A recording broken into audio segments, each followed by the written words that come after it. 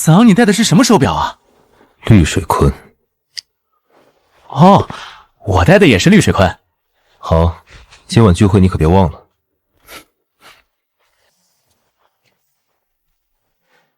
陆哥，上次你开的那辆迈凯伦挺帅啊，哪一款来着？代步而已，没仔细记。你确实越来越像了。什么意思？第一次见你，大姨你请客买单挺痛快，但服务员一走你就低头看手机，像在算钱。哼，你观察的还挺仔细。没办法，你装的太用力了。表是真的，说明你手里有点钱。车也不便宜，但每次需要牌面的时候他在，散场他就消失。还有这把钥匙，你每次坐下都必须摆在别人一眼能看见的地方。就是，喝酒抢 C 位，拍照露手表，聊项目听不懂还硬接。哥们儿最烦的不是穷，是半懂不懂还硬装端着。行了，差不多得了。你前前后后砸进去几百万了吧？真有这个钱拿去做点正事不好吗？你是不是觉得只要装成我们这种人混进来以后就能靠圈子赚钱？你想过没有？你不是在融圈子，你是在拿命陪圈子。你花钱买来的高看根本不值钱。赵一凡不说，我也打算挑开。逢局必到，逢人必端。我们不拆穿是懒得计较，再装下去迟早出事。你要是真聪明，现在就停。听说陆少后来真不装了，不是不装，是装不起了吧？我真是活该，明白的太晚了。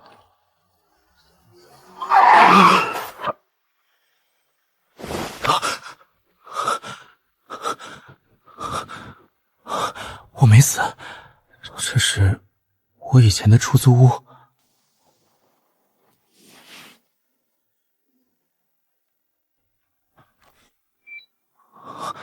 1000万拆迁款，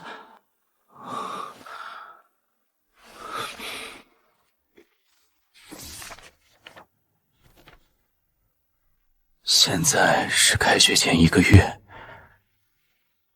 我真的回来了。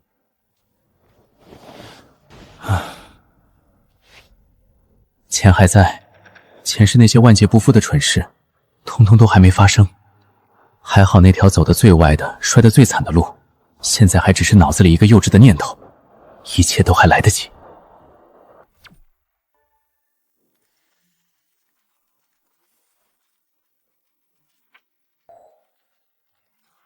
清源，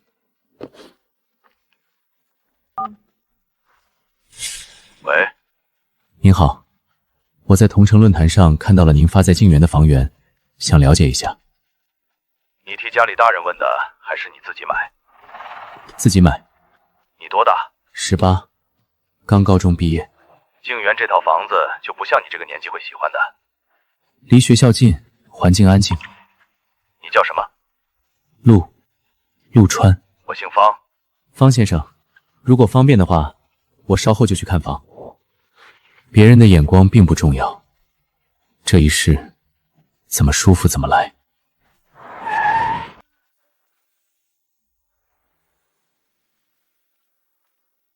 你是干什么的？这里不能参观。我是约了方先生看房。就你？你知道这一套多少钱吗？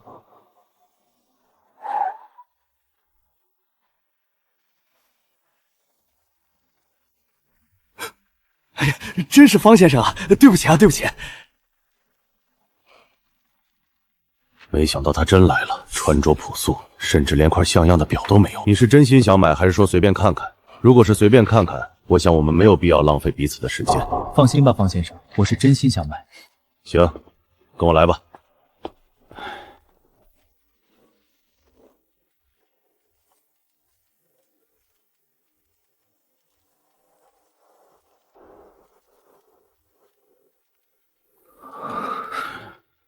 你懂书法？不太懂，但我知道这个屋子待着不累。很多房子装修的满满当当，人一进门先看见的却全是钱。这套房挂出来之后，来看过的人其实不少，绝大多数人进门先问的就是一套装修后砸了多少钱。沙发和茶几是什么进口牌子？墙上的字画能不能折留下来？因为那些东西是最容易被眼睛看见的。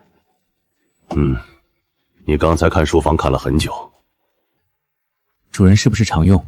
平时是不真的在这里待着住？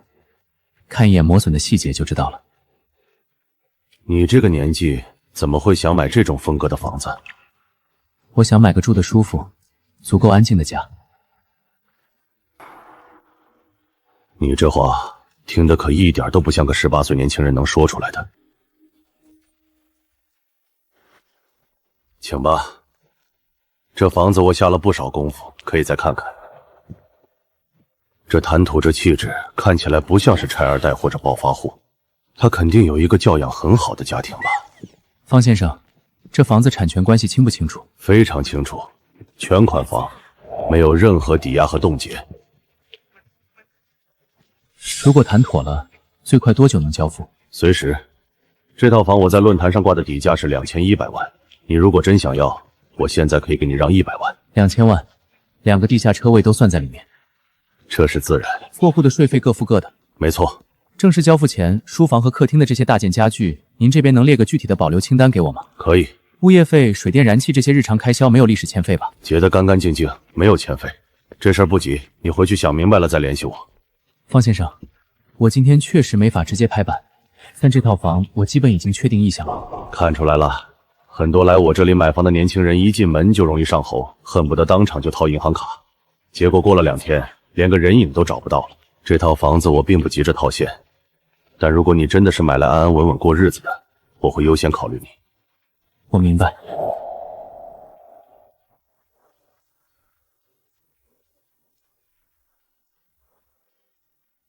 房子买完了，接下来是车了。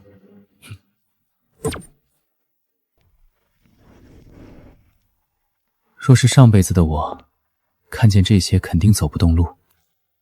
你好，先生，看车吗？我们这边都是高端二手车，明码实价，您可以先看看，有喜欢的我给您介绍。先生，这台欧陆 GT 成色很好，不过价格不低。您要是喜欢跑车，前面那辆迈凯伦，还有那台910，很多富二代都喜欢，开出去也更有感觉。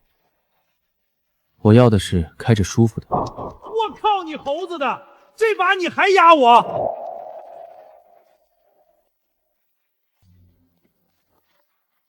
那台白色欧途保养记录、出险记录、过户次数，还有所有的手续都调给我看。稍等，您自己开？自己开。平时跑市区多还是跑高速多？都开。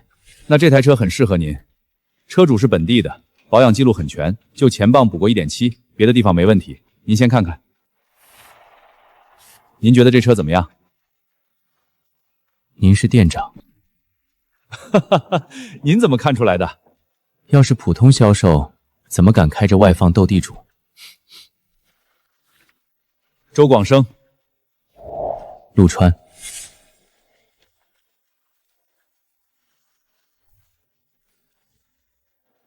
老板，他这穿搭会不会就是来胡闹的？不会，像这种小年轻，如果是新手，肯定会先摸摸车标，可他是直接去感受座驾，所以他是懂行的。就这台吧。不是吧？就这么一会儿就定下了吗？不应该是随便看看而已吗？好的，这就为您准备手续。这台车利润并不高，这是我能给您的实价。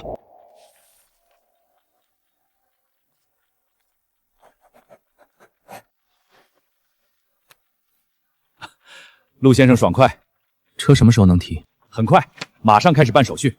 要不要给您弄个提车仪式、横幅、鲜花、拍照？我这边都能安排。不用，我开走就行。行，不整那些虚的。您运气真好，这可是难得的靓号。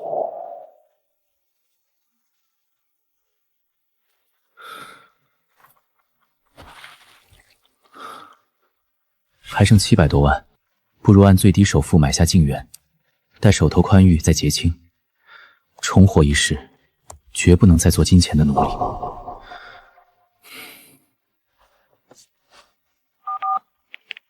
方先生，是我陆川。想好了？想好了，我要买您这套房子，不过我准备走贷款。明天如果方便，我过去签合同。你是想留住现金流？对，你做的对。明天下午过来吧。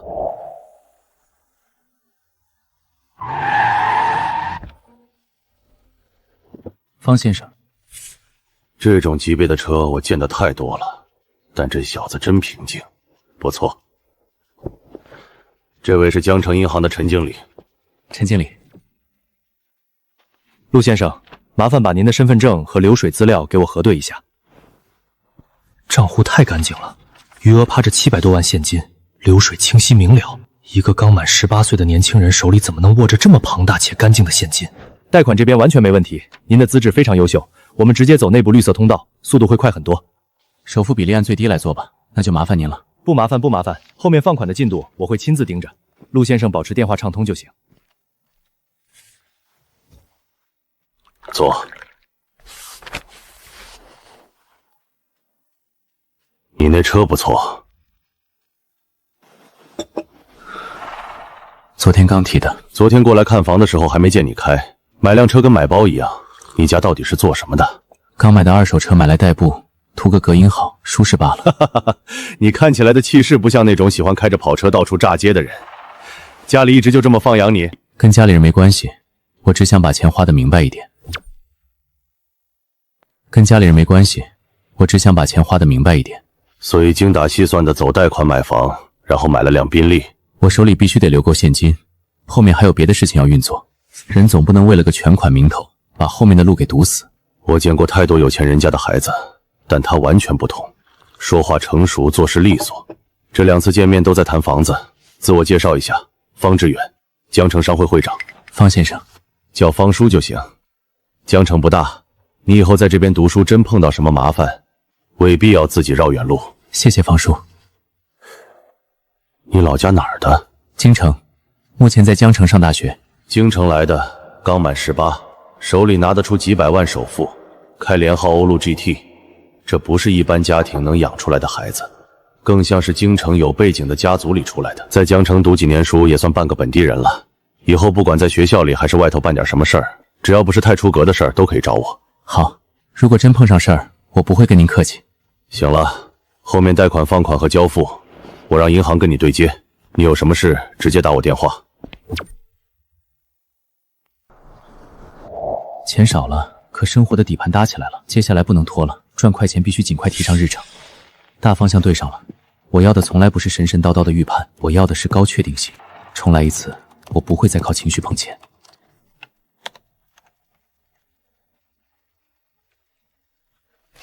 你是第一次做，算是吧。这个东西不是股票，更不是图刺激的地方，方向做反了，亏得也快。我知道。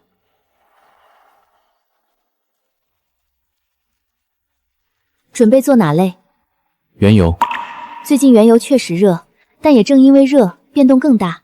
你要是真做，仓位别重。账上60多万，不可能全扔进去，留生活费，留缓冲，留应对意外的钱，这是底线。真正能拿来做保证金的，最多40万出头，再往上就是没脑子。如果这一把做大一点呢？如果仓位再往上推一个呢？要是行情真像记忆里一样，这一轮下来，连大学开学以后的事都不用因为钱发愁了。不对，前世我就是总想一步到位，把梭哈当做无视风险的理由。可机会不是这么用的，做大不是本事，活着把钱拿出来才是本事。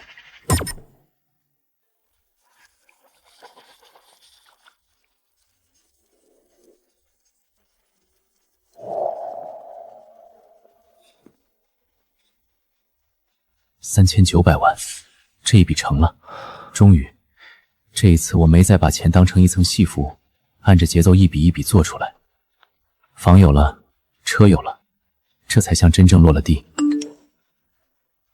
请于3天后按时到达学校办理手续。明天把静园全款补了，后天去买衣服和宿舍用品，这次正常去上学。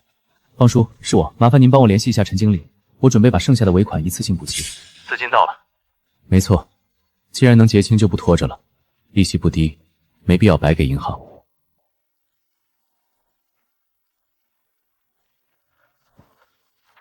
提前结清的话，我这边先核查一下账户和资金来源。好。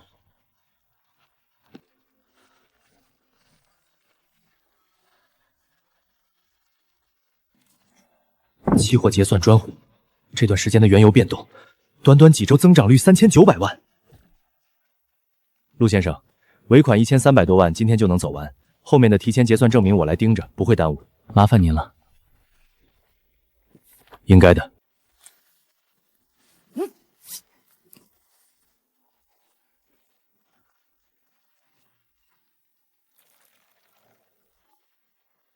尝尝，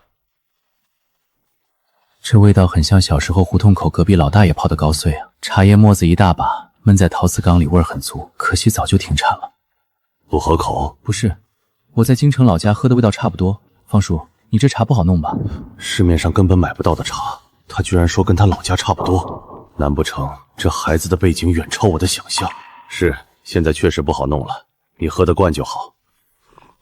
你这笔尾款补得挺快，家里长辈给你批的资金。最近市场有点机会，自己随便做了点交易赚的。挺好，有判断也有能力，你这个年纪难得。方叔，后面的事儿麻烦您和陈经理那边费心。不麻烦，那没事我就先走了。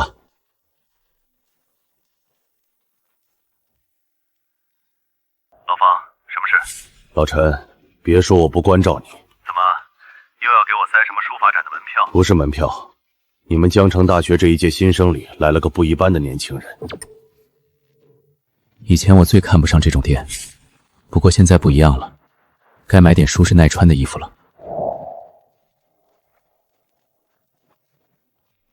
先生，需要我给您介绍一下吗？不用，我先自己看看。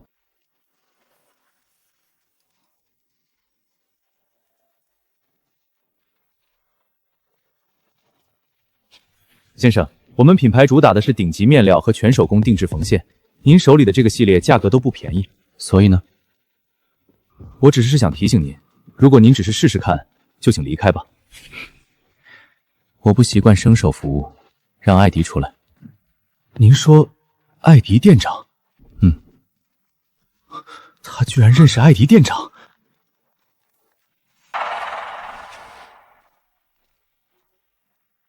你好，我是江城店店长艾迪，听说您找我。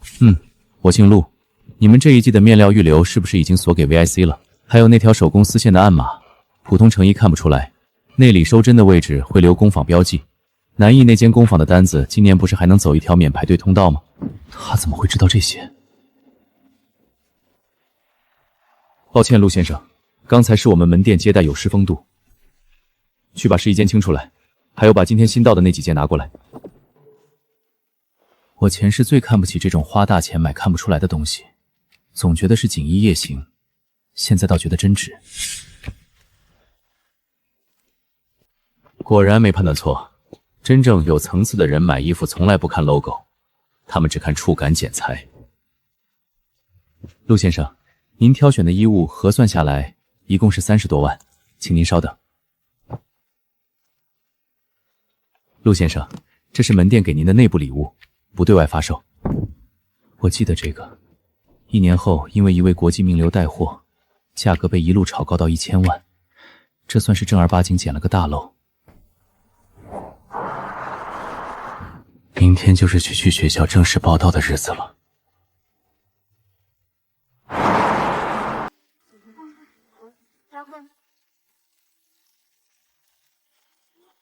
你好，报道。是陆川吗？对。长得好看的学弟见过不少，但这个气质太特别了。这里签名，录取通知书给我一下。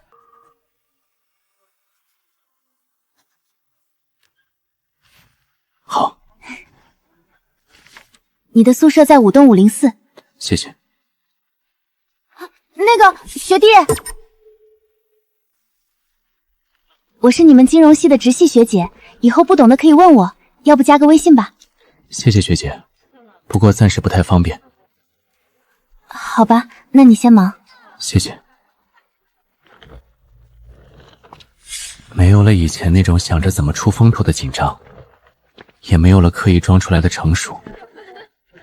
现在感觉，就只是单纯的回来上学。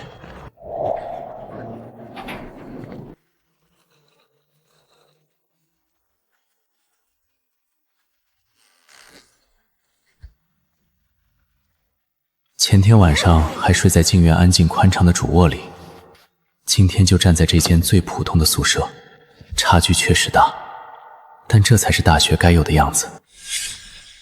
那时候总以为镜子能骗过别人，其实只是在骗自己，现在的样子反倒比前世活得明白。这一次我不会再重蹈覆辙了。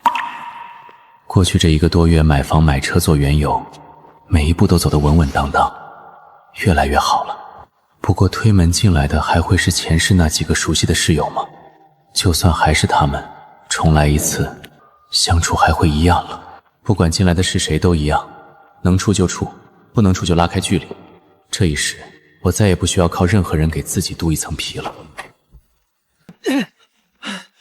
哎呦我去，我超威，累死我了！哎呦妈呀，哥们儿你来这么早啊？你先擦擦吧。谢了兄弟，这100多斤行李全我自己往上倒呢，差点没把我送走。对了兄弟，你哪儿的人啊？京城。嚯！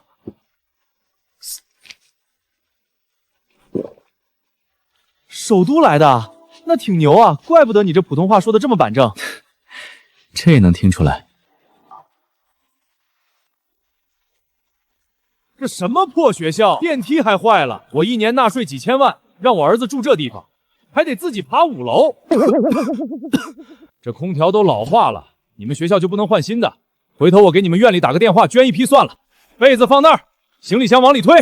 对，床垫给我铺平一点，我儿子睡不惯硬的。爸，行了，差不多得了，别人还在呢。我说2句怎么了？我儿子来上大学，我还不能说了？不是不能说，是小点声。小什么声？我声音就这样。前世也是一样，老家豪和小家豪。爸，真别说了，宿舍都这样。来，拿着。我家子昂从小没吃过苦，以后哥几个多担待。哎呀妈呀，叔，不用，拿着，小意思。以后有什么事儿直接说，在江城这1亩3分地儿，叔叔说话还是有点用的。哎，好嘞，谢谢叔。谢谢叔叔。同住一个宿舍，相互照应，本来就是应该的。缺什么给我打电话，生活费不够也说，别委屈自己，知道没？让你们见笑了，我叫陈子昂，江城本地的。韩东，东北的，以后一个寝室，多关照啊。陆川，寒冬到了，陈子昂也到了，再加上窗边那位空位504，这一世还是原来那4个人。子昂，你爸刚才真猛啊！他就那样。那也挺吓人。哎，这表挺好看啊，多少钱啊？7万多吧。我的妈呀，一块表7万多，这都够我家那边买辆2手小轿车了。也还好吧。来，尝尝我们那边的特产，我妈给我带的，老香了。不用，我拿着，别客气，一个寝室的客气啥？你那烟我都拿了，我这红肠不得礼尚往来一下？尝一口就1口，咋样？我没骗你吧？还行。什么行？这叫相当行。你要喜欢，回头我让我妈再寄点来，别不好意思。我没有不好意思。军训结束一定要狠狠搓2顿饭，先把这10几天流的汗补回来。军训后第1顿别吃太油，连续晒那么多天，肠胃先缓2天。你们要真想吃点好的，江滩那边有家私房菜叫江南，平时没有熟人带门都不一定进得进去。我爸带人去过几次，食材和厨子都还行。那家店的葱烧辽参和酒酿蟹做的还行，不过现在最好吃的不是这2道。他家真正好吃的是那道清汤桂鱼，菜单上没有，得看当天食材。以前老朱厨在的时候火候很稳，汤做得干净，鱼肉也很紧实。现在换了人，食材还是讲究，但火候有点刻意，反而把本味丢掉了。怎么可能？这种评价根本不是上网搜点评能搜出来的。那你说学校附近哪家馆子最适合我这种穷学生？后街那家砂锅店吧，门脸破，但是他家排骨比很多大馆子都实在。这个我记住了，第1顿咱504就去这家。你们好，我是赵一帆，继承人。哎呀，来了兄弟，我叫韩东，东北的。陈子昂，江城本地。陆川，我这有点吃的，来1口。不错，味道很好吃，是吧？我就说好吃。走啊，人都齐了，咱504不得整一顿？你下午说的那家后街砂锅店好吃吗？好吃。那还等啥？我都快饿抽抽了。后街环境一般。一般？大少爷今天先体验体验人民群众生活吧。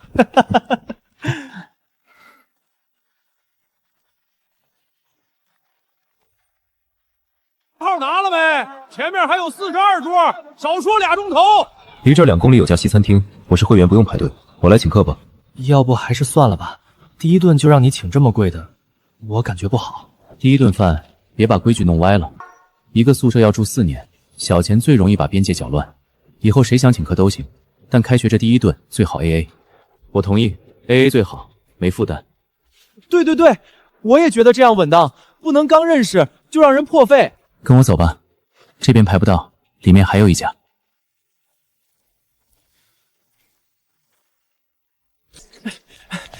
老板别管啥菜了，先给我上2盘肉，快点，真要饿死了。我超回香，真香，这比我妈做的都好吃。味道确实不错，火候准，锅气足。活过来了，我刚才真感觉我太奶都在前头招手了。你们大学4年都有啥打算啊？我的目标特别朴素，别挂科，别饿死，最好再谈个对象。嘿嘿，要是对象谈不上，起码毕业前让我瘦个20斤。你这目标还真够接地气。那必须，人民群众的愿望向来朴实无华。你呢，陈总？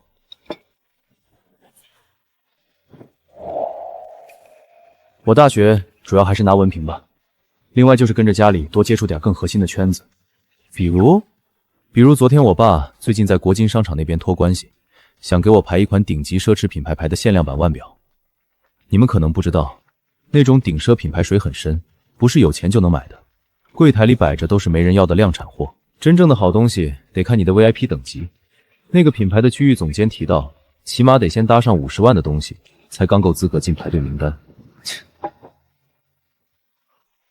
我去，买个表还要先搭50万的破烂，50万啊，这都够在我们老家县城买套房了，这规矩也太变态了吧！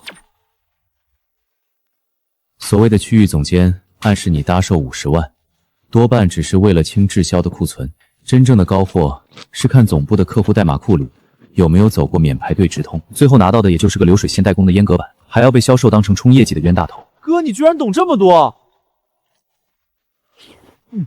啥轮保值能有这盘回锅肉香吗？你少在这儿道听途说，什么基薪减配，那都是网上买不起的人算出来的谣言。顶奢品牌怎么可能干这种砸招牌的事儿？是真的，就在半个月前，我妈刚收到过品牌总监的内部道歉信，不仅提到了免排队直通的 VI 代码变更，也补偿了替换差价。连我都是刚刚知道消息，他到底是什么人？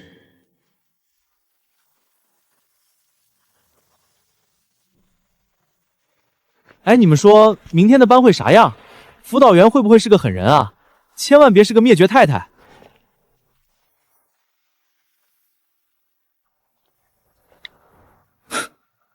鱼咬钩了。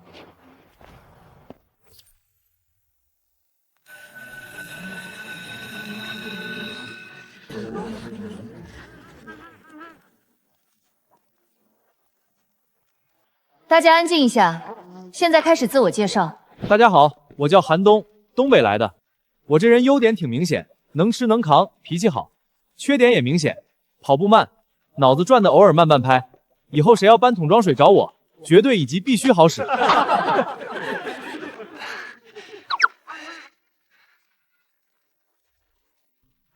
我叫陈子昂，本地人，家里做点小生意。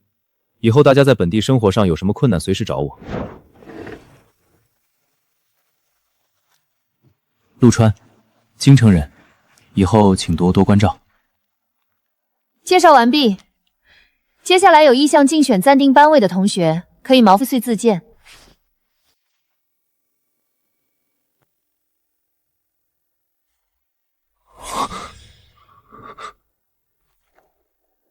全英文外派，大宗商品实时盘口，他到底是什么人？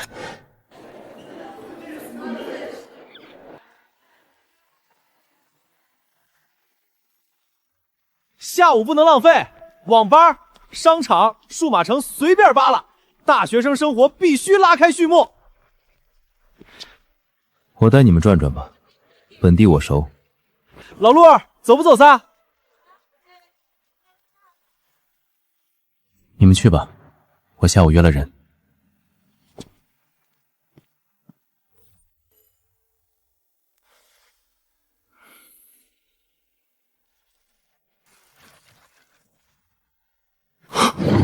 包厢了，这完全是个学生。冒昧问一句，你是替家里长辈来传话，还是替哪位老板过来的？都不是，坐下说吧，许成远。不用费劲猜我是替谁来的，没有别人。昨晚给你发邮件的那个人就是我。我查过你，在上一家机构，你带队做空海外大总盘，但你老板私下动了资金池去填窟窿，导致保证金不够，直接爆仓。最后老板全身而退，你被推出来顶锅，被业内几大机构联手封杀，还背了一身你根本还不起的烂债。陆川，你到底是谁？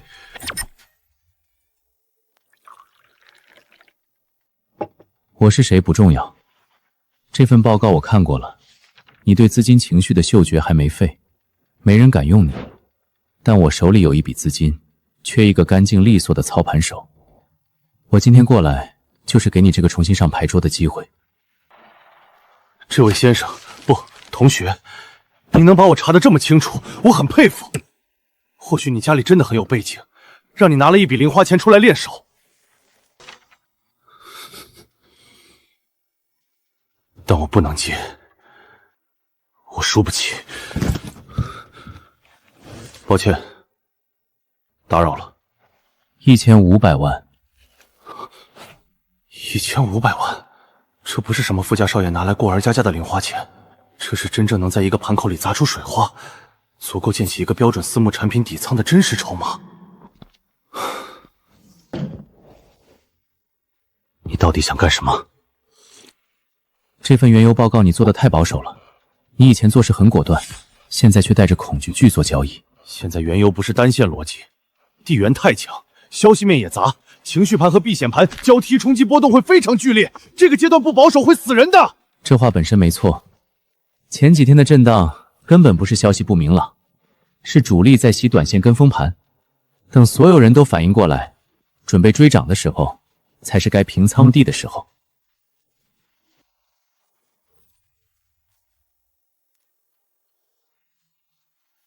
自己看，全是原油多单。第一是市场克制，第二笔加仓精准卡在盘中回撤最低点，后续分批平仓，节奏犹如精密机器。不可能，这种几乎神迹的资金增长曲线，就算是我巅峰时期带着整个团队也做不到。这真的是你一个人做的？运气好而已。坐下说吧，以后资金盘上的大方向我会定好交给你。如果我这边没有明确的指示给下来，平时的空档期你自己看着盘面和市场情况操作就行。我相信你的专业能力。我明白了，陆总。去注册一家新的投资公司，我不出面，也不挂名，卡里是启动资金。公司成立后，我给你10%的股份，你来做总经理。您放心，这把刀我肯定给您磨到最利。只要你能把这仗打漂亮，这10%以后会远超你的想象。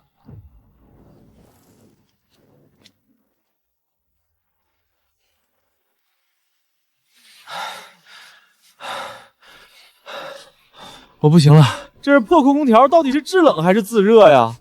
我咋感觉他在朝我吹暖风呢？刚在校外买的，切好了，趁凉吃。我的老天爷呀，川哥，你简直就是下凡的活菩萨呀！活过来了，这口西瓜短暂的保住了我的狗命。子昂，你爸不是说要给咱们这一整栋楼全换上新空调吗？这都是1天了，学校后勤处咋还没动静呢？应该快了吧？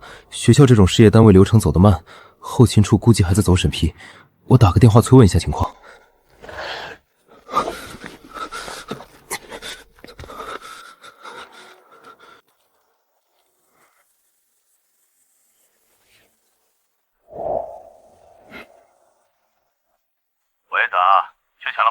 爸，没缺钱。你说要给整层楼换空调的事怎么没动静？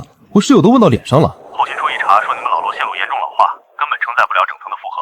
如果要换，就得断电重排线，那工程太大，学校委婉把我拒了。啥？换不了？牛都在室友面前吹出去了，那我这脸往哪搁？爸，你赶紧想办法呀，总不能让我回去跟室友说你吹牛吧？行了，我给你打点钱，自己找个外包队，悄悄给504装一台挂机，用单独一条线路。挂了，自己去买台好点的，剩下的当零花钱。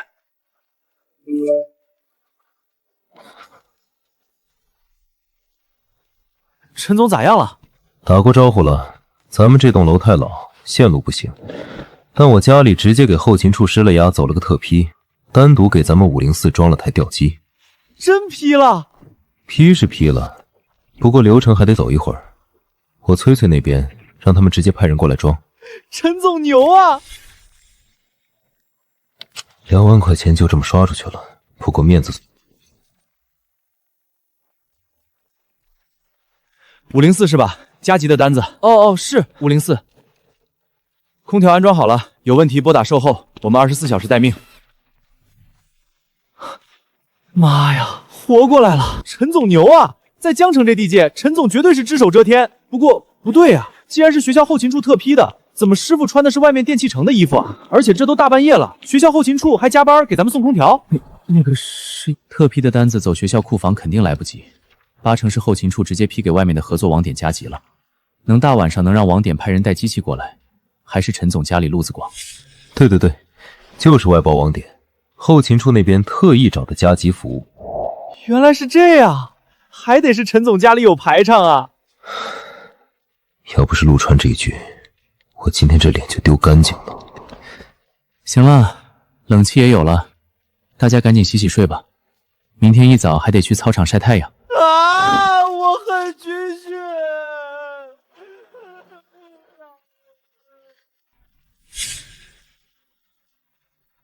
靠，这根本不是什么宏观经济学或者西方哲学巨著，这是一本原汁原味的全英文带颜色小说。上一辈子大家同住了一个屋檐下整整4年，居然硬是没发现这浓眉大眼、城府极深的世家子弟骨子里竟然是个看皇书都要看全英文原版的顶级闷骚。动什么动？战君子要的就是纹丝不动，哪怕是一只蚊子落在你的鼻子上，你也得给我咬牙忍着。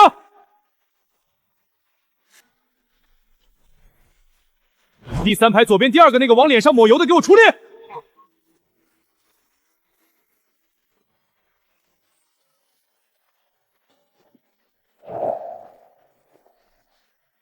动作这么娇气，你当这是在你家后花园散步呢？还抹防晒？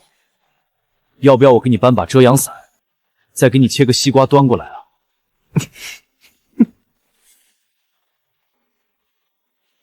笑什么笑？刚才笑的那个，你也给我站出来！你以为很好笑是吧？报告教官，不好笑。嗓门倒是挺洪亮，是个当兵的料。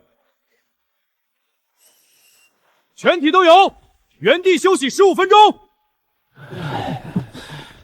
前段时间忙着做外盘，节奏快的没时间喘息。按理说我前世的体能早该眼冒金星了，可现在只出了一身汗，甚至感觉身体里还隐藏着使不完的力气。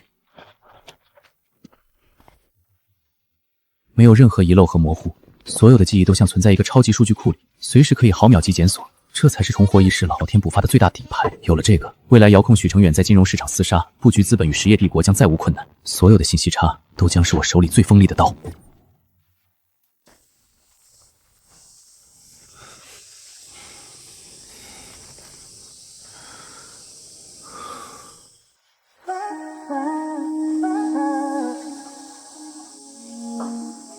我去，这脸这腿，川哥，快看快看，绝世大美女啊！这绝对是极品学姐，你看人家那气质、那腿、那脸，哎呀妈呀！我宣布，我这大学没白考。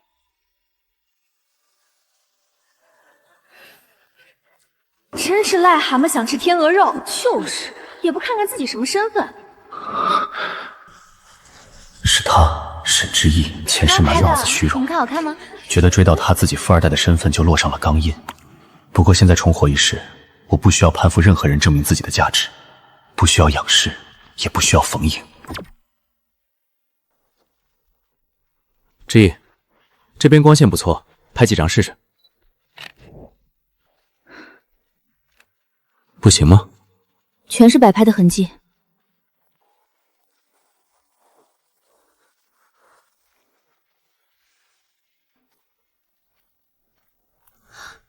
太自然了，这种从骨子里透出来的慵懒和抽离感，充满了不属于这个年纪的张力。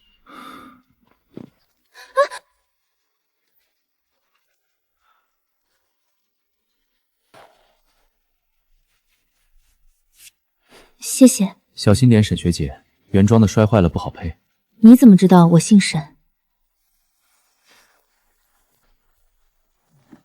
有缘再告诉你。唉，兄弟们，我感觉我这18年白活了。那个穿白衬衫的学姐绝了！我宣布，我的春天正式按下了启动键。咋的？普通人连想想都不行了？想想可以，想追没门。他叫沈之毅，新闻系大二。老陆，你丫隐藏的也太深了吧！我寒冬绝不跟自家兄弟抢女人，哥们儿退出。一辆7、80万的破车想泡顶级财阀沈家的独生女，蠢货！他认出了沈之毅，连沈家都不放在眼里，他到底是什么背景？我出去买点东西。老陆，你去哪儿啊？帮我带瓶冰可乐。这破胶鞋底子薄得像纸壳，再这样硬踩几天，脚底板非得磨出血泡不可。对付这玩意儿，只能靠那件终极神器了。超长夜用，绵柔透气型，无侧漏，无香精。长得挺清爽帅气，一个小伙子买这么多这玩意儿，这是替女朋友买的，还是有什么特殊癖好？阿姨，麻烦给我拿个最大的塑料袋。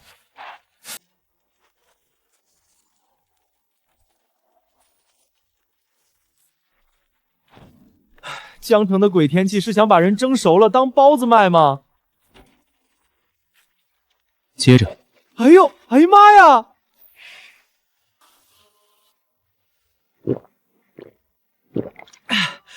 川哥，你从今天起就是我的义父。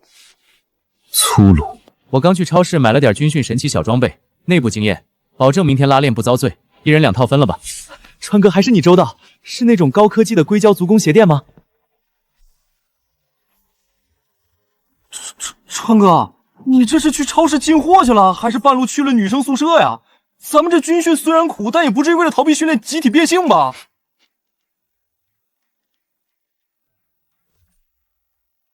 这玩意儿超强吸汗，那胶鞋的底子薄，半天就能让你脚底板起泡。垫上这个，吸汗透气，软底支撑，谁用谁知道。很实用，支撑力和吸湿性比一般的鞋垫都强。我不垫这玩意儿，这也太丢人了，万一被人看见了，我以后在江大还混不混了？我靠，这简直就是传说中的踩屎感啊，太得劲儿了！我陈子昂就算明天脚底板磨出血泡，也绝对不用这种丢人的玩意儿。放这儿了。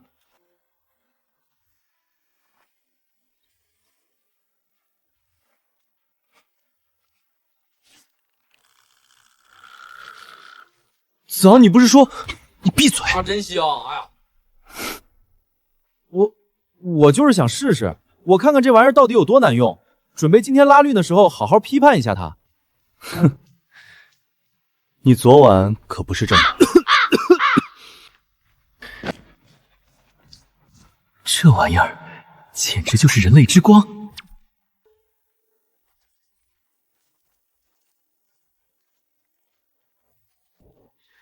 今天本少爷请客，随便喝，都别说我不照顾你们啊！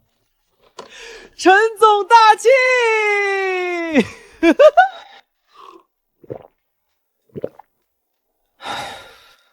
爽！这冰镇的简直是续命神药。谢谢。舒服了。哎呀妈呀，舒坦！不瞒你们说，我长这么大第一次知道，原来那玩意儿垫在脚底下能有这种无敌的缓冲感。那是，比啥鞋垫都好使。光明正大的看这个，想想都刺激。他像暴风雨中的舵手，将船手毫不留情地撞向那片险恶的暗礁。这作者文笔一般，这段的隐喻用得太刻意了，缺乏美感，纯粹在堆砌辞藻。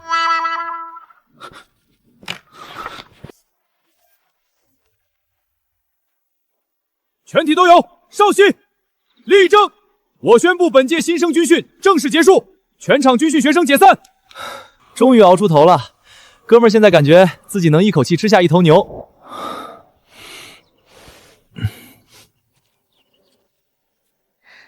麻烦填一下军训反馈单。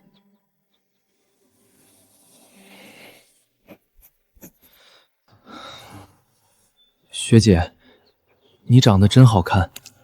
谢谢。韩东这种粗鲁直白的夸赞，简直土到掉渣。学姐，你们校媒这段时间跟着跑场地也挺辛苦的吧？学姐以后要是有什么活动需要帮忙，可以随时找我，加个微信吧，沟通也方便。抱歉，工作上的事关注校媒的公众号留言就好，我不加私人微信。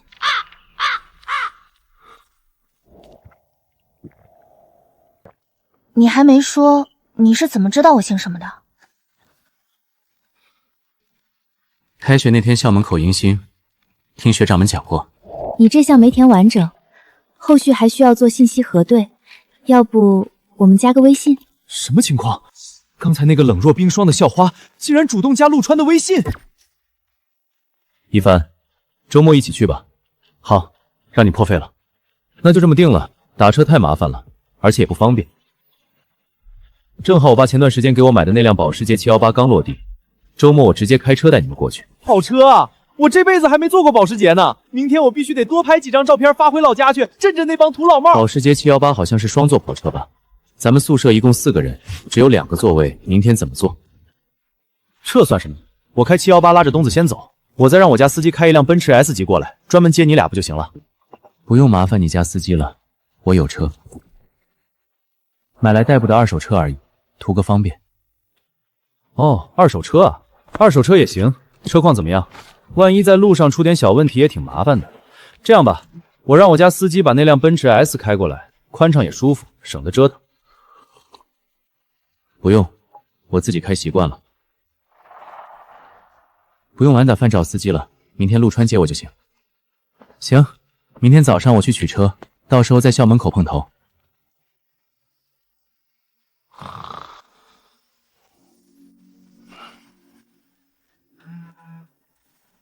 这是今天军训信息核对的确认表，最后那项生源地信息你没填完整，京城哪所高中毕业的，我这边需要补齐。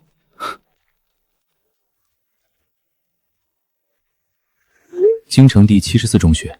好的，核对无误，早点休息。晚安。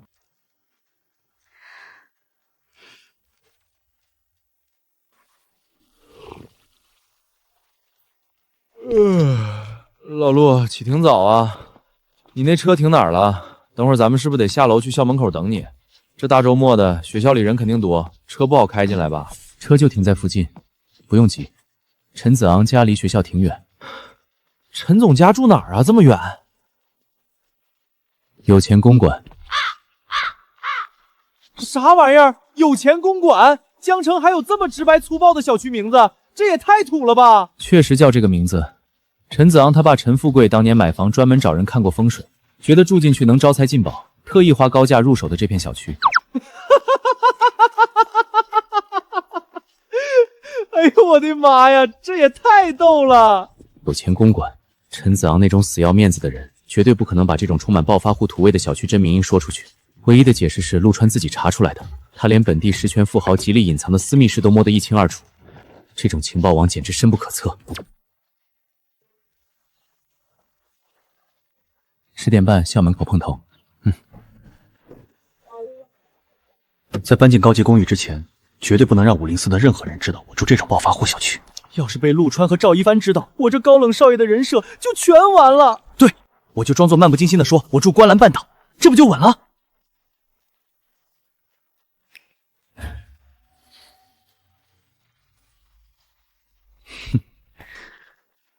韩东看到这车，估计得围着转圈流口水吧。赵一帆肯定也得傻眼。至于陆川，哼，一辆破2手代步车，拿什么跟我比？军训和买空调丢的面子，本少爷今天连本带利全拿回来。大儿子，干啥呢？妈，你不是去邻省看场子了吗？怎么神出鬼没的，吓死我了！我连夜坐高铁回来的，刚进门就听见地库里轰隆隆的响。你大清早整得像个开屏的野鸡似的，头发上喷的那点胶都快能防弹了，开个破铁壳子去学校显摆啥？是不是想开着这车去学校里泡小姑娘？妈，你胡说什么呢？我就去平时代步开开，什么泡小姑娘？行了行了，你是我生的，我还能不知道你那点花花肠子？谈恋爱没问题，妈不反对，但你给妈记住了，找对象行，千万别找那种风一吹就倒的瘦竹竿，找个屁股大的，最好骨架壮实一点的，这样妈以后去健身房减肥的时候还能拉着你媳妇儿一起。那瘦的女孩连个杠铃片都搬不动，要来有啥用？妈，你能不能别瞎操心了？我审美很正常的，我绝对不可能找那种类型的女生，你想都别想。你妈我在外面做生意这么多年，见得多了，思想开明的很，不管男女，只要脾气对，能处就行。只要你别把你爸那心脏病气出来。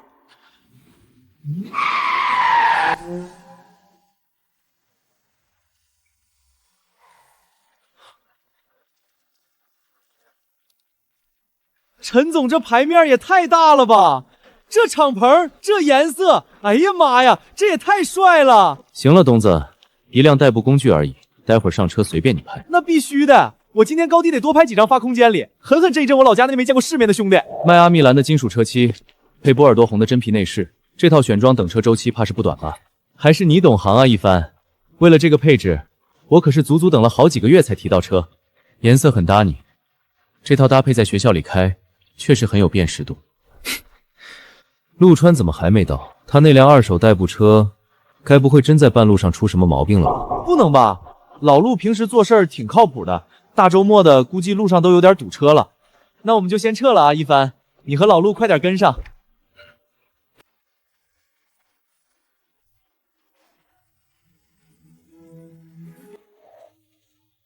哦，哈哈哈！今天终于轮到我先赢一局了。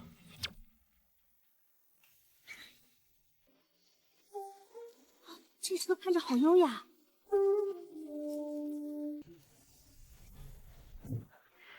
不好意思，出门才发现油不够，刚才绕路去补了个油。原来如此，他们两个先去了，怕预定过期。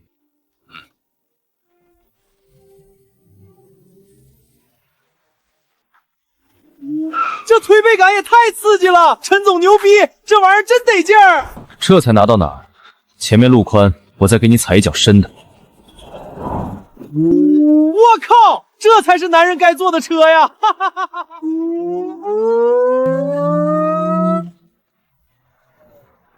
东子，等会儿到了汤泉水会，咱们先去前台报到，报完再去门口等陆川和赵一帆。必须的。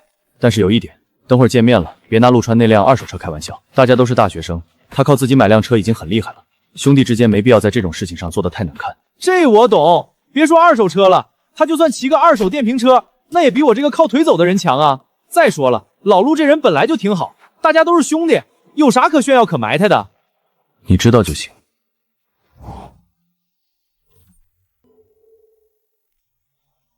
先生您好，大堂正门区域只供短暂落客使用，不允许长时间停放车辆。我是这里的会员，预定了你们的私人尊享套餐，车停这儿也不行吗？非常抱歉，先生，会所规定落客区不能埋位，请您移步前方的普通贵宾停车区自行停放，感谢您的配合。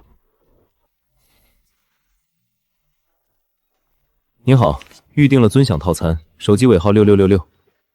东子，这地方可不是外面那种大众洗浴中心，这里的会员一共分4个档次：黄金、铂金、黑金，还有最顶级的钻石。越往上越难办，光有钱没用，还得看你在这个城市的资历、引荐人的分量以及本地核心圈子的认可度。我爸在江城做了这么多年建材生意，也是今年年初才刚收到这儿的邀请，正式成为一名黄金会员。陈先生，您的预定信息已经核对无误，请您稍作等待。你怎么没什么反应？这地方不够档次。档次肯定是够的，这地方装修的确实讲究香喷喷的，而且贼安静。不过这种洗浴中心，我在我们东北老家其实也见得不少了。子昂，你是不知道我们东北的洗浴文化有多牛。我们那边的洗浴中心，从大堂到汗蒸房，再到自助餐区和休闲区，全都是照着皇宫那个标准往死里砸钱弄的。就像奉天那个清河拜雕，好几万平米。说实在的，陈总，比起这大厅装修的有多高级，你家那个会员到底是什么金？我其实更关心这儿的海鲜和牛自助到底好不好吃。帮我洗一下车，再做个基础的内饰保养。好的，先生，一定按您的要求安排最高规格的清洗和保养。你经常来过几次？祝您体验愉快。动作这么熟练，只是来过几次，这回答真是滴水不漏。老陆、一帆这边，你俩可算到了。老陆，早上咋还迟到了？路上找地方加了个油，来晚了。没事，这个地方的沙发软和得很，多享受几分钟也不亏。别在大厅站着了，咱们先去专属包房把这身汗味洗洗。等洗干净了，直接去海鲜和牛自助区。吃饱喝早了，咱们再回来泡私汤温泉。晚点要是累了，我再叫技师过来给咱们做个全套的晒后皮肤修复 SPA。既然来了，那就在这儿的高级套房里睡到自然醒，明天中午再慢慢回去。哎呦我靠，陈总，你就是我异父异母的亲兄弟呀！各位贵宾，这是您的专属包房。为了保证各位贵宾的绝对隐私，洗浴、护理、更衣都是独立进行的。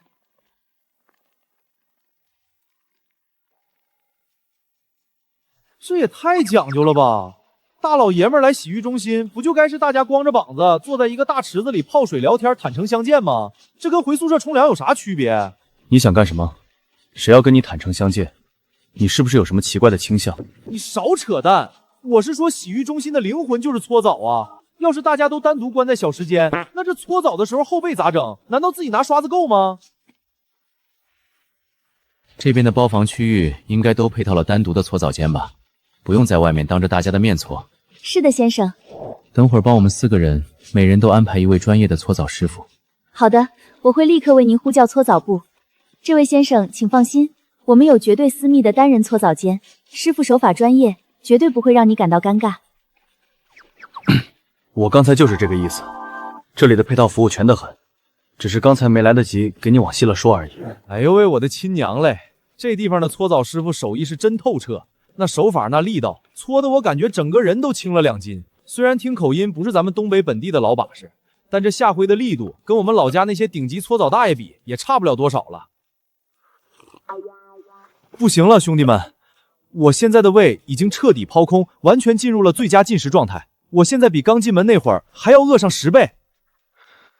走吧，带你们去见识见识真正的顶级自助。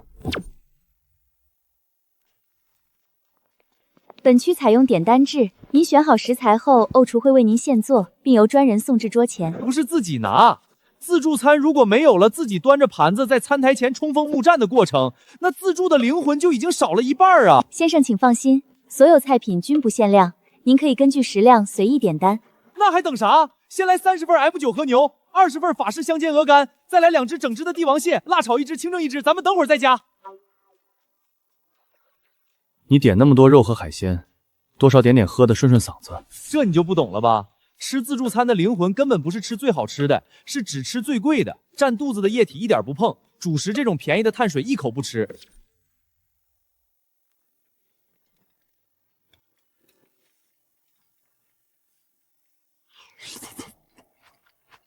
看见没？就得这么吃，这才是对这些顶级食物最起码的尊重。这和牛火候确实不错，制作的很好。先吃和牛，热的时候油脂最香，凉了就会发腻。行了，这地方的点单制虽然没啥灵魂，但这食材是真的贵，吃起来也是真的爽。吃饱了就走，消化消化，准备回包房进行下一项泡丝汤。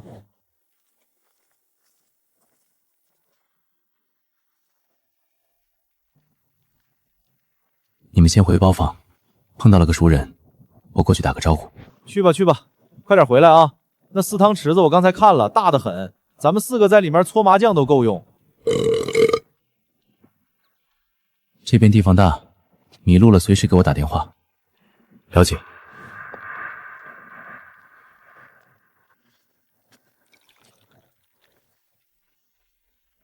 没想到你也喜欢来这里放松。这地方离你们江大可不近，开车过来也得折腾一阵。方叔，军训刚结束，跟室友一块过来歇会儿的。军训是个苦差事，确实该好好松缓松缓。静园那边住的还习惯吗？这几天学校刚开学，各种乱七八糟的事情多，还算顺畅吧？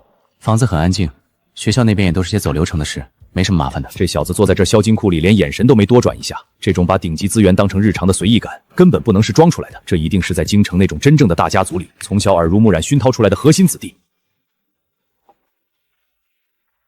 来人！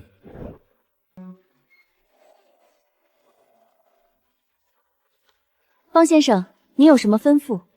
这位是陆川，去后台走个系统，给他办一张钻石会员。那些繁琐的资产和引荐人审查流程直接跳过。好的，方先生。陆先生，稍后会把办理好的专属钻石卡亲自送到您的包房，您只需要提供一下基本的身份信息即可。方叔，不用这么麻烦的。不麻烦，这地方虽然离你们学校有点远，但也算能清静待着的去处。总不能以后每次来都让你去外面排队走流程。谢谢方叔。面对顶级特权，连呼吸节奏都不曾改变一分，这才是真正见过大世面的人该有的定力。结交这个年轻人，这步棋走的实在太对了。说曹操，曹操到。刚好给你介绍一下我的一个老朋友了。这位你应该认识，这还是你们江城大学的校长呢。校长好，大一金融一班陆川。别站着了，坐。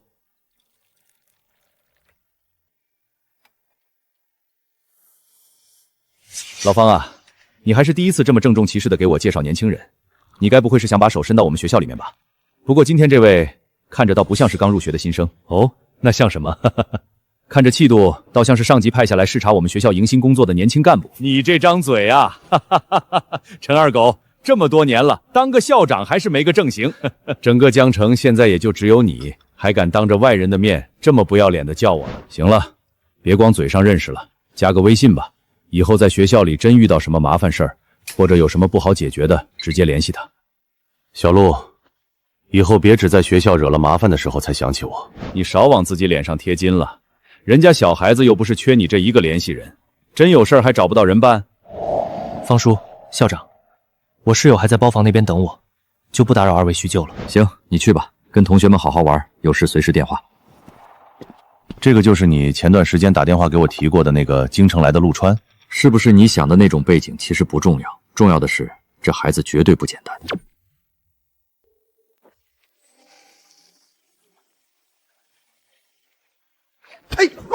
哎，洗澡水进我嘴里了！川哥回来了，快来快来，这池子水温老是绝了！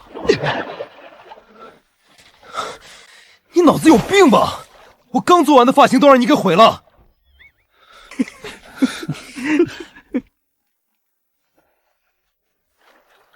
陆先生，打扰了。方会长已经亲自交代过，这是为您开通的最高等级钻石会员凭证，以后您来这里不需要任何预约，我们会所将会为您提供最高规格的接待。知道了，替我谢谢方叔。通透的水晶材质，主管亲自上门送这张卡，陆川的底蕴到底有多深？老陆，你还站着干嘛呢？赶紧换衣服下来呀，水温正好。马上。老陆，你这身上可以啊！平时看你穿着衣服不显山不漏水的，我还以为你是个白面书生呢，没想到你这身子居然真有货。平时随便练练而已。川哥哥，今天让兄弟亲自给你安排一个全套的温泉洗头套餐儿。让你刚才摁我！哎呦我靠！陈子豪，你大爷的，别戳我那儿！救命啊，老陆！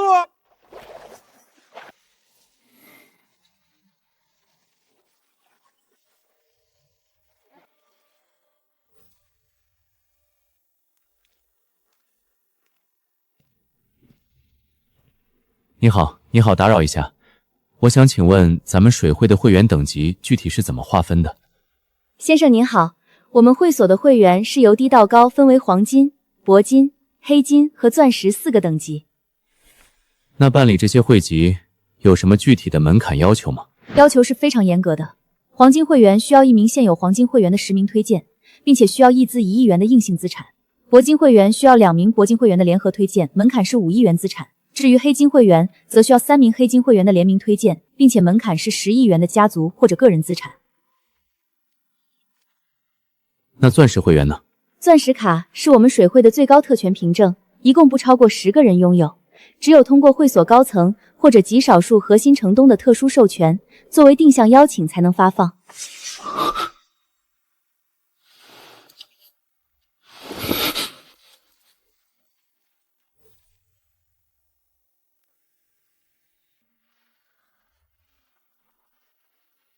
老林，你联系一下江西郊的汤泉水会，用家里的名义准备一下资产证明，在这里办一张会员卡。好的，少爷。需要给您去疏通关系，弄一张最顶级的卡吗？不用，规格不用去刻意求高，黑金卡就行。10亿的资产验资，足够让我堂堂正正的站在和陆川更接近的排场上。陆川，我赵家家族的财力、能量也不弱。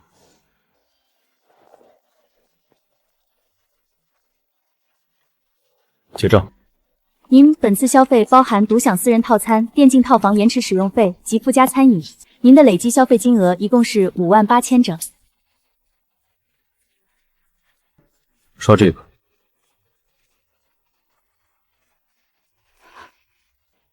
不好意思，陈先生，系统显示您的这张会员卡已经被冻结了。不可能，这张卡昨天来的时候还好好的，你们是不是弄错了？换一台机器试试。陈先生，系统显示确实是崩解状态。按照我们水会的严格规定，能够冻结这张黄金会员卡的，除了会所的最高管理层，就只有陈富贵先生本人了。建议您直接联系一下确认情况。大儿子咋了？爸，我在汤泉水会结账呢，你把黄金会员卡给冻结了。那个儿子，这事儿吧，你听爸给你解释。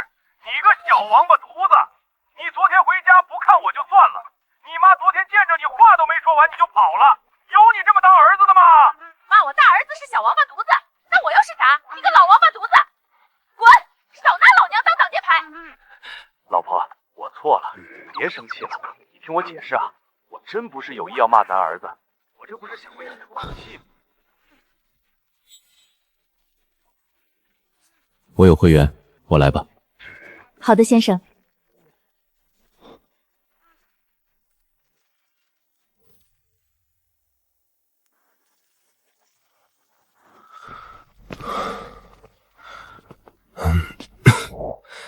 刚才前台那事儿谢了啊，今天送你个人情，回头我把钱转你。室友之间不至于，顺手的事儿。行，不跟你们矫情了。东子，你等会儿坐陆川的车回学校吧。陈总不带我兜风了？兜个屁的风！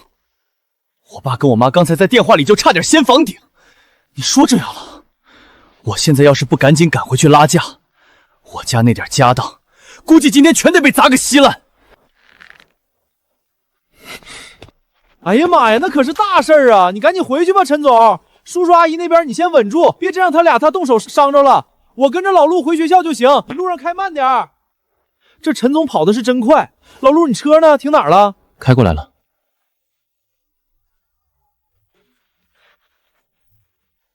陆先生，您的车已经按照您的要求做完清洗和基础内饰保养了，谢谢。你小子藏的可真够深的啊！二手代步车而已，刚好遇见合适的就买来开开了。你可拉倒吧！你把几百万的宾利叫二手代步车，老陆，你要是再这么跟我说话，我容易仇富。我跟你讲，上车吧，这车后排挺挤的，你俩谁坐副驾驶？我坐后头。我昨天熬了一宿，直接窝着补个觉。副驾驶太亮亮了，影响我睡回笼觉的质量。行，还行，挺有安全感的。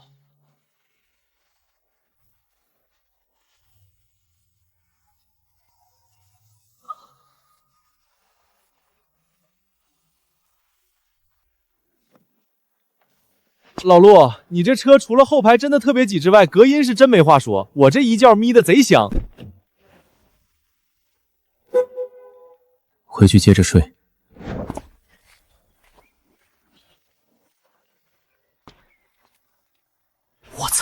你昨晚看到武纵楼下那辆车没？废话，朋友圈都刷爆了，纯白色的宾利欧陆 GT。我昨天打水路过的时候，差点把水壶给扔了。这车落地得几百万吧？咱们学校老师有这么猛的吗？老师个屁！你没看到车牌吗？江 A54321，这种顺藻在江城，就算你有钱都不一定拿得到。这绝对是咱们这届新生里藏着个逆天富二代啊！哎呦我的亲娘嘞！老陆，你快看，我真要被这帮人给笑抽了！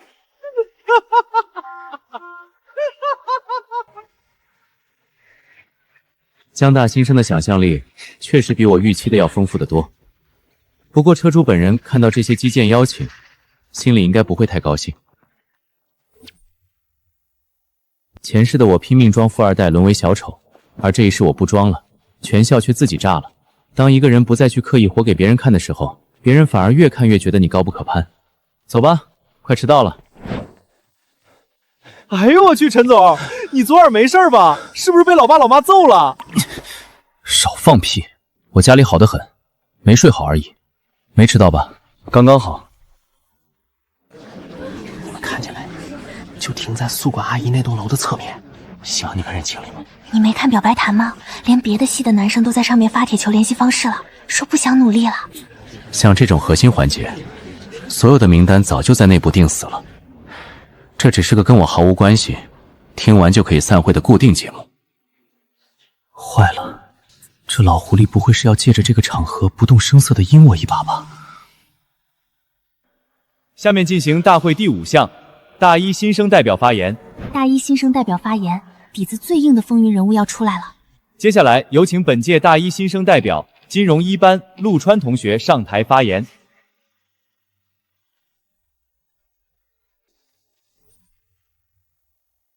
陆川，你小子藏得真深啊！能让校方高层直接空降，陆川背后的能量绝对深不可测。吃苍鱼短子都要 AA， 开2手代步车，凭什么空降发言系？啊！这就是那个新生代表，长得好帅啊！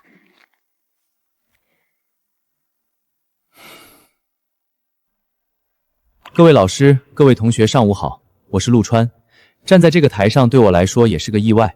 开学这段时间，我听到最多的话题就是大家在讨论以后要怎么规划人脉，要在这个校园里给自己打造一个什么样的人设。很多人觉得大学是一个重新包装自己的名利场，只要你穿得足够光鲜，认识的人足够多，在这个圈子里显得足够合群，你就是一个优秀的人。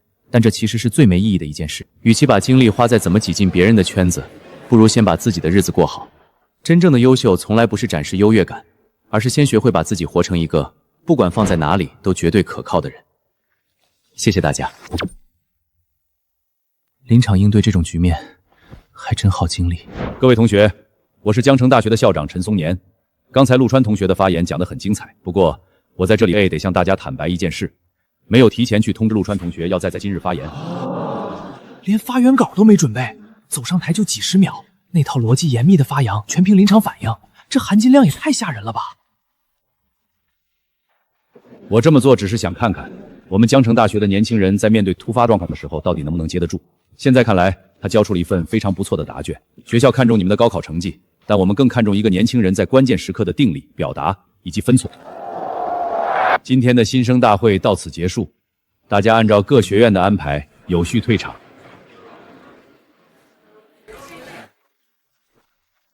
这也太离谱了，老陆你是真厉害啊！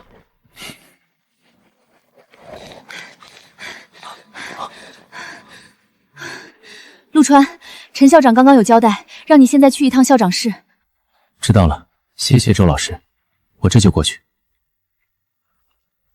陈校长这只老狐狸心里清楚，这一手虽然抬了自己一把，但也确实不讲武德，这8成是准备好好补偿我点什么东西了。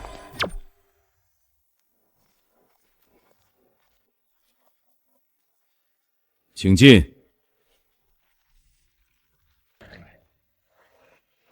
刚才在大会上没提前打招呼，没生我的气吧？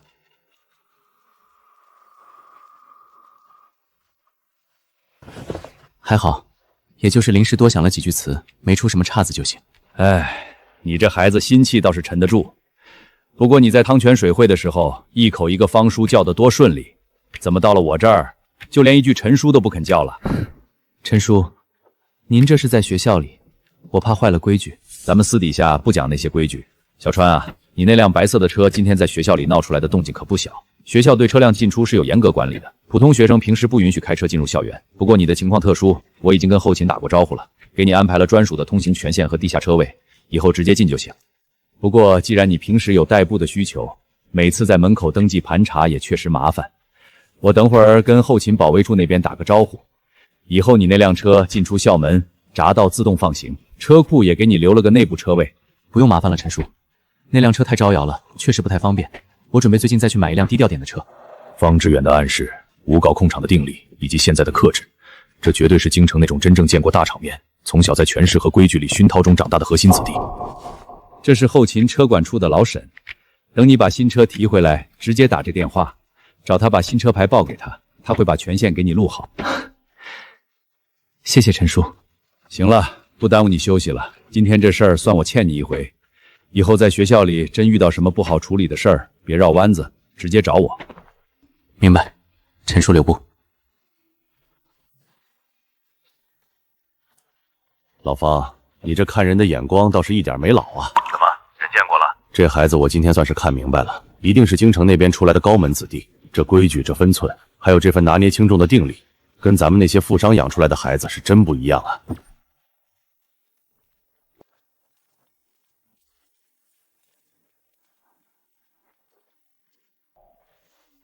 上啊！这打野是瞎子吗？都在梦游是不是？老子晋级赛全被你们坑没了！这大少爷平时不是敷面膜就是吹牛，今天这样子看来是憋着事儿呢，有点意思。一帆，昨天在汤泉水会那事泄了，要不是你出手，我这脸算是掉地上了。这人情我记着，我陈子昂不装傻，也不赖账。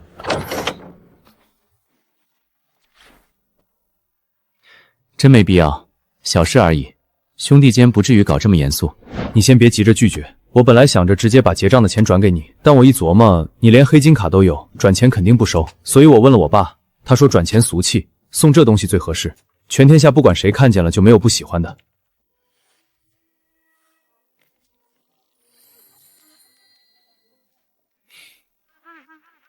我去，陈总，你这手笔也太硬了！全天下谁不喜欢黄金啊？绝对的硬通货。行，那我收了。听说咱们宿舍停车场那边停了辆白色的宾利，表白墙上都闹疯了。到底哪个新生这么猛？排场搞得够大呀！那还能是谁？川子的呀！买来代步的二手车，这他妈叫二手代步车，把几百万的宾利当破自行车开，这得是什么恐怖家庭的底蕴？我以为进普通宿舍是降维打击，结果倒好，这是一头扎进了怪物窝啊！川子，你现在出大名了，群里说有人在你车旁边直接开直播。前世装逼，最渴望这种关注度，可现在这种关注纯属找麻烦。子昂，我想请你帮个忙。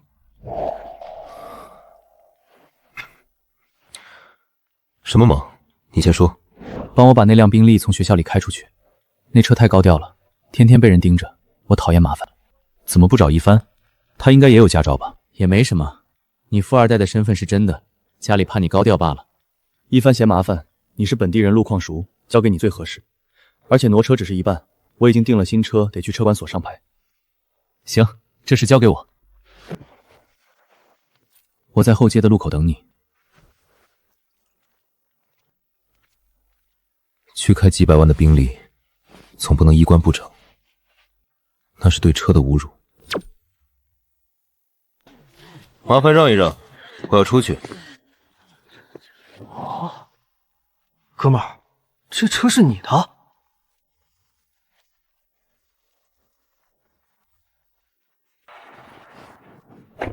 这就是一言不发，绝对掌控的巅峰质感吗？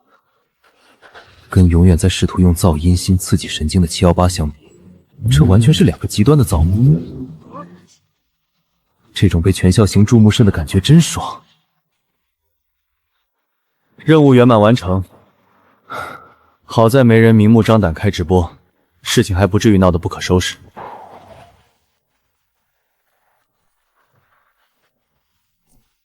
久等了。没事，我也刚开出来没多久。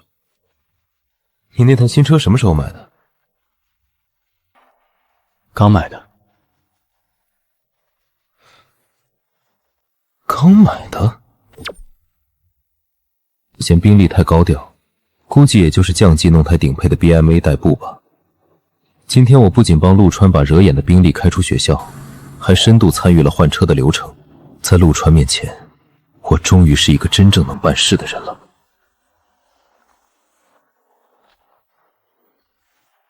陆先生您好，我是方会长的助理，叫我阿强就行。按照会长交代，这台车停在校园绝不会引起关注，全车做了顶级双层隔音，开起来绝对平顺安静。多少钱？车款和手续一共235万，会长交代过，让您不用管费用。晚点我会把车款转到方叔账上，你如实告诉方叔就行。麻烦那辆白色开回晋丰天库，钥匙给物业管家就行。好的。就这玩意儿，235万，这就是他用来替换那台超跑的日常座驾。你换了辆10几万的合资商务车？忘了，现在的陈子昂还不认识这台顶配车，这简直是天赐的完美伪装。哦，我懂了，怪不得比普通轿车快，原来门道在这儿。豪车标下带字母，这是顶配进口版豪华里的皇帝版豪车 Pro Max。别研究了，先去把手续办了吧。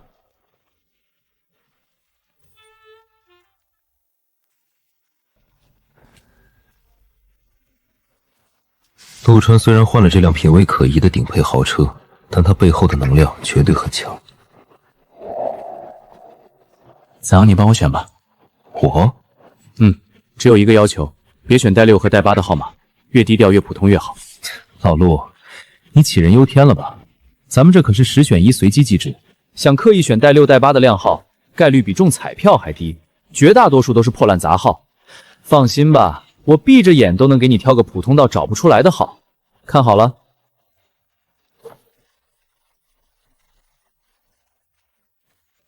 瞧见没？绝对低调。这怎么可能？我看错了吗？直接甩了一屏幕能闪瞎人的顶级炸裂亮牌，这就是随机？我刚才不是特意强调了吗？选个普通点的，别带6和8。这是系统强制给的，8886像挖煤老板，哪一个跟低调沾边？到底是6多一点不那么土，还是混搭一下能稍微收敛点？选号超时，系统已为您进入自动分配。刚才那一排里根本没有这个，结果早就被高层死死安排好了。无论点哪个都会是这块0006。你咋选了这么高调的？累了，毁灭吧。我被一股看不见的力量摁在地上疯狂摩擦。他到底动用了什么通天的关系网？江 A 0006，这块足以让无数进江城老板头皮发麻的特权牌照，就这么轻描淡写地挂在了一个大一书生的车上。低调到极致的顶级辉腾，配上这块牌子，这是一种无声的警告。每一个看到他的人，都会坚信他的背景绝对深不见底。沈老师，我是陆川。喂，你好，是陆同学啊，校长交代过，你有什么事？我换了台新车，麻烦您这边录一下信息，办个校园的长期通行证。好的，陆同学，您把车型和车牌号报给我，我马上在系统后台给您录入权限。小众辉腾。辉腾，这是小众新出的型号吗？车牌号是？车牌号是江 A 00006。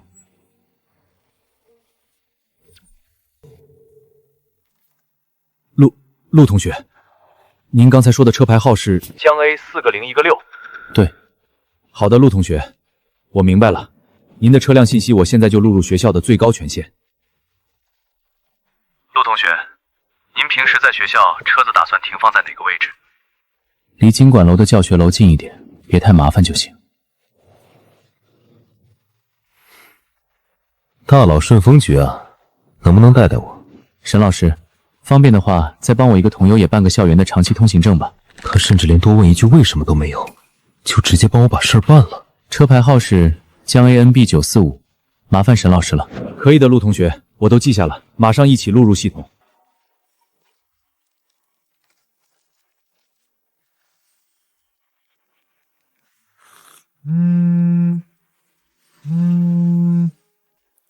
老沈，什么事儿？校长，陆川同学联系我了。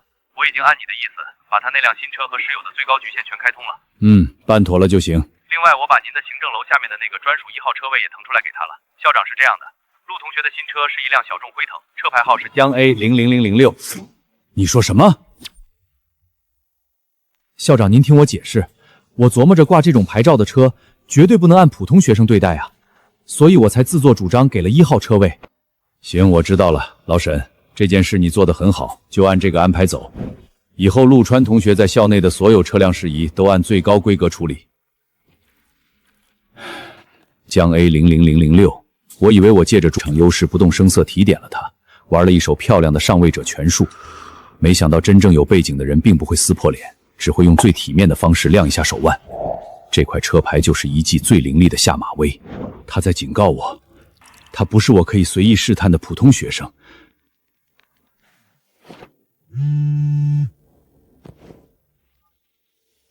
老方，怎么了？二狗，是不是又想让我给你学校的什么破活动捐款了？我问你个事儿，你之前跟我提过的那个陆川，他刚换了辆新车，小众辉腾。怎么了？车牌号是江 A00006。你说多少？00006？你确定？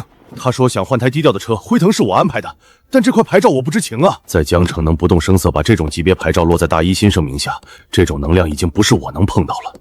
我去打听打听，这块牌到底是从哪个神仙手里流出来的。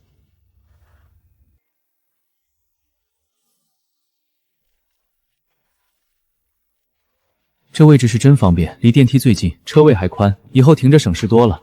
嘿嘿，真不错，这个车位真不错。老陆，我那718以后真不用登记了吧？都录进去了，问题不大。你不知道我之前最烦的就是开车学校不让进，那感觉就跟裤子都脱了，结果没网一样，特别难受。现在好了，以后我的718也有正式身份了。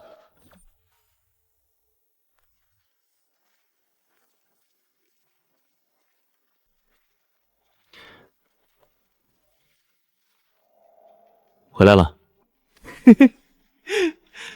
回来了。你把他怎么了？怎么出去一趟回来跟被人下了降头似的？回来了啊！我先打游戏。这把那孙子太装逼了，你看他那大招是留着过年给你家包饺子用的吗？赶紧上啊！235万就这么转出去了，连个停顿都没有，这大佬又买啥了？小川啊，没打扰你休息吧？没有，刚回宿舍，正准备给您打电话。这次真的要谢谢方叔，安排得很周到。我提的那几个要求都满足了，特别是上牌，一点时间都没浪费，非常顺利。上牌顺利，那辆小众辉腾的确是我挑的，但那块象征绝对特权的06车牌根本不是我的手笔。弄出这块0006车牌得费9牛2虎之力，他这通电话到底是单纯道歉，还是在隐晦给我递信号啊？车你觉得合适就好，手续上的事没给你添麻烦吧？特别是那块车牌，这块车牌确实很特别，以后有机会，这份人情我一定还上。这哪里是在道谢，他分明是在告诉我，他知道不是我办的，并把他背后家族的这一手操作作为人情送给我。小川啊，有些事大家心里都有数，话就不必说太透了，你觉得呢？您说的对，这件事就不必往外说了，低调点最好。车牌就当是正常的流程办下来的就行。小川，你放心，该怎么说该怎么做，我心里有数。这点小事在我这儿绝对不会出问题。那就麻烦方叔了，改天有空我去拜访您。好，一言为定。这方叔还真是仁义啊！兄弟们，明天可就正式上课了，今天晚上不得好好整一下？开学到现在，咱们宿舍还没一起喝过酒呢。行啊，今晚我请吧，大家想吃什么随便挑，我来安排。那不行，这顿我请，谁都别跟我抢啊！我虽然穷点儿，但请兄弟出去撸顿串，喝点啤酒，那还是完全请得起的。行了吧你？你那点生活费还是留着多吃2顿食堂的排骨饭吧，要不我来吧。千万别！你上次在水汇前台直接刷了5万8出去，眼睛都没眨一下。今天这顿要是再让你出钱，我这脸以后在宿舍里真没地方放了。就是，一帆，你可快收了神通吧。那我来请吧。好嘞。不是，按照正常的宿舍流程，你们现在不应该先稍微拒绝我一下，然后再提议说还是 AA 比较好吗？那怎么能一样呢？你小子藏那么深，请兄弟们吃顿饭当封口费，完全不犯毛病。你瞅瞅你这段时间干的那些事儿，几百万的豪车，你管那叫二手代步车？全校都在表白墙上疯狂找你，你坐在宿舍里连个屁都不放。你小子之前却一点风声都没透露。今天这顿饭，我们要是跟你客气，那就是对自己的不尊重。行，撸串去，大家再整点小啤酒。妥了。又是油烟味重的地方。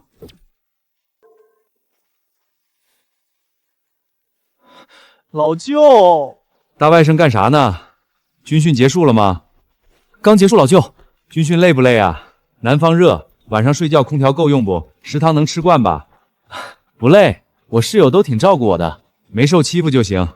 你小子听着，老舅给你寄了点咱老家的东西，这会儿已经到你们学校大门口快递站了，赶紧拿去。寄啥了，老舅？我妈给我塞的吃的还没吃完呢。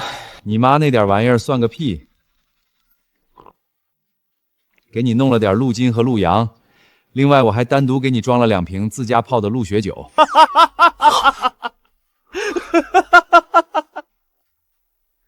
对了，你刚不说是室友挺照顾你吗？你把这些东西拿过去给大伙分分。出门在外的，人家对你好，你可不能扣搜的自己在那儿光顾着吃肉。知道了，老舅，我等会儿就拿去给他们分。还有一件事儿，你岁数还轻，那鹿血酒你平时给我少收点，更别喝完以后仗着那点火气在外面给老子乱整。哼，要是让我知道你在外面瞎搞，我就放路顶你，听见没？知道了，老舅，我不喝，我肯定不乱整，您千万别放路。行了，滚去拿快递吧。东子，你老舅不是挺好的吗？大老远给你寄那么多好吃的，还记得让咱们沾光。我记得你刚开学时还说你老舅多疼你啊，你咋接个电话怕成这样？那是我二舅，二舅好。刚才打电话的那是我老舅，我老舅是干梅花鹿养殖的，老舅坏。有一年放暑假，我就天天往我老舅那个梅花鹿养殖场里跑。我那时候也不懂事儿，纯粹就是淘气。今天揪一把鹿茸，明天去抢那几只小鹿嘴里的饲料，没事还拿个破树枝去撩拨人家鹿群。我老舅当时就急眼了，二话没说，直接打开了那只脾气最暴的成年公鹿的喂栏。我跑都来不及，直接把我顶翻了。你们以为我愿意怕它呀？我小时候特别喜欢小动物，我在天上飞了足足2米远，2米远，屁股疼了整整1个月。从那以后，我看见鹿就腿软。行了行了，你们笑够了没有？等会儿去拿快递，你们都跟我一块儿去。走吧，拿完正好出去整点。老板拿个件儿，尾号9188，名字韩东。韩东是吧？东子，你老舅不会给你寄了一整头鹿吧？我去，他看我，他在看我。东子，你老舅绝对是个狠子儿，连全尸都给你打包送过来了。东西都在底下。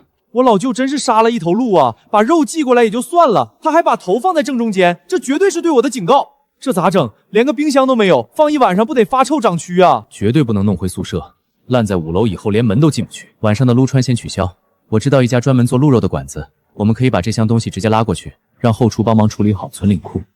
这行啊，川哥，你又救了我一条狗命。那就赶紧的，趁着冰袋没化把麻烦送走。1、2、3。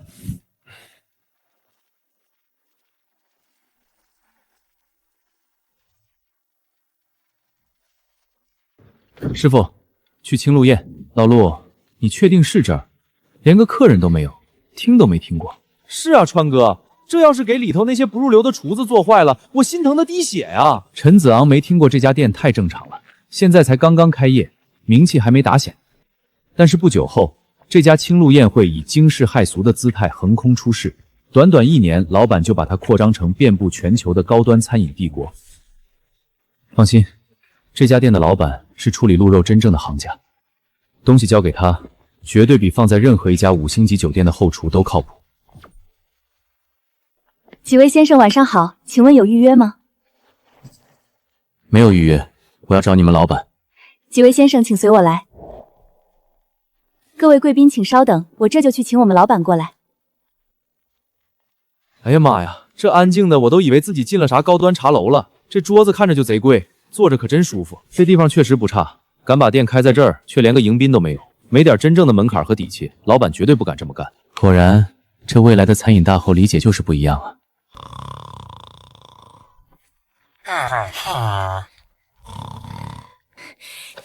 老板，快点起来，来生意了！那鹿肉得炖软烂点，别叫我。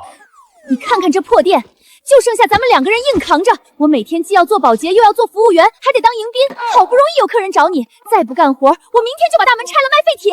客人还是专门来找我的，难不成是哪一个懂行的大佬？客人在哪个包厢2楼听风阁。老板，你至少换件衣服啊！嘿嘿嘿，大佬我来了！怎么是一群学生啊？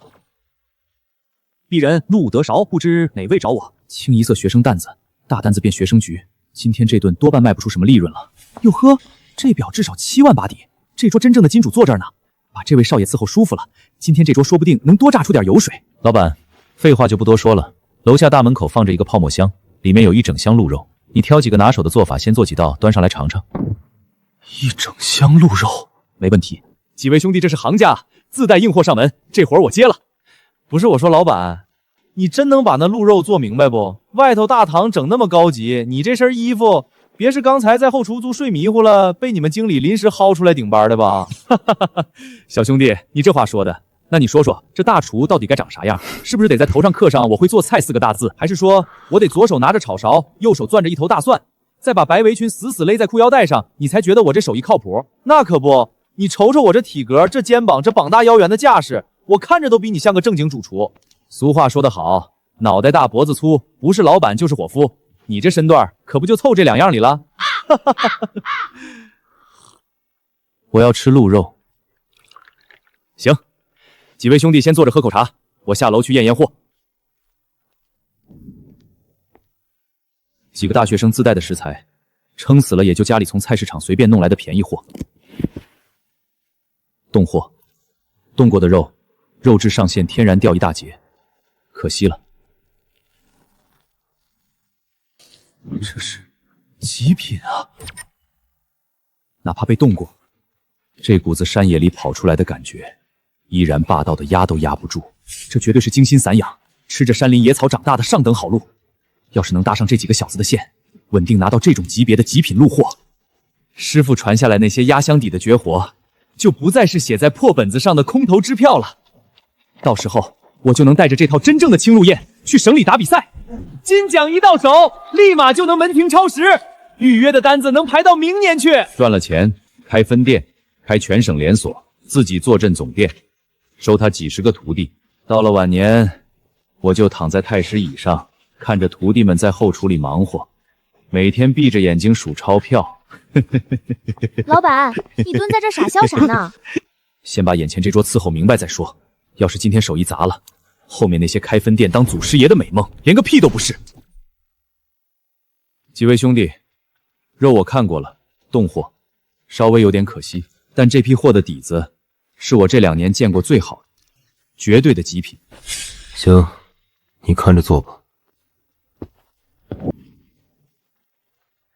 这是炭烤鹿排，这位兄弟体格好，爱出汗，吃东西讲究个痛快。这道菜火候猛，香气重，最适合直接上手啃，保准让你觉得过瘾。这道菜是高汤煨鹿筋，这2位兄弟性格内敛，吃东西应该讲究回味。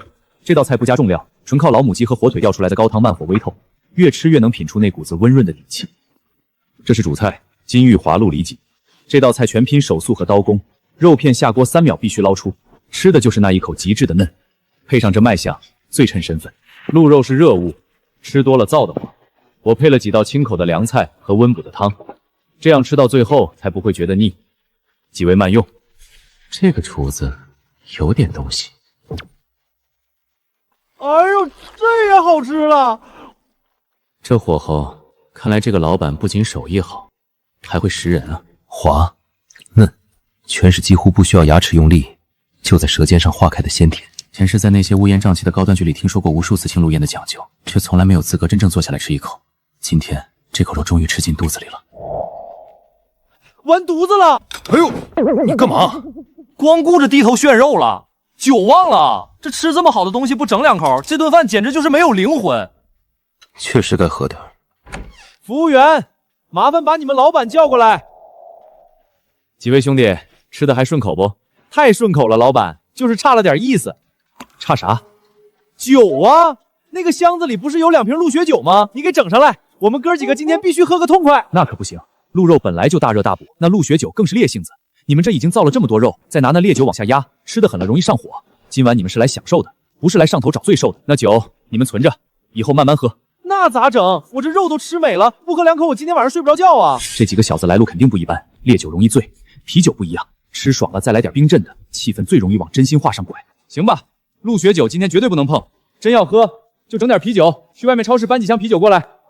光吃这鹿肉下酒不够味儿，我再去后厨给你们炒2个重口的下酒菜，算我送的。哎呦啊，老板大气！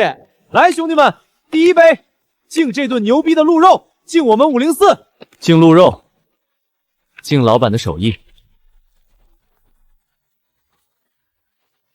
走一个。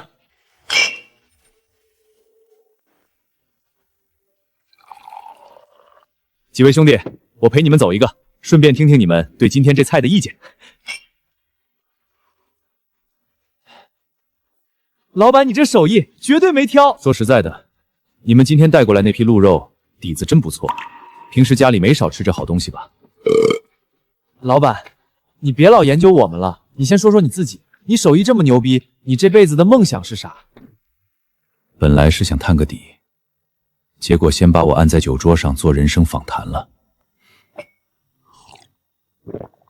这有啥不能说的？发财呗！等这店盘活了，我就把我师傅传下来的这套青鹿宴正儿八经的发扬光大，让全江城的人都知道这手艺。哎，我还当是啥比登天还难的事儿呢？这不简单吗？这还简单？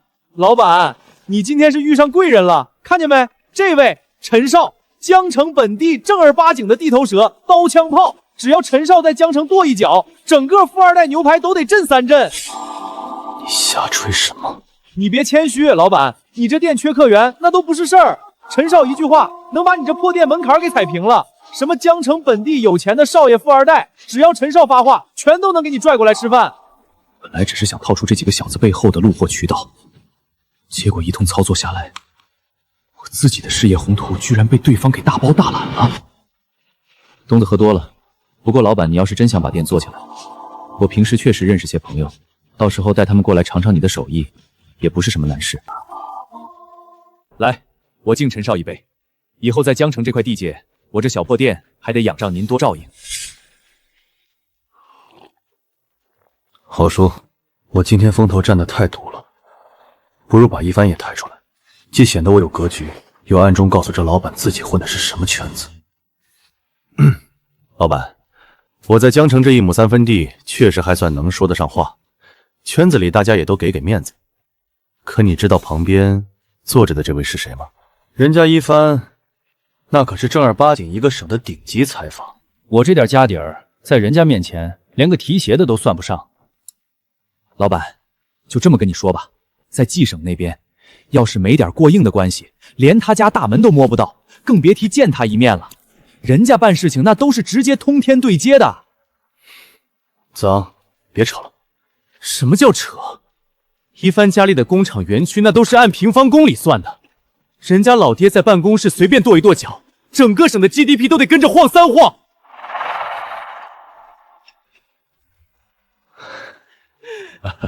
失敬失敬。本来以为这陈少就已经是这桌最大的金主了，没想到水底下还藏着一头更大的过江龙。一帆平时就是太低调了，我今天作为兄弟，把该给的体面全给他补齐了。他心里肯定开心死了。至于寒冬，他没啥好介绍的。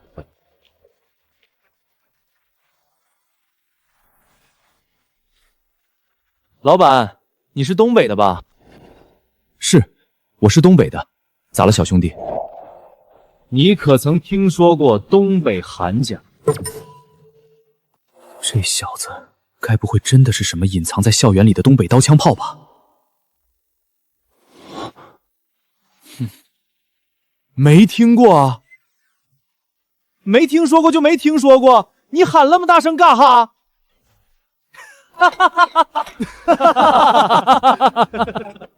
你这东北老乡是真能扯淡，硬生生把我这个想套话的主给带进沟里了。今天这局气氛已经热到这个份上，陆川这么低调，作为兄弟，我必须替他把该有的牌面狠狠拉满。行了行了，老板，你别听东子在这瞎扯淡了。哼，我刚才说的那些都只是开胃菜，今天这桌上真正不简单的在这儿呢。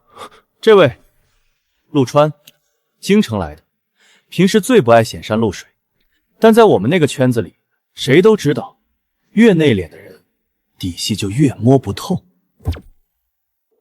老板，你平时开门做生意，豪车应该见得不少吧？他开的是一辆白色的宾利欧陆 GT， 车牌号江 A54321，但这都不算什么。就在今天，他又换了辆新车，我陪他上的牌，你们知道发生什么了吗？选号机上跳出来的候选号清一色全是6和8的顶级靓号，结果人家连看都不看，连选都不屑于选。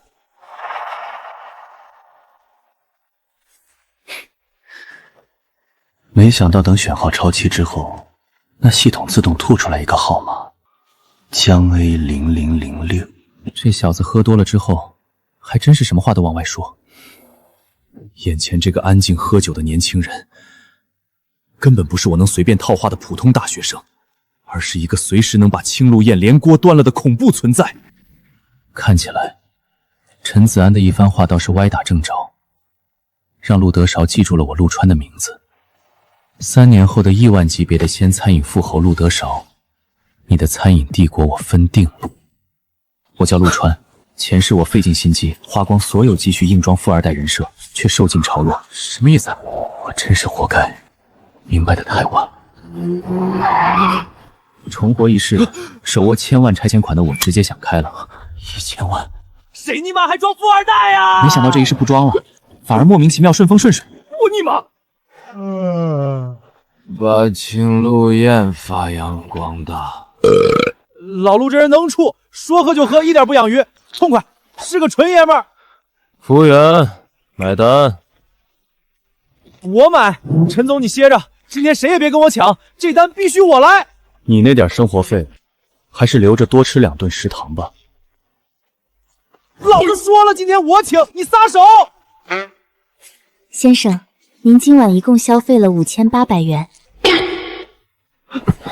哎呀，子昂，你没事吧？你说你咋还摔倒了呢？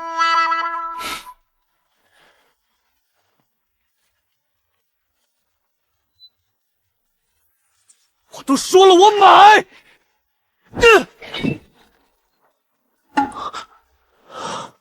陈子昂，你小子，等你明天酒醒了，你看我怎么连本带利宰你一顿。我手机呢？谁看见我手机了？过来一下。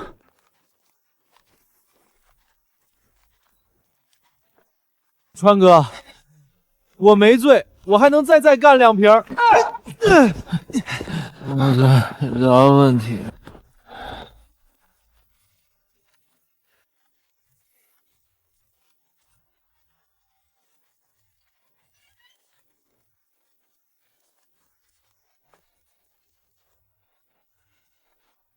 行了，别装死了，人都走没影了。老板，你今天不是一直惦记着从他们嘴里套出极品路货的渠道吗？后来怎么连提都不提了？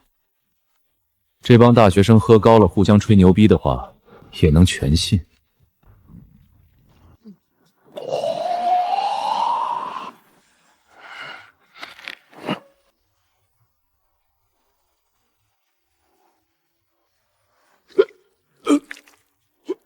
我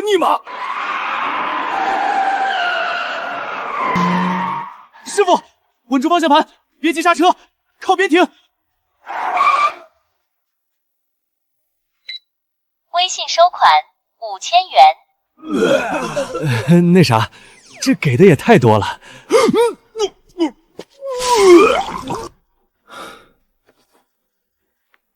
老林，安排一下丽思卡尔顿酒店，直接追子母套房。我这边有2个人喝多了，安排人帮他们洗澡换衣服。记住，安排的人要男的。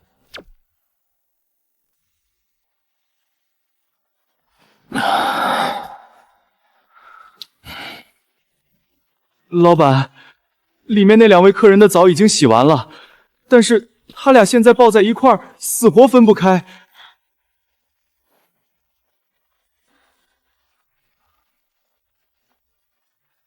他俩就先扔外边这间，咱们今晚就住里侧那间双床房。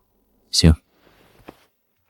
今晚这一档子事儿确实离谱到了极点，但504宿舍从今天晚上开始，算是真正有了点能互相兜底的兄弟模样了。真倒血霉了，老子东北纯爷们儿，刚醒就差点背上一口毁人清白的大锅。大儿棒，搁哪儿呢？一大早的。跟室友在酒店呢，昨晚大家一起喝了点酒，太晚了就没回宿舍。哟，还住丽思卡尔顿呢？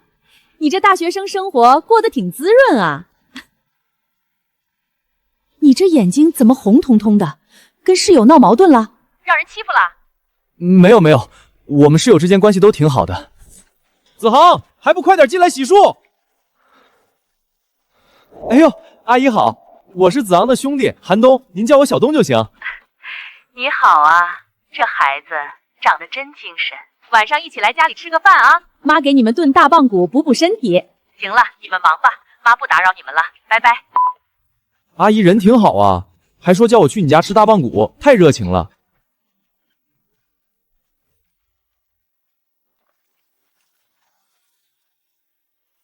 啊！我的个乖乖，陈总，你这是得罪哪个印刷厂了？我自己来拆。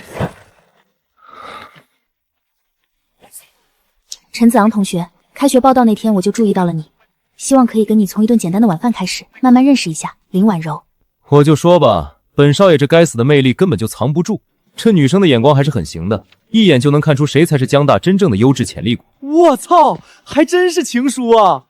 陈总牛逼，这么快就桃花朵朵开了。陈子昂同学，我观察你很久了，如果有空，这周末可以一起喝杯咖啡吗？这个也不错。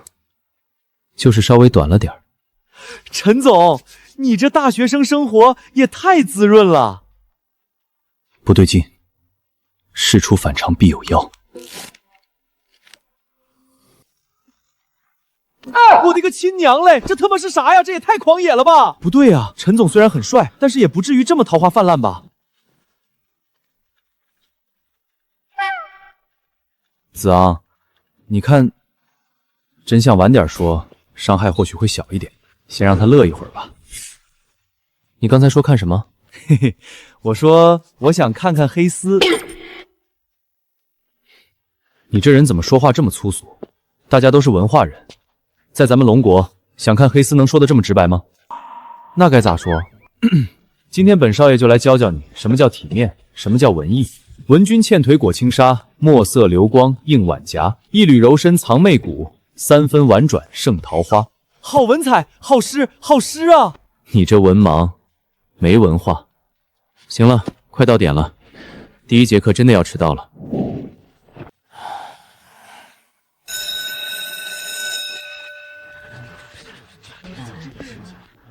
同学们好，我叫金炳，这学期由我来带你们的金融导论。上一世，赵一帆常年霸占全系第一，韩东外表看着像学渣混聊的天赋型卷王，稳居全系第二，而我为了面子，也是雷打不动前3。至于陈子昂，算了，不提也罢。今天的课就上到这里。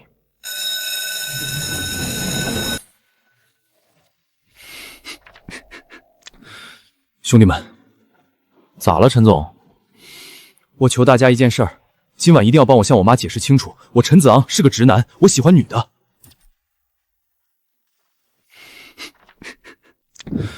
兄弟们，咋了，陈总？我求大家一件事儿，今晚一定要帮我向我妈解释清楚。那必须的，陈总，你放心，这事儿不仅关乎你的清白，也关乎我老韩家的名声啊。行，今晚大家一起帮你作证。好。韩东，啊？哟，熊学长，这大晚上的溜达啥呢？东子，学长有点私事，想单独找你聊两句。川子、一帆，你们先走，我跟熊学长唠两句，马上就追过去。嗯。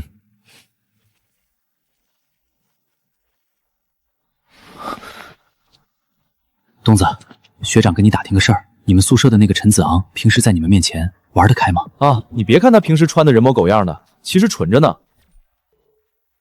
学长这是在问陈子昂平时性格是争强好胜当老大，还是甘愿垫底当小弟？他那个人干啥事儿都得拔尖儿，他绝对不可能去当那个垫底的。太好了，东子，你帮我告诉他，如果他是的话，我也愿意为了他当。我操，大三的学长居然愿意主动当小弟来衬托陈子昂的老大位置，这格局也太大了吧！学长，你这人是真敞亮，我替子昂谢谢你。东子，这是学长的一点心意，你务必一定要亲手交给他。妥了，学长你放心，这事儿包在我身上。套马的汉子，你威武雄壮；飞驰的骏马像疾风一样。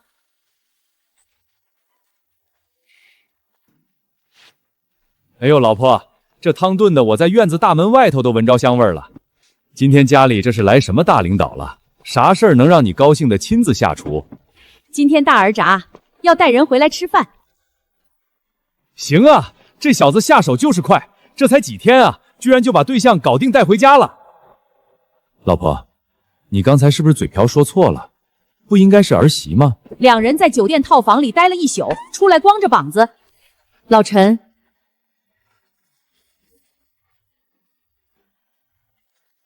来人！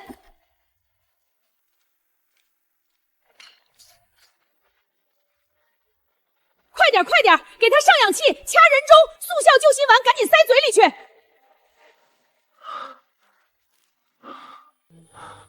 真是女婿！别搁地上装死了，赶紧起来，在门口给我好好站着迎客。大儿子和咱们女婿马上就要到了。我陈富贵的种，绝对不可能是天生有问题的，肯定是到了大学被外面不三不四的人带坏了。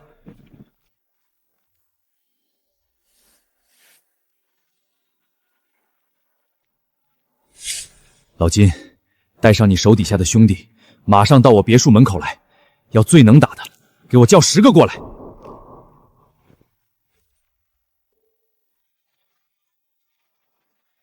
哎，我说兄弟们，你们家里都给你们打多少生活费啊？我妈每个月给我打1500，1500，这也太少了吧？够干什么的？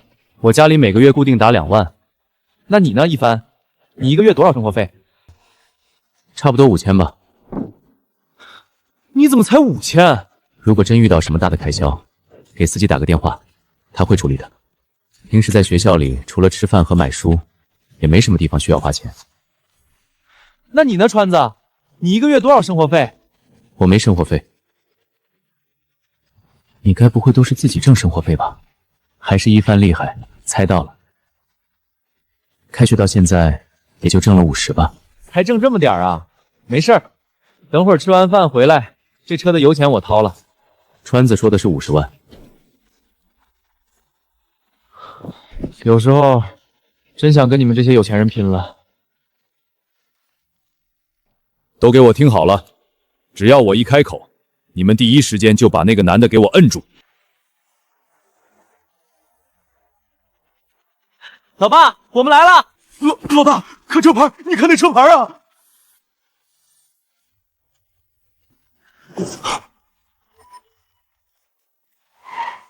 我操，陈总，你们家平时赢车都这么大阵仗，这咋看着跟黑社会要火拼似的？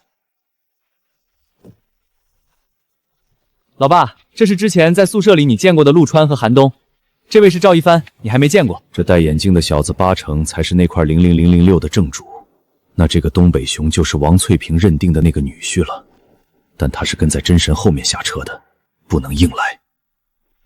哎呀，欢迎欢迎，来来来，快进屋。叔，你这也太客气了。我操，这啥情况，叔？你们家保安平时还兼职打高尔夫啊？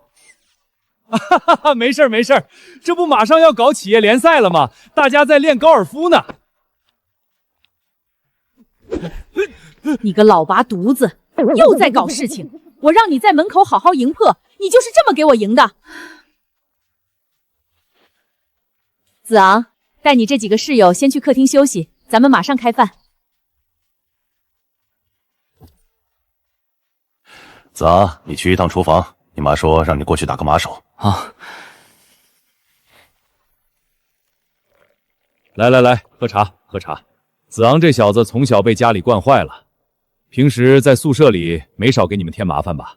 子昂人很好，有时候可能稍微张扬一点，但没什么坏心思。这说话滴水不漏，绝对是大家族出来的。妈，你找我？门口那辆车是谁的？是陆川的。而且妈，陆川是京城来的，你不知道昨天有多血短，车管所选的全特门市连号。别总特么特么的，嘴干净点。结果系统直接无视规则，强制选电的江 A000006，这分明就是上面早就打好了招呼，把一块特权的牌子硬塞到他手里了。王妈，去楼上储藏库，把我姥爷给我的那个东西拿下来。走，让我去会会你这个京城来的同学。一帆啊，你们冀省那边的气候到了冬天是不是比江城干得多？还有，平时家里长辈对你管得严不严啊？这样没营养的盘问到底什么时候能到头啊？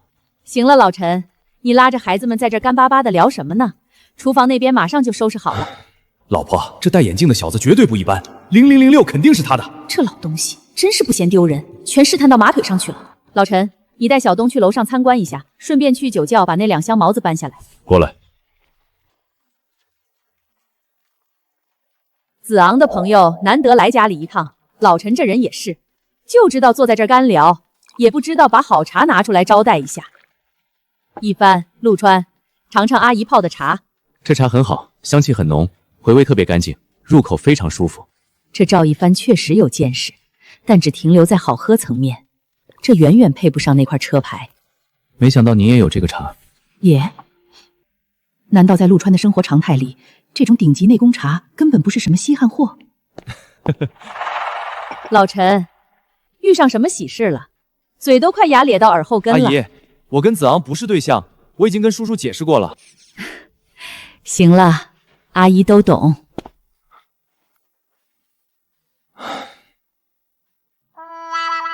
阿姨，确实是误会。昨天晚上他们俩喝断片了，我和一帆昨晚就睡在隔壁，他们真的什么都没发生。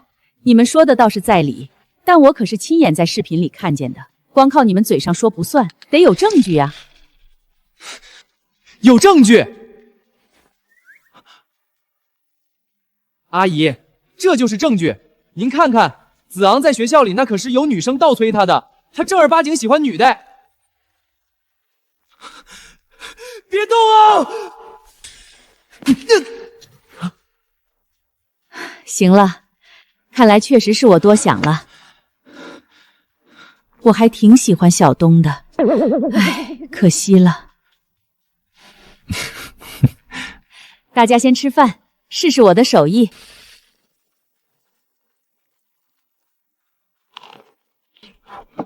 烫烫烫！阿姨，这个菜太硬了，多吃点儿。自从子昂上了高中以后，吃饭就一点都不香了，跟猫吃屎一样。老婆，你手艺还是那么好，我早馋这一口了。以后有时间就常来，阿姨给你们做好吃的。对对对，常来。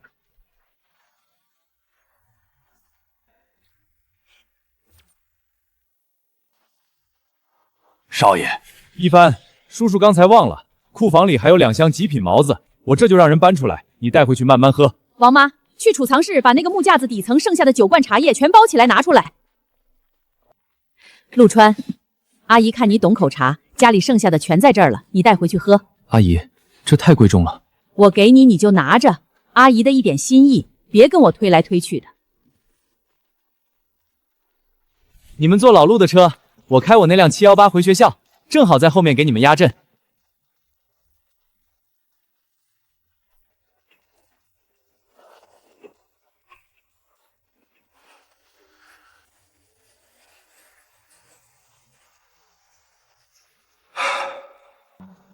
我的亲娘，这帮小祖宗总算送走了。老公，你把那茶全给陆川了。我知道，不过那赵一帆也是深不可测。是的，但寒冬才是藏得最深的那个。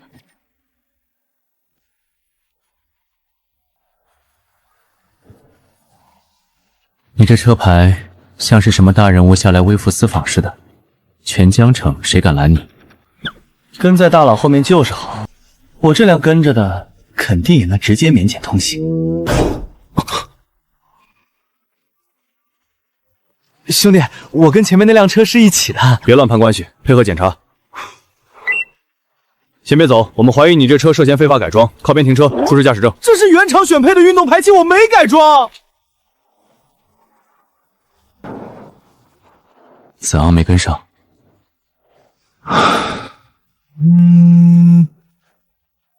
喂，陆总，公司离岸架构已经全部走完流程，但是你遇到问题了？没错，我们需要本地的商会资源做背书，有个核心的审批关卡都不给通过。我经过去拜访了，对方连门都没让我进。知道了，等我消息。在江城这块地界上，要论商会资源，要论圈子里的脸面背书，有一个最合适的捷径。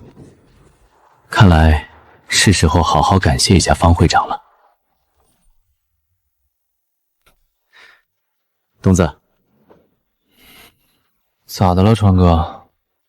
明天得请你老舅寄来的那批鹿肉出场了，我找个人办事儿，去青鹿宴摆一桌。整啊，那肉存着就是给兄弟们拿来吃的，能用在正地方，那是给我老舅长脸。方叔，明天晚上您有空吗？想请您过来吃个便饭。好，明晚见。张先生，这就是我刚才跟您提起的陆川，这孩子明晚要请我过去吃顿便饭。哦，能把00006挂在灰藤上的京城子弟，我还真想见识见识。老方，明天晚上我正好也没安排，跟你去凑个热闹，方便吗？张先生，您能去，那绝对是我的荣幸。凭什么？你们直接放行，非说我涉嫌非法改装。我是原厂选配的运动排气，原厂的。行了，陈总，你这个车本来就拉风，执法员不查你查谁？看开点吧。那这车就不拉风了？人家老陆这车多低调啊，看着就稳当。东子，你胳膊肘往哪儿拐？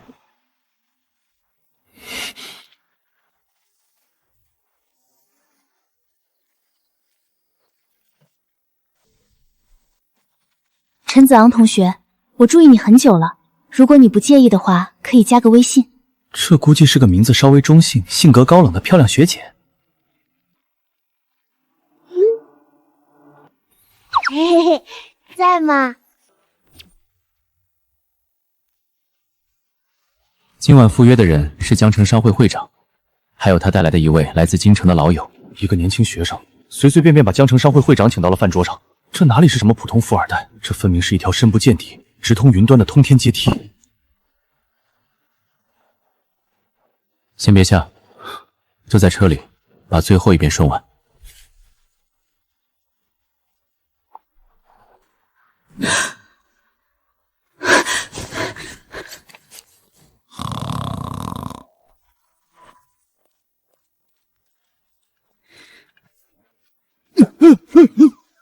啊！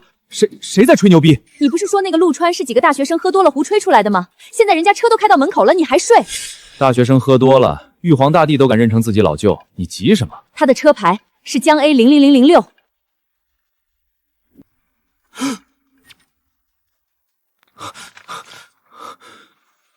你说多少？00006。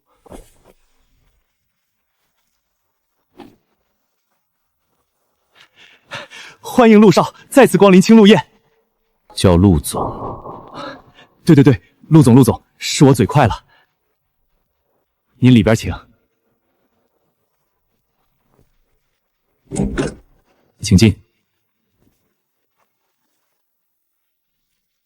陆大牛，今天要看你的手艺了。他怎么会知道这个名字？今晚这桌是请江城商会会长把你全部的本事都拿出来，我要一桌真正的鹿肉宴。这家店这个厨子恐怕早就被陆总默默看在眼里，今晚只是顺手挑了个最合适的时机，把人和局一起推上了台面。您放心，我肯定做得最好。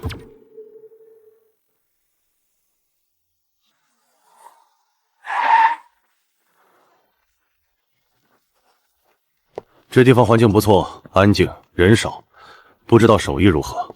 您等会儿试试不就知道了。各位贵宾晚上好，陆总在3楼，请各位随我来。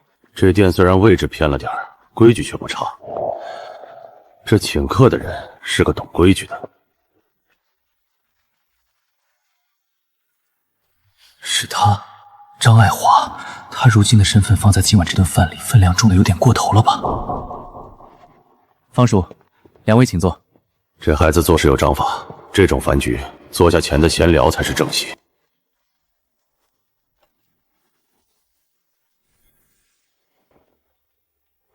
小川，给你介绍一下，这位是我的老朋友张爱华。张先生您好。你认识我？有幸见过一次。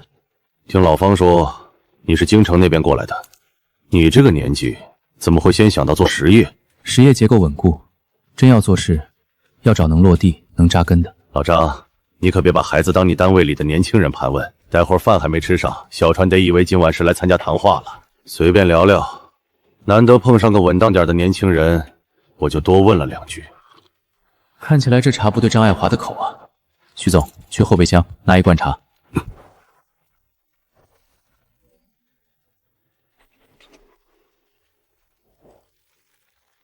这茶叶是今年的顶级内供版，这个年轻人的背景绝对不低。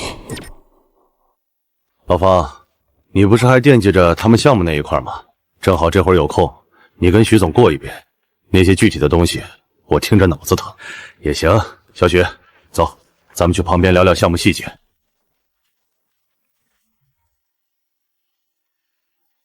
小陆，你知道我来江城干什么吗？这个老狐狸是想敲打我一下。您这次来江城是办交通系统那条线的人吧？我在京城待了这么多年，怎么没听过哪个陆家能有这样的能量？什么京城陆家？但我刚才说的那些信息确实太离谱了，这也没法解释啊。你没听过也正常。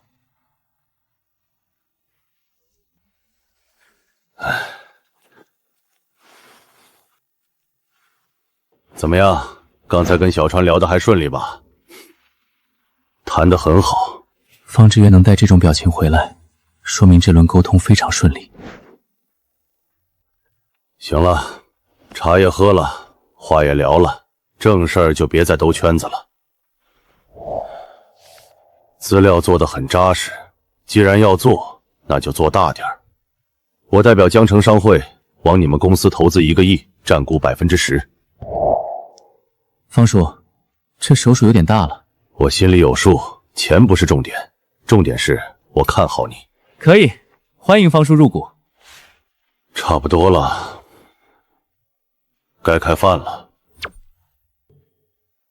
方会长竟然不是主座，看来主座上这个中年人来头会方会长还要深。几位晚上好，今晚这一桌我亲自给各位报菜。第一道，金炉预制鹿方，取鹿后腿最紧实的那块方肉，用吊炉反复炙烤，用的是宫廷烤方子的老鹿属，讲究表焦里嫩，香不压肉。第二道，雪笋玉梅髓炖鹿筋，吃的是一口润，一口软，一口慢攻。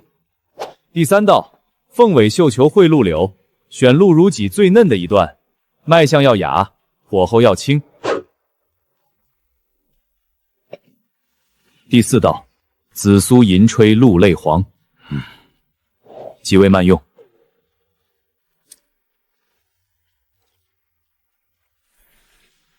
你是这儿的老板？是，要是有哪道菜不合您口味，我马上回购厨重做。口味没问题，这味道跟京城国宴大师林茂松做出来的菜有异曲同工之妙。您是真懂行，我叫陆德韶。您说的林茂松是我同门师弟，不过我师弟走的是宫宴细工，手法偏文，我更偏鹿肉、山珍，还有硬火功夫。路数不一样，但根子是一家的。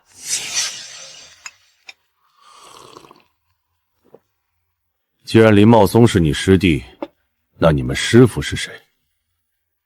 我师傅，国宴御厨郭兴。怪不得，原来是郭兴大师傅门下出来的。陆老板，你这馆子做几年了？刚开没多久，但真正按我自己想法弄成现在这样，也就这2个月。生意呢？现在怎么样？名气有一点，但客流一直起不来。我这人手艺上还行，经营上确实差了点意思。陆老板，我投资你如何？方会长，商业的事得让我老婆来讲，我把她叫进来。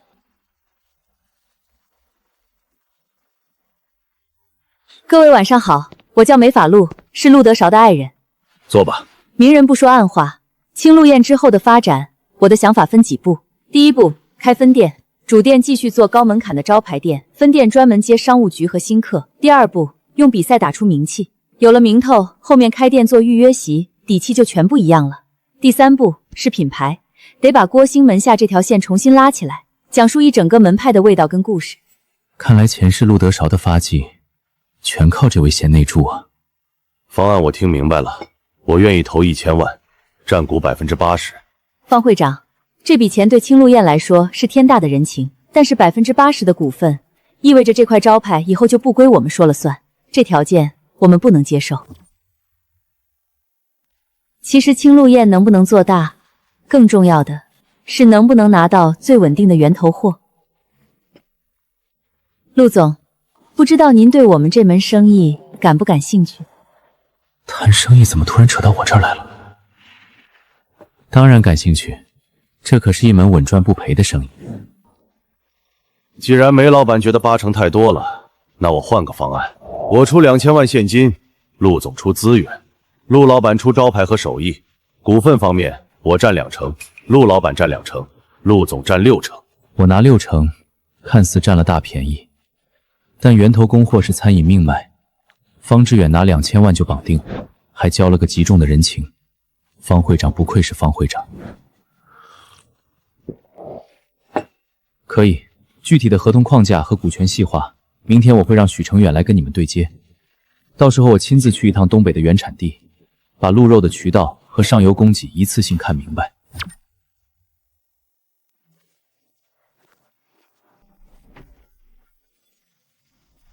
你会不会玩啊？你冲那么前头干啥？放大呀！送你的礼物，谢谢你帮我修手机。这全是鹰将国特产的禁忌言情小说。我在你心里原来就是这种人吗？一点小爱好而已，没什么不好意思的。放心，就他俩那英文水平，连封面上写的是什么词都看不明白。天知地知，你知我知，绝对安全。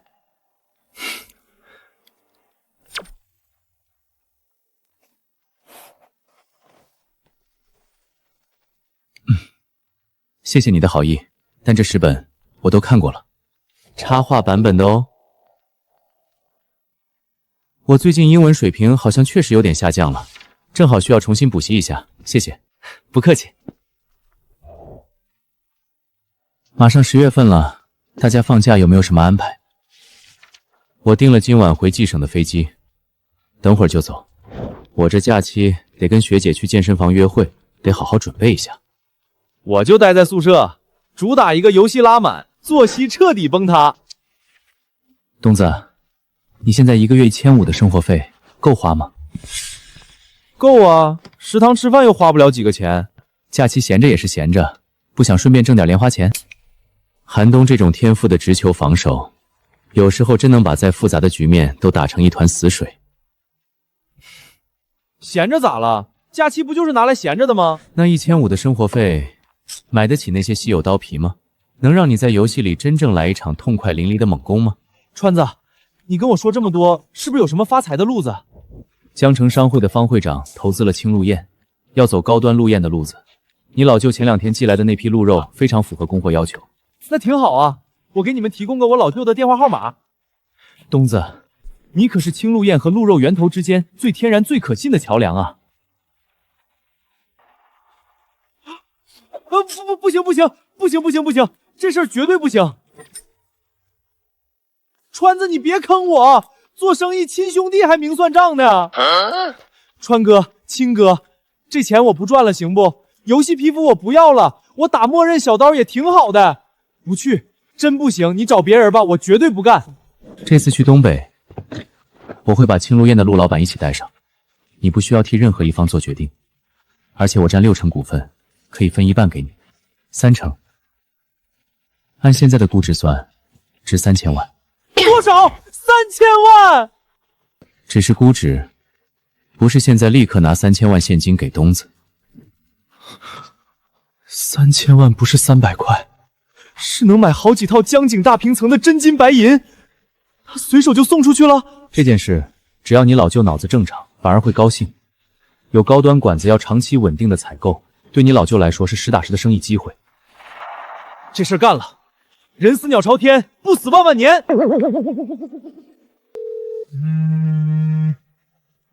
咋了，大外甥？咋突然想起来给我打电话了？老舅，我这不是想你了吗？寻思着明天放假了，过去看看你。啊，你小子开窍了！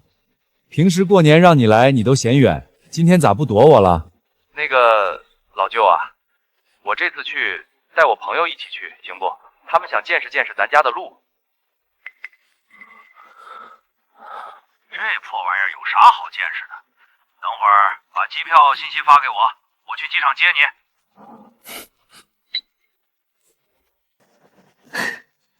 搞定。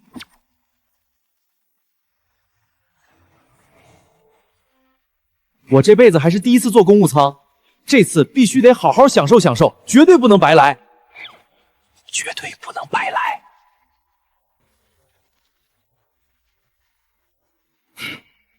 陆总做事的牌面真是没得挑，这回是真的上了条无比稳当的大船了。一帆，这次叫你回来是想当面问问你到底是怎么想的。当初家里给你规划的路是去英江国接手海外的那部分人脉，你说想留在国内在江城上大学可以，但你不该跟那些不三不四的人混在一起。你可以交朋友，但也得看他们的来路和价值。我朋友他们不是不三不四的人。你去江城才1个月，别的没学会，倒是先学会顶嘴了。爸，一帆年纪还小，刚开学接触的都是新环境，情绪有波动是正常的。一帆，交朋友这件事可以慢慢看，没必要一上来就为这种小事跟你爷爷顶嘴。一帆，快点，先给你爷爷道个歉。他们不是不三不四的人，他们是我赵一帆很好的朋友。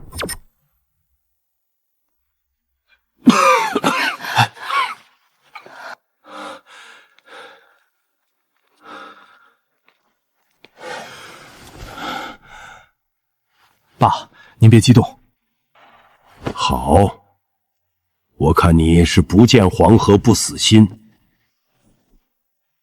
我这就让你看看你所谓的朋友到底都是些什么底细。陈子昂，父亲陈富贵，在江城本地经营一家建材公司，公司整体估值在1亿3千万左右。这种层级的家庭出来的孩子，只配给你做跟班、做跑腿的，他有什么资格被你当成平起平坐的朋友？交朋友如果只看估值，那这世上就没有朋友，只有利益交换的筹码。陈子昂的母亲王翠萍，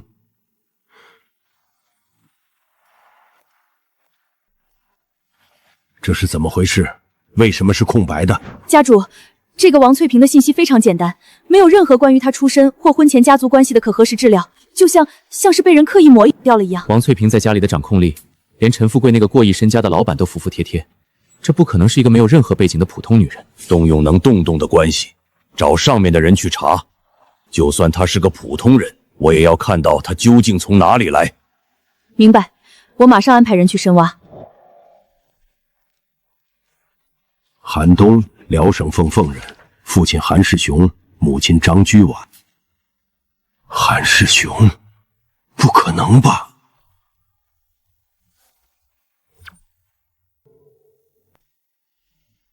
爷爷这个反应，难道韩东的身份真的不简单？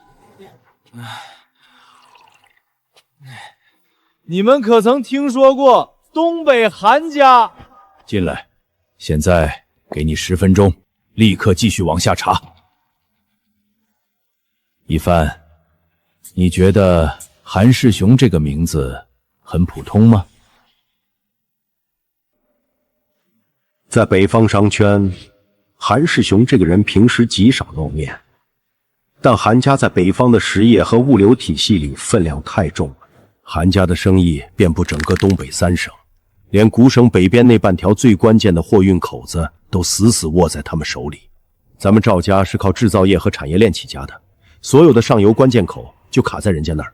如果档案上这个人真的是韩世雄的儿子，这件事一旦传回东北，传进韩家耳朵里，就近乎等同于我们赵家在向韩家宣战。如果这个韩东真的是韩世雄的儿子，为什么资料只查到父母名字就全部断掉了？是赵家外围情报网权限不够，还是有人早就把这个年轻人的所有后续信息全部抹平了？谁允许你这么没规矩的？家主，有您的电话。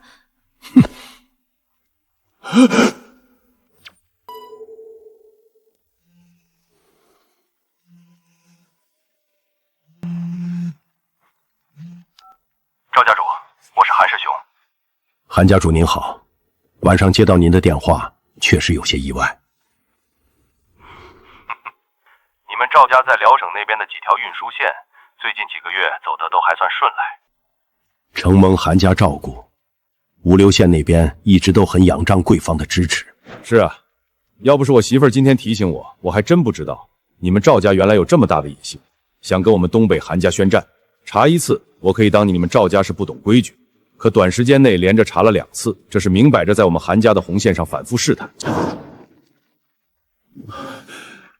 韩家主，您听我解释，只是因为我孙子一帆在江城大学交友的事情，家里长辈出于关心才过问了几句，绝对没有冲着韩家去的意思。长辈关心，哼，要不是我儿子韩东现在正好就在回东北的飞机上，我都要怀疑你们赵家是不是准备对他动什么手脚了。师兄，别跟他在这儿磨叽了，咱们直接飞黑省，你赶紧把赵家这点破事儿顺手处理了，然后再去找儿子。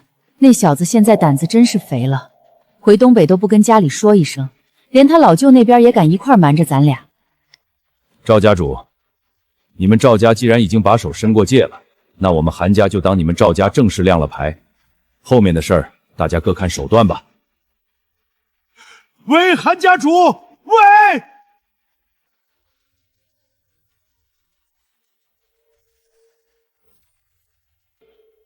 老赵啊，这么晚了还没休息呢。老李，你跟东北那边的人熟，能不能帮我给韩世雄韩家主递句话？哎呦，老赵啊，这事儿我还真帮不上忙。韩家主那个层面，我哪里说得上话呀？老爷，我先出去了。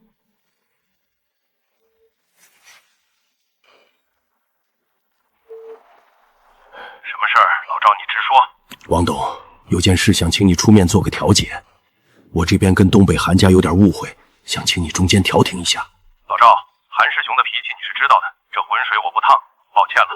爸，既然外面的路子走不通，我可以试着联系一下宋家这边的长辈，看看能不能走走女性长辈之间的关系，从张家那边向张居婉递句话过去。好，你立刻去打这个电话。一帆，你坐。你跟我说实话，你跟韩东关系怎么样？关系确实还行，大家平时住在一个宿舍，没有闹过什么矛盾。但要说关系最好的，不是韩东，而是陆川。你糊涂！你的宿舍里有韩东这么一棵通天的大树，你不去用心结交，反而舍本逐绵，去跟一个最没用的人关系最好。你现在立刻给韩东打个电话，探探他的口风，让韩东赶紧跟韩世雄那边说一声。联系不上。什么叫联系不上？你没有他的号码。爷爷，刚才韩世雄在电话里已经说得很清楚了，韩东现在正在回黑省的飞机上，飞机上怎么可能接得通电话？爸，宋家那边的长辈已经同意出面了，不敢保证能彻底把这件事抹平，但至少能把宣战这个误会从中间拦一拦，给咱们赵家争取一个沟通的窗口。去把陆川的资料拿过来。好的，爸。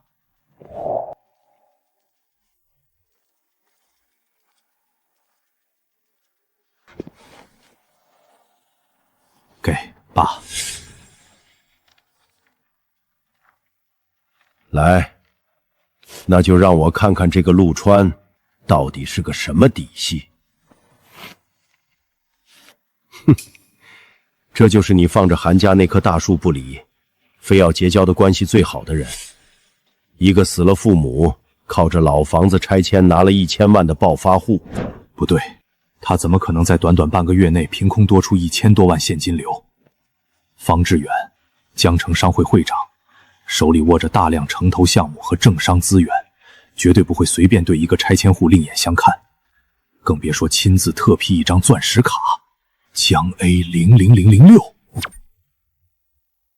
爷爷，您现在看明白了吧？他是我最好的朋友，而且他绝不可能是普通人。一个宿舍里出一个寒冬已经是概率的极限了，再出一个真神，怎么可能？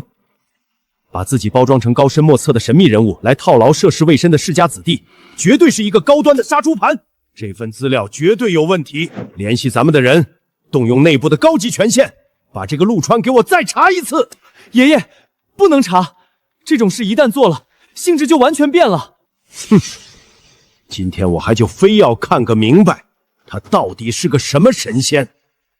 打电话，现在就打，当着大家的面打。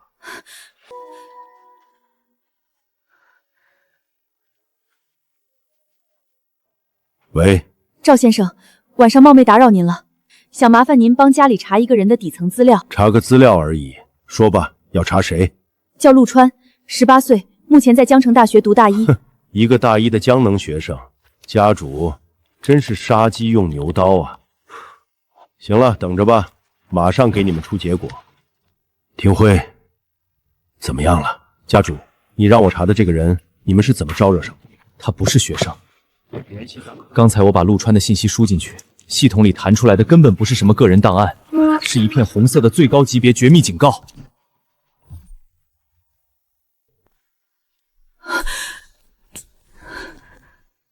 我的权限在冀省已经算是最高的了，但在那个名字面前，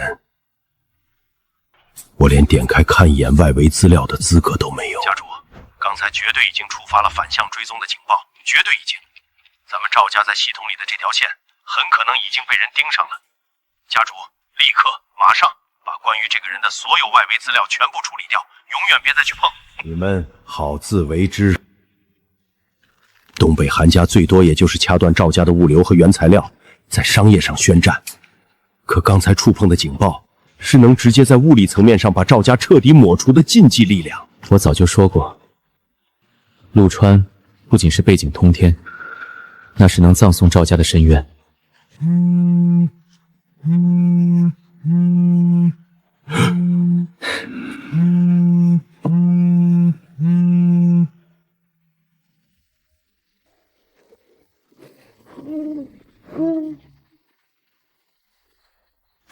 老太爷，江城那边翠萍小姐的资料有人在查。就在刚才，有人试图越过常规渠道，去强行翻查翠萍小姐的底层履历，那边留的扣子被碰了，是冀省的赵家。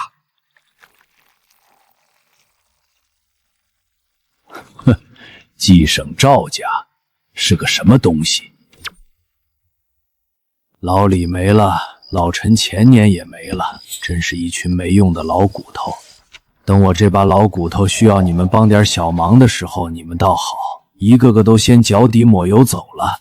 不过小秦这个晚辈应该还能给我这个老不死的一个薄面。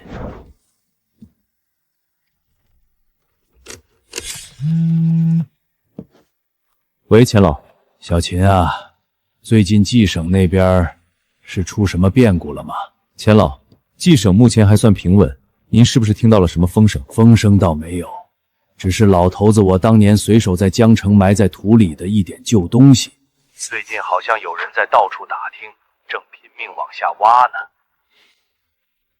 钱老，是谁在挖？冀省赵家。明白了，既然是您当年埋下的，那就谁也不能动。我马上打电话，赵家会立刻停止一切的动作。今年的新茶，过几天我让人再给你送2斤过去。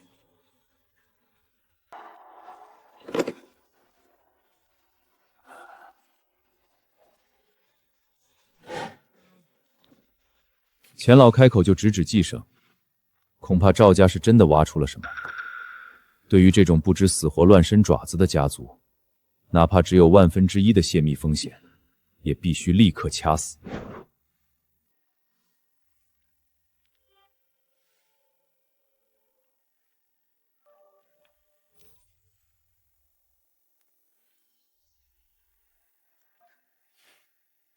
赵家主，我是秦淮。秦家主，您这么晚亲自打电话过来，是有什么吩咐吗？吩咐谈不上，只是听说你们赵家最近在江城那边有点动作啊。秦家主，您是不是误会了？只是底下人不懂事，可能查了些不该查的东西。是不是误会我不关心，我只提醒你一句，这世上有些人不是你们赵家能去犯的。如果再有下一次，赵家就不需要在这个圈子里待了。我明白，秦家主您息怒，我现在就停手。爸，现在怎么办？传我的话，立刻销毁所有关于江城那3个人的调查记录，让外围情报网的人全部闭嘴。爸，现在停手，在京城和东北韩家眼里，这事儿根本没有翻篇。你想说什么？您得退下来，不仅是退位，赵家还要拿出实质性的补偿措施，只有这样才能让他们看到我们的态度。建明啊，你终于打算接过赵家了吗？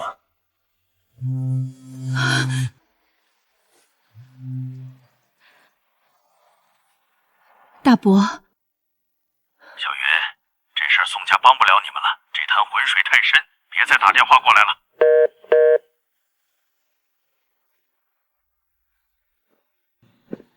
老林，立刻去安排航班，不管用什么办法，不惜一切代价，我要在最短的时间内落地黑省。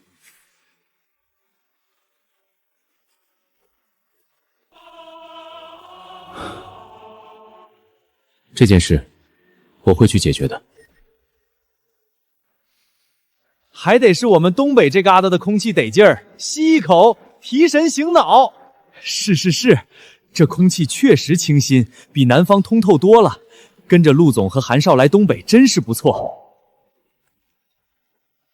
东子，一帆要飞来黑省找咱们。我操，那感情好啊，人多更热闹。老陆，我跟你说，到了这片那就是到了我的地盘，谁见了我不得打外甥？这儿，快过来，让老舅稀罕稀罕。老舅，你小子咋瘦成这逼样了？南方那大米饭是不是不养人啊？老舅，这是我大学最好的哥们儿兼室友陆川，这位是陆德韶，川子的合伙人，这次来东北谈生意的。老舅好。哈哈哈哈，你小子会来事儿，老舅喜欢。走着，老舅今天给你们安排了最地道大铁锅，灶捣完了。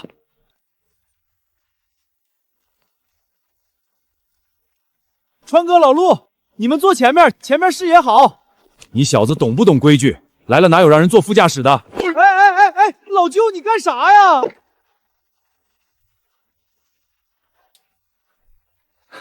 谢谢老舅。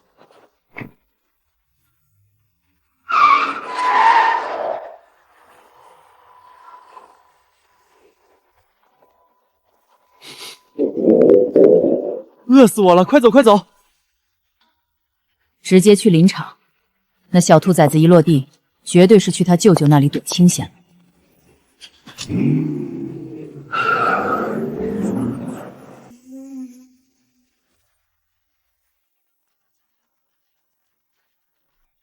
哈哈哈哈哈！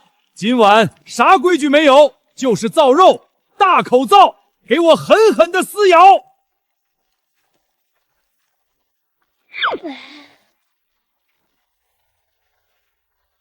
啊，全完了！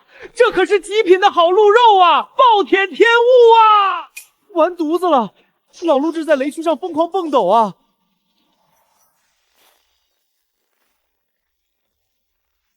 老舅误会，他这是老厨子犯了职业病，绝对不是对您有意见。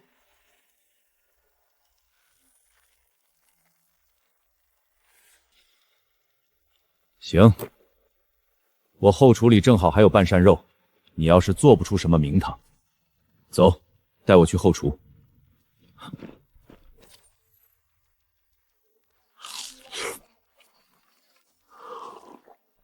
老舅，你这鹿肉本来就是大补的东西，再配上这大几十度的酒，你就不怕补过头了大半夜窜鼻血啊？你小子懂个屁！东北的老爷们火力就得这么吃才能旺。大外甥，小川，等会儿吃完饭，老舅带你们去开开眼。老舅，我酒量不行，这种好事我消受不起。老舅。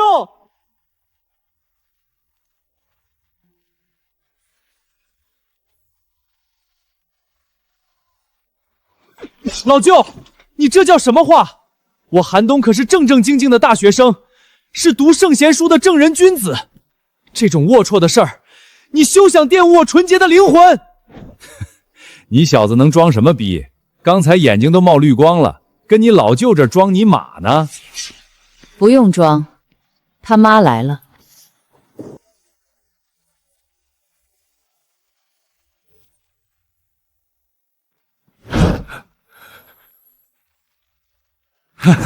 我好像喝多了，那什么，时间到了，我得去后山喂鹿了，你们先吃着啊。老姐，我跟孩子们开玩笑呢。小弟呀，来，咱姐俩去里屋好好联络联络感情。老姐，我错了。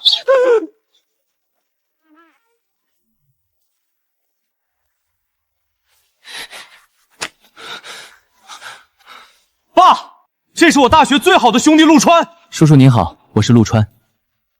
这小子面对我的突然出现还能这么从容，这份定力，别说是大一新生，社会上摸爬滚打几年的老头也未必能做到。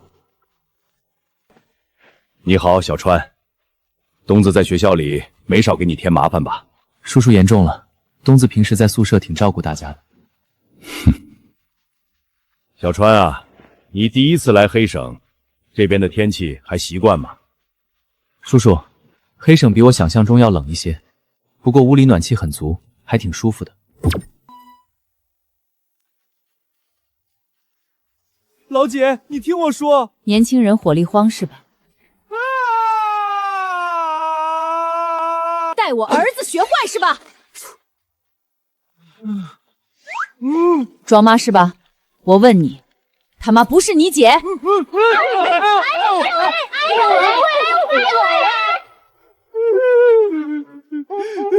姐，我错了。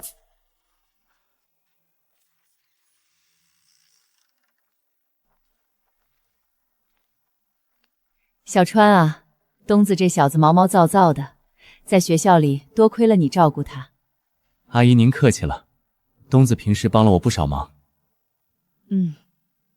行，你跟小东他老舅先坐着聊会儿天，就当在自己家一样啊。我换完衣服，等会儿再来收拾你。怎么办？怎么办？他这是要弄死我呀！直接冲出林场大门，我妈绝对会放出整个林场的狗来追我，原地跪下，声泪俱下控诉老舅，老舅肯定会当场暴动，拼着再挨一顿揍也要先掐死我，甚至可能放鹿顶我，拉陆川当挡箭牌。但我妈肯定会笑着把川哥请出去，然后关上门，用更残忍的手段对付我。全是死局。大儿渣，你过来，老妈有点事儿找你。你看人家小川干啥？老妈想你了，走，进屋让妈好好看看。老公，你快过来呀！你不是说也想大二档了吗？让小川和东东的老舅先唠会儿嗑，咱们一家3口先叙叙旧。小川，你们先吃先聊，叔叔去办点家事。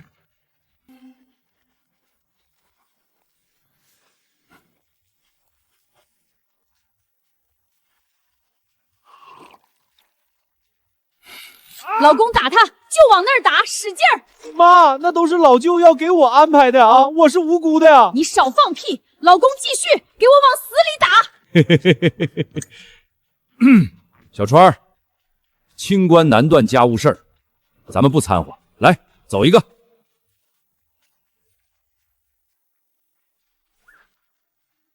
走，吃饭去。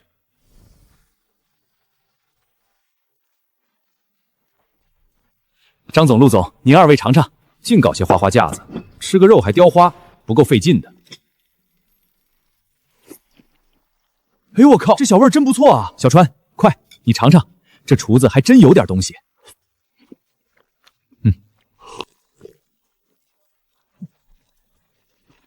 张总，您慢慢吃，后厨还有不少呢。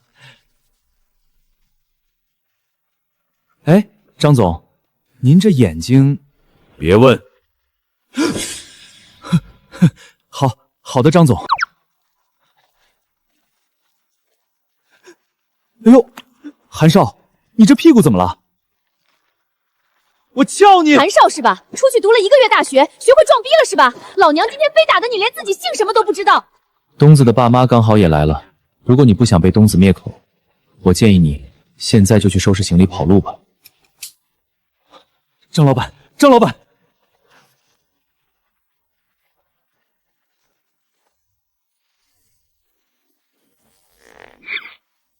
唉，总算出来了。陆总，我现在跑路还来得及吗？东北顶级豪门的亲子互动模式，确实别具一格。不好意思，我们来晚了。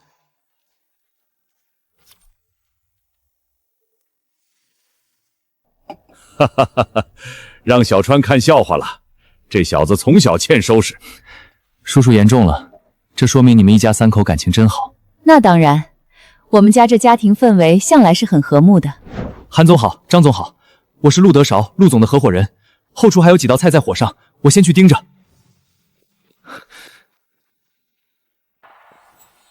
叔叔阿姨，我看家里在咱们东北绝对是首屈一指。怎么东子在大学里过得那么节俭？小川啊，你有所不知，男孩子绝对不能富养，万一给惯出了一身纨绔的毛病，以后他怎么接得住韩家这么大的产业？穷养他，主要是怕他手里钱多了，在外面坑爹。穷养他，主要是怕他手里钱多了，在外面坑爹。妈，你这话说的我就太冤枉了，我多听话呀！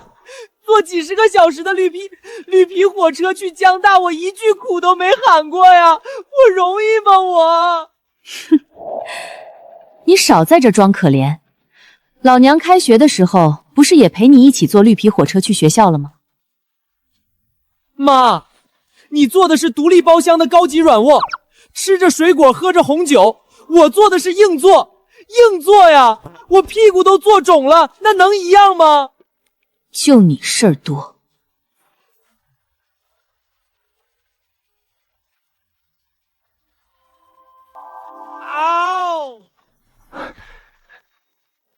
韩总、张总，您2位尝尝。宫宴细工，蔬菜调味，你这手艺，师傅是郭鑫郭大叔。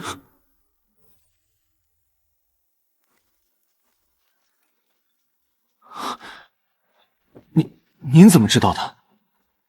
难怪当年郭老还在世的时候，闲下来就喜欢来我们韩家和张家的后厨转转，专门给家里的长辈们做几道不对外的私房小菜。能让大名鼎鼎的国宴御厨当私房厨子，韩家的底蕴已经远远超过了富豪的范畴。不过，你一个宫宴传人，大老远跑到这深山老林里，是冲着我小舅子手里的那批鹿来的吧？叔叔好眼力，我们在江城准备做几家名为青鹿宴的高端餐厅。老舅这边的鹿肉品质是我们目前在市面上能看到最好的。当然，我们给出的价格和合作模式也绝对会是双赢的诚意。爸，川哥做事那绝对是这个，有他牵头，这买卖绝对错不了。行了，这是你老舅的产业，我管不着。我大外甥都发话了，加上小川这小子对我的脾气，这事儿肯定没问题啊！过2天，老舅带你们去吉省，带你们去看看什么才是真正的鹿肉天花板。一帆，你终于来了！快来快来，锅里的肉还热乎着呢。叔叔阿姨好。爸妈，老舅，这是一帆，我们大学宿舍最好的人，平时总给大家兜底的。赵家那个老东西到底在搞什么？这小贝和东子关系这么铁，连夜赶来是来给韩家赔罪的？老陆，我必须为今天发生的事情向你正式道个歉。家里长辈处理失当，越过了不该碰的界限。这豪门大少爷规矩也太多了点儿，不就是赶着饭点临时过来了吗？至于一进门就这么上纲上线的道歉？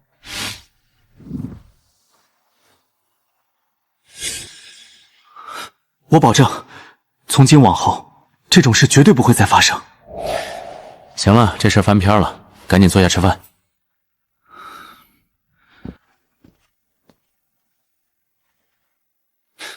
多大点事儿，没必要这么正式。多大点事儿，那可是能让赵家万劫不复的危机。京城动作那么大，陆川不可能不知道，居然就这么轻描淡写接过了。赵家子弟大半夜飞过来，竟然不是先向韩家赔罪，而是第一时间郑重给陆川道歉。看来赵家今晚不仅查了韩东，绝对也查了陆川。没错，但是撞上了连冀省赵家都兜不住的铁板，引发了不可想象的反噬。看来这陆川深不可测。哈哈哈哈哈！好了，一帆是吧？既然是小东的好兄弟，到了这儿就是到家了。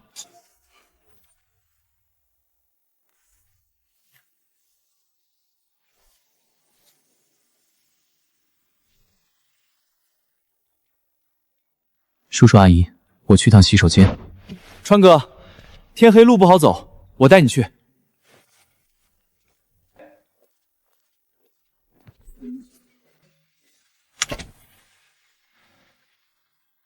叔叔阿姨，赵家擅自调查东子，这是严重的越界，我代表赵家向你们郑重道歉。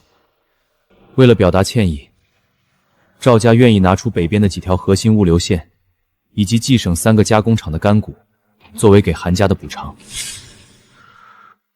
小伙子，我们刚才没表态，可不是嫌你们赵家给的筹码不够。刚才看到你和小东在门口那种熟络劲儿，我就知道这是一场误会。行了，这件事到此为止。你敢单枪匹马杀到东北来平事，后生可畏啊！谢谢叔叔阿姨，那我先去院子里给家里打个电话报声平安。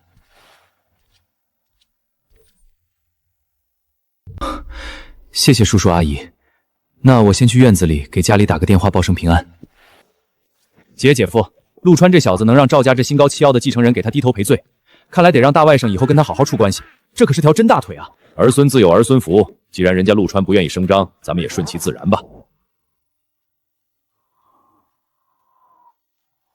还是山里的星星好看啊！真不知道子昂现在在干嘛，估计正美滋滋的在健身房约会吧。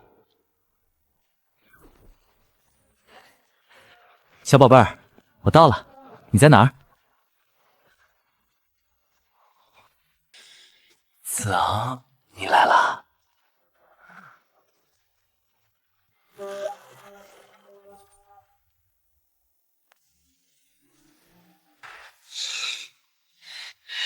韩东，你给我等着！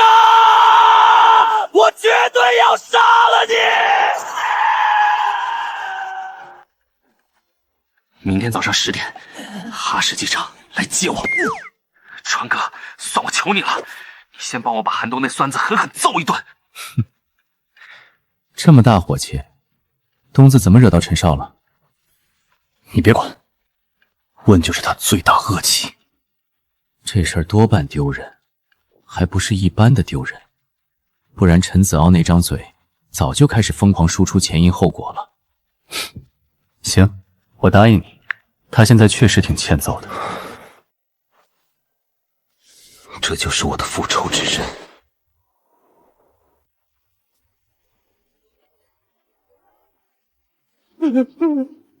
陈总，我错了，我道歉。我最讨厌的就是事后道歉。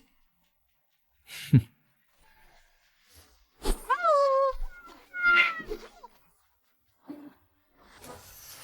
子昂，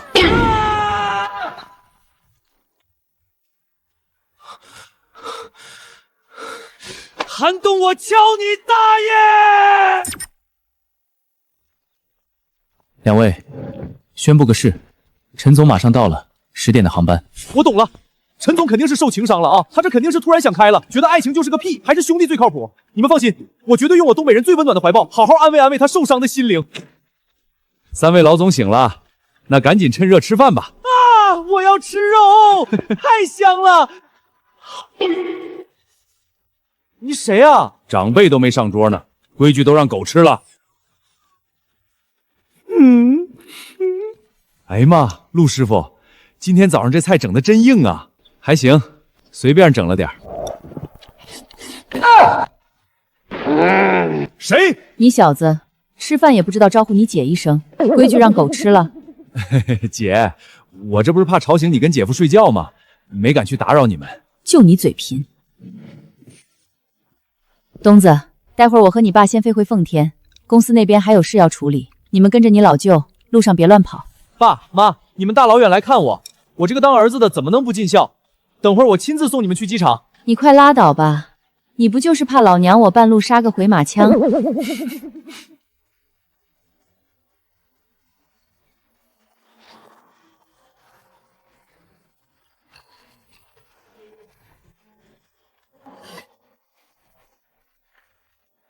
东子，我他妈来了！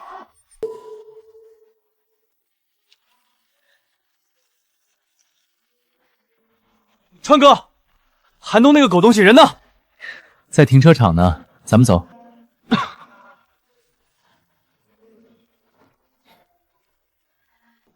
一帆，你怎么也在这儿？我昨天连夜……停！天大的事等会儿再说，等我办完正事再说。走，去停车场找韩东。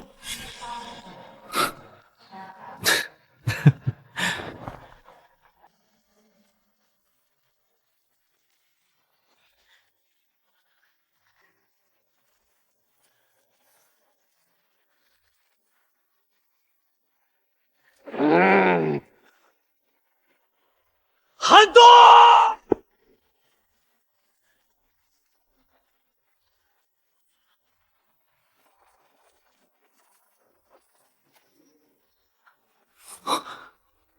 我的复仇计划暴露了。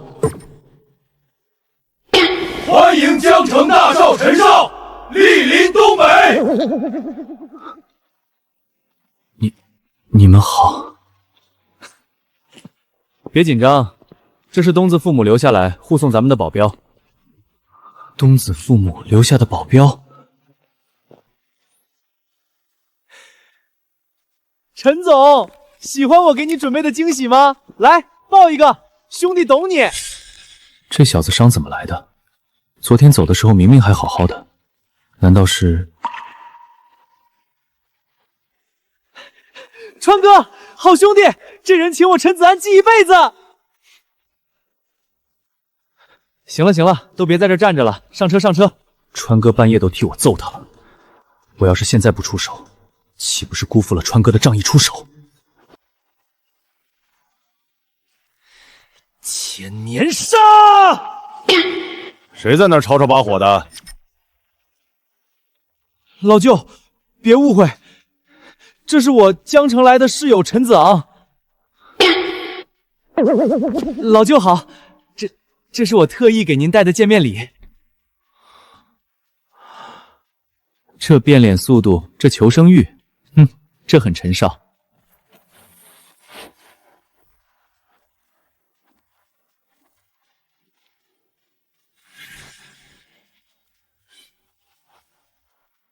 哟，这棍子分量还行，拿着挺顺手。大外甥的室友是吧？有心了。那可是我花大价钱从国外带回来的限量纪念款。您喜欢就好。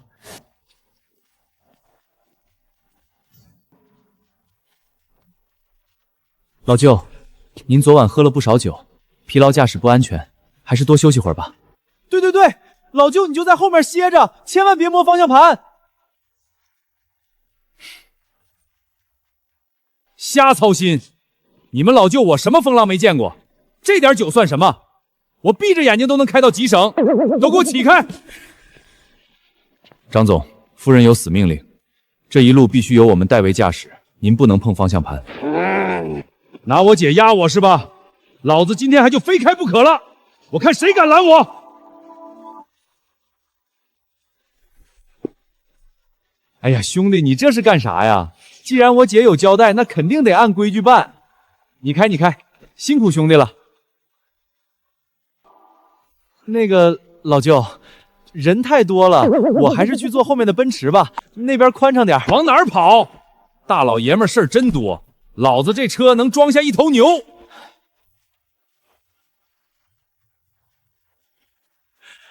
小陈啊，来，你也上这辆车，咱们路上正好聊聊天。小川一帆，这皮卡坐起来不舒服，你们俩是客，去坐后面的奔驰吧。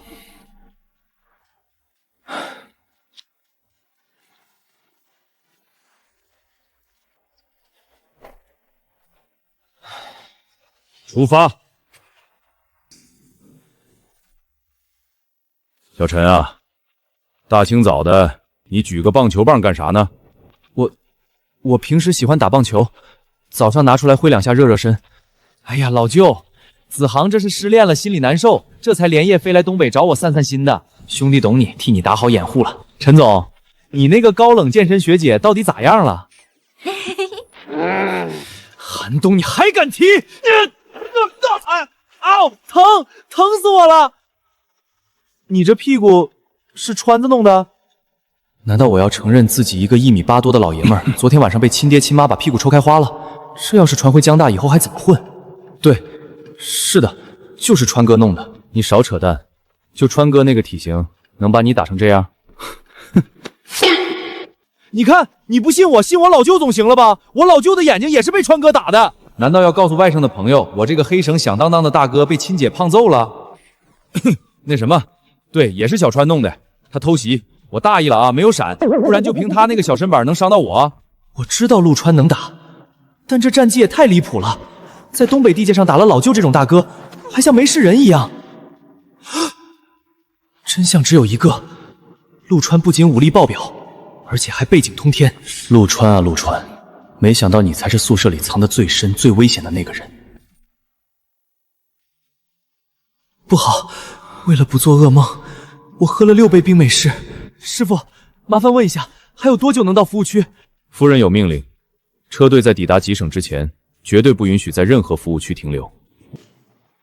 咋不说话了？是不是不信你老舅的实力？我大老爷们儿能骗你吗？我信，老舅我绝对信。子昂，我跟你说，真的，川哥老猛了。我操！你拉裤兜子了！开窗，快开窗！完了，我江城陈少的一世英名全完了。1号车，这里是2号车，发生什么事了？为什么突然提速？是不是遇到特殊情况了？有急事！分一辆车去前面开路，去最近的服务区。快点，这是命令！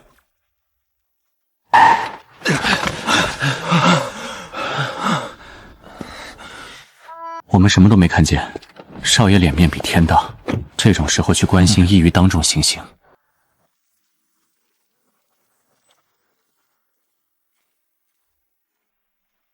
这里真的就是 Black Dragon River 吗？黑色巨龙河，我来了好几天了，这里根本没有黑色的龙，你们是不是在做虚假宣传？这是骆驼国王子车厘子，就在明年，车厘子的父亲穆罕默德将正式继承王位，车厘子将成为太子，真正掌控无数能源和资金的实权人物。这是一条极具分量的国际顶级人脉。如果能够结交这位未来的核心人物，我的中东布局将彻底畅通无阻。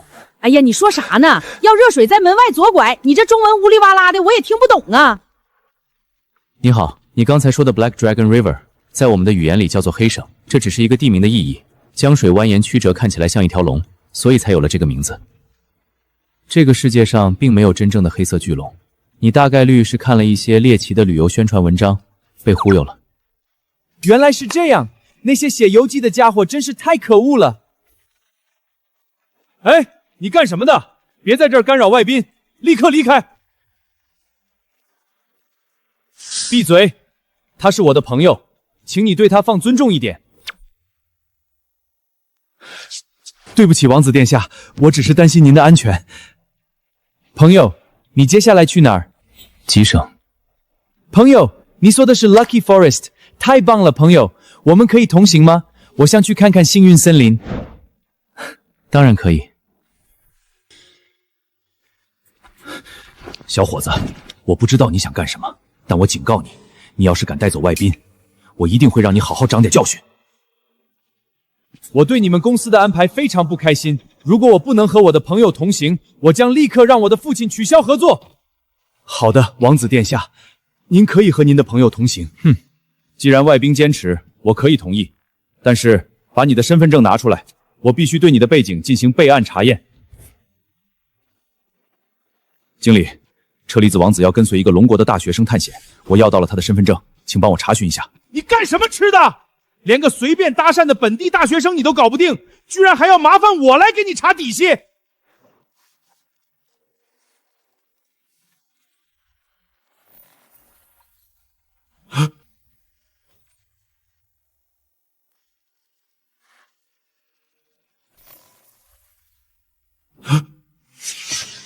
喂，董事长，我这边碰到个怪事儿，您能不能用高级权限帮我看看这是怎么回事？你干什么吃的？连这点破事都要上报？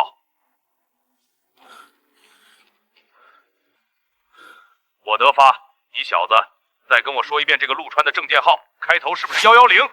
对啊，是110，是不是这小子有什么猫腻啊？我去你的！陆川的信息是最高级别的红色绝密，我现在已经被系统反追踪了，你个傻福！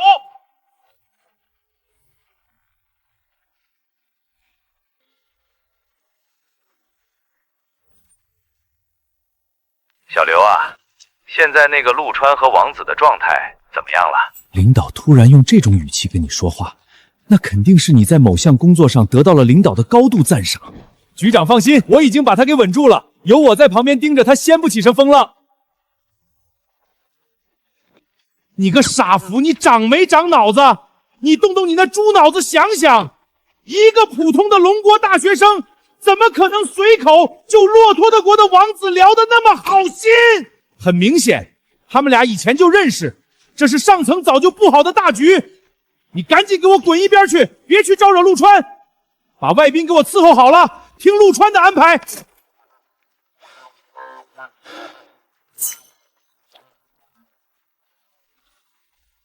太完美了，这完全符合局长刚才咆哮出来的逻辑变环，而我刚才还那副高高在上甚至出言不逊的态度。完了，全完了。陆先生，对不起，是我目光短浅，是我有眼不识泰山，请您原谅我的无礼。这翻译肯定是刚才被车厘子王子的怒火吓坏了，毕竟如果真的因为态度问题被投诉，他职业生涯就彻底结束了。没事儿，你去忙你的吧。这就是顶层大人物的格局啊，人家根本不在意我刚才的冒犯。谢谢陆先生，谢谢您的宽宏大量。一帆，过来一下。我给你介绍一下，这是我的大学室友赵一帆。你好，我是车厘子。你好，很高兴认识你。这种刻在骨子里的修养和从容，绝对不是普通家庭能培养出来的。有这种朋友的陆川，他的社交圈门槛到底有多高？我的朋友，我们什么时候启程 FD 放 Lucky Forest？不着急，我再给你介绍几个朋友，他们都在前面的停车场等我们。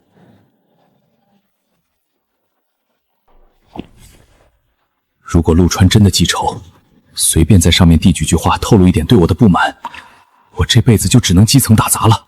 不行，绝对不能就这么算了。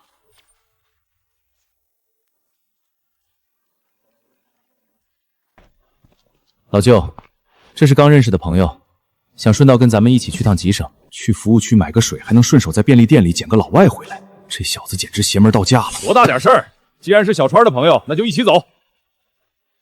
大外甥，搁学校学那么多年外语，去跟老外练练口语，把场子给我撑起来，别给咱东北人丢脸。老舅，我那英语是应试的，口语不咋地呀。赶紧的，不然等回家的看我不放鹿鼎你就完事儿了。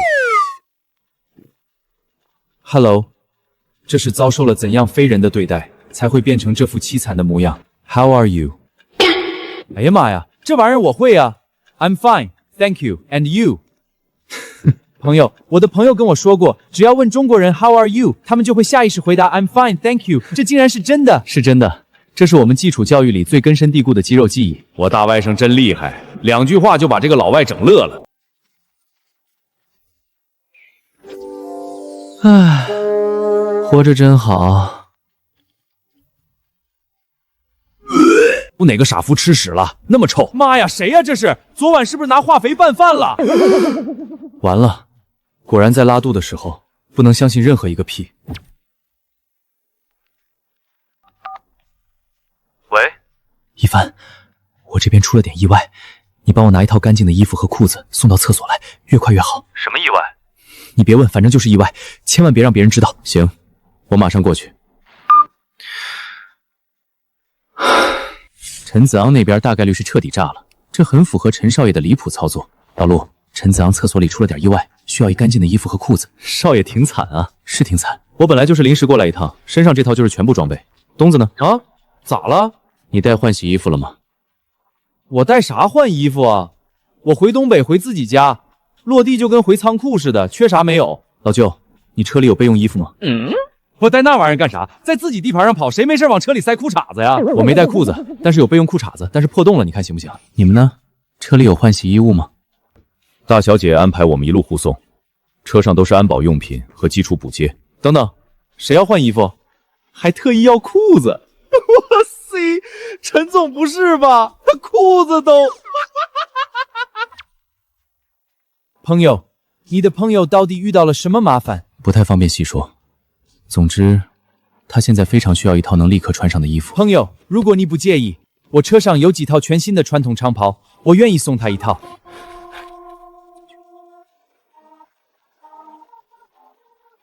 这套应该合适，如果稍微大一点也没关系，长袍本来就宽松。谢了。我们是朋友，这只是举手之劳。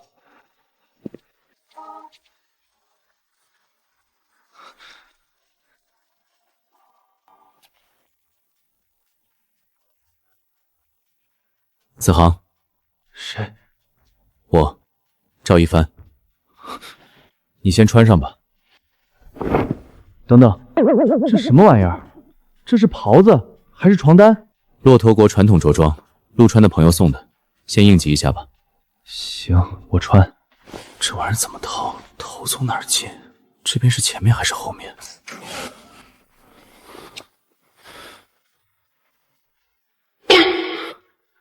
你想笑？没有，最好没有。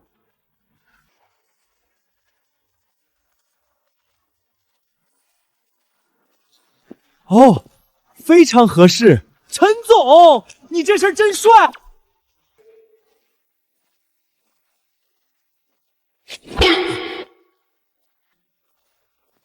路，这是怎么了？我们为什么还不出发？我朋友的车上发生了一点空气事故，现在大家都不太想和他坐一辆车。我可以把车让给你坐，我和陆川坐一辆车。行，那就重新分一下。一帆、东子跟我走，小川和你的老外朋友坐大 G， 其他人坐小老外的车。总算不用在这颗人形毒气弹同处一室了。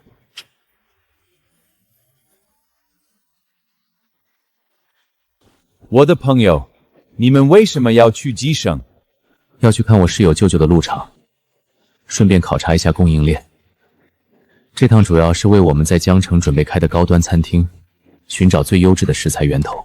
我也可以去吗？当然可以了，我的朋友。鹿，能认识你这个朋友是我的幸运，可是以后想要像这样自由的探险就没那么容易了。明年车厘子的父亲将正式继任国王，作为新任国王的儿子，自由的日子将永远离他远去。鹿，有一件事我很不解，你应该从翻译那儿知道我是骆驼国王子了，而你却完全没有表现出惊讶。我去过骆驼国，稍微了解一点那边的国情。据我所知，骆驼国的王子数量超过了5000个，但王子和王子之间权力和待遇是天差地别的。边缘的王子只能领着国家发放的年金度日，而核心的王子却掌握着国家的命脉和真正的资源。大多数人听到王子2个字，脑子里只有财富和权力。这个年轻人有着难以想象的国际背景和战略视野。鹿，既然你这么了解我们的国家，那你不如猜猜，如果我将来想要谋个差事，什么职位比较好？主权财富基金，或者是未来新能源转型部的最高话事人。鹿，在骆驼国，传统能源才是王室权力最核心的基石。全球能源转型是一个必然发生的趋势，但是如果你能用旧能源赚来的钱去投资全球的新能源和未来科技呢？只有掌握了未来资本转型的方向，你才能在这5000个王子中坐稳那个独一无二的位置。我一直觉得骆驼国必须寻找新的出路，但这个东方年轻人却用最平淡的语气给我画出一张最清晰的战略蓝图。鹿，谢谢你的建议。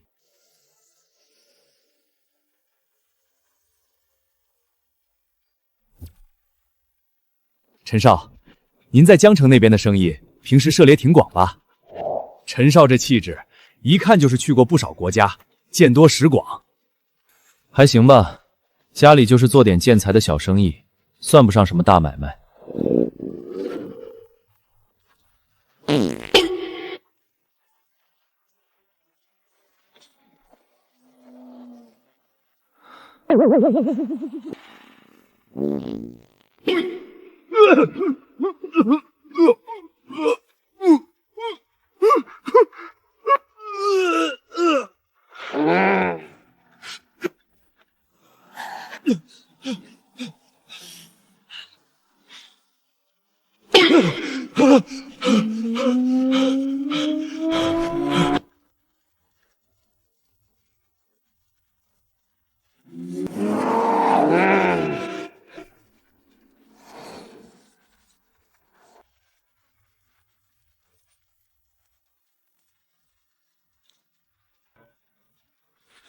小刘，你们车上什么情况？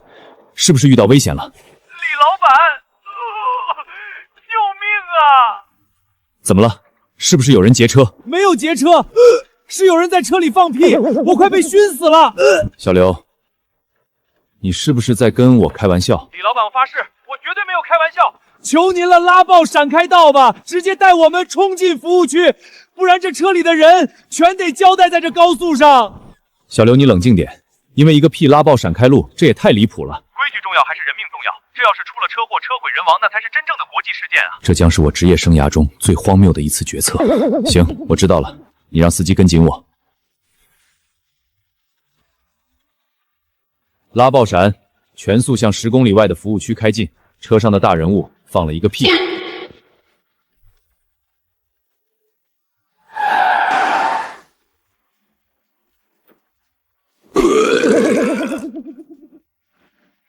只要稍微放松一点点，最后一道防线就会立刻决堤。那位应该是车厘子王子吧？王子也拉稀。小刘，这车里哪个是你说的大人物？李老板，这车里的全都是陪同人员。那王子他们人呢？在后面。车厘子王子还有那位陆先生，他们全都坐在后面的车里。他摁的太险了，还好我一生行事谨慎。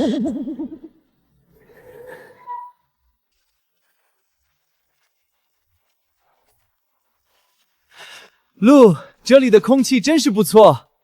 我们已经正式进入吉省了，应该很快就能到达目的地了。李老板，快，大人物到了！这可是京城通了天的大人物微服私访，我得给足了面子。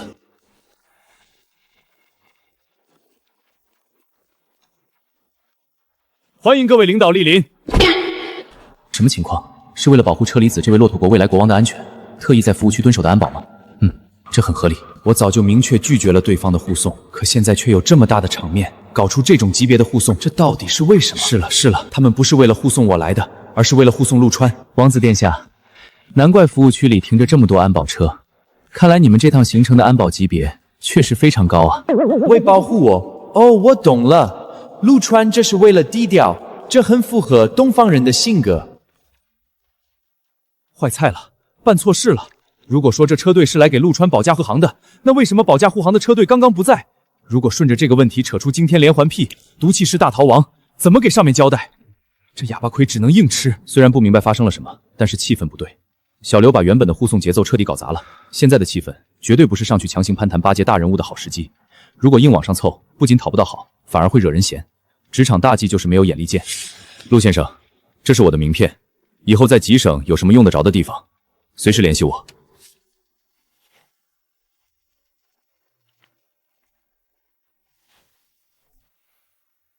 老舅，咱们今天摆了这么大的阵仗，不就是冲着结交那位京城来的大人物去的吗？刚才人都到面前了，您怎么就说了2句话，递了张名片就走了？这大好的机会，怎么不趁机多聊几句，套套近乎啊？大外甥啊，你在下边时间还是太短了。大人物面前最忌讳的就是自作聪明，你没看出来吗？今天这节奏早就被那个蠢翻译给打乱了，宾客不高兴，只有那位陆先生站在中间跟没事人一样。这种时候能识趣的退出，不给人家添乱，这就叫知进退。留下一张名片，让对方知道你懂分寸，不招人烦，这比你说1万句巴结的话都管用。剩下的就看咱们后面有没有那个运气了。这下糗大了，等会儿走出去，韩东那小子肯定毫不留情的嘲笑我。吃2粒，水是常温的，不刺激胃。谢了。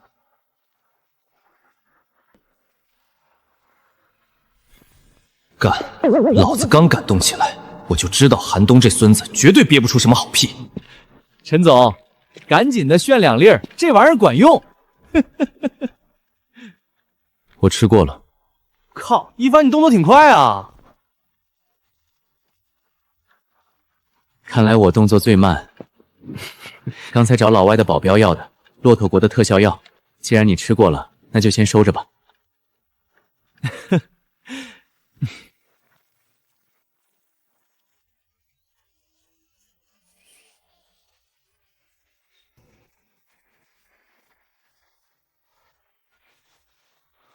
这哪是养殖场，这简直是一个独立的森林王国。韩东，这就是你说的破地方？叫唤啥呀？这有啥可稀奇的？不就俩小山包吗？咱东北这嘎子谁家手里没2座山？这种规模拿到南方去，直接就能挂牌当个自然风景区了。这孙子对大这个字绝对有严重的认知缺陷，生理性认知缺陷。把2座完整原始山林铁丝网加监控直接圈成自家厂子，我这辈子头一回见，得多大能耐多少家底才能办这事？这需要多么恐怖的资源和手腕啊！行了，别搁外面喝西北风了，进屋。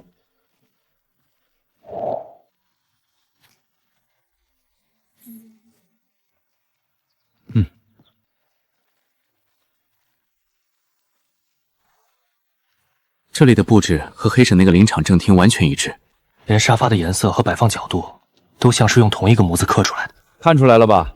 这屋里的东西跟黑省那个院子一模一样。我这个人啊，没啥别的毛病，就是念旧。要是屋里的摆设换来换去，风格变了，我看着就闹心，索性就让人照着原样在这边又整了一套。1比1复刻几百平米豪宅，这还真是老旧的风格，粗中有细，固执而且专一。2座山，这到底多少平方公里？韩东那个混蛋居然管这个叫2座山包！张总，我刚去后门观景台绕一大圈，啥玩意儿都没瞅着啊！啥？路啊，我看了，后院连着的就是那2座山，放眼望去全是树。别说正经鹿圈了，连根鹿毛我都没找着。您之前跟咱说带大伙来看顶好的鹿肉，鹿到底搁哪儿养着呢？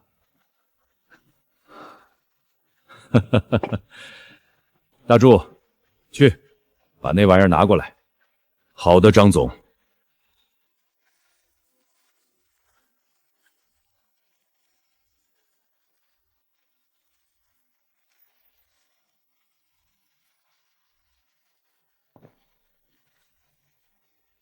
这些红点全部代表生命体征，看到了吧？公鹿、母鹿、小鹿，全都在这山里溜达呢。相中啥样的，咱们就直接带人进山去打。老舅，这根本就是野生的吧？哪有这么高养殖的？连个棚子都不搭。这2座山都是我包下来的，山用铁丝网圈死了，山里的东西自然就是我的。小陈啊，你听说过你们南方粤省的走地鸡没？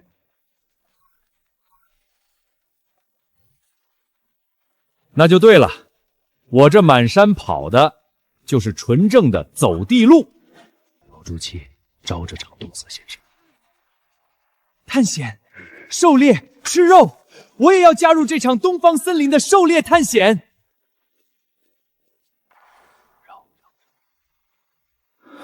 张总，有个小请求，因为骆驼国的信仰规矩，他们食用的肉类必须按照清真的方式进行特定处理，所以可不可以单独抓一头小鹿，交由他们自己来处理？王子说了，他们可以按市场价付钱。多大点事儿，满山都是跑的鹿，随便抓，你们想怎么抓就怎么抓，想怎么折腾就怎么折腾。付什么钱？远来是客，提前就是打我张巨鹿的脸。大柱，别搁那儿杵着了，赶紧去库房把进山用的工具全搬出来，给几位客人备上。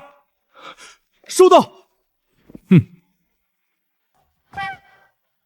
一凡，东子这老舅到底什么情况？这可是2座山啊，说包就包下来。他家到底是干嘛的？不是说是普通工人家庭吗？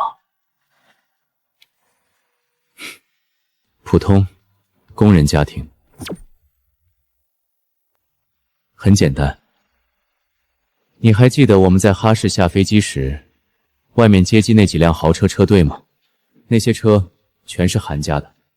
韩家在东北的地位极高，不仅仅是这几座山，甚至连我赵家在北方的生意，各种上下游的配套和流转，都要靠韩家这条物流和实业命脉来赚钱。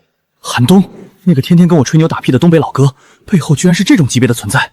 第一步算自己，我家在江城做着建材门店和餐饮的生意，满打满算，把所有的不动产库存和现金流全部算进去，总资产也就是1个亿左右，在江城勉强算得上是个富家子弟。第二步算赵一凡，赵家拥有完整制造业实业链和庞大的股权体系，资产体量至少是100亿级别。第三步算韩东，赵一方刚才亲口说，赵家在北方的生意都要靠韩家的物流和实业命脉，韩银家卡着赵家的产业链，那韩家的体量到底得有多恐怖？几百亿还是上千亿？第四步算陆川，京城人，开江 A00006，大一就能和江城商会会长做生意。那个平时最安静、最不显山为实的人，才是504宿舍里最看不透的存在。特别是韩东，那个天天光睁膀子打游戏。整了半天，50宿舍里我最穷啊！我竟然是504首穷！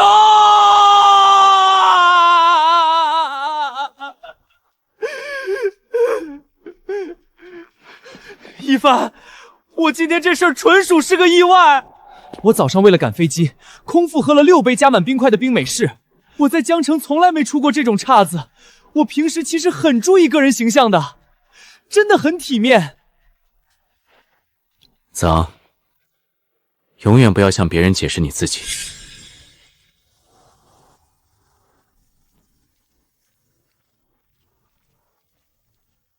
陈少，这是您的备用衣物，张总吩咐给您的。那个，我今天是不是特别丢人？还行。什么叫还行？这还不如直接骂我。子昂，你的价值不在别人的嘴里。我们一生中认识的绝大多数人，其实都不重要。他们不了解我们的处境，也不关心我们的结局，他们的评价不重要。我们要学着接受这个世界突如其来的变故，或许失去的本来就是不属于你的。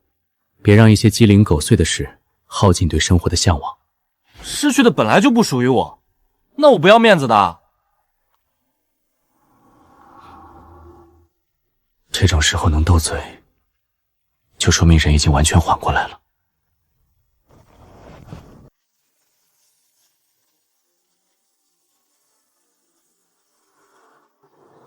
谢谢。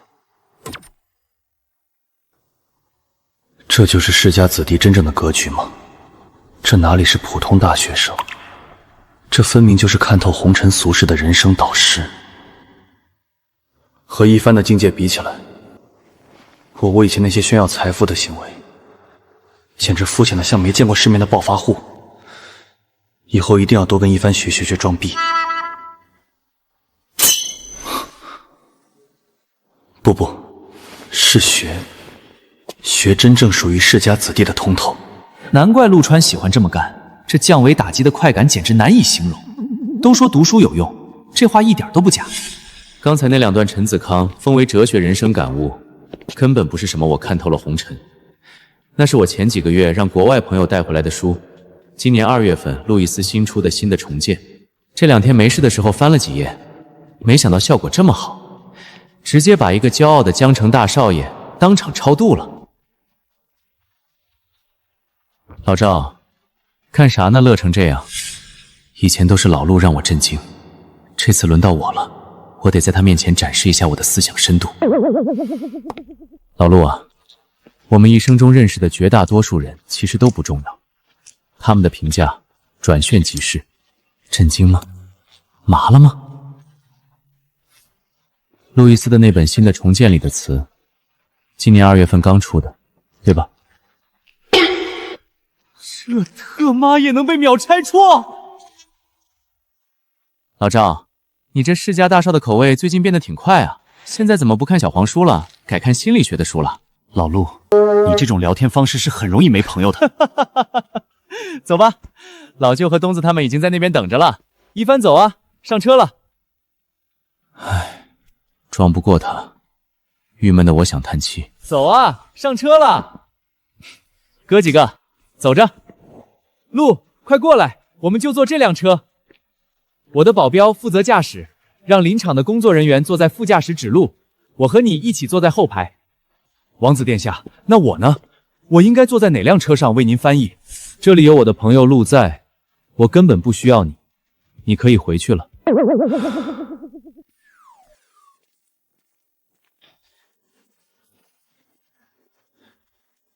东子，你们手里拿的这是什么？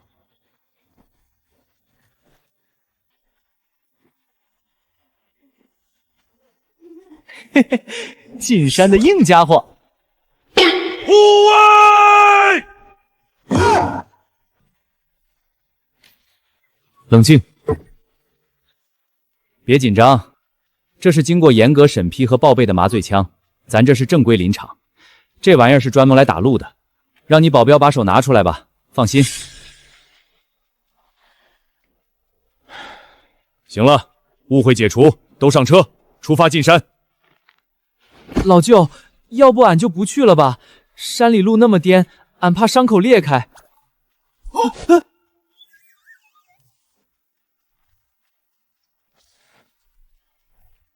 老实搁里面待着。那个骆驼保镖的战术跨步，那干脆利落的帮人挡枪动作，还有那只闪电般插进西装内侧的右手，不一般呐！我在社会上摸爬滚打了几十年，一双眼睛毒得很，那种纯粹的肌肉记忆和瞬间爆发出的危险气息，绝对不是普通的安保人员能拥有的，那是真正经过顶级训练、见过血的狠角色。陆川身边跟着的这个朋友，绝对不简单。而陆川和他说是服务区偶遇，可这谁信啊？我又不是傻子，一看就是多年好友，这就侧面说明陆川更不简单。这次进山倒是个探探他深浅的好机会。都别出声，前方有猎物。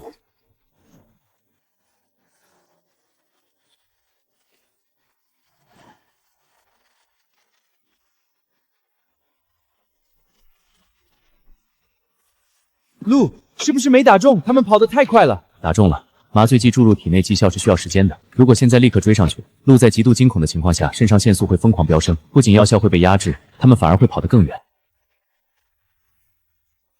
我来。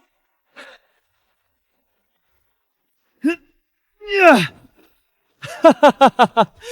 这鹿我们应该怎么吃？如果我没有记错，前世11月份，骆驼国会举办一场国际厨艺比赛。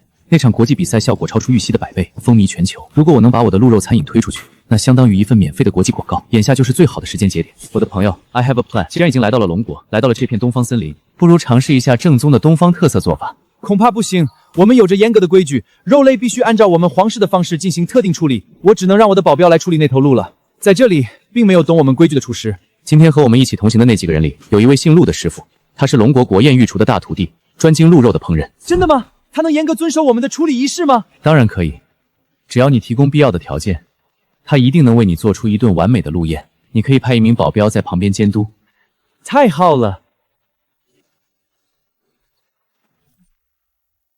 前世看过陆德少的自传，他最遗憾的就是没能参加今年的国际厨艺比赛。如果今天能让陆德少把这位未来国王的位伺候得舒舒适适，那张国际比赛参赛邀请函简直就是唾手可得。不仅弥补了前世的遗憾，更能借着这一东风，把未来青鹿宴这块招牌的逼格直接拉到国际顶端。这是我给自己，也是给陆德韶铺下的一条康关大道。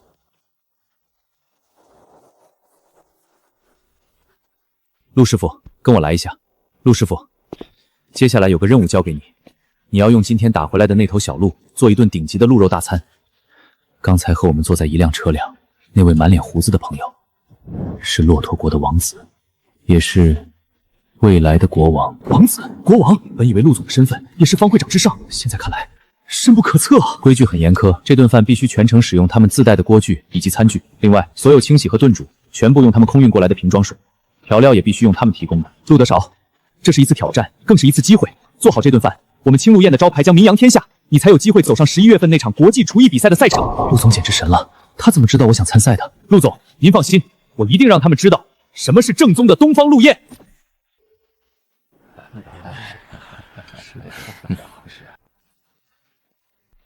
这啥玩意儿？喂猫呢？老子饿了2个小时，你就给我吃这2口雕花大萝卜？张总，您别急，这是严格按照规矩先给外国友人做的小份菜。锅里早就炖上了，给张总和韩少准备的，全是切的四四方方的大块肉，管够。以后别叫我韩少。好的，韩少。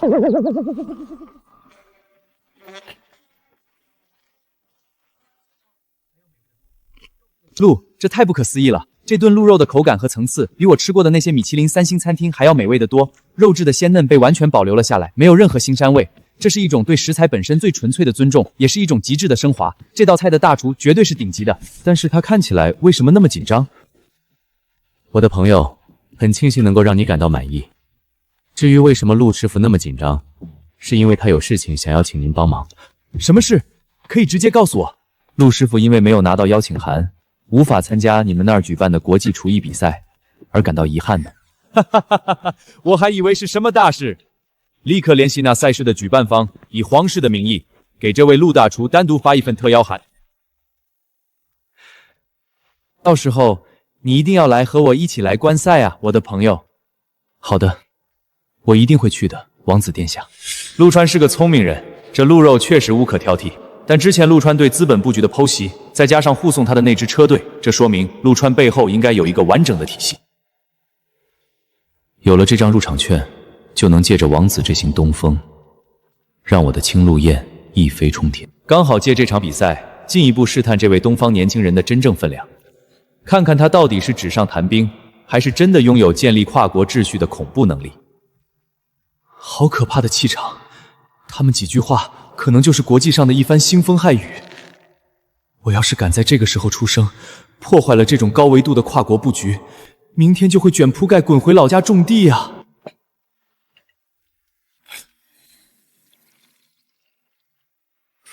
我去，更可怕了，这就是大佬之间的博弈吗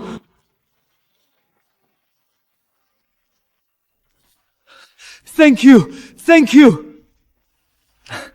不客气，我的朋友，这是你应得的。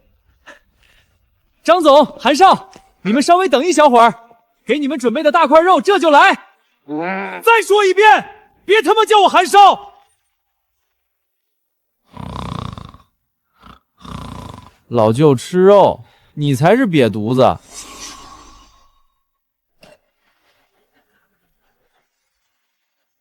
你穿的用的都不差，可你最在乎的从来不是东西本身，是别人看没看见。你每次坐下都要把钥匙放在别人一眼能看见的地方。哥们儿最烦的不是穷，是半懂不懂还硬装端着。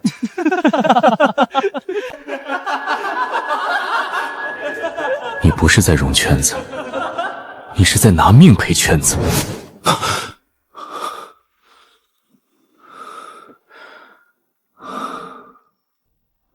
还好，这一世是喧闹的，热气腾腾的。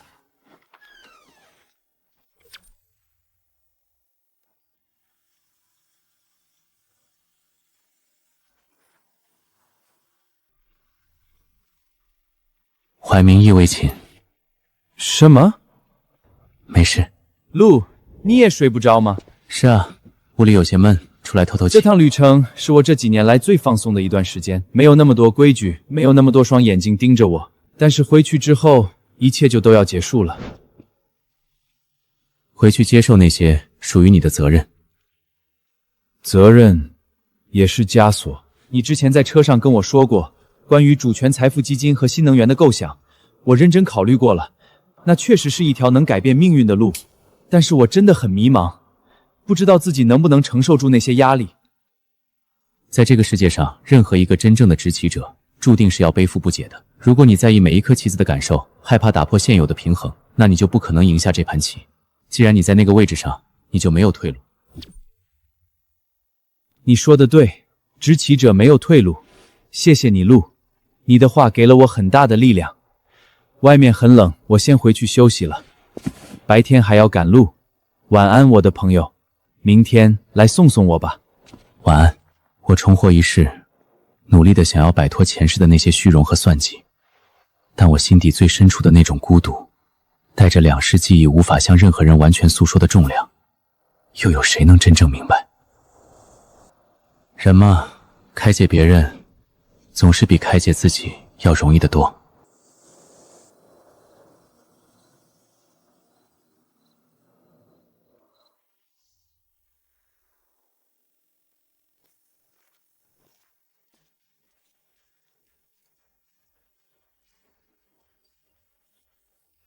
陆，这是送给这趟旅程里其他几位朋友的谢礼。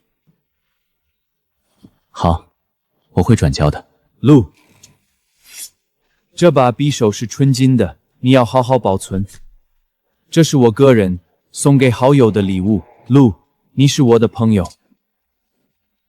谢谢，我会好好保存的。我去，这是皇室的权柄匕首，无价之宝，竟然送人了！我竟然亲眼见证了这种顶层大人物之间的跨国交锋与结盟，陆先生太深不可测了。陆，下个月我们在骆驼国见。好，一路平安。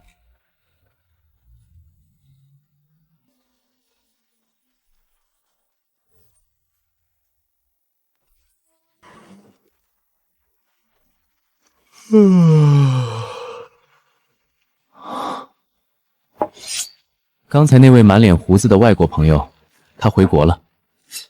这是他出发时候留给大家的谢礼。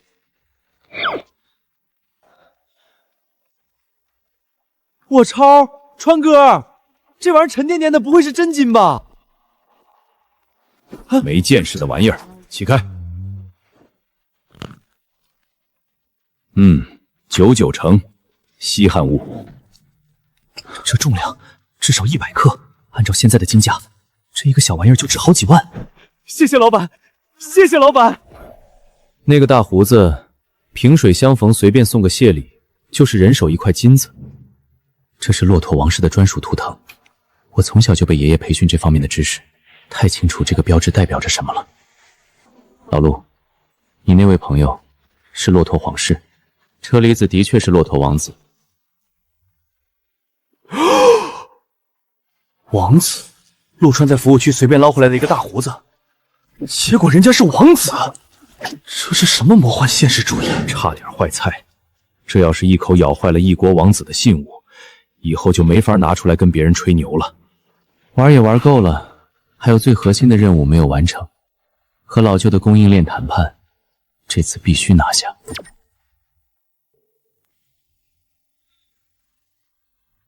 在正式上桌和老舅真刀真枪谈判之前，我需要先从寒冬这里探个底，知己知彼，才能掌握绝对的主动权。东子，老舅这2座山的走地路，一年下来大概各能有多少净利润？或者说，大概能赚多少？利润赚多少钱？不知道啊。你没问过？这么大的产业，总得有个大概的进出账面吧？算这那一玩意儿干啥呀？我老舅养鹿也不是为了赚钱啊。不是为了赚钱，那是为了什么？他纯粹就是个人爱好，平时自己宰2头打打牙胶，或者逢年过节送亲戚朋友啥的，就当个乐子罢了。纯属个人爱好。我准备了那么多方案，给他核算成本利润，全都白准备了。东子，老舅在黑省和吉省这2个地方的林场，像楼下那种每天跑外勤的工作人员，一共有多少？两边加起来大概有100多号人吧，大部分都集中在吉省这边，黑省那边主要是坐着玩的。100多人的全职工资，每天10几辆皮卡的高强度耗损，漫山遍野的高科技红外监控设备，这哪里是在养鹿打牙祭？这完全是在用烧钱的方式维持一个巨型的原始生力园啊！东子，养这么多人，还要维护这2座山的硬性设备，一年下来的开销绝对不少。平时总得靠卖几头鹿或者鹿茸回血吧？卖啥鹿呀？每年年底，我妈会直接把家族的10月分红按时打到老舅的私人账上，具体数量是多少？每年一个小目标吧。每年1个亿的现金流当零花钱，我准备好的那一整套商业谈判体系毫无意义，绝境，商业谈判上的绝对死局。既然钱打动不了对方，那就必须立刻调转枪头，从心理层面寻找破绽。东子，老舅为什么偏偏对养鹿这么情有独钟？这个其实我也不太清楚，不过我记得我妈以前无意中提过一嘴。东子，给你妈打个电话，探探底。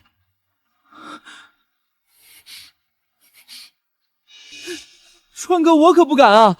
我这时候打电话，那不纯往找挨训的吗？帮个忙，这件事对我很重要，只是问一句老舅以前的事，不会有危险的。兄弟都张嘴了，这忙高低得帮，大不了回奉天再挨我妈一顿收场，无所谓了。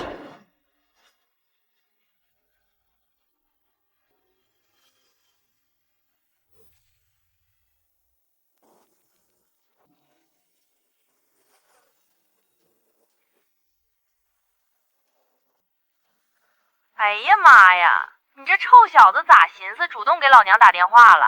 又在外面整啥幺蛾子了？妈，看您这话说的，我这不是突然想您了吗？必须得打电话问问，关心关心您呢。哎，我这大儿子总算没白养，终于开窍长大了，知道心疼老娘了。安全了。哎呀，真是妈妈的好大儿。那啥，妈，我跟您打听个事儿，老舅到底是因为啥突然开始整养鹿这营生了？我就说你这小子狗肚子装不了2两白油，压根儿就没安好心，哪是想我了？是不是小川让你来套我话的？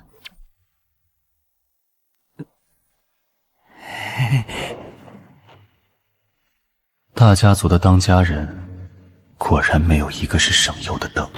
当年你还没有出生的时候，你二舅张巨林也是个闲着没事干的主。你老舅跟你二舅一个德行，整天在外面无所事事的晃荡，结果你二舅突然开始内卷了。他包了座山搞事情，瞬间就显得你老舅像个没用的无业游民了。你姥爷就狠狠地骂了一顿。你老舅这股邪火没地方发，他就只能就把气全撒在了罪魁祸首身上。你老舅觉得在牌面上绝对不能输给对方，为了能压过你二舅，干脆跑到这更深的山里，直接包了2座山。他名字里不是带了个鹿吗？于是他就在山里开始养鹿了。家族里的长辈们觉得也花不了几个钱，也就懒得管他了。行了，你老妈我还忙着呢，挂了啊。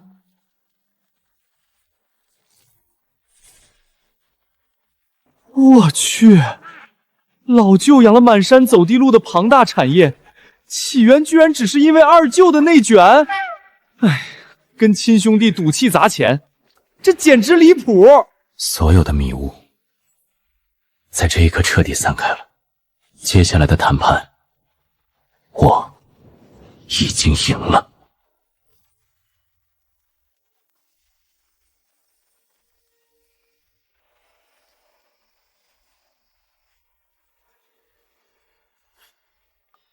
喂，老许，我需要一份长期的农产品独家包销合同，独家供应排他协议，违约责任这2条必须写死，条款要严密。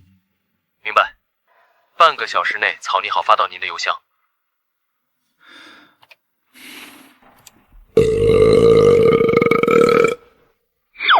东子，我今儿个听人说你二舅最近去南方耍去了，没在吉省。待会儿老舅带你们上你二舅包的那座山头溜达溜达，趁他不在，给他那片破人参地里多刨几个大坑。妥了，老舅，这事儿我门清。老舅，关于青鹿堰的食材源头供应，这是我让人拟定的初步合同，您看一下。哎呀，整这洋事干啥？你是东子的好兄弟，我这满山都是路，你要多少尽管派车来拉。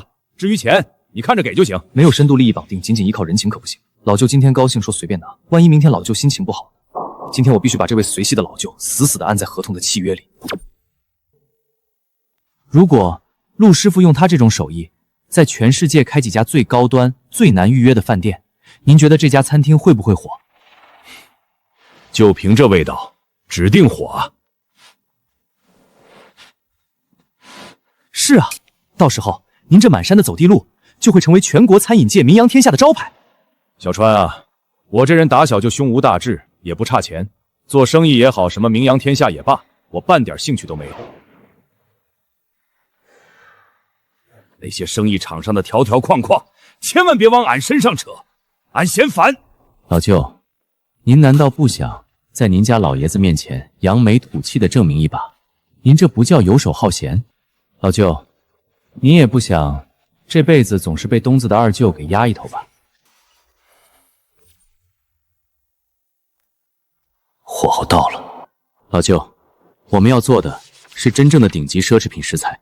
必须要有一套碾压市场的行业壁垒，每一批从您这座山里走出去的路，都必须有专属的编号耳标。不仅如此，我们还要建立一套独家的溯源档案，时刻只要扫一下码，就能看到这头鹿在您这片原始森林里奔跑的画面。只要这套体系建立起来，加上青鹿堰在江城的运作，品牌盎价会直接拉满。二舅种的那些参和山珍，在您的走地鹿面前，连上桌当配菜的资格都没有，绝对碾压的连渣都不剩。所以既然要做正规军，就必须按照商业规矩来。我们需要重新成立一家专门负责源头供应链的新公司，跟江城的青鹿堰进行公对公的对接。公司？我最烦那些开会看报表的破事儿，我弄不明白那些玩意儿。不需要您操心管理。日常运营我会派专业的团队来接手。我操，川哥这招太狠了，这是盯上老舅每年1个亿的零花钱了。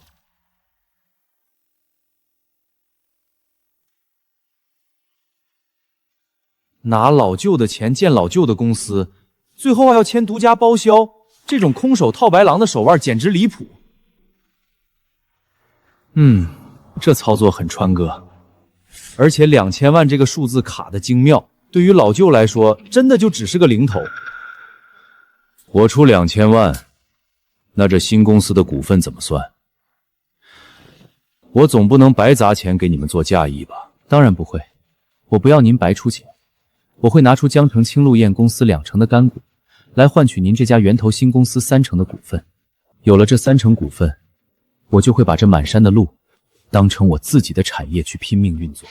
而您手里拿着青鹿堰的2成干股，您不需要去江州应酬，不需要去管餐厅的经营，您只要安安稳稳地坐在林场里，看着青鹿堰在全国开出一家又一家的分店，看着您的走地路成为所有人追捧的顶级食材，看着二舅的面子被您彻彻底底地踩在脚下。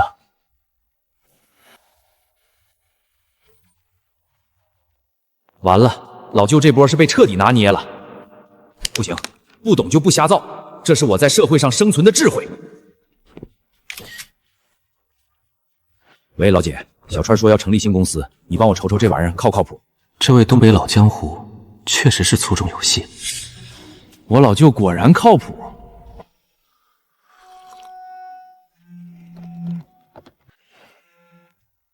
老姐，我开扩音了哈。小川建立供应链新公司的思路，我刚才仔细看过了。这套运作方式非常新颖，不仅能把原本粗放的农产品做成奢侈品，也很贴合现在国内消费升级的大方向。既然要做，那我也掺一脚。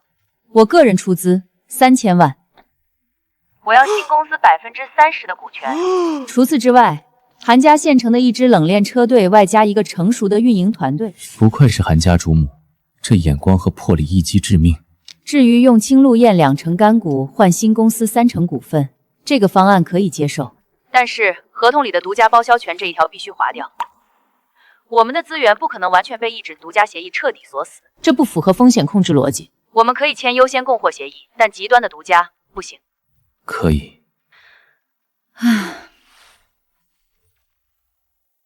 骆驼王子给陆川了皇室赠礼，前途不可限量。用这3000万顺理成章地搭上陆川这条京城线，值。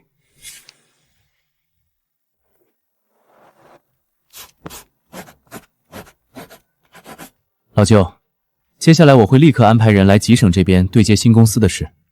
许成远现在身上压着的事情已经太多了，现在要紧的是回江城挖人。陆师傅，跟我回江城吗？陆总，我暂时就不回去了，下个月我还得去骆驼国比赛呢，我得搁这儿好好练练手艺。川哥，我跟你一块回去，我都老想江大那食堂了。回个屁回！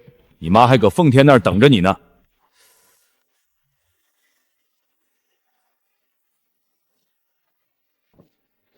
既然都到东北了，我和子昂就顺路去奉天玩几天。那我们回学校见。我叫陆川，前世我强装富二代一败涂地，重生归来，手握前世商机的我步步攀升，还收获了3个真心兄弟。东北之行结束，下一个落子之地江城。韩家的资源，江城方会长的资金和人脉，是以速成1个月之内，我要推行所有项目落地。这趟东北之行，青鹿堰的源头供应链稳了，张居婉的3000万现金注资，再加上骆驼王子国际厨艺比赛的广告加持，这是一艘已经装配好核动力的商业巨轮。但是巨轮造好了，必须得有一个能掌舵，并且具备极强落地执行能力的大副，缺人。现在最严重的问题就是缺人。快想想，前世还有哪些人像许成远一样怀才不遇，若干年后会飞黄腾达？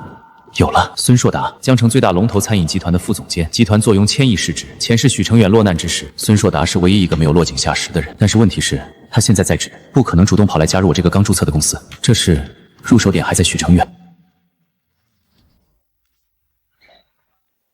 老许，孙硕达最近还有联系吗？孙硕达是我最不想连累的朋友，我从未在外界提起过这个名字，半个字都没有。老板是怎么知道的？是了，对于老板这种级别的人物，他手里绝对有一张遍布全国乃至全球的情报网，有过联系。老许，明天把他约出来，地点定在汤泉水会。明白，我马上去办。面对孙拓达这种在大型企业见了大多世面的实权人物，吹情怀、梦想、未来都是毫无作用。当初为了收服许成远，我京城大少的压迫感效果简直好的7成。明天把这套深不可测的招数再用一次，而且要打得比上次更加彻底。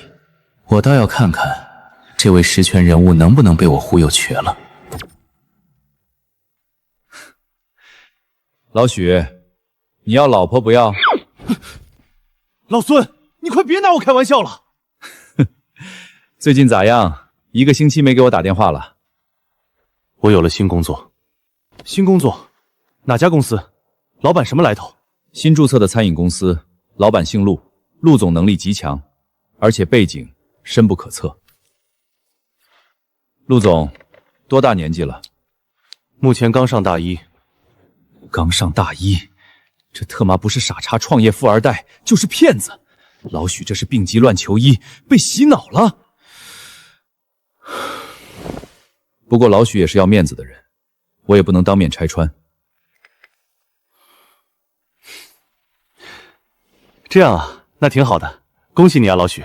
老孙，其实我今天打这个电话是陆总的意思。陆总想明天约你见个面，有点事想跟你聊聊。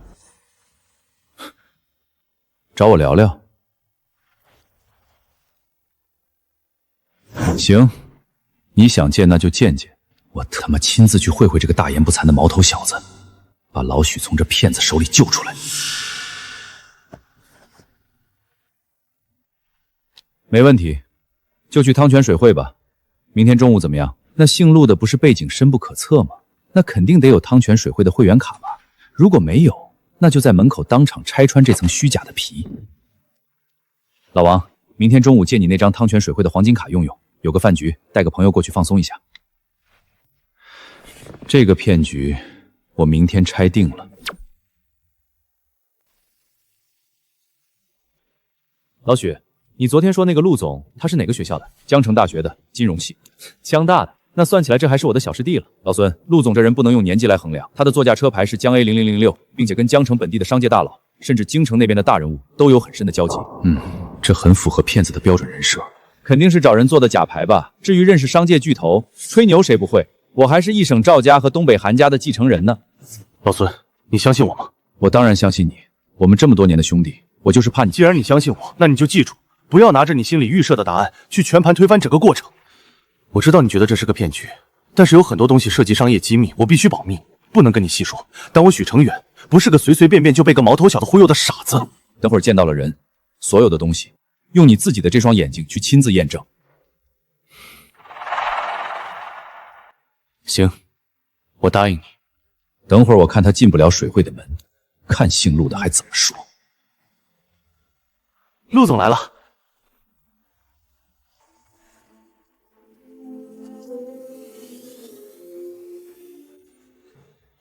归海龙能在一个省会城市拿到归海龙车牌，这绝对不是普通暴发户能办到的事。不开那辆00006不是为了隐藏实力，是因为我对自己的装叉技术缺乏自信。这些混大气的老狐狸眼睛比鹰还毒。如果今天谈崩了，我再用那辆停在地库里车牌0006的车进行最后一步的物理碾压。把车洗了，顺便做个简单的内饰保养。是。陆总，这位是孙硕达孙总监。老孙，这位就是我的老板陆总。陆总，你这车不错，还行吧？这辆车太久没开了，刚好来汤泉水会洗车。据我所知，这汤泉水会是最高端的商业会所，这里可没有洗车服务。铂金卡及以上的会员有这项隐藏服务，铂金以下当然不知道，这很正常。欢迎陆总。等等，我上次跟着一位拥有黑金卡的老总来过这里，即便是他，也需要在前台主动出示卡片。可是陆川只靠刷脸就触发了最高级别的迎宾，难道这个大一学生的手里拿的是汤泉水会传说中最顶级的钻石卡？不可能，绝对不可能！那是江城最顶级的那批大佬的私人名牌，一个学生怎么可能触碰到那个领域？陆总，您的钻石卡专属包厢已经准备好了，这边请。我前10层会员卡，顶多也是在大厅休息区或者铂金包间去转转，这地方我也没来过。但是这个时候我根本没心情看装修啊 ，CPU 已经快要烧了。孙硕达这种人物眼光太毒了。等会儿落座了，到底该怎么对孙硕芳开口挖人？完了，第一次来有点紧张了，千万不能露怯啊！我得转移下注意力，不能左顾右盼。这么奢华的地方，就算我说这种见惯了大场面的人，进来之后也忍不住多看两眼。可是他仿佛对一切习以为常，就像是走进了自己家后院的客厅一样。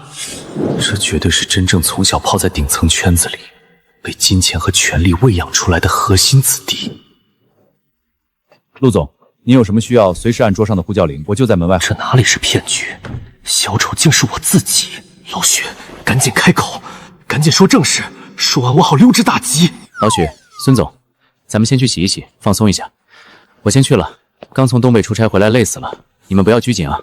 什么情况？走了？我已经准备好了一套圆滑的职场太极拳，结果他一句正经话没说。这就是顶级大人物的控场吗？陆总，这是什么意思？一上来就晾着我们，这是给我个下马威？我也不知道，老板的心思很难猜，连老许这个老狐狸都摸不透这位老板的心思。一个大一的新生，行事风格竟然不露任何破绽。老许，这位陆总好强的控场手段，我在大集团这么多年，有这种压迫感和节奏掌控力的，也就只有我们老总。怎么说？你没发现吗？这场局从进门的那一刻起，就已经完全脱离了我的掌控，甚至连说话的资格都被陆总轻描淡写的剥夺了。哪有请客谈事，一上来直接把客人晾在大厅里，自己跑去洗澡的？这只有一种解释，这是刻意的。这是上位者最喜欢用的打压手段，让环境的落差感去侵蚀你的自信。就像古代皇帝宣召大臣之前，先让大臣在大殿等着，这是在敲打我。原来老板是这个意思。老孙，要不是你提点，我还真没觉察出来，你这洞察力也是恐怖啊。不，我才哪儿到哪儿，真正恐怖的是你们老板。好险，刚刚差点暴露，脑子里完全想不到怎么去说服这老总。老孙，别想那么多，老板又不会吃人。走吧，咱们也先去洗个澡，放松一下。不管那位深不可测的陆总提出什么样的要求，只要是不触碰大原则，我还是全力配合比较好。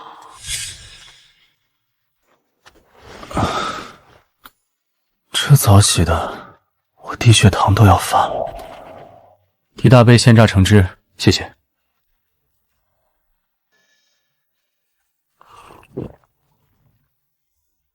在汤泉水会的钻石包厢里，谈正事的高端局上喝橙汁，这画面太离谱了。不，在这种地方喝橙汁喝得这么理直气壮，说明他根本没把这里当回事。这地方在他眼里跟便利店没区别。陆总，您今天找我来是有什么吩咐，或者是有什么需要我帮忙的地方吗？我还没开口呢，他怎么先投降了？我都这样了，您就别绕了，直接说就行。完了，老孙这怂样。怎么回事？这就是大集团副总级别的人物吗？完全打乱了我的节奏。我好不容易背得滚瓜烂熟的那些商业逻辑、阶层压迫的层层递进话术，都被他打乱了。此人手段极高啊，只能直说了。那就明人不说暗话，孙总监，我需要你辞职，过来帮我。我本以为陆川是要借用我在集团的渠道，或者要我帮忙介绍什么资源，万万没想到，对方竟然一开口就让我放弃上市集团的副总监职位，跟着一个大一学生干初创公司。不行，老孙为了爬到这个副总监的位置，付出了那么多心血，我绝不愿他冒风险。老许果然重情重义，不过这件事得让他自己决断。他抛出的信息太重了，直接砸碎我几十年的舒适区。方叔，小川啊，回江城了？刚回，现在在汤泉水会这边和老许他们谈点事儿。那太好了，张爱华会长明天就要回京城了，我和他现在刚好也在水会，就在顶层的茶室，你要不要上来，大家一起聚一聚？好，方叔，我等会儿就上去。张爱华会长那可是全国顶尖 TOP 10的存在，就连我们江城分集团会长见了都得点头哈腰。这陆总的实力得有多恐怖？陆总，您刚刚说的是对的。如果我办理离职，我过来之后具体负责什么？需要我做什么工作？终于把这头老狐狸拿下了。第一步，先去东北找张家的小爷张居禄，把源头供应链的公司框架完完整整的搭建起来，运转平稳之后，你再回到江城。到那个时候，你担任青鹿宴餐饮公司的总经理，全盘负责公司的日常运作。好，我接受这项工作安排。东北那边我会尽快准备。但是陆总，我是集团的副总监，离职需要进行专项的离任审计，以及各项业务交接，最快也需要2到3个月的时间才能到岗。如果真的让东北的供应链公司空转3个月，黄花菜都凉透了。我需要一个能在他们大集团内部能说得上话的人。方志全，他一定能解决。孙总，程远，换衣服上楼，我带你们去见一个人。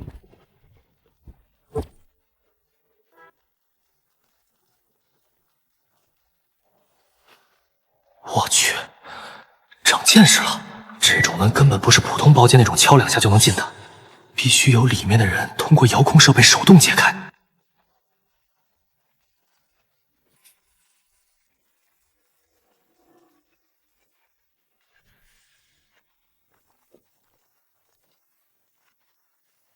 小川，快过来。徐总我见过，这位是？这是江城卫集团副总监孙硕达，今天请他过来是给青鹿宴找点帮手。方会长好，张会长好。小川啊，你这看人的眼光确实毒辣。这位孙总监在圈子里的业务能力，我是有所耳闻的。孙总监，欢迎加入青鹿宴。谢谢方会长。小陆啊，行业大牛就这么让你悄无声息的给挖走了？他的领导小罗要是知道了，估计得心疼的睡不着觉了。您过奖了，是孙总愿意帮我这个学生，更是看好我们公司的未来。方叔，其实今天带孙硕达上来，是有件事想请您帮个忙。哦，你说。我想让孙硕达快速从江城卫集团离职，希望您出面帮个忙。我没有十足的把握搞定这个硬性流程，不过既然小川你开了口，我愿意试一试。喂，老方。老罗啊，我认识的一个晚辈在折腾新业务，和你们集团那个负责餐饮运营的副总碰了一下，感觉挺投缘的。今天我就是想跟你讨个人情，老孙这个离职的手续能不能行个方便？一通电话就想让我无视规矩放人，这要是传出去，我的面子和威信往哪儿搁？哎呀，老方，这事儿啊，真不是我不给你面子。小孙要走，我肯定是祝他前程似锦。但是咱们的规章制度你是了解的，死流程变不了啊。要是上面查下来，我可担不起这么大的责任。完了。果然是大家族子弟，这种情况也不焦急，这个忙我就顺手帮了吧。手机给我。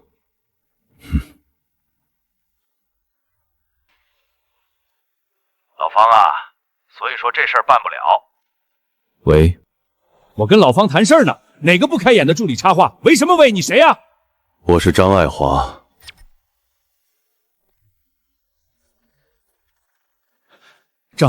张会长您好，我是江城卫的罗锦和。罗锦和，你脾气见长啊，连我都敢骂了。张会长，您这可是折煞我了，我刚刚不知道是您在说话呀，实在是对不住，我给您道歉。行了，孙硕达是我一个晚辈要的人，你那边放人，把离职时间流程缩短。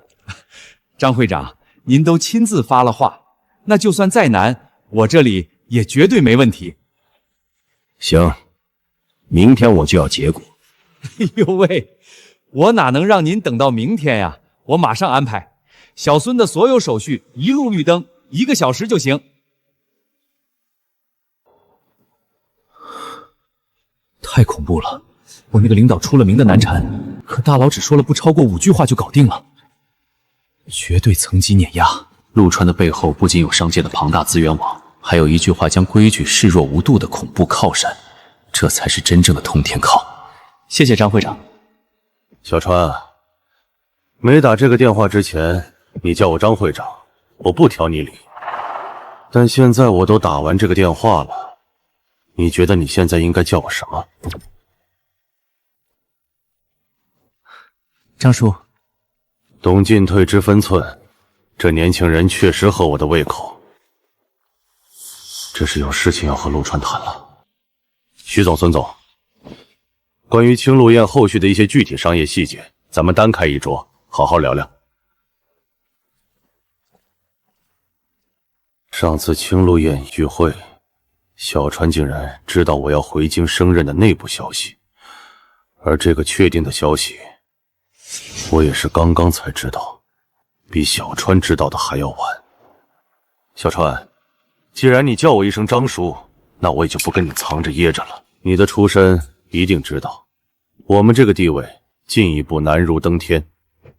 而我这边已经收到了内部通知，这次江城的任务圆满结束后，我回京城很有可能会直接上升一级。果然和前世记忆中的重大事件走向一样。小川，这个消息连我自己都是刚刚才得知的。你一个江城的在校大学生，到底是怎么提前知道我要升职的？张会长竟然直接问了，我该怎么解释这份完全超越当前身份的情报？还好我脸皮厚，要不然一瞬间就被看穿了。胸有惊雷而面如平湖者，可拜上将军。这种临危不乱的定力堪称完美。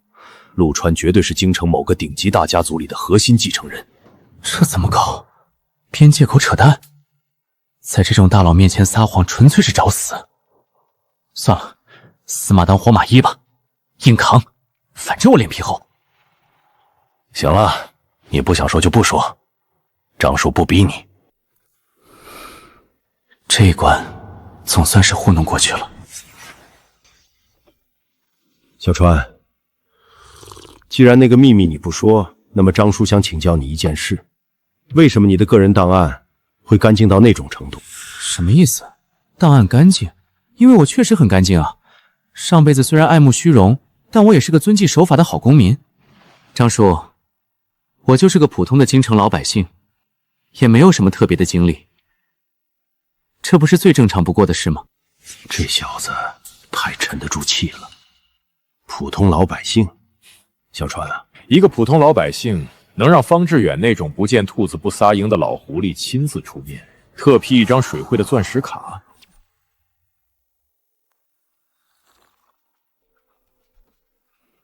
张叔，方叔愿意给我特批会员卡，那是因为我们后续在生意上有深度的利益合作。我是个生意人，大家互惠互利。今天能坐在这里，也只是沾了点方叔和您的光而已。小川，你要知道，就你那份档案，短短几天之内，可是已经有好几个人在通过不同的渠道明里暗里的查过了。查我？怎么一夜之间有这么多人查我这个小老百姓？除了黑省那边查了2次，冀省赵家也查过你1次。我怕有些不知轻重的人乱翻，就顺手给你加上了绝密档案。左上后一般人再想查，可就没那么容易了。难怪闭环了，那些事件闭环了，难怪前几天在黑省，赵一帆大半夜星夜兼行飞过去给我道歉。原来根子在这儿，我的档案上没有半点见不得人的黑历史。赵家想查那就查呗。不过外事那边也查过你2次。他们查我，这很正常啊。前几天我在吉省那边刚好遇到骆驼国的王子车厘子，带着他去吉省玩了1天。他们顺手查一下我这个同行的普通人，也很正常。骆驼王子竟然也是陆川的好友，这叫正常？这哪里正常了？那可是掌控着海量能源的王室核心子弟。这陆川太淡定了，我给他档案上锁，他不仅不惊讶，而且压根就没把这种事放在心上。说来也怪，冀省赵家那边刚刚查完你没多久，京城秦家那边就直接打电话过去了。所以小川，你到底是姓陆啊，还是姓秦啊？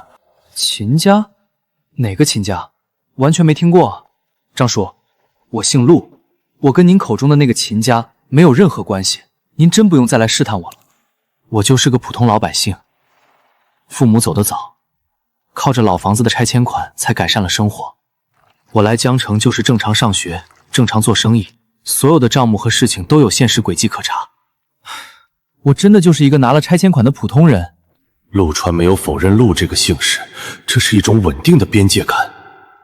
我只是我自己，家族势力与我如浮云，这是何等的气魄！行了，既然小川说自己姓陆，那张叔就当小川姓陆。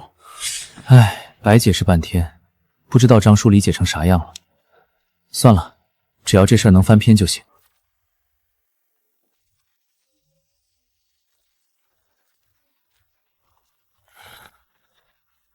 老张、小川，你们聊得怎么样？谈得很好。张叔、方叔，下个月您2位要不要一起去一趟骆驼国？骆驼国？下个月那边会举办一场国际顶级的厨艺比赛，陆师傅是唯一一个代表龙国参赛的厨师，对青鹿宴后续的品牌国际化升级非常重要。小川，我是真想去现场看看，但这时间确实凑不上。是啊，我也是走不开。明白，您二位工作要紧，以后有机会再说。孙总，你有兴趣一起去一趟吗？陆总，我这边走不开，东北那边我需要尽快把架子搭起来，绝对不耽误节奏。老许你呢？有时间吗？老板，我是真想去，但我现在手里的事情太多了。那就算了，工作要紧。那到时候我和陆师傅就先过去。小川，既然下个月要出国，相关的过境手续你最好提前准备好。没关系，车厘子那边直接通过王室给我发了一份正式的官方邀请函。骆驼国王子专门给陆川发了一份正式的王室官方邀请函，这已经不是私人交情了，这是直接用皇室级别的权力来当做出行的通行证。这事儿放在别人身上就是奇迹，但是在陆川身上就是4个大字，这很合理。老方啊，从今天起，小川就正式是我张爱华的后辈了。江城这方面我只有一个批示，只要不是原则性的问题，广开绿灯，上不封顶。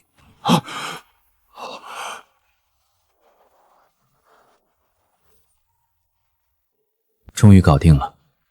许成远负责的原油期货公司日进斗金，孙硕达马上会接手青鹿宴，甚至连那位骆驼国的未来国王都在等着我下个月的赴约。终于不是被虚荣心推着走，而是我主动站上了这条赛道。既然已经把这群人聚众在了自己身边，我就必须继续往前走，而且必须走得比任何人都要稳。2000多万太少了，等生意干起来，每天都在烧钱，我必须快速到短线投资，利用前世记忆干一票大，必须1年制在江城站稳，毕业前铺开鄂省上路。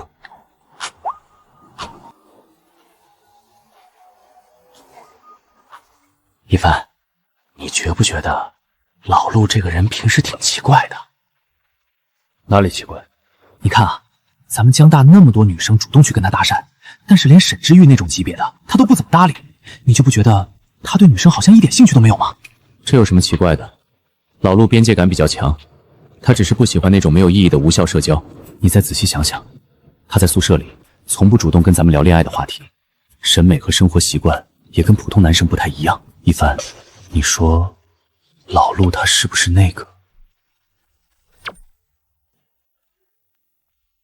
子昂，你肚子吃坏了，脑子也吃坏了。我没开玩笑，我这都是有合理推测的。你的推测毫无逻辑，老陆绝对正常，他只是性格稳重不轻浮而已。而且你看东子那副心虚的样子，这明显不对劲儿啊！这小子大脑已经抽象了，自己完成逻辑闭环了。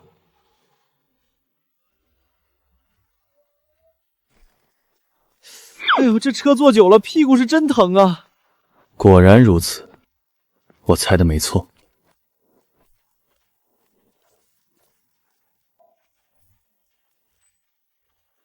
给，喝水。你看啥呢？我这有伤，走得慢点，怎么了？没看什么，我就是关心关心兄弟的恢复情况。我操你大爷！陈子昂，你脑子里装的都是什么翔？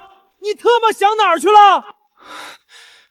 这明显是被戳破了难以启齿的秘密之后，恼羞成怒了啊！今天如果不把话说破，陈子昂的那个离谱脑补，这个误会可能会一直延续到毕业。行了，你不想说就算了，大家都是兄弟，我理解。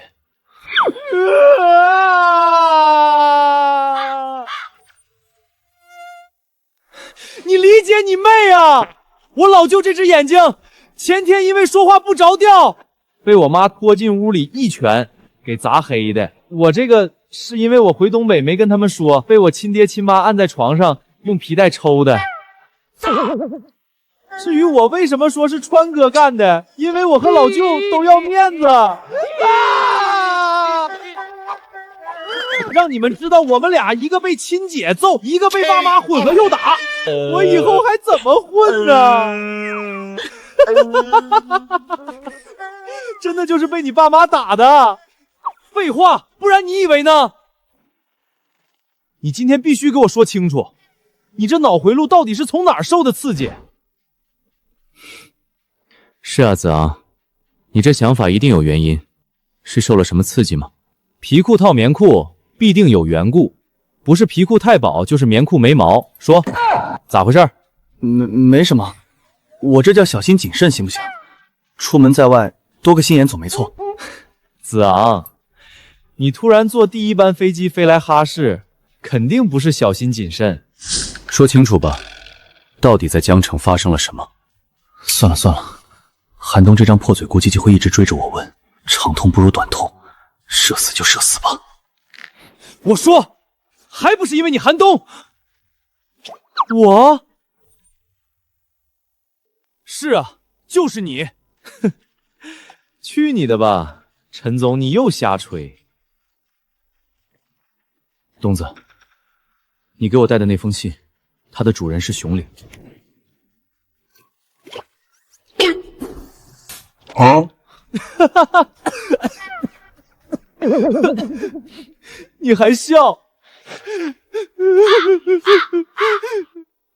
所以老子才吓得一大早跑来黑省，在车上听你胡扯才吓成那样。陈总，我挨揍的事儿，你敢往外漏一个字儿，我就把你的户发到校园贴吧上。我的事儿，你要是敢跟别人提，我也会捶你。成交。这俩小子好像把我给忘记了，看来有机会要给他们俩搞个惊喜才行。走吧，去我老家玩玩，然后咱们打道回府。估计老陆已经在学校等我们了。你还真别说，咱们4个都是一起行动。川哥才回去1天，我就有点想他了呢。东子，你这话要是5分钟之前说，那我可就误会大了。你不是不提这茬了吗？俺锤死你！东北王饶命！一晚上赚200万，放在我接下来的规划，这200多万只能算是一个零花钱，一次完美的开始。等有足够多的闲钱，我直接买上几千万的比特币，坐等起飞。明天开学，我得先回去收拾一下宿舍。可以暂时没有商业帝国，但不能睡在一张带着霉味的床上，这很影响生命质量。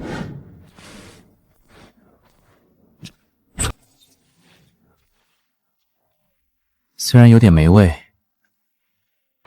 但这种味道就是学生时代的味道啊。可算到了。真是好奇啊，韩家这种底蕴深厚的巨头，在奉天的主场到底是个什么牌面？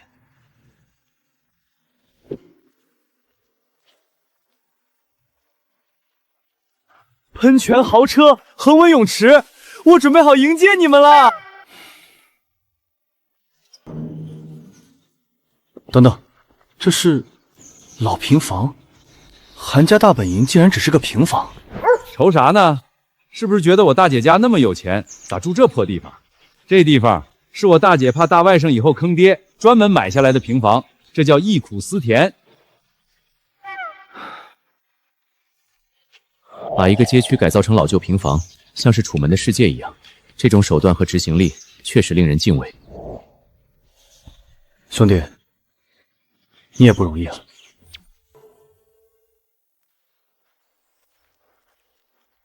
真没想到，阿姨平时看起来那么贵气，不仅会自己种菜，还会做东北的大酱。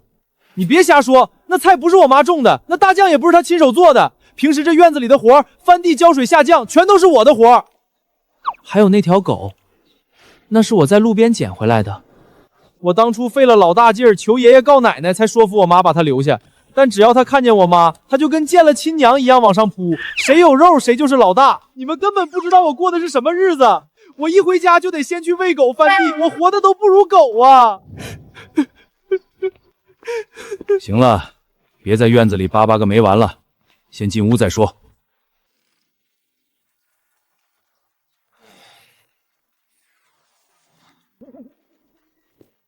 干啥玩意儿？你妈等会儿就来了，你还敢坐炕上？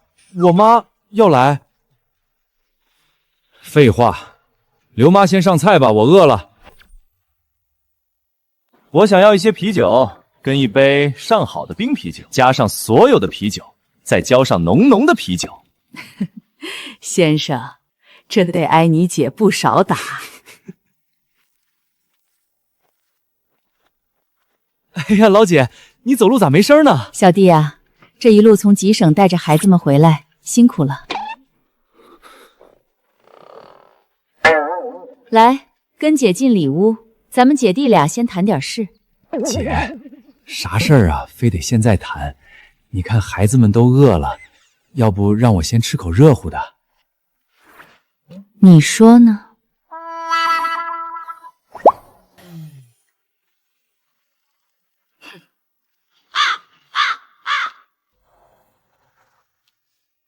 张菊婉绝不是一个控制不住情绪的普通妇女，怎么可能会在晚辈面前如此毫不避讳地展现这种粗暴的做派？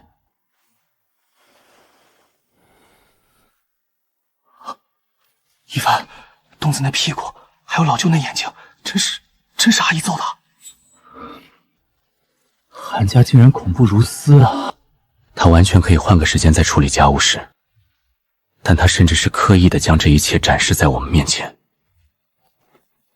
我懂了，这是在给我们立规矩。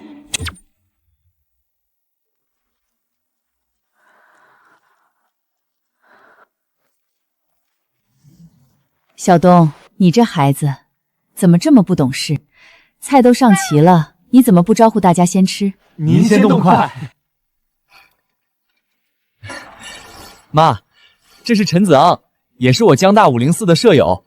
平时在宿舍里，我们都管他叫陈总。阿姨，您别听他瞎说，什么陈总啊，我就是个普通的大学生。挺好的。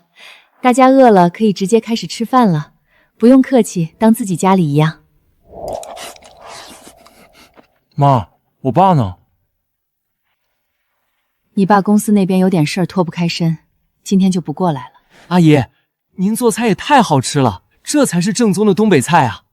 废话，这是在东北，东北菜能不正宗吗？这孙子脑回路永远都这么直，一点情商都不讲。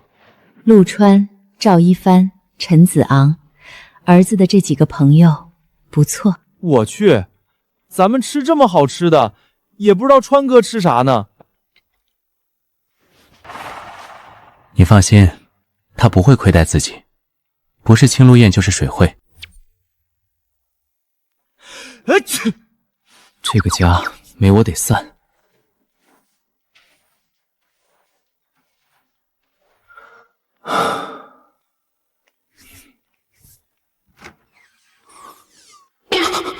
同学，你找谁？没事，不找谁。虽然看起来很奇怪，但是发生在我们宿舍就不奇怪了。这个宿舍除了我，就没一个正常人。陆川同学，你好。你好，有事儿？没什么，学生会刚好派我查南寝的安全，我正好顺路看到你。如果是前世，我一定开心到飞起，但是这一世，我已经看淡了太多。放假前忘记通知你了，咱们两个作为2届新生代表，要交流一下新生事宜，不知道你什么时候有时间？最近可能都没时间。那好吧，我先走了，等你有时间随时交流。川哥，你在哪儿呢？在宿舍。怎么了？想我了？那必须的呀！我、一帆、陈总都在一起，明天终于能回学校了。听你这意思，像是从什么地方逃出来一样。那不能这么说，家是温暖的港湾，我是真舍不得呀，真不想回去啊。对了，川哥，我给你带了礼物。什么礼物？反正你肯定用得上，而且非常有东北特色。突然有种不太好的预感。航班号发我，明天我去接你们。行嘞，就知道你最好了。哎呀妈，川哥真敞亮。小东，外面那4辆车和保镖留给你们，今天晚上你们早点睡。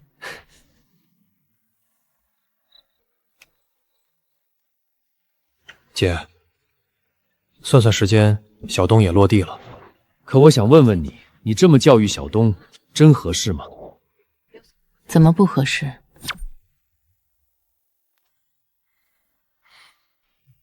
你要怎么敲打他都行，可你收拾他就收拾他，你连我一块收拾干啥呀？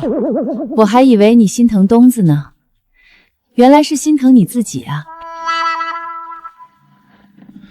姐，我那不是活跃一下气氛吗？你要打大外甥，你打他就完了，非得顺手把我也带上。我都多大岁数了，还挨这一下，让别人看见了，我以后怎么混？你以为这2天我揍你是没事闲的？难道不是吗？韩家和张家在东北的分量太重，小东自从出生开始就注定活在这种分量里。他以后会缺资源、缺门路吗？不缺。他只要愿意往前走的路，有的是人替他铺。我担心的从来都不是小东未来的发展，我担心的是他身边还有没有能他真心相交的人。他现在还年轻，等他越来越明白韩家和张家这2个家族的分量，到那时候身边人都是奔着资源来，他还能不能留住几个朋友就很难说了。还好他这几个室友都不错。所以你前几天都是故意的？对，我就是故意在他们面前把规矩摆出来，我要让他们知道他有爸妈管着，也有家族护着。小东在家里不是个被无限纵容着的废太子爷，这样他们跟小东打交道才不会把他往歪里带。老姐，那你收拾我呢？顺手的事儿。你这2天这为老不尊的样子，不该收拾。嘴上没个把门的，满嘴顺口溜，你想考研啊？你不挨这一下，谁挨？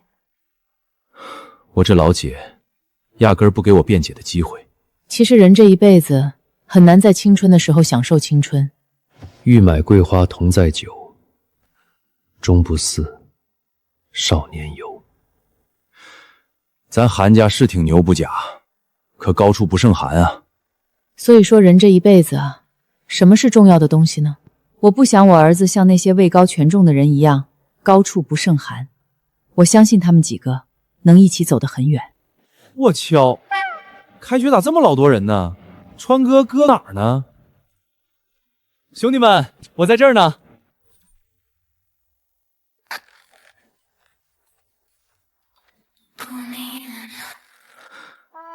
他们仨怎么弄得跟批发进货一样，像是低配短租组里的低配保镖。你们这是出道当男团去了？川哥，你别寒碜我了，我堂堂江城陈少，让我穿这种毫无剪裁所言的运动服，还要跟别人撞衫，简直就是时尚灾难。衣服、鞋子，还有这3个箱子，都是出发前阿姨统一安排的。那这墨镜呢？也是阿姨批发的？东子的眼睛还没消肿，所以配个墨镜挡一挡，省得在机场里太扎眼。川哥，我跟你说，根本不是阿姨让我们戴的，是东子这小子死皮赖脸求着我们戴的。他觉得自己像个盲人按摩师，非要在机场里临时又买了2副一模一样的，强行塞给我也就算了，他还忽悠一番也戴上。东子这小子精啊，自己一个人戴墨镜显得非常装叉，但只要拉上2个室友垫背，别人的注意力就会被这个奇怪的团体给分散掉。这怎么能叫忽悠呢？陈总，你摸着良心说，咱们这身打扮走在机场里，回头率是不是100%？那是因为别人把我们当成脑残了。谁家正常人3个人穿成连连看啊？行了，上车吧，回学校。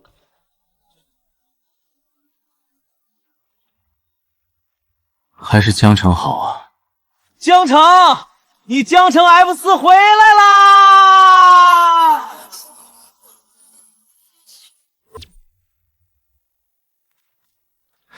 川哥，你这收拾的也太干净了，简直是救命之恩。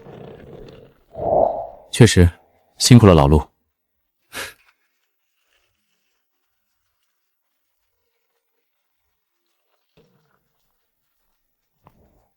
川哥，来，给你看个好东西。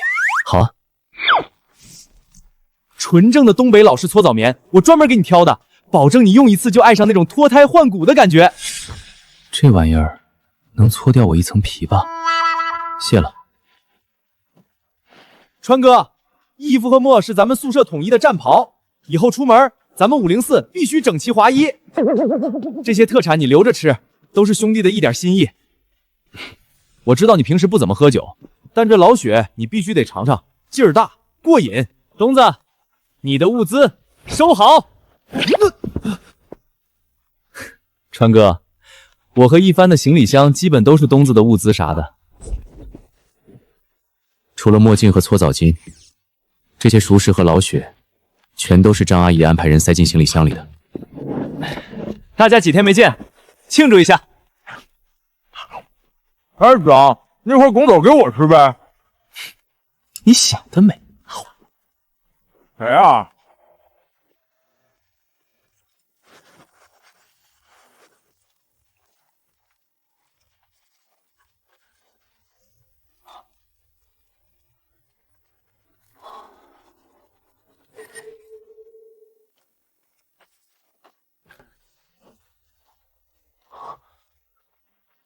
子昂，找你有点事，能麻烦你出来一下吗？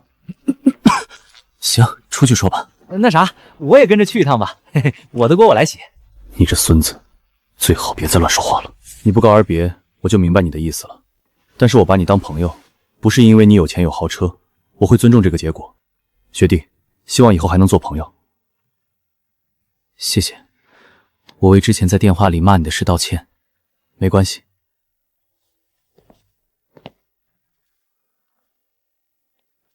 子昂，熊学长他这人其实不错。不讲，我保证不提了。那小子又出言侮辱熊哥了是吗？你不要乱说。一定是叫陈子豪的小子出言侮辱熊哥。熊哥外表虽然粗犷，但是内心很善良柔软。陈子昂这既是有钱的富二代，就欺负人。妈的！老子忍不了了！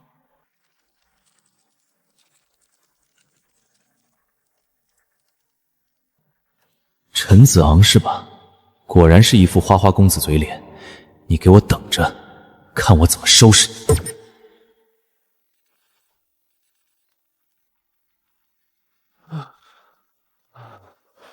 哎呦我去！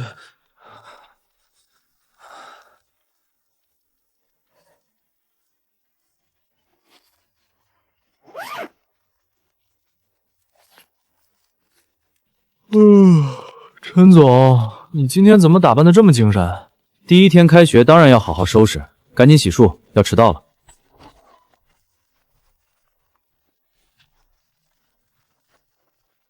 你就是陈子昂是吧？有事找你聊聊。川哥，你们先去，我一会儿过去。陈子昂，别以为你自己是个富二代就能为所欲为。什么意思？我怎么听不太明白呢？我不知道你在说什么。你这种富二代少爷，是不是觉得别人都是你的配角，你可以随意侮辱伤害？你说什么呢？你有病吧！我他妈的真想锤死他，但如果真动手，我肯定吃不了兜着走。想要弄他，还有更合理的手段。陈子昂，你最好一直这么坦荡，有话说清楚，别阴阳怪气。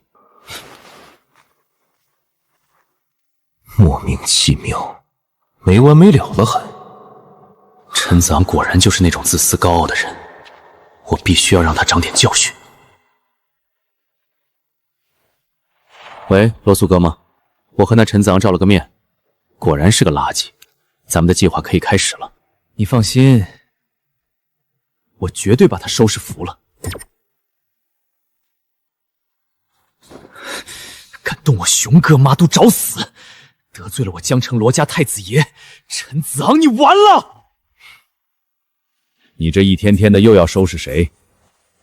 我可警告你，你在江城大学怎么玩都没事，但有一点，别得罪那些真正的大人物。爸，你别管我，我兄弟挨欺负，我得帮他出头。儿子还是小孩子脾气，当务之急还是老方前几天那个电话。我怕是已经得罪了那位大佬，他们这种等级，一个弄不好我就是万丈深渊。不知道能不能从张老哪位晚辈那里调和一下。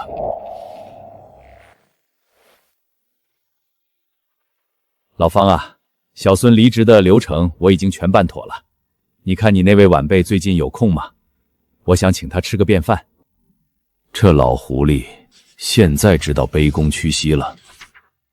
哎呀，老罗，陆总平时太忙了，每天的行程都卡得死死的。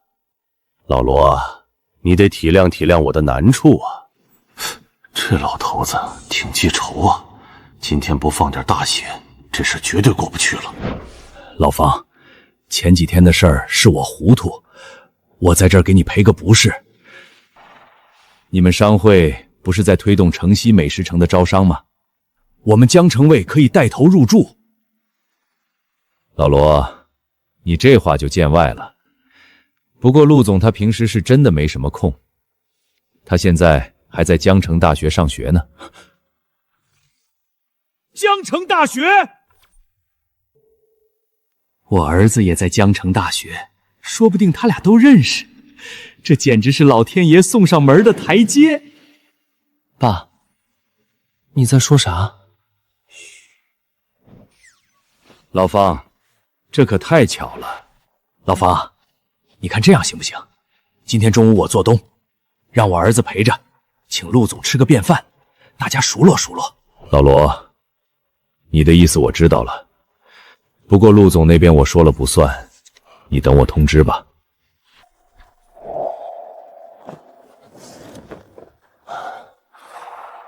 终于有机会过了，陆总能让张耀那种大人物亲自发话，绝对是我惹不起的大佬。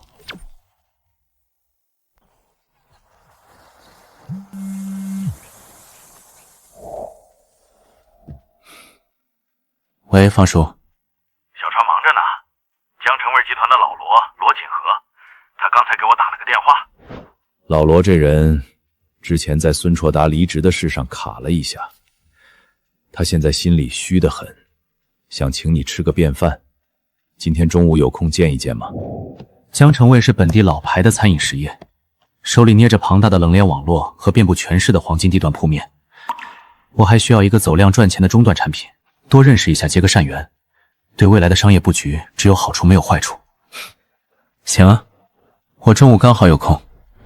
他上次帮忙不痛快，你不在意吧？方叔，你说到哪儿了？怎么可能？这又不是短剧，哪有那么多反派？好，中午1点就在江城商会的内部餐厅。好，我1点准时到。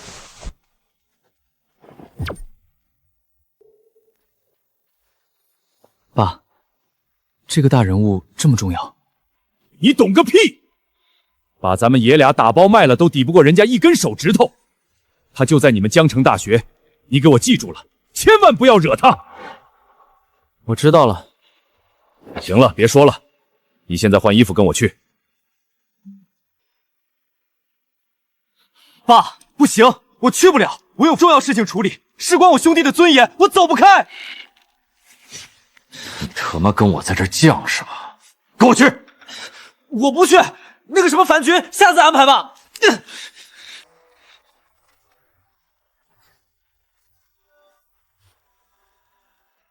这小子吃错药了，居然敢不听我话。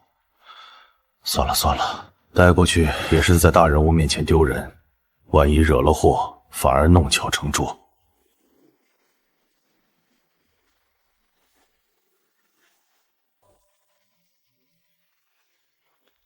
老罗来了，坐。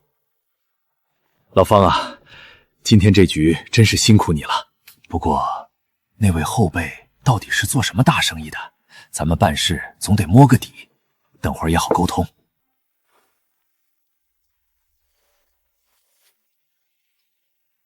老罗，陆总是京城来的，他平时在江城代步的车牌号是江 A00006。前几天，张会长私下里跟我说过，连他自己都看不透这个年轻人的深浅。张爱华，那位大佬竟然亲口承认看不透。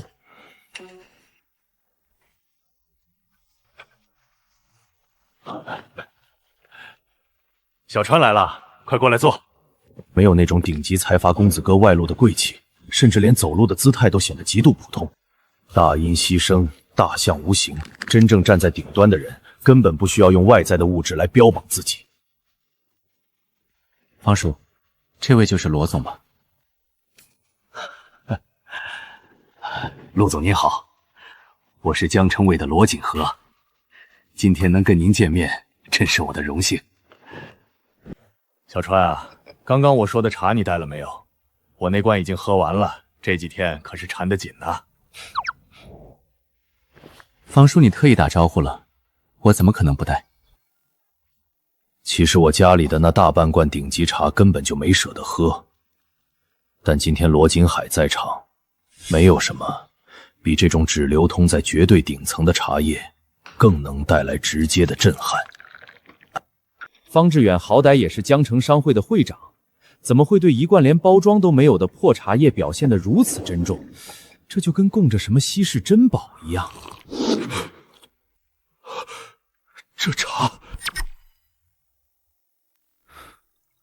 这茶坏了。不，没坏，绝对没坏。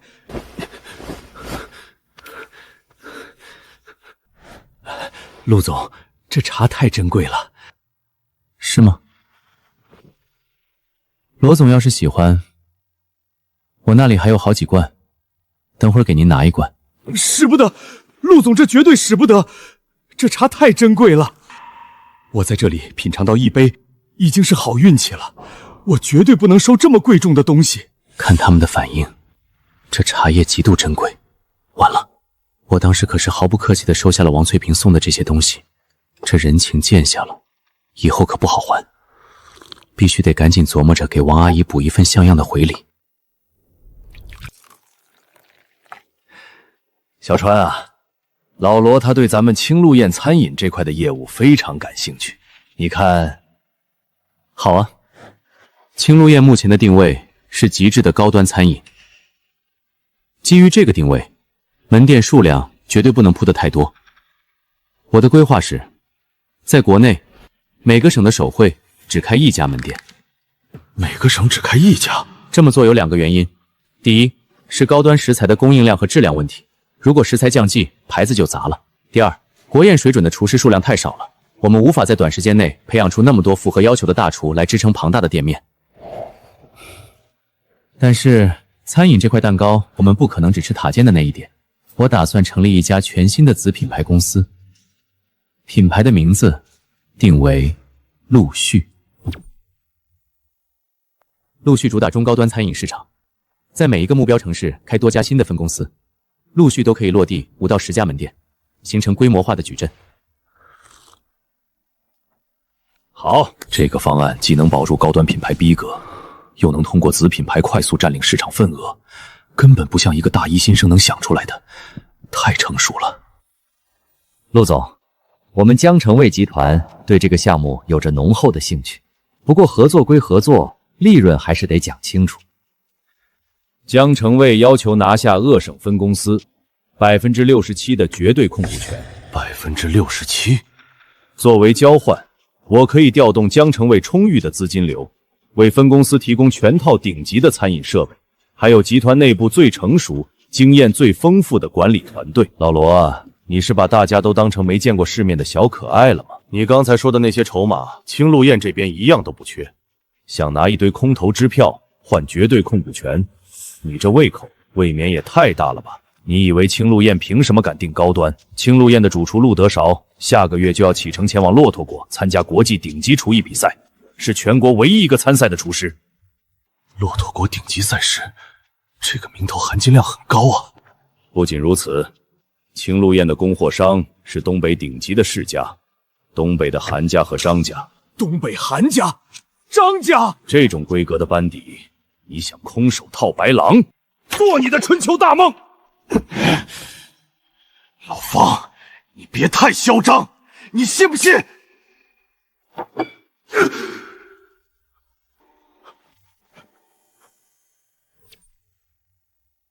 这种上位者的威严太可怕了。他干什么呢？我操，怎么我一跑神，这罗总突然情绪紧绷起来了？我该拿什么回礼给王阿姨呢？罗景海、江城卫，我知道了。完了，这位大人物肯定看穿了我心里的嚣张念头，我必须想办法找补。罗总，我刚才提的那个条件听起来可能确实有点唐突了，但是你也得体谅体谅我们这些在集团里办事的人难处啊！唧唧歪歪说什么呢？懒得听。罗总，之前的合作大框架不变，但是最多只能给你们20%。20%？太少了吧？用你们全省的核心资源倾斜，换这20%的股份，这不就是一张赤裸裸的卖身契吗？不可能！陆总，您这个条件太苛刻了。罗总，你的位置加上你上面那个人的位置，够这个价目吗？陆总，您这话有些远了。我在江城卫集团多年，行得正，坐得端。罗总，我不是威胁你，你们江城卫内部引以为傲的干净履历下藏着致命隐患。陆总，我们管理严格，你说的隐患纯属无稽之谈。虚张声势，一定是虚张声势。前世江城卫集团近期将爆发巨大丑闻，关键人物只有高层知道，但我一清二楚。郑宫，他怎么知道？郑宫可是我最坚实的人脉靠山，连方志远都不一定清楚，他一个大学生是怎么知道的？今年11月下旬，江城卫集团出现重大的火灾安全事故，罗锦和的上级郑宫难辞其咎，一辈子未能东山再兴。您怎么会知道郑先生？您到底知道了什么？还想继续听下去？那刚才关于鄂省陆续分公司股份的条件，陆总，如果您说的隐患是真的，股份20%太少了，最少40%。好，就40%，成交。想要同意别人凿开窗户，就先跟他说要把房顶掀了，这就是破窗效应。我的底线就是49%以下，现在超预期完成目标。陆川，好深的道行。陆总，既然合作的大框架定下来了，您刚才说的那个致命隐患到底是什么呢？小川，等一下，万一罗锦和知道了内情，回去把雷排了，转头不认这笔账，这买卖不就彻底赔了？要不等会儿再说。方叔，没关系的，即使罗总事后反悔，不认这笔账也是无所谓的。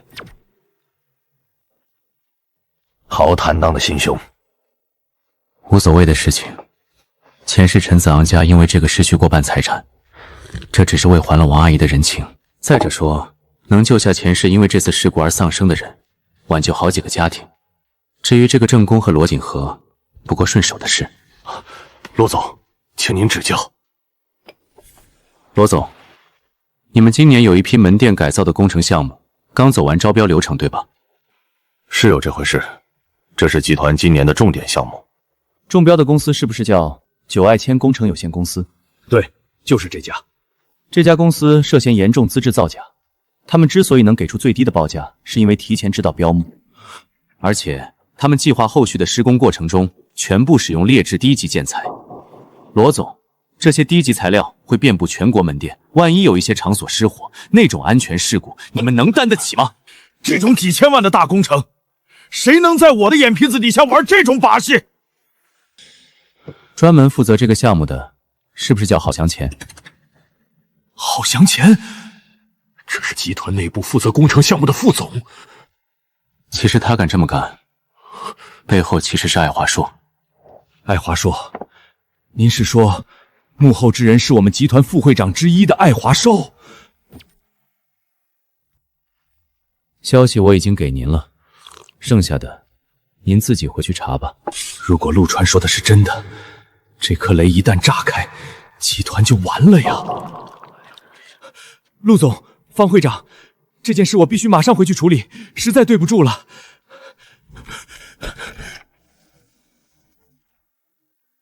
小川，老罗刚才的样子绝对是吓到了，但是连个意向合同都没有签的情况下，我们拿什么去反制他？方叔，不要去期待任何人能够100%的信守承诺，这种期待本身就是一种脆弱的赌博。这个世界的本质是交换，关系的底色是互惠。罗锦和今天愿意低头，是因为他感受到了恐惧，同时也看到了利益。人只会因为有价值而受到尊重。如果他今天回去真的过河拆桥，那只能说明青鹿宴这盘菜的价值还不足以让他死心塌地。真正能成事的，永远只有那个足够强大的自己。受教了，还是小川你的格局大，是我这个老头子把眼光放得太窄了。方叔，其实您也不用太担心罗锦和会反水。我敢把九爱千这张底牌交给他，是因为这张牌根本算不上王牌。我手里还有别的东西。这就对了，这才是京城的大人物该有的行事作风，怎么可能真的不留后手？我真是老糊涂了，居然去担心这种背景通天的大人物会吃亏。原来如此，这就是那个陈子昂。我这人最看不惯的就是这种仗着家里有几个臭钱就四处显摆的富二代，真把自己当根葱了。我爸什么身份，我都没有在学校里装什么大少爷，一个大一的新生也敢在我们面前摆谱。走，去那个陈子昂的宿舍，我今天非得替老兄好好教育教育他。罗哥，不能直接去找他动手。怎么？我还打不过他？直接动手打人，怎么都不占理。咱们是正义的一方，没必要这么极端。那你说怎么办？总不能就这么算了吧？当然不能就这么算了。我昨晚在学校论坛上查过这小子，他最在乎的就是他那个富二代的排场。对付这种死要面子的人，必须从他最在乎的体面下手。我们要让他在学校里丢尽颜面。不愧是你啊，杀人还要诛心。行，你放心吧，这事我管定了。我虽然叫罗素，但是我可不是吃素。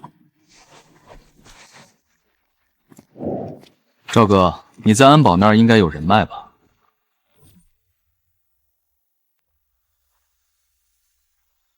赵哥，你在安保那儿应该有人脉吧？咋了，老弟？谁不长眼睛你就直说吧。504宿舍，我看他们最近跳的有点欢啊。你稍等一下，我马上查一下504宿舍的相关记录。开学初的时候，他们宿舍有个叫陈子昂的，花钱换了一台新的大功率空调。空调虽然是他们自费的，但是私自安装大功率电器。陈子昂不是最在乎少爷的体面和排场吗？要是当着全楼人的面把他们宿舍的空调放回破烂货，这绝对比打他一顿还要让他难受。赵哥，那咱们马上带人过去。这种危害住宿之地安全的害群之马，不能留。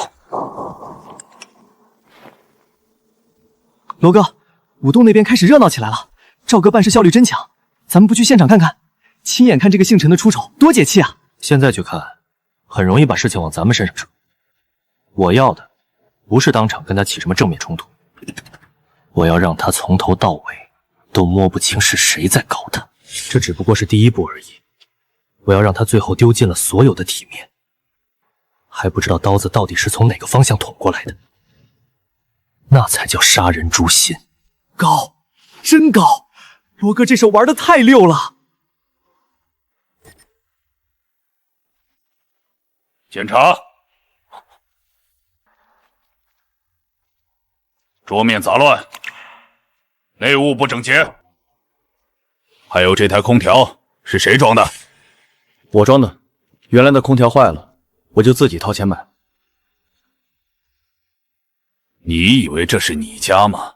想拆什么就拆什么！现在立刻把这台新空调给我拆下来，然后把原先的那台旧空调原封不动的给我装回墙上去。那台破空调开学第一天就不制冷，旧的早就被装空调的师傅拉走了，现在上哪儿去找回来？没想到还有意外惊喜。找不回来？公共资产你们不经过批准就擅自处理，你们这是在倒卖公物。咱们别争执，我们想办法把它装回去，给他个台阶下了得了。等下去旧货市场买一台同品牌、同型号、同年份的旧空调。不行，这不是旧空调装不装回去的问题，你们私自安装大功率电器，已经严重损坏了原始线路，现在整个楼的电路都存在极大的火灾隐患。为了保证整栋楼的安全，我通知你们，现在立刻马上搬出这个宿舍。大庭广众之下被后勤像赶狗一样扫地出门，我以后在江大还怎么混？绝对不行！家父陈富贵在江城做点建材生意，您通融通融。你少跟我套近乎，就是你，立刻收拾东西搬出去。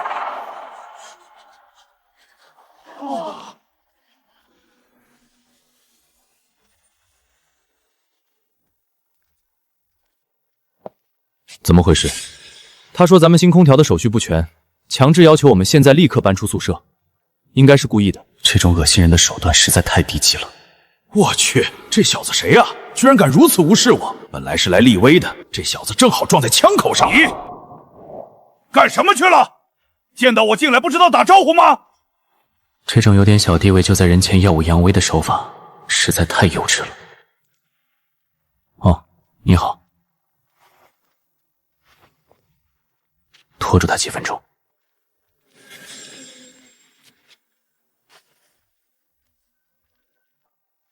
喂，小川啊，陈叔，您知道后勤有个叫赵四的吗？他现在带着人在我们504宿舍，说我们换空调的手续违规，要求我们现在立刻搬出去。陈叔，现在我们宿舍外面围了一大群人，影响不太好。放心吧，小川，这件事陈叔一定给你妥善解决。陆川那可是连京城来的大家族子弟，之前试探都被狠狠地敲打回来了。赵四是不是脑子进水了？一旦把这位背景深不可测的太子爷惹怒了，后果不堪设想。这个赵四简直就是在把我直接往火坑里推。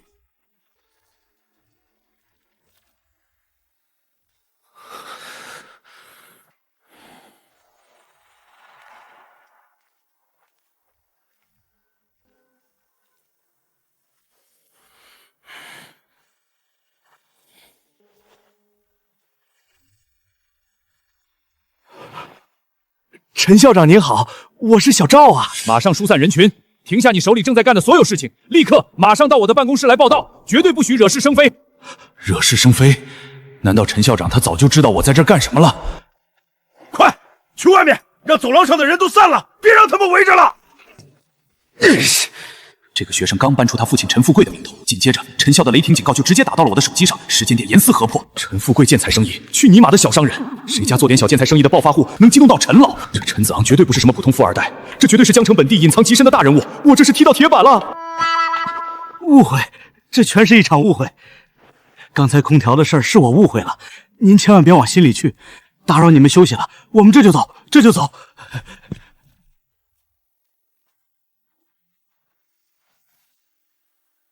什么情况？那孙子怎么接了个电话就跟见鬼了一样，怂成那副德行了？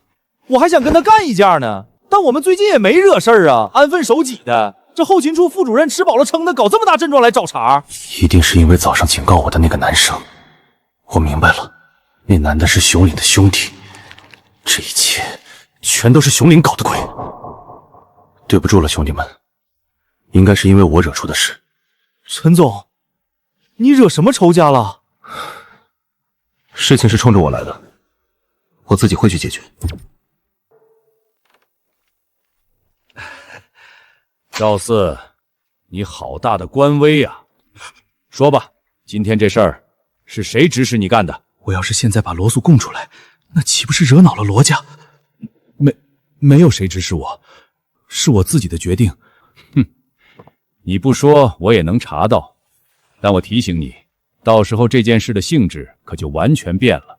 我全都说，是罗素，江城卫集团老总的儿子，我就是一时糊涂，被那个罗素当枪使了。罗锦和的儿子，不过就算是罗锦和惹到了陆川头上，那也是自寻死路。你现在的位置不合适了，先回家休息几天，重新沉淀一下吧。谢谢校长，我坚决服从安排。陆川说的没错，内鬼果然是好相牵，铁证如山，严丝合缝，我得好好感谢他才对。陈校长啊，今天怎么有空给我打电话了？老罗啊，你认不认识一个叫陆川的年轻人？认识。陆总他怎么了？老罗啊，你儿子卢素指使一帮人要强行把陆川赶出宿舍。陆川是什么背景不用我多说了，这事儿你看着办吧。这坑爹货，想坑死你老爹啊！陆川能轻描淡写的把内鬼告诉我，这说明他手里还有能让我万劫不复的更大把柄。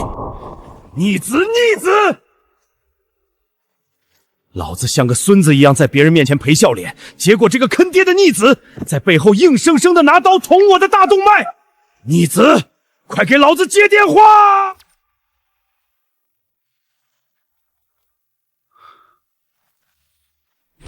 学弟，你怎么来了？有什么事吗？赵四刚才去了我们宿舍，要把我们扫地出门，你大可以正面冲着我来，在背后玩这种阴招，实在太虚伪了。我绝对没有做过这种事，我也根本不屑于用这种下作的手段去报复谁。陈子昂肯定是扛不住施压，所以才灰溜溜的跑来，准备向熊岭低头认错了。陈子昂，你脑子转得挺快啊，这么快就知道过来道歉了？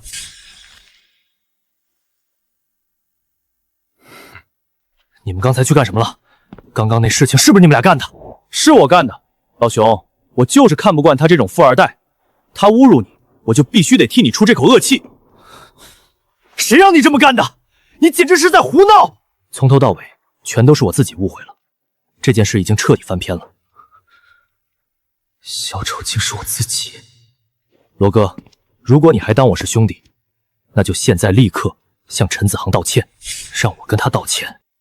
不可能。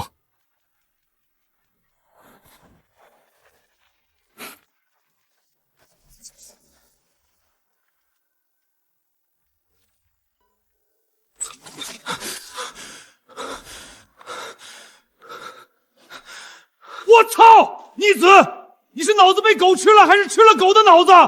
你知道你惹了谁吗？老子在外面给人当孙子，你他妈当面就把人惹了！爹，我到底惹到谁了？惹到谁了？陆川，陆总，他掌握了我们全家的命脉，背景深的我都看不透。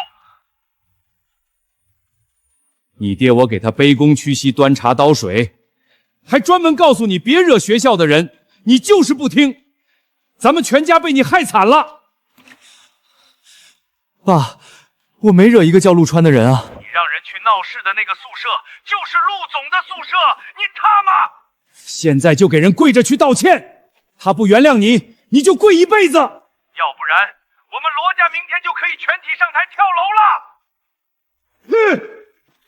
跪下给他道歉，要不老子大义灭亲，亲手把你超度了。爹，我错了。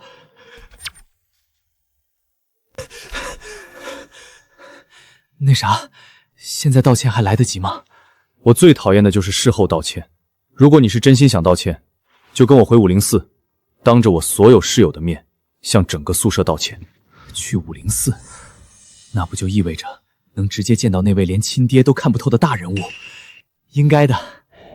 你稍微等我一下。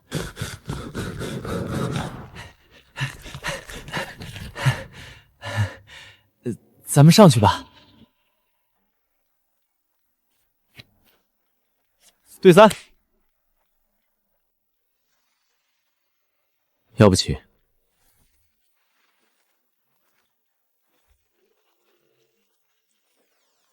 陈总回来了，不玩了，不玩了。刚才你手里还剩19张牌，我没算错的话，你手里的牌最大的就是一张 A。你这是眼看要春天了，借机耍赖。加上这局，你欠我和一帆一人15个脑瓜崩，记在账上。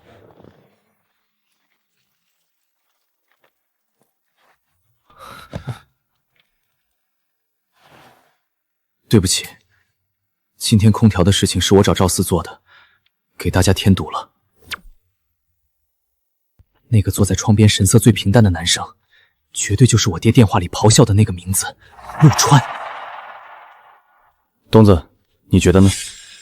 咱大伙儿都搁一个学校念书，抬头不见低头见的，往后别搁人背后整这些下三滥阴损手段就完事儿了。我都行，主要看子航的意思。行了，既然你认错，这事就算翻篇了。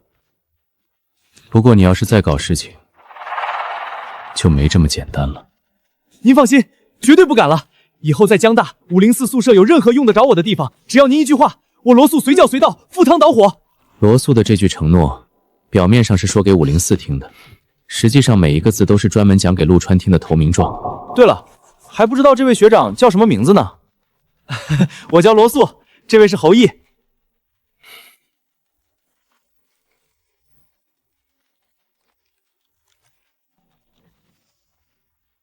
这是我跟老熊一起合伙弄的健身补剂，叫雄霸天下，给学弟们试试。平时打个球、健个身什么的，喝点这个长肌肉特别快。这蛋白粉确实好使，原料都是我亲自盯着进的。雄霸天下，机会来了。前世雄霸天下几乎垄断了国内70%的健身市场。前世他们花重金请了国内的科研团队，解决了黄金贝比的问题，从而一飞冲天。有钱不赚是怂蛋，不如我也掺一手。这个牌子我听过，不过你们现在的配方亮氨酸和 L 谷氨酸的比例有点问题，肌肉分解率还是有点高，而且蛋白质的利用率也低。他怎么知道？这正是我目前研发卡脖子的最大痛点。除了我们核心的几个人，别人根本不可能知道的这么清楚。我手里有一个改良过的黄金配方，能把蛋白质的利用率提上去，还能解决肌肉分解率的问题。感兴趣吗？有兴趣，太有兴趣了！您说怎么干，咱们就怎么干。学弟，不是我不相信你，但补剂配方是非常硬核的专业领域。我看你的身材虽然比例不错，但一点都不像是练过的样子。你怎么会懂专业的蛋白粉黄金配比？你管人家练没练过？人家大佬愿意带你玩，你就是个卖干脆面的，也得抓住这次机会啊！呀，废话不多说，掰个手腕，赢了我，配方的事儿就当我没说过。学弟，我平时硬拉都是200公斤起步的，真动起手来，我怕伤了你的骨头。来，准备，3、2、1，开始！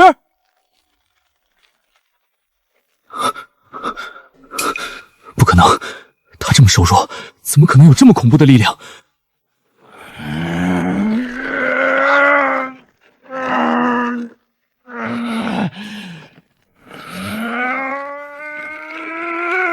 下去！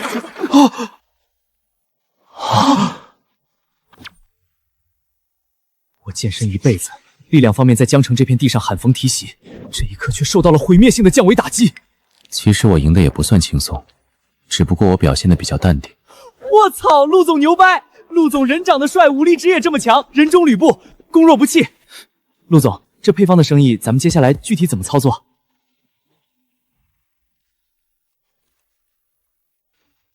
许成远，这是我公司的负责人，我稍后会给你电话，晚点你直接打这个电话联系他。具体的配方交接、入股比例还有生产事宜，他会全权跟你们对接。明白，我懂规矩。既然已经和大佬照面了，关系也缓和了，在这里多待1秒都有可能会让这位大佬觉得烦躁，从而改变主意。见好就收。陆总，各位学弟，我们就不先打扰你们休息了。川哥，你老实交代，你以前是不是在少林寺跳过水？你这力量也太夸张了吧！陆川，你这到底怎么练的？无他，唯手熟耳。啊！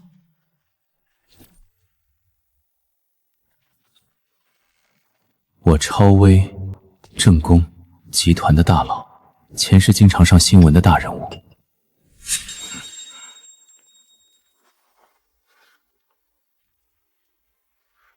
罗总，您找我有什么事？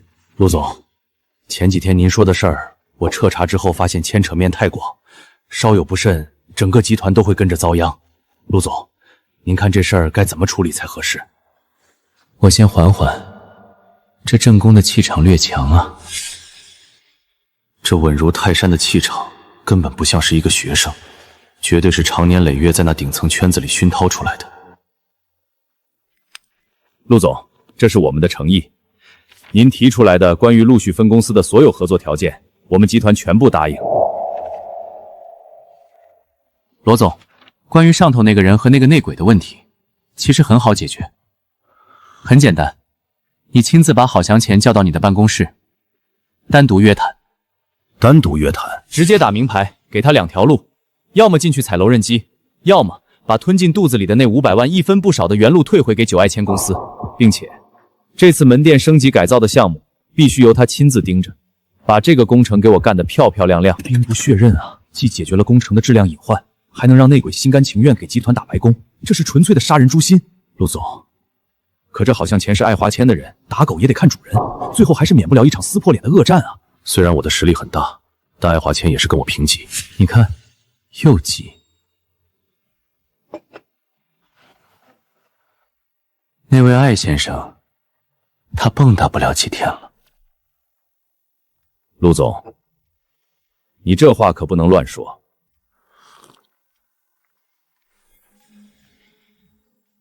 爱华谦根基深厚，你说他要倒，总得有个由头吧？由头？你们省集团内部的局势其实很明朗，3方鼎立，各自为营，表面上和和气气，私底下谁都在死死地盯着对方，恨不得抓个大把柄把对面的人给搞下去，对吧？爱华谦这2年手伸得太长了，吃相太糟糕，上面早就看他们不顺眼了。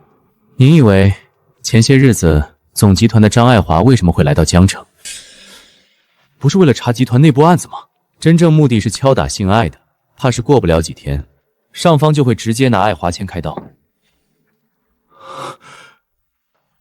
眼前这个年轻人，竟然能把这些绝密的动向掌握得如此精确。陆川代表的绝对是最顶层那一小撮人的意志，这才是真正的误闯天家。装逼之道，点到即止，见好就收，该收网了。罗总，江城卫内部的那颗雷我帮你指出来了，剩下的你自己看着去办吧。明白，陆总，我全明白了。关于江城卫和陆续的合作，您这边还有什么其他顾虑吗？郑公先生，我今天是以纯粹的私人身份陪着罗锦河来走这一趟的。他怎么知道我，还知道我的身份？您认识我？郑先生，在这三大派系的夹缝里，当一个谁也不靠的孤臣，滋味不好受吧？您靠着出众的个人能力，做到了一把手的位置，可惜了。一旦遇到大风大浪，您连个能遮风挡雨的靠山都没有。爱华签没多久就要完了，但是在他们倒台之前，这起丑闻一定会成为别人手里的刀，他们一定会把帽子死死地扣在您的头上，把您当那个平息风波的替罪羊。如果我不干预，郑公只能告老还乡，找个清闲职位过一辈子，再无出头之日。陆总，您既然把话都说到这份上了，您是哪边的？您多想了，我哪边都不是，我就是个平民老百姓。平民老百姓，果然越是站得高的人，越是不屑于承认自己是哪边的，因为他们本身就是制定规则的那一批人。从头到尾，只有这句话是我进了包房之后唯一的一句实话。陆总，您给我指条明路，只要您能帮我度过这一关，以后在江城，在省内，只要您一句话，我郑公绝对鼎力效助。郑先生言重了。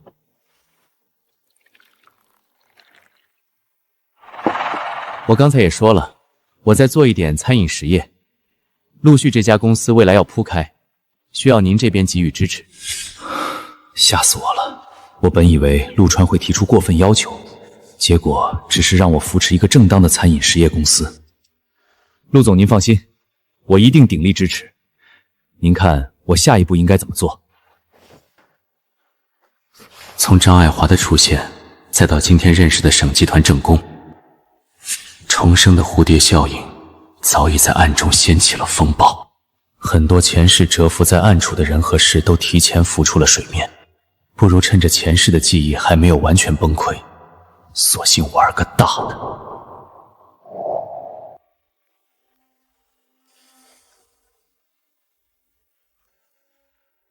喂，张叔。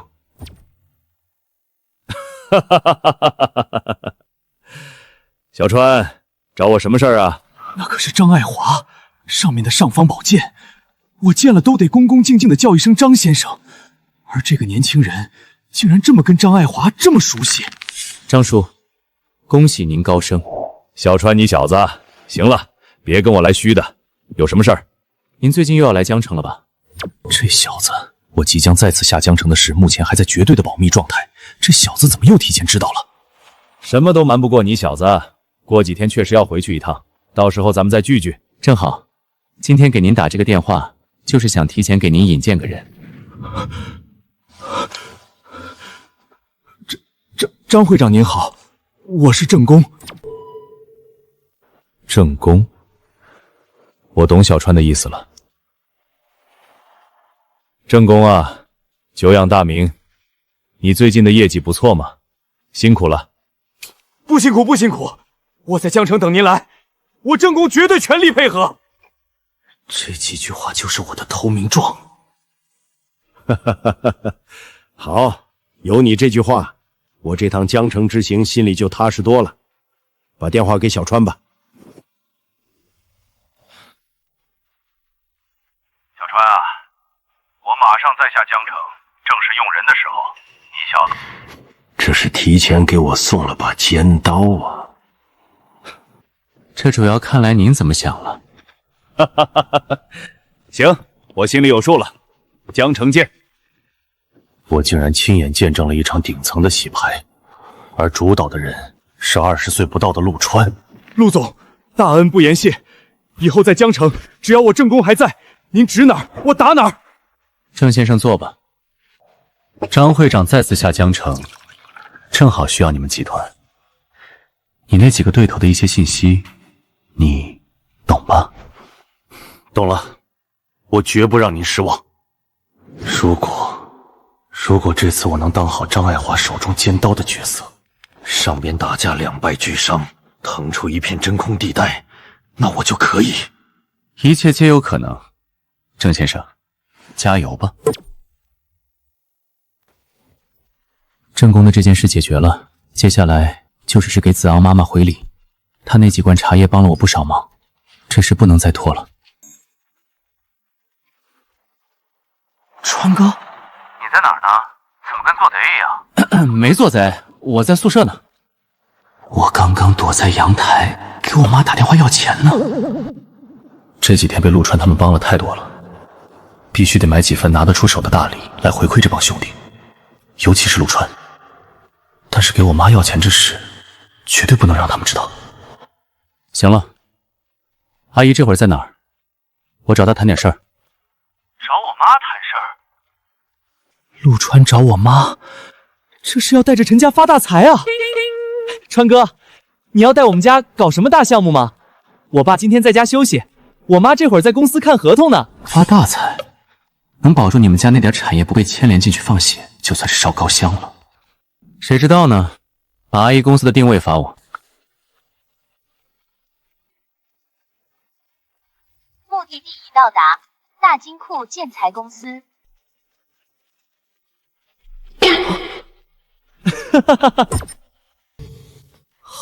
好夸张！这种扑面而来的土豪气息，简直毫无人性到了令人发指的地步。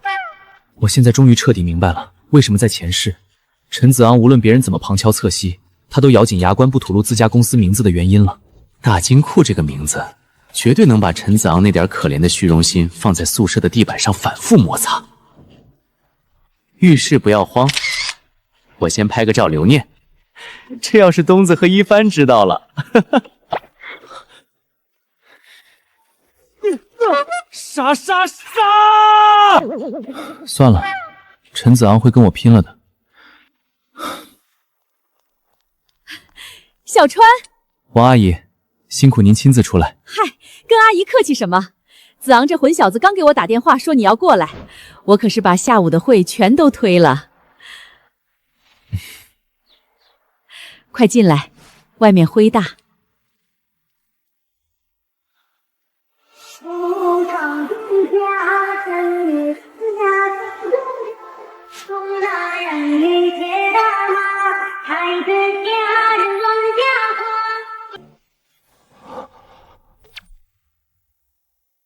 这哪里像是一家建材公司，简直是一座刚刚被发掘出来的金矿。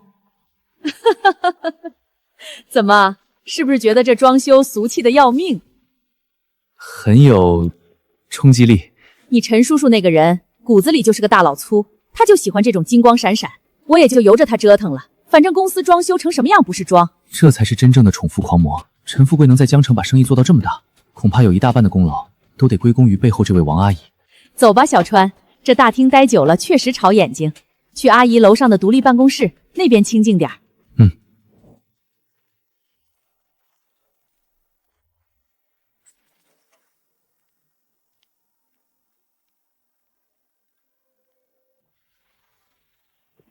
小川，你今天特意跑来公司找阿姨，有什么事直接跟阿姨说吧。阿姨，大金库最近是不是跟一家叫九爱千的工程公司签了一批廉价建材的供应合同？你怎么知道？确实有这么回事。小川，你也看到了，我们大金库做的是全品类，但主要利润点都在中高端环保建材上。但是这家叫九爱千的公司，也不知道是从哪儿冒出来的，他们要的量很大，而且给出的利润空间简直高的离谱，比正常行价足足高出了10个点。这么大一块肥肉送上门，总不能拒绝吧？天上掉馅饼的事，在商场里极少发生，但面对如此丰厚的利润，哪怕是王翠萍这种女强人也难免会动心。的确是块肥肉，但里面可是藏着穿肠毒药。什么？这家九爱千前不久刚刚中标了江城卫集团的门店升级工程，他们是打算拿大金库提供的这批廉价建材玩一出以次充好的把戏。江城卫可是江城本地体量最大的实业集团，把劣质建材用在集团几10家门店里，这九爱千是疯了吗？一旦爆出安全事故，大金库就算不知情，也绝对会被扣上一个连带责任的帽子。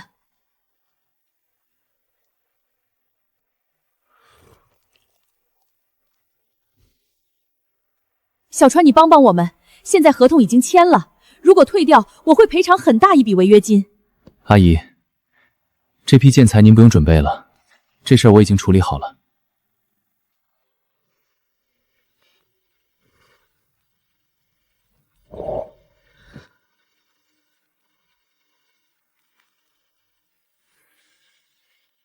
是九爱签的刘总。喂，刘总啊，我正准备开会安排你那批货呢。王总，货我不要了，那份合同作废。小川他难道早就知道刘总会给我打电话？刘总，咱们可是签了白纸黑字的合同的，现在货我都准备的差不多了，你们说不要就不要，这违约的责任……违约金我认了，那250万就当是赔给你们大金库的违约金了，货你们自己看着处理。王总，算我求您了，这件事就当没发生过。白赚了250万，不需要发1分钱的货，甚至连违约纠纷都没有。前不久还催着要货的合作方，现在居然像躲瘟神一样，宁可损失250万也要跑路。罗锦和这头老狐狸被逼到绝路之上后，办事的效率确实惊人，这么快就把刀架在对方脖子上了。阿姨，上面要严查九爱签公司了，对方这是在填坑，用这250万来破财免灾，急着跟所有的违规材料划清界限。这世界上绝对没有这么巧合的事情。陆川前脚刚踏进办公室，后脚九爱签的刘总就吓得割肉解约。应该是陆川在暗中出手了，他不仅提前斩断了大金库卷入灾祸的锚点，还顺手让大金库白捡了250万的纯利润。小川，阿姨不问你是怎么做到的，今天这事儿阿姨记在心里了，阿姨欠了你一个人情。什么人情不人情的，阿姨您客气了，我今天过来就是来回礼的，感谢您上次送给我的那几罐好茶。时间不早了，我就先回去了。好孩子，有时间你们哥几个一起来阿姨家吃饭，阿姨还给你们做好吃的。一定。1个多小时前，儿子忽然打电话要钱，说是陆川帮了他一个大忙，需要买重礼感谢。知子莫若母，能让那小子主动开口服软，这说明他在学校里遇到的麻烦绝对小不了。而陆川却帮他解决了，还帮我陈家避开了致命漩涡，保住了陈家这么多年的基业。这2份巨大的恩情叠加在一起，算不清了。可陆川这么做的原因到底是什么？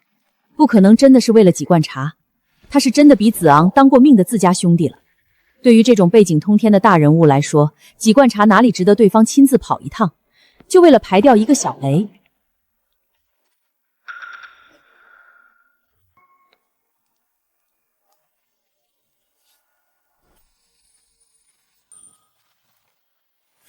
喂，谁呀？老爷，是我啊，小平。老爷，是我啊，小平。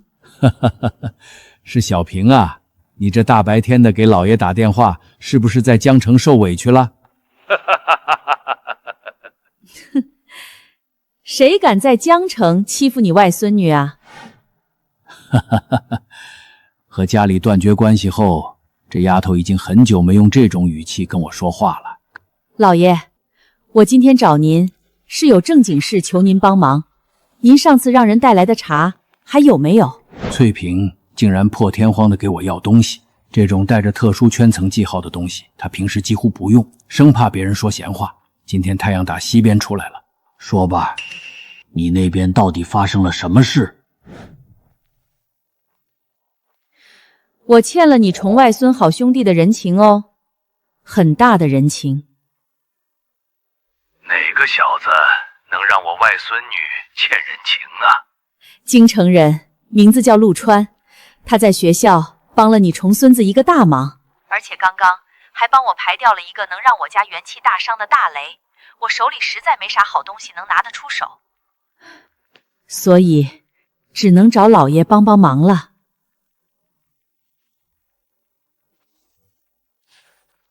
京城陆家，我怎么不知道有个陆家？难得我外孙女开口，我这就安排人给你送10斤过去。谢谢老爷，老爷万岁！哈哈，你这小妮子。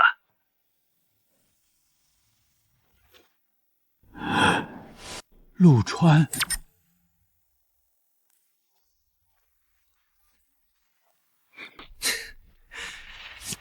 对二，要不起吧？我就知道你们俩要不起。我炸4个老 K， 东子你又输了，5个脑瓜崩，赶紧的，把脑门伸过来。怎么越输越多？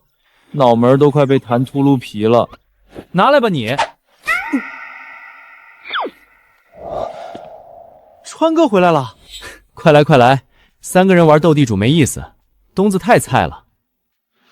我平时不怎么玩，如果实在有场，那就玩麻将、卡5风、掼蛋、纸牌红石之类的。我去，川哥你还会掼蛋？来一桌。你们玩吧，像东子这样又菜又爱玩的，再多弹几下，估计脑震荡都要被弹出来了。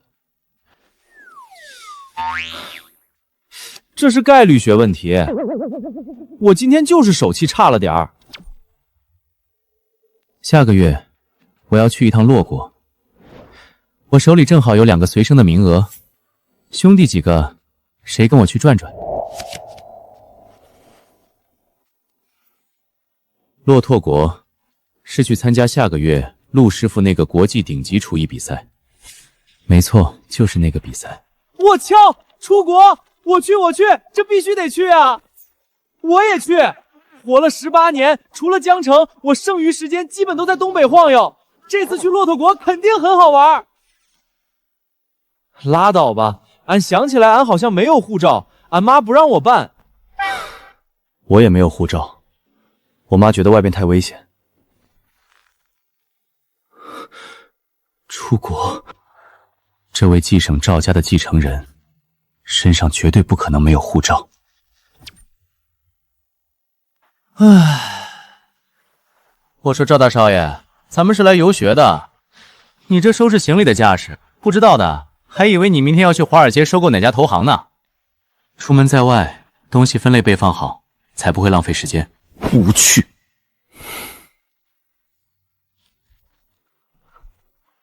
一帆，等咱们以后真过来读大学了，就在这附近租个离学校近的公寓吧。必须得我跟你合租，要是没有我天天拽着你出去吃喝玩乐，你迟早把自己活成老和尚。那个时候，我觉得未来的日子理所应当的就会这样，我们会一起考入同一所大学，一起在异国他乡租一间公寓。可是，所有未来的构想都在那个夜晚被彻底粉碎。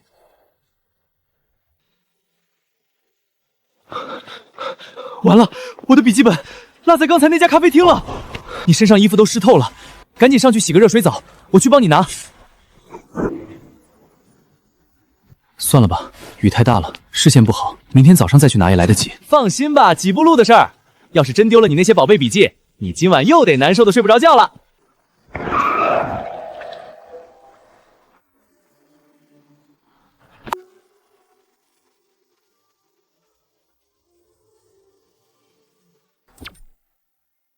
从那之后，我对出国产生了浓重的心理阴影，也再也没有交过任何的朋友，直到陆川他们出现。一帆，想什么呢？这趟骆驼国之行，安保级别绝对是王室规格的。可是，在东北，如果陆川没有原谅2赵家，我们早就被京城的家族碾成灰了。现在陆川要去人生地不熟的异国他乡，就让他一个人去。如果真的遇到了什么突发境况怎么办？去他妈的阴影！我有护照，我跟你去。好，这是车厘子给的王室专属邀请函，拿着这玩意儿，不用走那些繁琐的普通程序。这就是王室信物的压迫力吗？这就是顶级权力的象征。我这就去准备。妈，你明天派个人过来江城一趟，把我的护照带过来，我要出国。出国？你要去哪儿？好端端的，怎么突然要出国？一帆，出什么事儿了？是不是在江城遇到什么问题了？你别吓爸呀！现在家里能和那几位大人物联系上的只有你，你要是出了事，家族就完了。一帆，你不是从来不出国的吗？是出了什么大事吗？没出事。下个月我要跟陆川去一趟骆驼国，去参加一个国际厨艺比赛。嗨，你这孩子说话怎么大喘气呢？早说是跟陆川一起去呀！陆川那可是我赵家巴结不上的人，儿子跟着陆川一起出国，别说去骆驼国了，就算去北极看北极熊，都安全的不行。这天下还有谁能动陆川不成？除了我那不长眼非得查人家资料的老爹。去，必须去！把这就安排飞机飞江城，明天一大早保证把护照交到你手里。一帆啊，下个月就走，签证审查特别严格，手续很麻烦的。这短短不到1个月的时间，来得及吗？不用担心。陆川刚才给了我一张王室的专属邀请函，办签证很快的。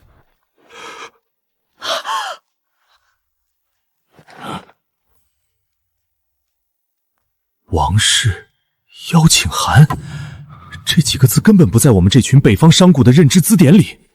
这就是年轻人网络上说的降维打击吗？随便给出一张王室的专属邀请函，这他妈是什么离谱的排场？这位陆川到底是什么来头？越往下挖，越让人觉得恐惧和敬畏。建明，明天去的时候带这张卡过去，我会往里面打2000万。一帆啊，这趟跟着陆川出国必须要讲究，去买几身拿得出手的行头，也顺便给陆川置办点好衣服、好物样，花多少钱家里全包了。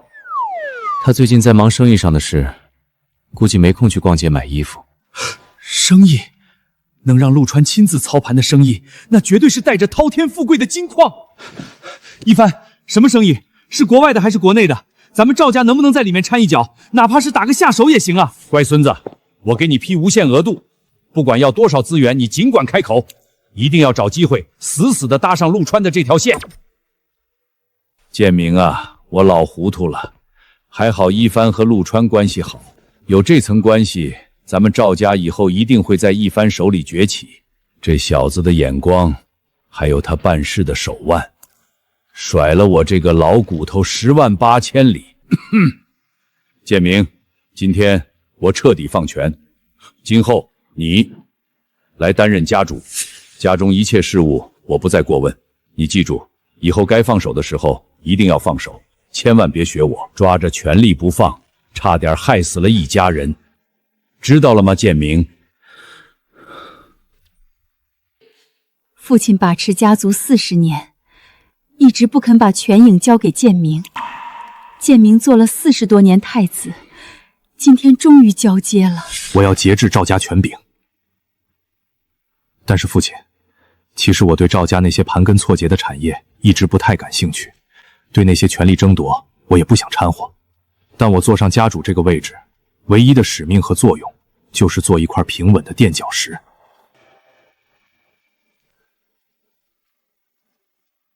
就像我最喜欢的皇帝明仁宗朱高炽一样，中间的这段路，那些阴暗的得罪人的火我全接了。我会替一帆把这个家看好，等他真正成长起来，我会把家干干净净原原本本交到他手里。但在这之前，属于我儿子的东西谁也别想动。有子如此，有孙如此，我赵家当兴当大兴。怎么了？打个电话魂都丢了，护照明天早上就送过来。我家里还给我带了张卡，里面有2000万，让我去买几身好衣服，也给你置办点行头。这赵家老爷子出手倒是够阔绰的。陆川，我爸让我无论如何也要试探出你最近在做什么生意，赵家厚着脸皮也得掺和一脚，搭上你这条线。你会不会觉得我很无耻？你拿我当兄弟，可是我的家里人却满脑子都想着怎么从你身上榨取价值。我觉得我没脸站在你面前。赵家要送钱，我超威，还有这种好事，一言为定，双喜临门啊！最近我资金链吃紧，盘子铺得太大，其他省市的市场我是两眼一抹黑。现在冀省赵家居然自己送上门来了，要不就算了。为什么算了？这么好的机会哪能就这么算了？赵家不仅自带雄厚的资金链，而且在冀省有着根深蒂固的人脉和实业基础。我连画大饼和谈判的口水都省了，这是自带干粮来打工的极品啊！资本家听了都得流下感动的泪水。不过一帆现在的状态很不对，我得扮演一个通透宽容的角色，把他从这个拧巴的状态给拉出来。一帆，困住你的从来都不是事情本身，你在意兄弟的眼光，你觉得你必须在家族和朋友之间维持一个完美的状态，但是这世界上哪有什么完美？你不用向所有人证明你自己，你只要守住你自己的心，专注你自己的节奏，别想太多。是啊，我只要自己问心无愧，为什么要用别人的功利来惩罚自己的良心？火候到了。啊，这是我公司的总经理许成远，你等会儿把这名片推给你家里人，让他们自己去联系对接。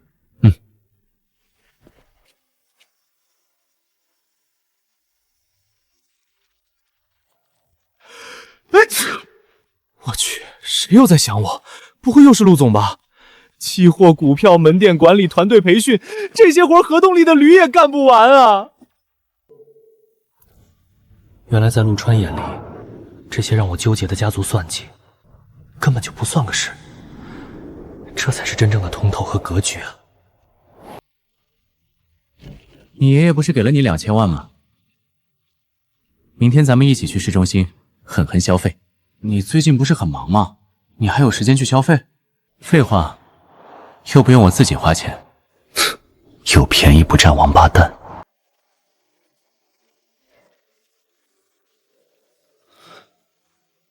有便宜不占王八蛋。去他妈的愧疚，去他妈的家族算计！我有陆川这样的兄弟，那些狗屁东西不值一提。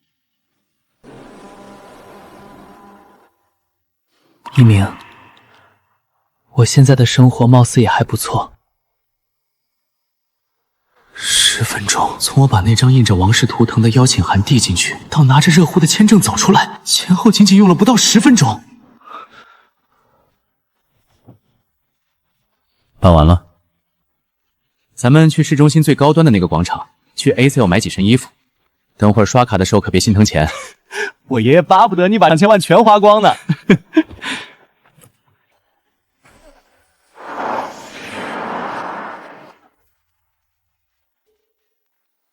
现在居然有人大白天闭店包场，这是哪路活财神下凡了 ？ATO 这个牌子只有少部分的有钱人会买，这肯定是大人物包场了。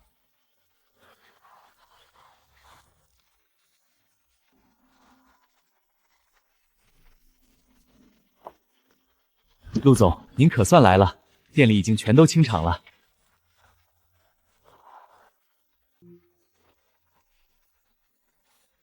艾迪，挑几套日常穿的休闲装，另外再定做几件正装。快，把店里的所有高端款全都推到 VIP 试衣间去。刚刚陆总选的这套衣服是从异国来的高定，是以开国身材高大的框架打造，一般人很难驾驭。但陆总身高尺寸都很优秀，我相信。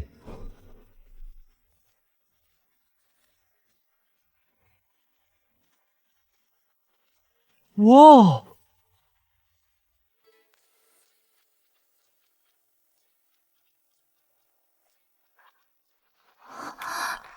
这也太帅了！陆总果然是少年英姿，穿什么都好看。您不是因为穿上我们 A-Sale 而更好看了，是因为您的试穿，我们的 A-Sale 才能更上一层楼。一般般吧。眼前这位跟着陆总一起来的少爷，绝对也是个懂行的行家。这位少爷，您眼光真是太毒了。不瞒您说，我们品牌最顶级的版型都是由我们的首席设计师托尼老师亲自操刀的。但是托尼老师今年不知道在忙什么，已经整整大半年没有更新过版型了，我们也是催不动啊。别说普通用户，就连我们公司的 VIP、WIP 客户都无法订到最新款了。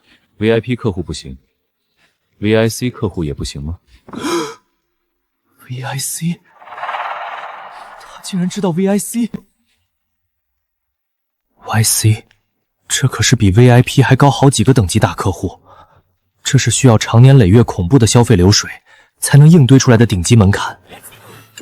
陆总身边的朋友，果然个个都是惹不起的活爹。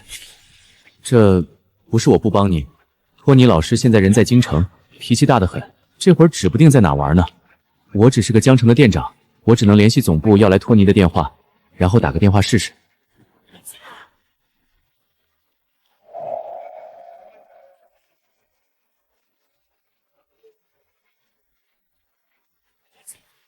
打。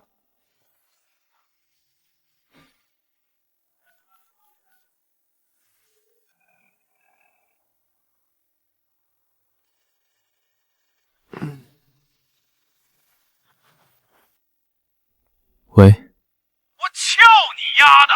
你丫够燥的！好的呀，你丫最好是你爹死了要找我，不然老子等会儿就过去弄死你丫的！给我。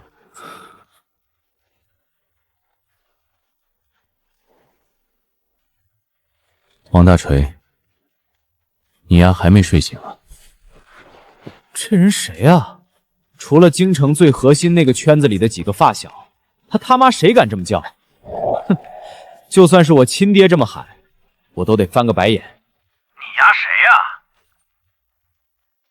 看来那些八卦还真不是空穴来风。前世这个托尼，或者说京城王家的少爷，放着好好的家族餐业不去继承，跑到国外旅了个游，结果跟个二哈一样，对国外王室的卡特琳娜公主一见钟情。为了追求她，这位大少爷硬是改行跑去学了服装设计，结果被京城王家老爷子圈禁。他花了几千万搭上了卡特琳娜公主的闺蜜阿卡丽，结果阿卡丽是个骗子，为情所伤的托尼大少爷在几个月后自尽而亡。我是谁不重要，我想要你给我和我兄弟一人设计几套正装。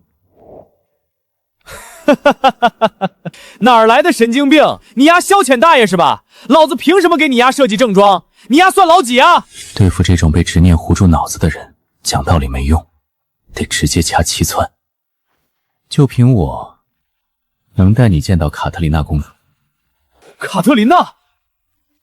这他妈怎么可能？一个江城土鳖，张口就说能带我见国外王室的公主，你丫从哪儿听来的消息？逗你爹玩呢是吧？你丫别挂电话，10分钟后你爹我不把你丫裤衩颜色查出来，都算你傻。我就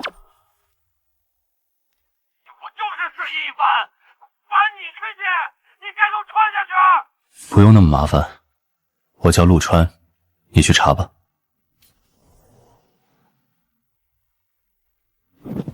喂，二叔，劳您帮我查个人，有一孙子恐吓电话打我这儿来了，我要把他开盒。行，把他名字告诉我。陆川。我去，陆川，他怎么了？陆川的资料是最高级别的上锁绝壁，全国能拥有的一只手能数得过来，丫够造的。你丫是看你二叔太顺了，想把我拉下楼？我下半辈子都不敢惹你丫这种爷呀！前半辈子哥哥我顺极了，谁知道能惹到这种爷呀？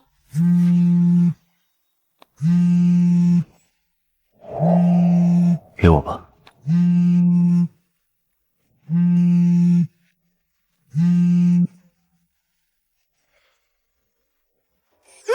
我服了，陆少，我真服了。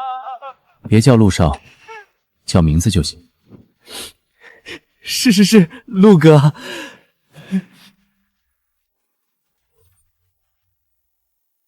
特琳娜公主的事，你真有门路。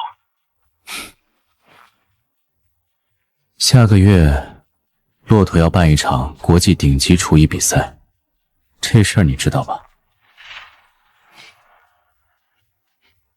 当然知道，那场比赛规格极高，算是那帮土豪王室的私人大 party， 去当评委的都是全球的名流大咖。唉，要搁以前，我费点劲儿，砸点钱弄个外围的观赛门票，倒也能进去。但现在我被家里老爷子断了粮圈，我拿不到那邀请函啊。难道陆哥你？卡特琳娜也是这次骆驼国厨艺比赛的受邀嘉宾。我手里正好有一张骆驼国王室的邀请函，而且正好还有一个随行名额。我操，陆哥，你是我亲哥，带我去，求你带我去！别说给你和你兄弟设计几套正装，就算让我给你设计100套，哪怕让我拿针线亲自给你缝裤衩子，我都绝无二话。只要能让我见一面公主，你让我干什么都行。这托尼是京城王家的人，若是我能把这托尼收服旗下，也是手里多了一颗棋。100套啊！可是我突然改变主意了，我现在不想做衣服了，这名额我还是留给别人吧。别啊，陆哥，你别玩我呀！虽然家里断粮了，但我这几年自己还攒了点小金库，你开个价，多少钱我都给。只要你带我去见卡特琳娜公主。跟钱没关系，主要吧，我就是觉得你这人不尊重我。我怎么不尊重你了？我都叫你亲哥了都。你求我办事儿，连个您字都不说。陆哥，您这平时没少看电影吧？那小的也配合您演一下。小的给陆哥请安啦！哈哈哈哈哈哈！不逗你了，名额给你留着，等会儿加个好友，我把我还有我兄弟的身材数据发给你。看来也不是只有我们赵家在查陆川资料后被吓到，这种感觉还挺爽的。陆川什么都不解释，但是我总感觉这才是真正的装逼王。陆师傅他们提前出发了，咱们给了他先飞京城和托尼会合，然后乘坐车厘子安排的私人专机直达骆驼国。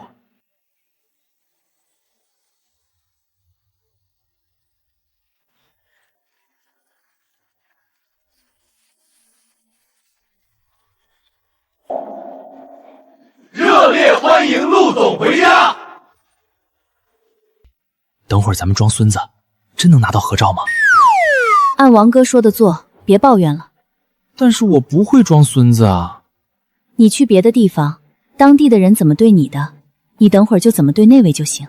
哦，原来这就是装孙子啊！你们待会儿给我瞧好了，这叫陆川的资料是最顶级枷锁加密，但是我在这京城20多年都没听过这号人。是啊，这丫谁呀？我也没听过。要是真地位高，咱几个不可能不知道啊。咱们待会儿跟他合照，只要拿到照片回家，向自家老爷子问问，看看他是装的还是真有本事。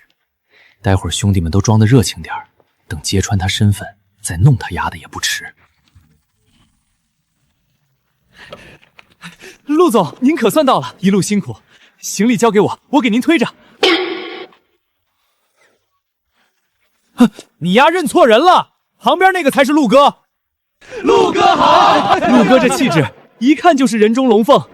陆哥，我是老李家的老三，以后在京城有事儿您随时招呼。来来来，大家挤一挤，跟陆哥合个影。陆哥您站中间。看来我猜的没错，陆川在京城的势力根深蒂固，这些本地二代们都是陆川的小弟，太可怕了。啊，行了行了行了，都散了吧，我们还得坐专机到骆驼呢，没工夫跟你们在这耗着。陆哥，这趟过去您可得玩得尽兴啊！等您放假回京城，可一定得跟兄弟们言语一声啊！咱们必须给您办一场最顶级的接风宴。一帆，你可别见笑啊！这帮人就是瞎起哄凑热闹。毕竟陆哥难得回趟京城，这不都是替他高兴吗？这帮人啊，全憋着劲儿想弄明白这挂着绝密档案的陆总到底是个哪路神仙。今天一窝蜂全冲过来，不就为了蹭这张合影吗？现在陆川的高清正脸照已经拿到了，回头拿给各家老爷子一瞅，立马就能摸清陆川到底什么来头。哼，你小子到底什么身份？马上就见分晓了。看破不说破，查吧，随便查，反正我就是个平民老百姓。走吧，时间差不多喽。成，走。卡特琳娜公主，我来啦！骆驼国，我来啦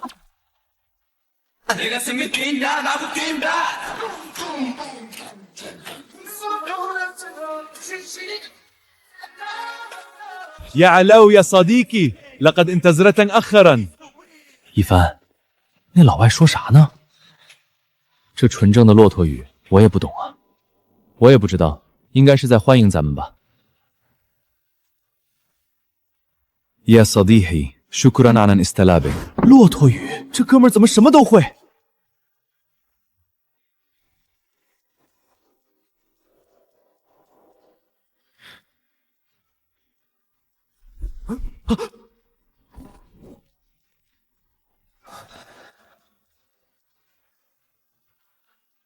所有人都对车厘子无比尊敬，这说明车厘子绝对是王室最核心的那一小撮人。前世这些我都玩过了，根本没啥意思。赵一帆和那个王大锤都表现出或多或少的兴奋，而只有陆川从始至终都是淡定。即便是我们王室的奢靡生活，对于他来说也是稀松平常的东西。果然，我没看错人。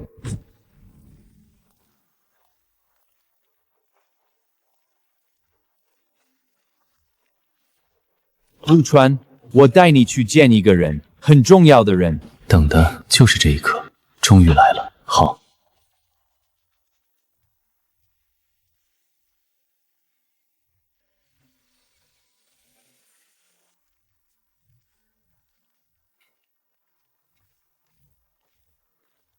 我的朋友，我有个人想介绍给你认识。白天那些令眼花缭乱的顶级奢华招待，都只是用来拉近距离的闲奏。现在，核心利益的博弈终于要开场了。我的朋友，这是必须走的安保流程，连我自己进去也不能带手机和任何电子物体。越是站得高的人，越是惜命；越是严格的防备，越是说明房间里面的人地位极高。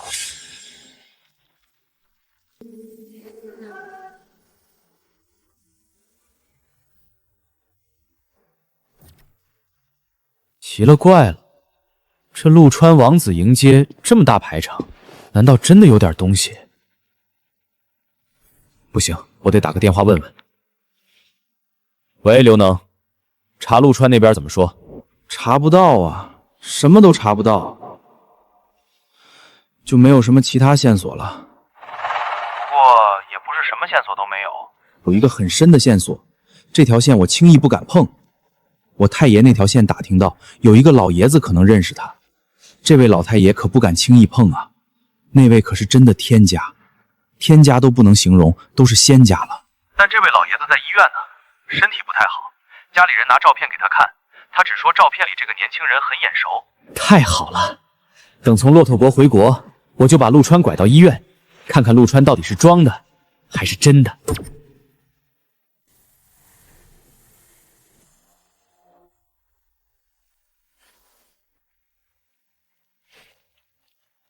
报，老爷子一切安好，在看了那张照片之后，情况一直很不错。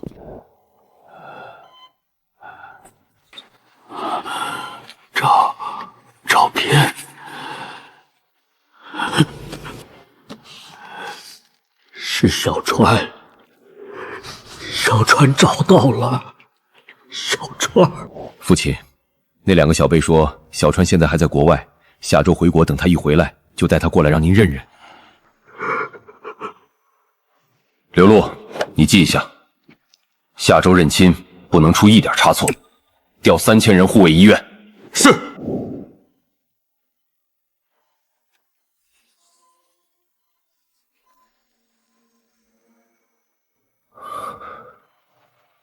不知道你是不是小川？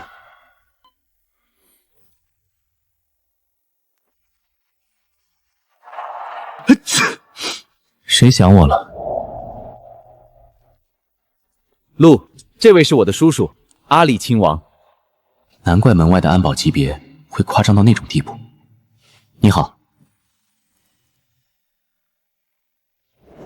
年轻人，你的骆驼语说得非常地道。感谢你带车厘子到处游玩，把他照顾得很好。阁下客气了，车厘子是我的朋友，朋友到了我的主场，尽地主之谊是应该的。况且今天车厘子安排的行程，也让我见识到了真正的异国风情。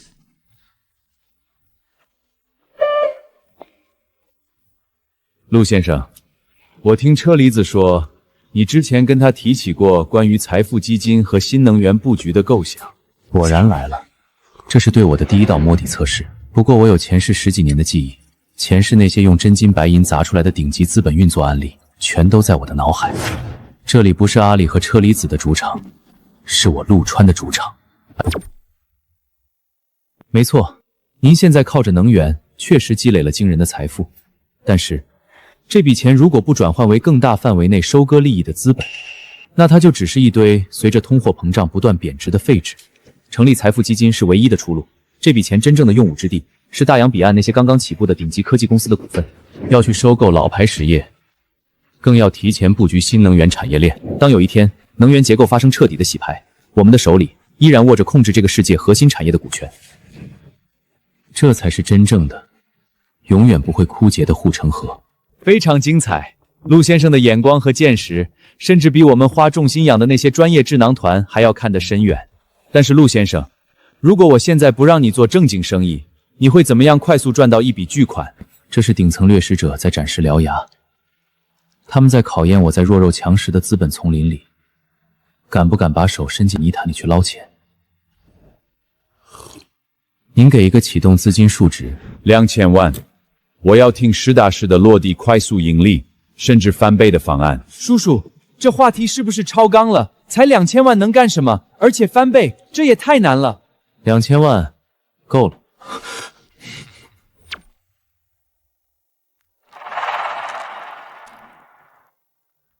2000万做启动资金，去某国的核心商圈，比如银佐、秋叶原这些地方，去铺设几家无人情侣用品店。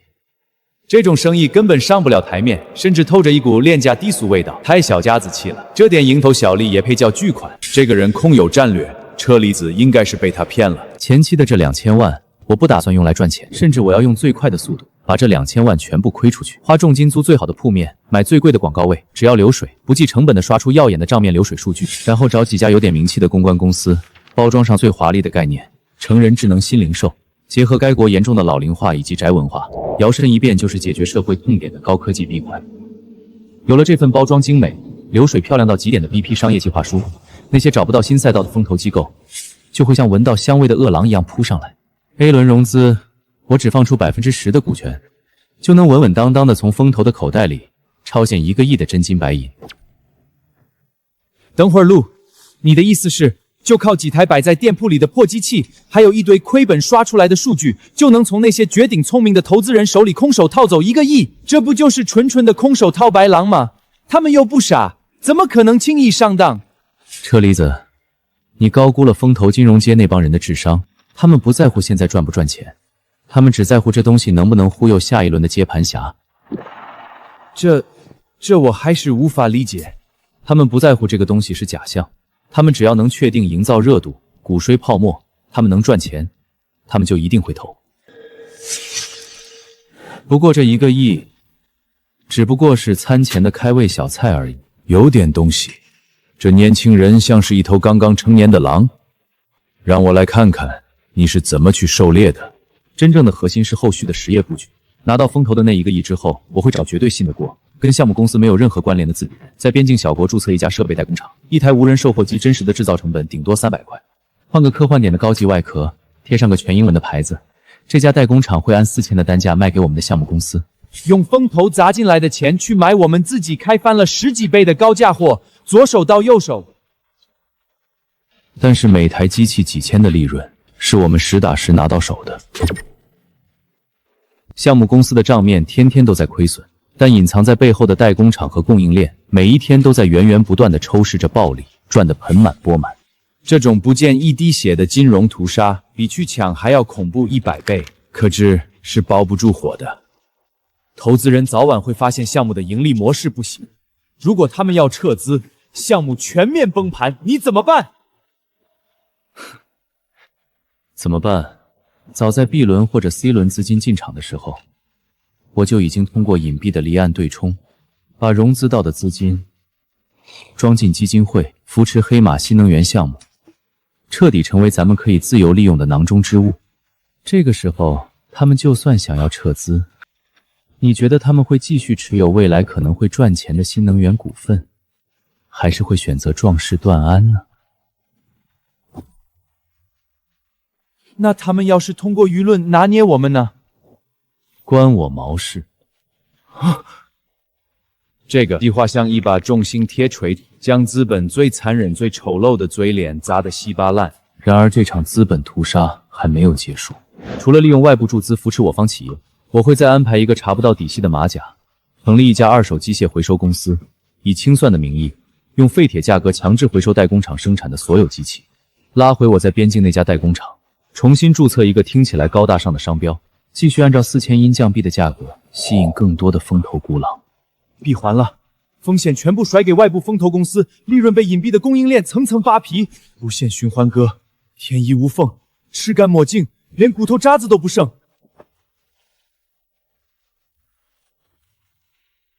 这就是资本。眼前的这个年轻人根本不是股动点金融的大学生，他就是一头披着人皮的冷血到了极点的猛兽。我得重新评估这个年轻人，他这不是小聪明，是真正的同类。欢迎你的加入，陆。我太清楚这位铁二叔叔的脾气了，他这是把陆川放到了绝对平等的盟友位置上去进行资本结盟。荣幸之至，到此为止。这根粗的不能再粗、富得流油的超级大腿，算是彻底被我吊死了。从此之后，国内稳步推进，在国际上，我也可以尽早去争取更多的资源。我脑子里有往后10几年的未来走向，对所有上市集团的股价走势一清二楚。有了阿里的合作，市场就是金矿。车厘子，你吩咐一下下边的人，在我们的地盘给陆川先生最大的权限。他所到之处，如我亲临。是。陆川拆解的那套连环壁花收割法实在是太恐怖了，太狠了。我猜的果然没错，这种手段，这种气度，绝对是东方最顶级的家族的重点培养对象。陆，你今天在包厢里说的那个模式，不会用到我们骆驼的身上吧？没事，这里没人，他们听不见。在这个时候说自己绝对不会坑盟友，那就太低级了。生意场上的誓言，连擦屁股都嫌硬。我今天什么都没说。我懂了，这就是一份答卷，一场给阿里看的考试。陆川只是为了证明自己的獠牙有多锋利，那是专门给敌人准备的绞肉机，绝对不可能用在盟友的地盘上的。这就是智慧啊！我的兄弟，我需要向你多多学习。我最近在研究明史，这本书很精彩，书中小小的官员智慧也胜过我们皇室的掌权者。我的兄弟，你回去好好休息。酒店安全我已经重新安排，50名护卫携带武器，全天分3班轮流值守。有任何事情，你直接吩咐他们。在这里，只要我车厘子还活着，没有人可以伤害你分毫。谢了，兄弟。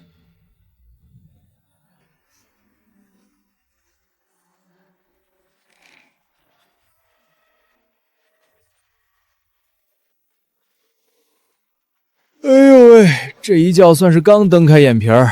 您猜怎么着？天光早就嚷进来了。得嘞，甭赖被窝了，再劝这晌午都到跟前了。我得找陆哥唠唠去，瞅瞅他这会儿忙啥呢？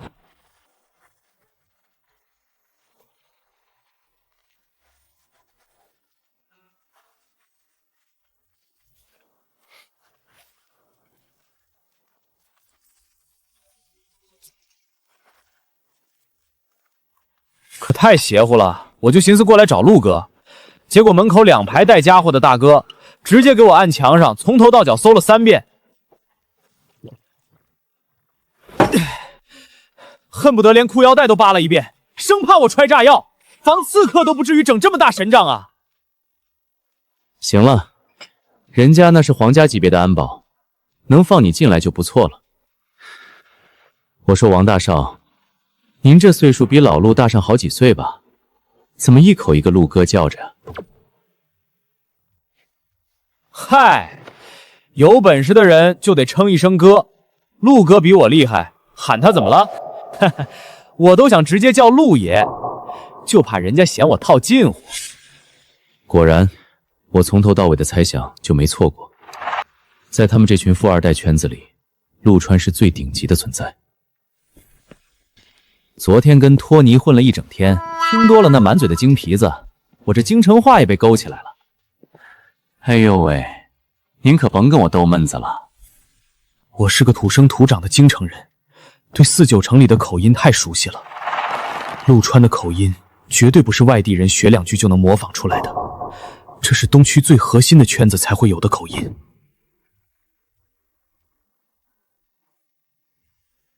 绝密档案，通天背景，陆川特妈绝对是京城最顶层那个圈子里走出来的隐秘少爷，绝对错不了。你丫想什么呢？别猜了，我就一普通市民。对，陆爷，您说的对，咱都是普通市民。这家伙估计又在脑补什么，我都懒得解释了。对付这种脑补怪，解释只会越描越黑。走吧，去吃早饭。得嘞，您这边请。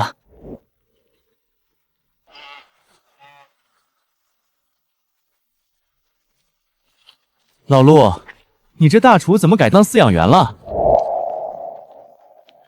老板，这也是没办法。骆驼国这边的气候太干，他们提供的鹿肉肉质发柴，根本达不到老陆的要求。老陆这轴脾气你也知道，为了这次比赛拿名次，他硬是跟主办方死磕了好几天，最后愣是通过您那边的关系，把东北鹿场里的新鲜走地鹿活体空运过来了。这是好事。老陆对食材这种偏执，正是他能做出顶级美食的核心。干得不错，我不懂厨艺，帮不上什么忙。但如果老陆这次真能拿下名次，我单独送你一个大礼。老板，啥大礼啊？老板说是送给我的，你赶紧一边琢磨着菜谱去，少在这跟着瞎掺和。都到国外来了，还揍我呢。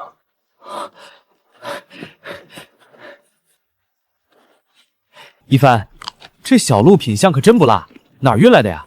应该是川哥从东北张家的鹿场里运来的。东北哪个张家？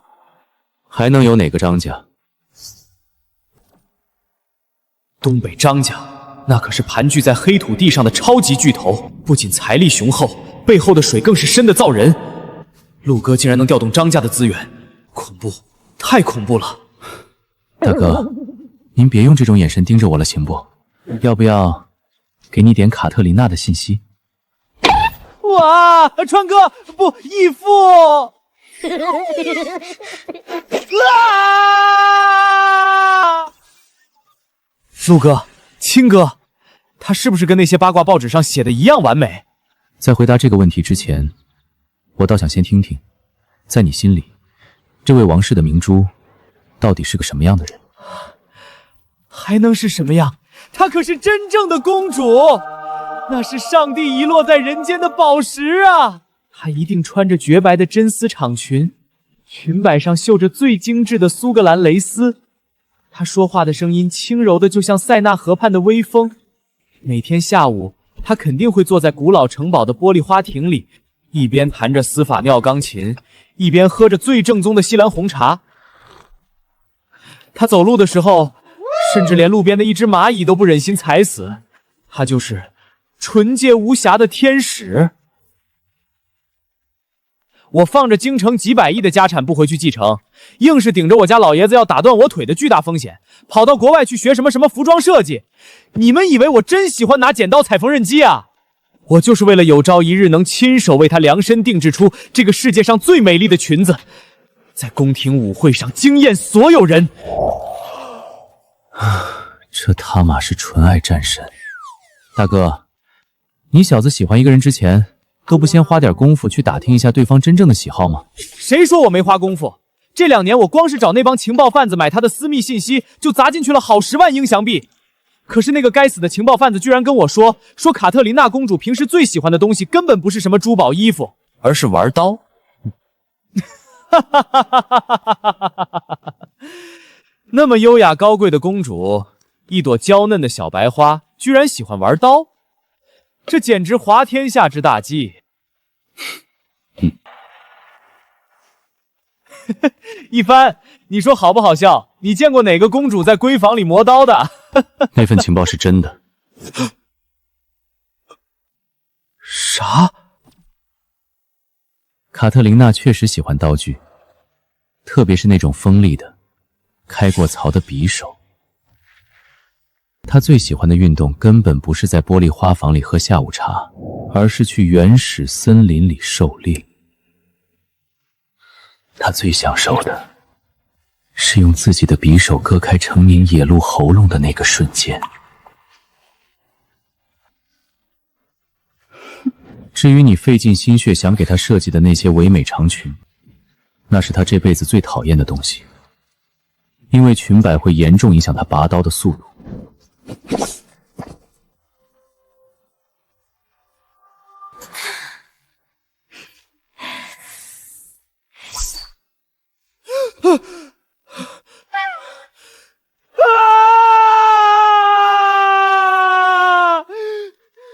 不能够，这跟我脑补的压根儿不一样，你指定是拿我逗笨子呢。既然你不信，回去收起你那些蕾丝花边的破布料，多设计几把好刀，用最好的材料打出来，到时候你当面送给他试试，看看他到底是扔了你的裙子，还是拔你的刀。嘿，对啊，要是他真稀罕刀，我亲手给他整一把独一份的专属匕首，这可比送裙子靠谱多了。唉，这小子的脑回路清奇的可怕，自我治愈能力简直拉满。被你几句话就打发去打铁了，这位王大少脑回路确实异于常人。不用管他，接下来才是真正的重头戏。老陆，今天有什么安排？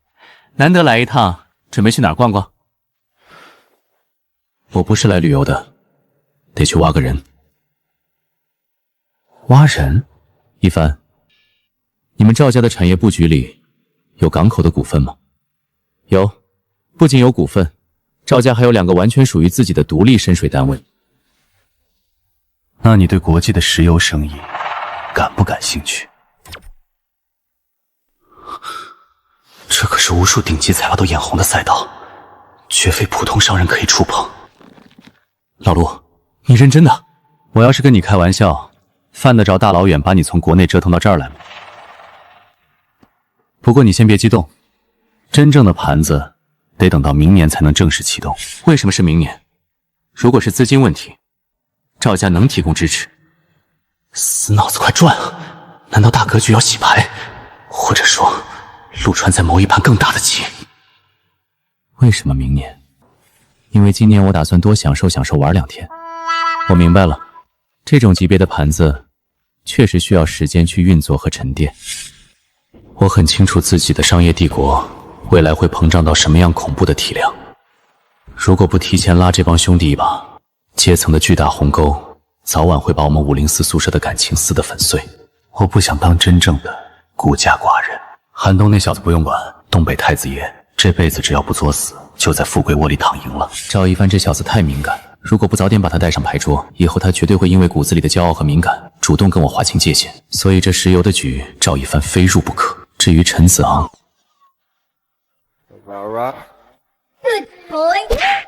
左边画个虫虫，右边画个龙龙，不要对我凶凶，我的心会痛。算了吧，那脑干缺失的货，让他去路边卖淀粉肠，估计都能把摊子给点了。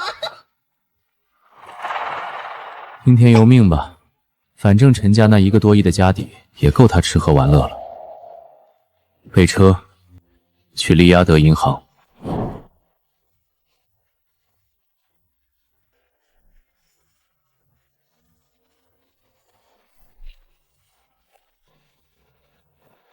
这排场是王室里哪位有实权的亲王来了？不知道，但能让奥马尔行长亲自在太阳底下等着，来头绝对不小。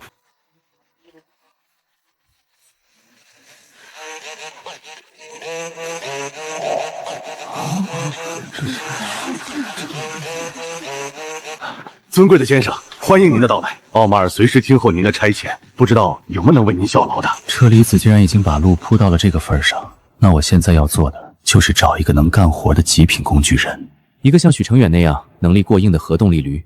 我找吴剑锋。您好，我是得力银行外汇部的青木经理吴剑锋。奥马尔行长说您有大业务要办，让我全力配合。您看，您是需要办理跨国走账，还是海外信托？我叫陆川，我不办业务，我准备在这里开个公司，现在缺个总经理。陆总，您这可是找对人了。我在这干了快8年，认识不少在这边打拼的精英。您要什么样履历，什么级别的人才，我马上联系猎头朋友，保证给您挑几个最拔尖的候选人送过来。我不找猎头，我看你就很错。陆总，您太抬举我了，我就是个混口饭吃的普通小经理，顶多算个熟练工。您那个盘子肯定大得吓人，我这小身板扛不起来，去了也是给您帮倒忙。你是觉得你的能力不行？陆总，您要做的事绝不是我这种平头老百姓能掺和的，我怕死。那你是觉得我的实力不行，护不住你？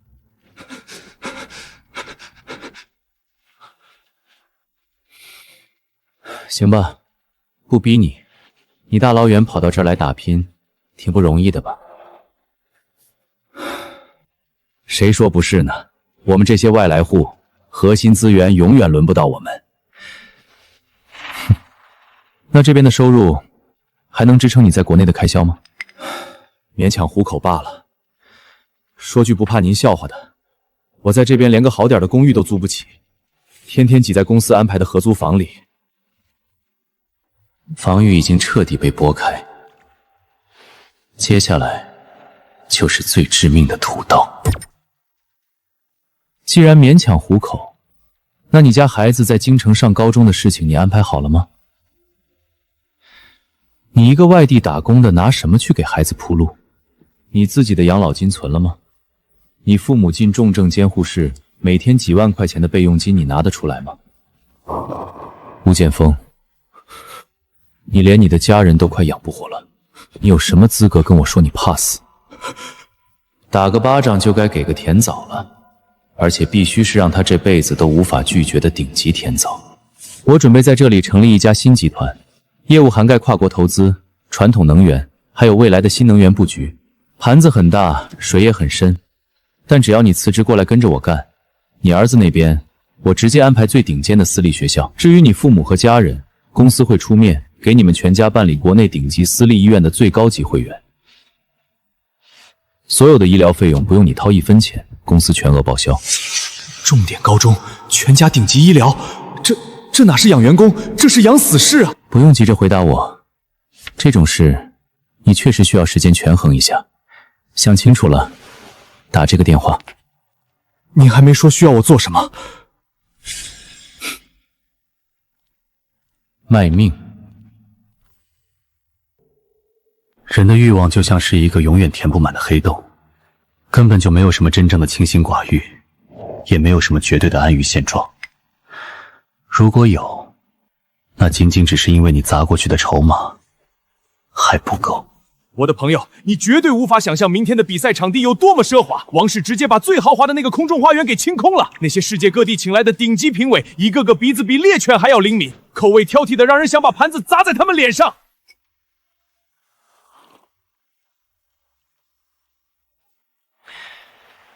不过我对你的那个厨师朋友有信心，他绝对能让那帮老古董闭嘴。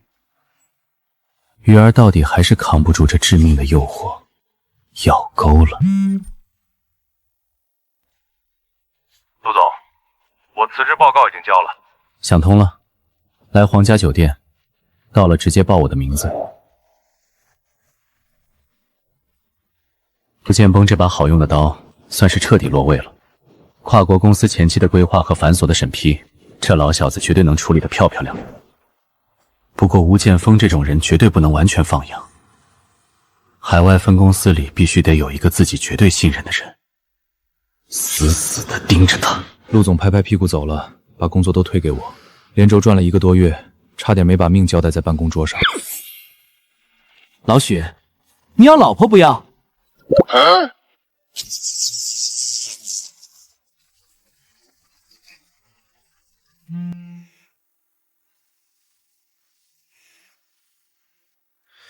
去你大爷的！谁给你爹打电话？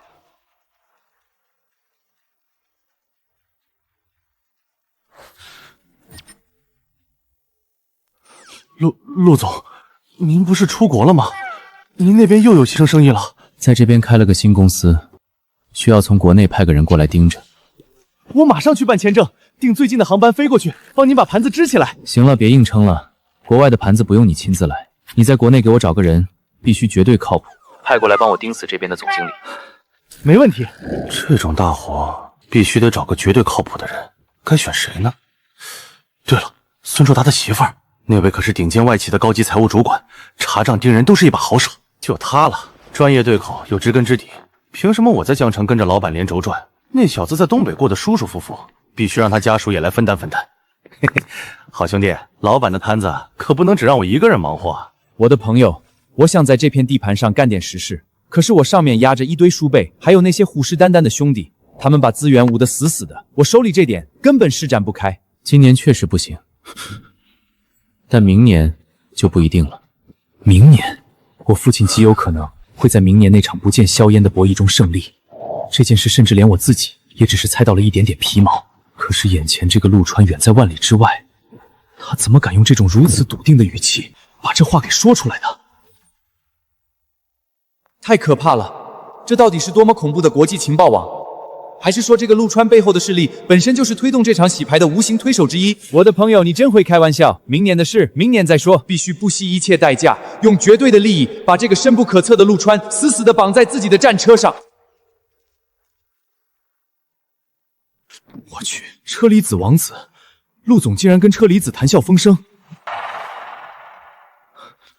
陆总，我来了。车厘子，这是我集团在你们这里的总经理吴建峰，以后这边的具体业务就交给他打理了，还得麻烦你照顾一下。我这哪里是上了贼船，这分明是老祖宗显灵，让我抱上了一根纯金的大腿啊！正愁找不到机会深度绑定呢，这简直是瞌睡来了就有人送枕头。没问题，但是我也要出3个亿补充现金流，再给你一栋楼做集团总部，换你骆驼30%的股份，这不过分吧？我的世界观碎成了渣，这他妈是投资吗？这分明就是变着法儿的赶着给陆总送钱啊！办公楼在哪儿？哈哈哈哈！我手里现成的地多的是，相中哪块，马上建一栋就行了。王子殿下，新建一栋大楼的话，这审批加上施工周期，起码得2年吧？哈哈哈！你是不是在这里待太久，脑子生锈了？我直接找贵国的施工队，以贵国的施工速度，2个月就能把一栋大楼建好。这是我私人助理的电话，让他给你发一张地图，你们相中哪块地，直接在地图上画个圈，剩下他会全权搞定。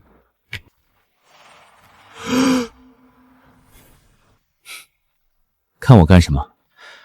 我不懂地理位置，风水那一套我也不信。你去跟徐总许成远对接，你俩商量着，看着哪块地顺眼就定哪块。我去，这也太豪横了！好的，陆总，我马上去联系徐总。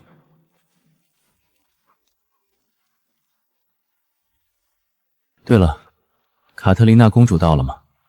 我有个朋友想请她吃顿饭。这卡特琳娜公主可是国际闻名的一枝花，兄弟你也感兴趣？她说不定真喜欢你这一款。没问题，我跟卡特琳娜熟得很，晚饭交给我来安排。谢了兄弟，那我先走了。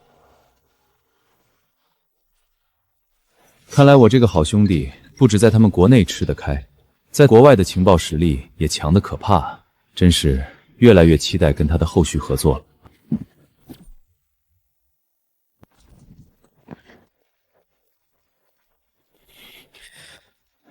我正灵感爆棚，千万别打扰我。图纸不着急画，收拾收拾，换身利索点的衣服，晚上跟卡特琳娜吃顿晚饭。您说什么？今天晚上跟卡特琳娜吃饭？是的，你没听错。哈哈哈，陆哥，你就是我的亲哥！以后在京城，只要您一句话，指哪儿我打哪儿。您就算让我去把秦家那小子揍一顿，我都不带犹豫的。你无缘无故揍人家干啥？陆哥，您是找谁搭的线啊？车厘子安排的。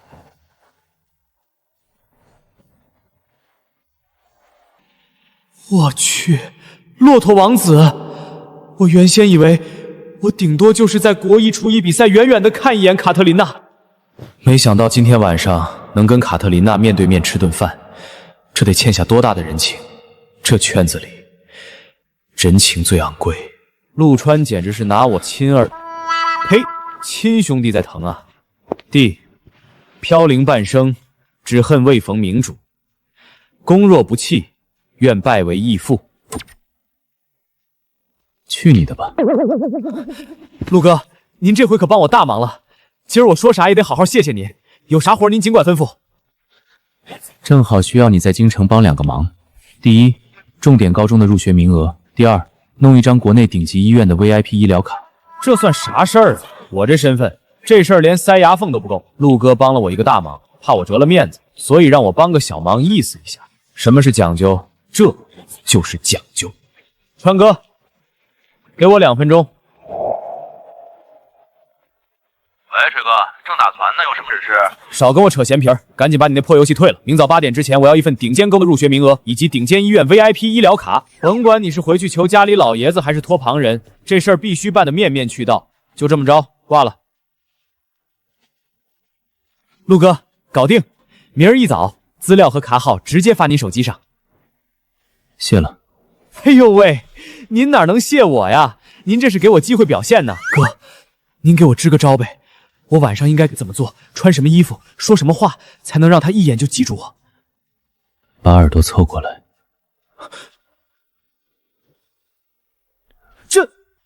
哥，真要这么干？这玩意儿能行吗？他会不会生气直接走了？放心，信我的，准没错。这2天我疯狂地推演着赵家的港口吞吐量，为了这个明年才能启动的大局，我必须拼了。这京城大少的状态怎么看上去这么欠揍？发春了？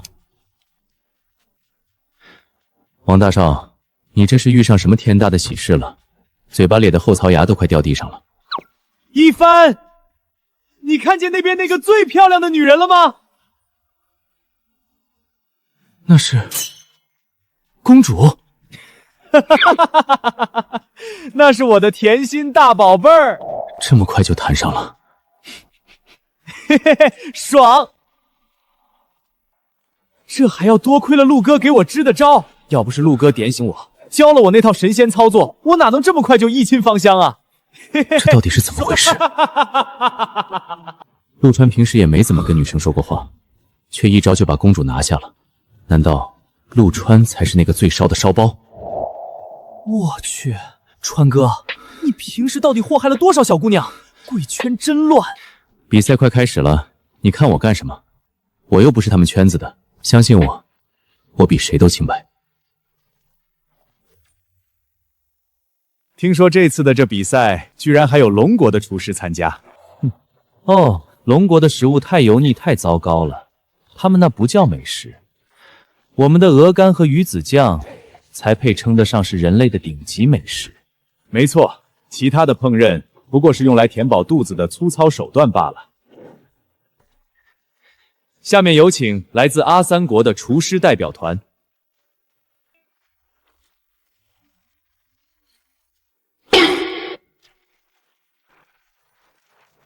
啊！这就是传说中的阿三丝吗？尊敬的车厘子王子，我们为您带来了阿在国的传统美食，请开始你的烹饪。这是我们的传统名菜科妹多巨蜥拌成吉思鸡。我超威，给我们准备50卢比的成吉思鸡。王子，先等我烹制完成和鸡司机，再给你盛50卢比的。他说的这东西真的能吃吗？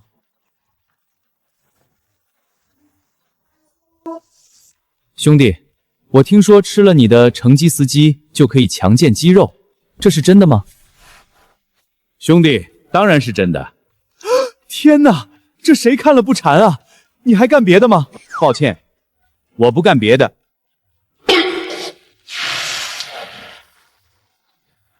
看呐，这浓稠的宛如下游的恒寒水。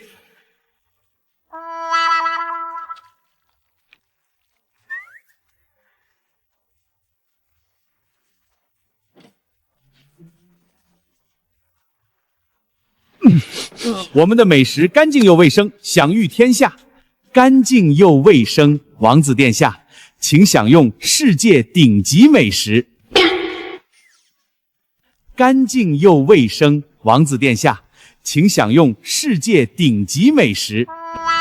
你这些东西能吃？保证您吃了百病不医，肠道顺畅。为了品尝原味的成吉思鸡，还请王子您用手直接进食。滚滚滚！快把他给我赶出去！给我弄20加仑的酒精，现场消毒。王子，干净又卫生，干净卫生。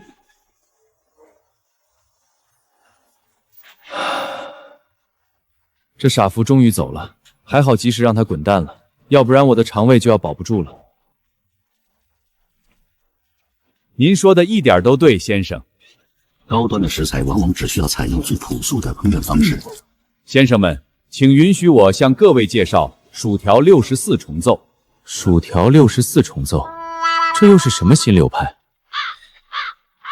我倒是听说过一点，说是吃了他们的薯条，整个人就像经历了一轮完整的精神疗程。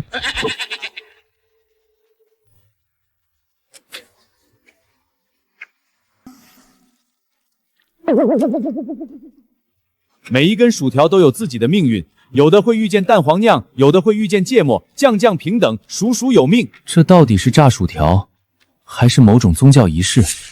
先生，薯条64重奏的第一条规矩，不要问，只管吃。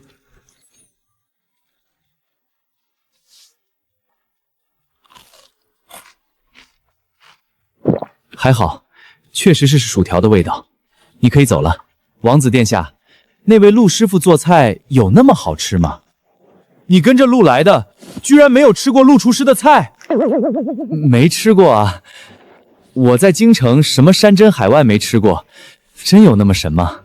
接下来是来自东方的厨师陆德韶的美食鉴斩。怎么这么香？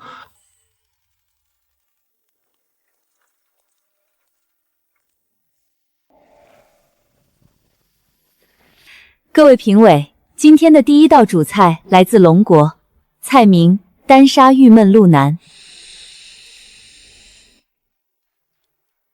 这道菜的食材取自极省深处最珍贵的纯血梅花鹿，取其最肥美的鹿腩，在特制的盐水里浸泡了4个小时，加入八角、桂皮、草果等12味纯天然中草药。这位女士，请不要继续介绍了，我已经迫不及待地品尝美食了。哼。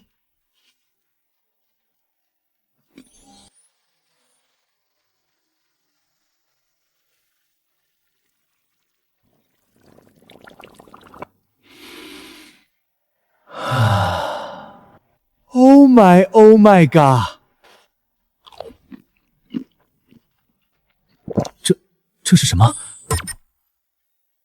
鲜美的味道在舌尖上律动，像是一只调皮的小鹿在草原舞蹈。自由、奔放、热烈、原始。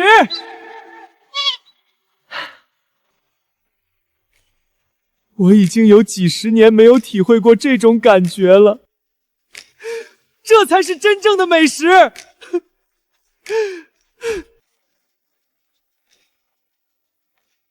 真有这么夸张？陆厨师，请您快上第2道菜。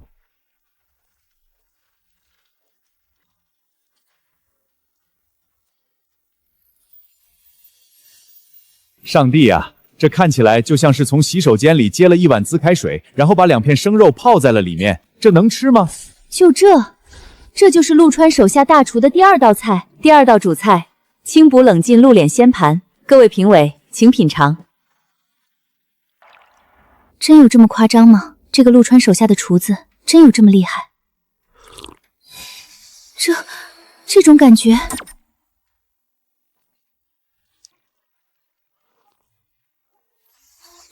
这种感觉，竟然是雨后春笋般的脆爽，和高山雪莲般的甘甜。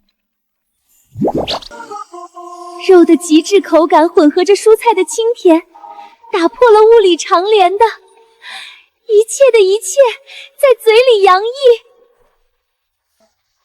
打赏黄金10公斤。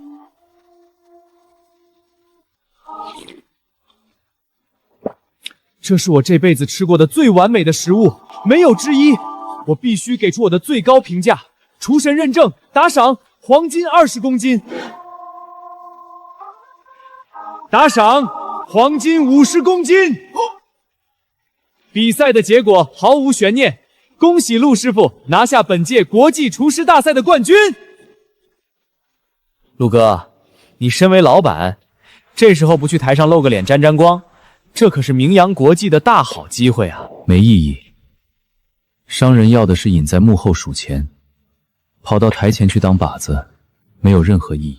明天我和一帆就坐飞机回国了。王少是一起回去，还是在这儿继续跟你的大宝贝儿卿卿我我？卡特琳娜今晚的航班就要飞回去了，后续的感情培养也不差这一时半会儿。相比之下，京城的那帮二代有没有查出陆川的身份，让我更好奇。回，当然一起回。陆，你不能就这么走了！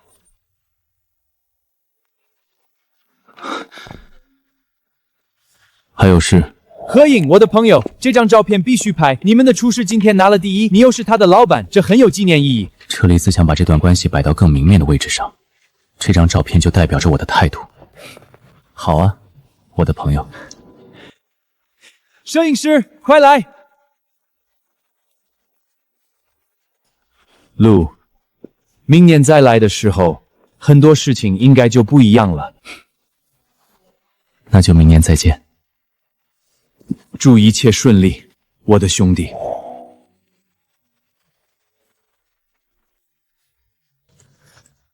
一帆，咱们要快点了，等会儿赶不上从京城飞江城的飞机了。别啊，陆哥，去骆驼之前都说好了，回京城给您接风洗尘，您这落地就走也太打我脸了吧！我什么时候答应你了？不行，必须得把陆川留下，得让我那帮兄弟揭开他的老底。我不管，反正我欠您这么大一个人情，今天必须一起吃顿饭，不然我在圈子里面面子往哪儿搁？你面子跟我有什么关系？我现在可是跟着陆哥混的人，您要是在京城落地，连饭都不吃一口就走，外面那帮人还以为我不会办事儿呢。又来了，我都行。看你，江城那边暂时没有急事，反倒是京城这边，那帮二代肯定没少折腾。既然人都到了京城，不如看看这帮人到底想干什么。行吧，就吃顿饭，吃完我就回酒店休息，明天回江城。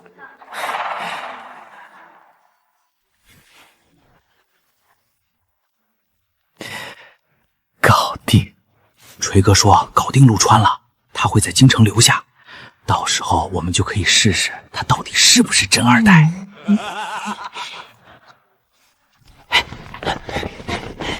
兄弟姐妹们，走！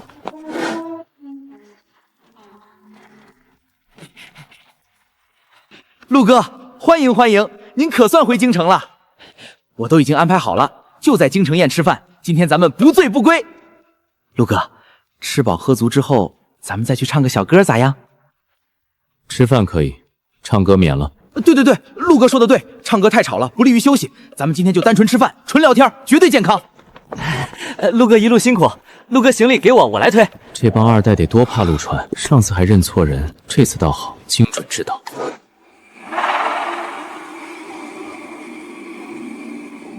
哎，你们这帮人拿着照片和身份证号查了这么多天，查出什么没？丫会不会开？什么都没有。我们花了很大的代价，只知道是京城户口，父母双亡，江城大学学生。资料上看，就是个普通的不能再普通的大学生。不可能，绝对不可能！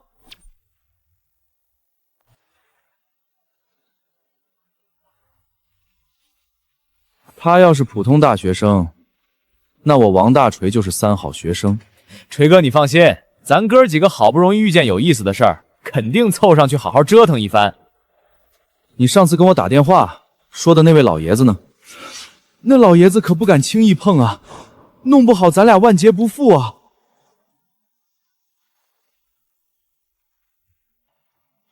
川哥，我总感觉那几个富二代好像没安什么好心。无所谓，咱们就当吃顿便饭就好。明天一早就回江城。果然，这就是大家族子弟的底气。就算那几个富二代想搞事情，也掀不起什么风浪来。现在情况很明了了，陆川的身份只有那位老爷子可能会知道。咱们晚上这顿饭就想方设法把陆川引到医院，让那位老爷子瞧瞧。如果老爷子不认识陆川，那陆川绝对就是个假冒的西比货，到时候看咱哥几个不弄他。虽然陆川有点能力，但假冒终究是不行的。那位老爷子怕是也会赞同我们把他踢出京圈。刘能，说了半天，那老爷子到底有多牛？这么跟你说吧，他老爷子一句话，咱们两家就会从这个世界上消失，彻底消失。家族的文献记载、经商记录全部消失，甚至不出3年，全世界没有一个人会记得我们。你说恐怖不恐怖？我去，记忆消除术啊！所以说，就看他陆川有没有真东西了。到时候酒桌上，我灌几杯酒后假装胃出血，让陆川送我去那家医院，是骡子是马得拉出来溜溜。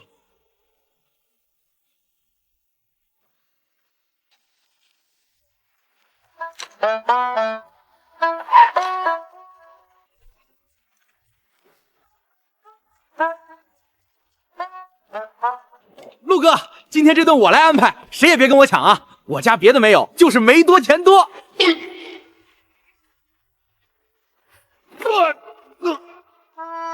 锤哥，您这哪是打我屁股啊？您这是打您的脸啊！我就想付个账啊！付你大爷！今天陆哥舟车劳顿，吃饭讲究个清静。你们这帮孙子一窝蜂凑上来，是想吃饭还是想开菜市场？都散了，都散了，该干嘛干嘛去。真想孝敬陆哥，到时候排队一个一个来。锤哥，我家老爷子说了，今天让我必须陪好。再磨叽，赶明儿我就跟你家老爷子说，你上个月在酒吧泡妞花了100万。人家小姑娘说她妈妈生病了，她爸还好赌，这我才帮忙的。滚你丫的！等会儿上菜，我先敬陆哥几杯，然后找机会猛灌自己，捂着肚子往椅子上那么一躺，然后我就说老毛病犯了，怀疑胃出血。陆川这人重义气，真遇到事儿绝对不会不管，到时候肯定陪我去医院，正好让那位老爷子远远看一眼，这事儿就成了。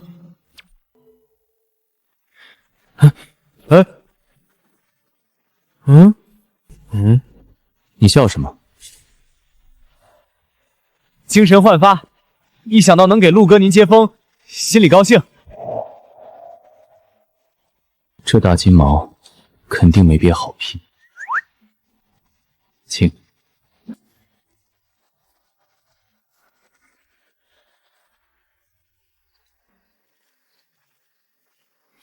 陆哥，这地方怎么样？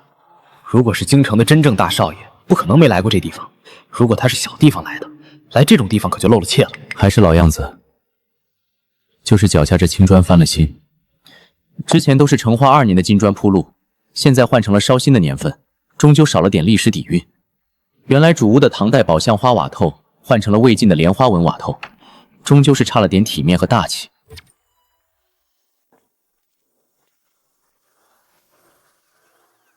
先生，瓦当和地板的确是翻新了，您真的是慧眼如炬。我去，陆哥这都能看出来，老行家呀！稳住，稳住，不要慌。我也听过这个地方，会员审批比江城的汤泉水柜严苛好几个档次，有钱只是最基础的门槛。人家看的是你家里往上数3代，有没有资格坐进来吃这顿饭。一帆哥懂行啊，这地方一般人别说订包间，连门口那条胡同都找不到。陆川刚刚说的那些我都不懂，而且他如此松弛平静，不像是走进了京城最顶级的会所，像是在逛自家楼下花园一样。我前世为了装富二代，专门研究过京城宴的布局，就准备着回江城跟人吹牛。现在想想，当初挺傻的。我超威，陆哥这神态也太自然了，搞不好以前这地方对人家来说就是个随便吃饭的后院。还不快给我们安排最好的包间？随便点就行，吃个饭而已。这话要么是不懂规矩，要么就是规矩本身得围着他说话。明白明白，陆哥放心，绝对不搞那些花里胡哨的，咱就安安静静吃顿家常便饭。几位贵客，里边请。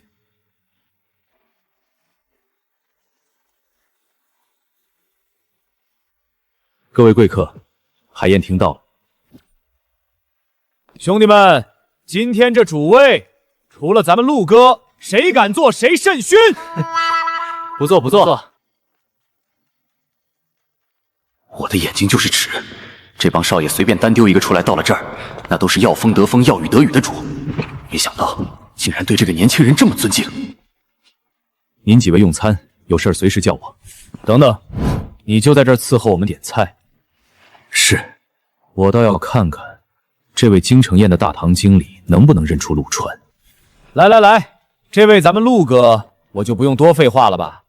这位，咱们赵哥。我一个继省的世家少爷，在人家这帮京城二代眼里，分量根本不够看。各位，大家叫我一帆就好，我就不占几位老哥的便宜了。一帆说的对，大家叫我陆川就行。陆哥，其实上次在机场……行了行了，陆哥刚下飞机累着呢，谁有闲工夫听你在这瞎逼逼？陆哥您瞅，这平头小子叫刘能，家里搞能源集团的；旁边那个叫梁飞，家里粮食集团的；陈宇，家里老头是搞教育的；精卫，家里老头是搞医疗卫生的；那个长得最黑的铁渠，家里运输集团的。来，站起来问好。陆哥好。这一世，我的信条就是不装不端着。他们再牛，也就那样。好可怕！这就是陆川的凝聚力吗？5个重要板块的继承人，像小弟一样对陆川献殷勤。陆川的背景比我想象的还要强大。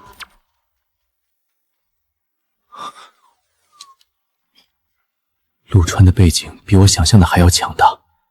我们赵家，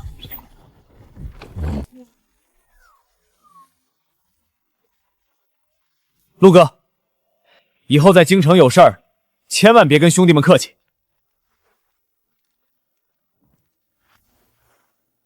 如果这个大堂经理能认出陆哥的底细，那我就能省点事儿。你们来点吧，我吃什么都行。这个清蒸东星斑来条最大的，鱼子酱1人1罐，还有这最贵的佛跳墙，畅饮。好的。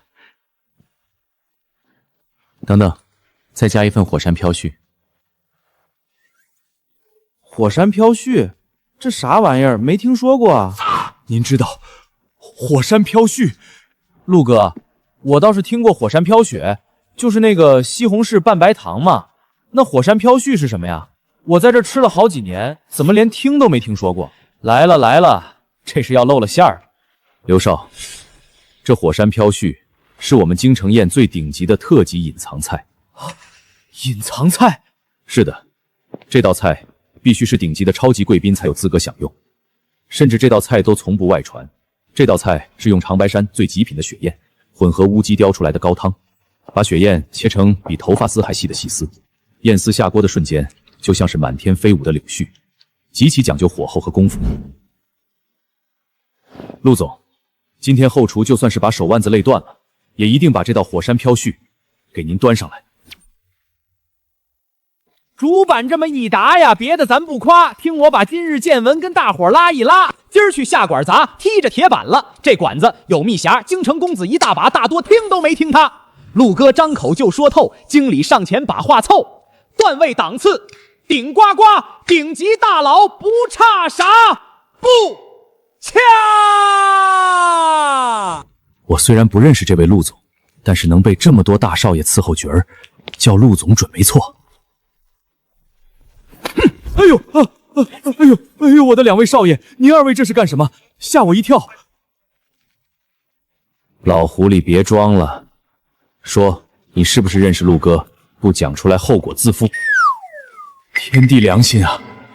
我在这会所里迎来送往近10年，什么牛鬼蛇神没见过，可今天这出戏，我实在是看不懂了。哎呦，你们俩干嘛？王少、刘少，我不认识陆总啊。这3位爷又闹上了。你这老狐狸，嘴里半句实在话都没有。您但凡能吐一句真话，那老母猪都能蹭蹭钻树上待着去。这帮人精心眼多的是，口风一个赛一个加实，不整点硬手段，那是半点消息套不着。甭跟我这逢场作戏演大戏。经理，你也不想把现在这份工作弄丢了是吧？你给我听清楚了，我旁边这位王少要是发了话，别说这京城宴的大门，这城里所有的厂子，你哪家都进不去。这叫什么事儿啊？好汉不吃眼前亏，先顺着他们糊弄过去再说。啊，王少别动怒，您2位别动怒，认识认识，我认识。我撬，炸出来了，果然有猫腻。快说，陆哥到底是什么来头？他到底是什么背景？家里老爷子是哪位？说背景，我说个屁的背景啊！这帮2代精得跟猴一样，一查就露馅，只能把这锅水给彻底搅浑。刘大少、王大少，有些事知道的太多没好处。您2位都是聪明人，你们懂的。不能说在这片地界上还有什么是我们这几个核心少爷不能听的？那这级别简直已经突破天花板，直冲大气层了。经理，是不是这方面的？我的祖宗，这都扯到哪儿去了？难道是这个？不知道，我什么都不知道，后厨还等着我催菜呢。2位大少，我先走一步了。跑什么呀？这是锤哥，他这是被吓到了吧？废话，你没看他刚才那副尿裤子的德行吗？这说明什么？说明咱俩肯定有一个猜对了。看来陆川应该不是装2代，必须得让那个躺在医院里的老爷子亲眼看看陆川的长相。刘能，看来今天晚上必须得去医院，让老爷子认人才行了。怎么去啊？总不能把陆哥强行绑过去吧？绑个屁！等会儿回包厢，你什么都别管，你就拼命给我灌酒，往死里给我灌。锤哥，你不要命了？少废话！梁飞那小子不是定制了一堆装着水的酒吗？等会儿你就管梁飞去要2瓶，放我旁边，然后红的给我兑点葡萄汁儿，知道吗？妥了。哼，作案工具，这不就自己送上门了吗？肥子，这个是你那个货不？不是，这是从前台拿的真酒，给陆哥接风洗尘。我哪敢拿凉白开糊弄啊！今天出门，我顺手在后备箱塞了一箱货。本来，哎呦，你干嘛？干嘛呀？我抽出你裤衩里猴皮筋做弹弓，崩你们家玻璃去！不是，锤哥他这是抽什么风？飞子，你后备箱里假酒，今天可是立了大功了。啊，走，先把这箱真酒搬进去，给陆哥他们喝。行吧，该哥们儿飙演技了啊！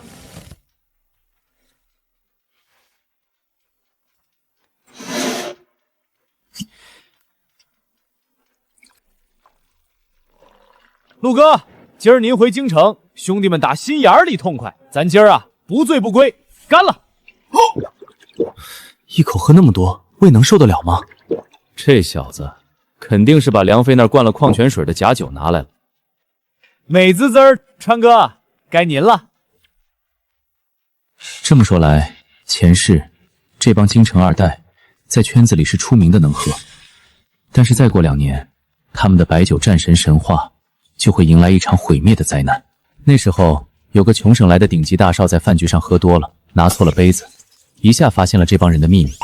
他们竟然往酒瓶子里注入矿泉水，曾经名震江湖的白酒战神们彻底沦为笑柄。既然你这么喜欢演，今天我就帮你们这出戏再加点料。真53度还没有问题。好，陆哥海量，少喝点，你不是平时不喝酒吗？要不我替你。不碍事。重生之后，不光是有了超强记忆力，身体素质方面更是2式量子叠加，一拳能打死1头牛，几斤酒根本没问题。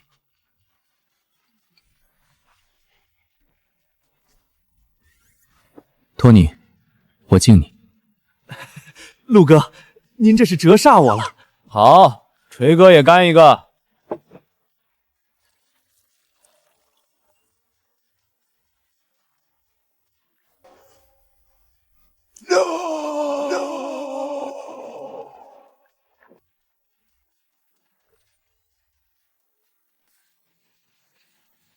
我超威，怎么回事？这他妈怎么是真酒？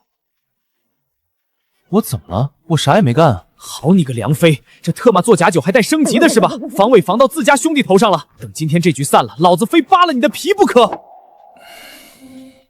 那什么，锤哥牛啊！这是未出血计划的一部分吗？奥卡斯小金人今晚到你家啊！托尼哥，别停啊！这才哪儿到哪儿，继续干！我胃里都快烧穿了，这要是这么喝，我今天非得把这条命交代在这包厢里不可。我去，刘能这分酒器里的是水啊！这才对劲儿，这才是真正的白开水。好酒，够劲儿！陆哥，怎么样？咱京城人讲究不？讲究。不是哥，你抢我的酒杯干啥呀？这演的是哪出啊？咱俩的都是水，你抢我的干啥？刘少、王少都干了，你……马上，只能喝这个了。托尼哥演的这么爽，也让我来演一把。嘿嘿嘿嘿，这哪是水？这他妈是真酒！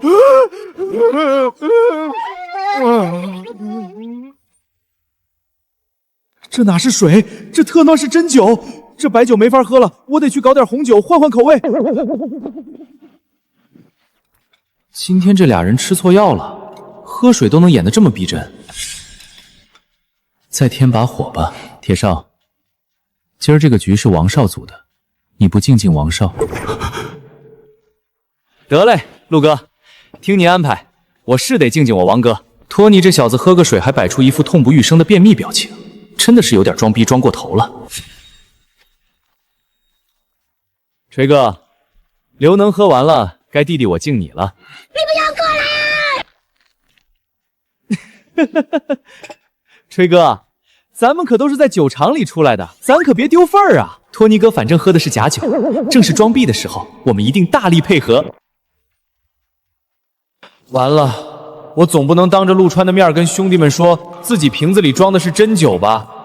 那不完犊子了吗？没办法，只能硬顶了。操了个操，干了！好样的，海亮！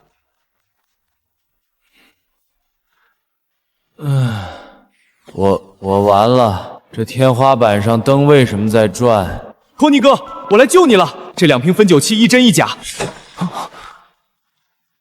这瓶是葡萄汁，这瓶是真红酒。真爱降临！救星来了！哎，锤哥，别喝！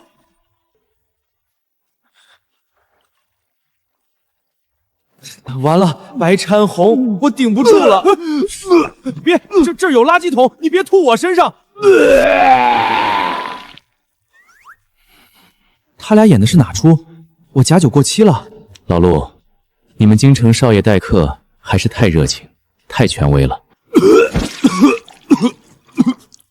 锤哥，你没事吧？我操，血！锤哥吐血了！我只是想看托尼吃个瘪，结果这大哥真把自己喝出问题了，还真是个天才。快送医院！我应该是没事了，纯粹是喝急了，但是我必须吓一吓梁飞这孙子。你丫没事升级假酒干啥？我去，回光返照啊！托尼哥别吓我，前面就是东区医院，赶紧拐进去啊！不准去东区医院，给我直接去海区医院！托尼哥，你都啥情况了？这会儿横穿半个京城去海区，你这命还要不要了？我自己身体我知道，今天晚上要是不让那个老爷子看一眼陆哥，我就算死也不瞑目。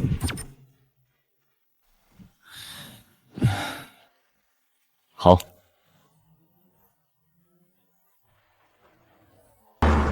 不对劲，经纬，京城堰出门左拐就是一家顶尖的3甲医院，急性胃出血，你们不去就近的医院，非要跨越大半个城市往海城跑。是啊，急性内出血，多颠簸1分钟就多1分休克的危险，这不符合常理。我哪知道托尼这王八蛋到底在抽什么风啊？那什么，陆哥，锤哥那位金贵必须得让最顶级的专家看，一般的急诊大夫我们不放心。哼。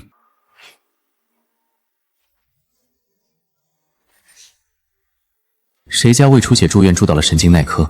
而且这海城医院最顶尖的王牌科室是老年医学区，这里住着的全部都是在历史上留过名字的活化石。这帮大少爷拼了命的把人往这儿送，目的太明显了。陆哥，这里。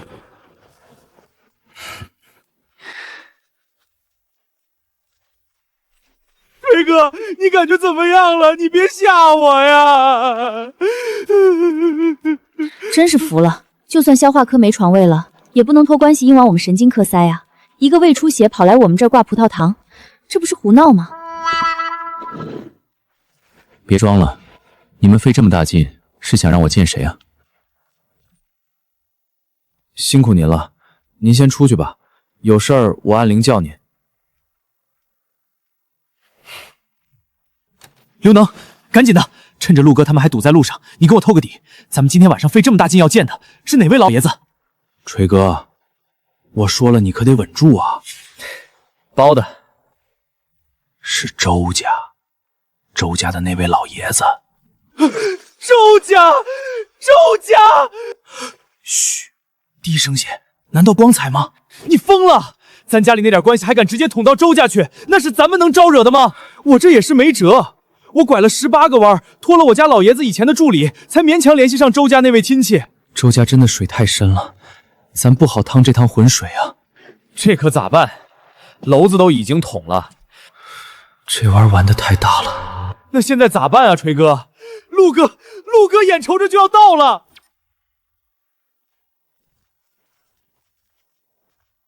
有了，能子，你动动脑子想想，既然陆哥和周家是一个层级的，那咱们何必非要去接触周家这个大佬呢？咱们找个同级别的高层老爷子打听一下不就行了？找谁啊？钱老。你疯了？咱们惹不起周家，难道就惹得起钱老吗？再说了，钱老的电话你能搞得到？反正我是不敢找我爷爷问。说你没见过世面吧？我可是有幸跟钱老见过面。去年我跟我爷爷去闽省拜访钱老，他还夸我风格独特呢。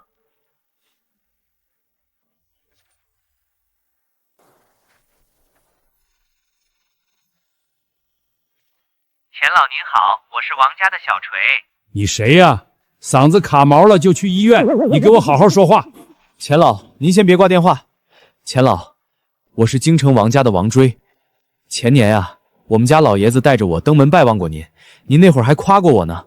是京城王家，那个成天在外面惹是生非的混账小子，他找我干什么？想起来了，有什么事？那什么，钱老，我就是想跟您老人家打听点事儿。您认不认识一个叫陆川的小伙啊？陆川？哪个小子能让我外孙女欠人情啊？我当然知道这个名字，那小子是我宝贝外孙女翠萍的恩人，京城王家这个出了名的小王八蛋，平时在4、9城里花天酒地不学无术，今天怎么会突然把手伸到江城大学去了？这绝对是没安好心，这帮二代极有可能想通过陆川去搞别人，万一这臭小子的目标是我的宠外孙子昂呢？我那心肝宝贝的外孙女还不得哭得稀里哗啦的？不行，必须得警告一下小王八犊子王锤，我告诉你，有些人不是你能查的，勿谓言之不愿。我猜对了，我特妈的真的猜对了。连远在闽省手眼通天的钱老都不准我们查，连问一句都不行。这背景，这护短的架势，陆哥的来头简直要捅翻天了。但是今天这局已经箭在弦上，不得不发了。钱老，您别生气，我发誓，我对陆哥绝对没有半点恶意。我就是想请问您，周家那位老爷子跟陆哥没仇吧？周家老爷子，他不是都退了好多年了吗？这王家的小王八蛋，到底在发什么神经？哼，没仇。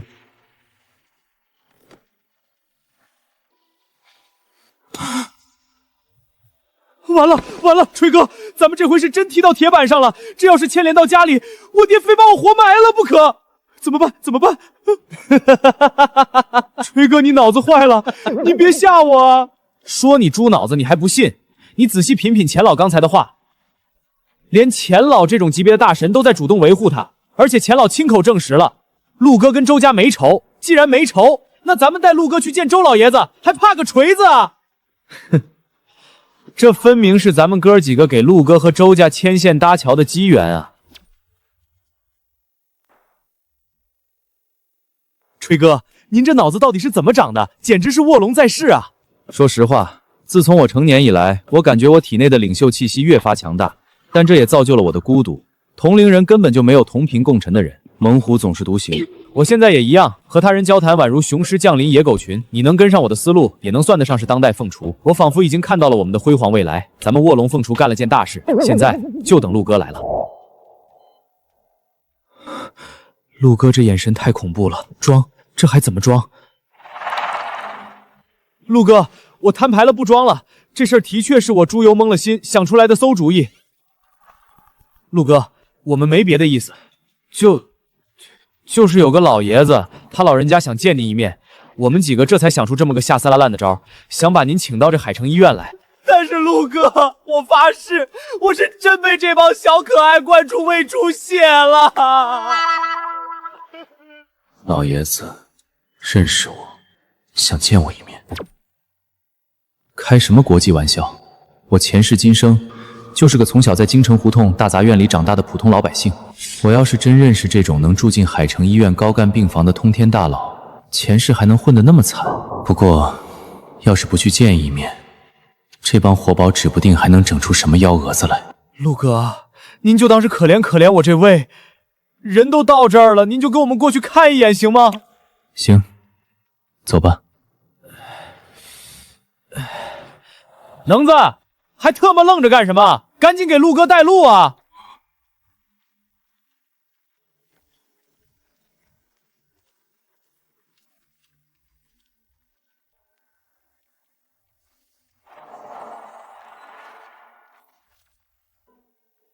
你好，我是刘能，请跟周叔通报一声，人我带来了。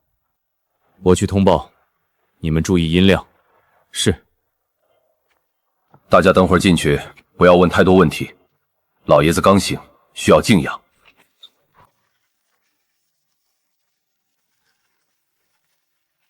姚川，我在脑子里把所有可能性都过了一遍，但是这不是别人。我从小就不怎么记得我父母，全靠吃百家饭长大。那时候我还没上小学，正是猫嫌狗气的淘气年纪。爷爷，接着。只有这位周爷爷，他从不嫌我闹腾，笑眯眯地看着我上房揭瓦。好，这瓦片砸得有力气。小川啊，待会儿下来吃你最爱吃的奶糖。周爷爷还时不时配合我玩各种幼稚的游戏。那瓦片可是成化年间的公瓦，就这么砸了？闭嘴！老爷子愿意，这位小少爷把成化砸了都行。经常给我最爱吃的奶糖，直到后来我上了学，而周爷爷那座四合院也在某天夜里突然搬空了。爷爷！从那以后，我就再也没见过周爷爷。谁能想到当年那个在胡同口摇着蒲扇的老头，居然有资格住进海城医院最核心的特灵1号病房。周爷爷在我缺失父母的童年，给了我最快乐的童年日子。我尊敬他，敬爱他，和他的身份无关。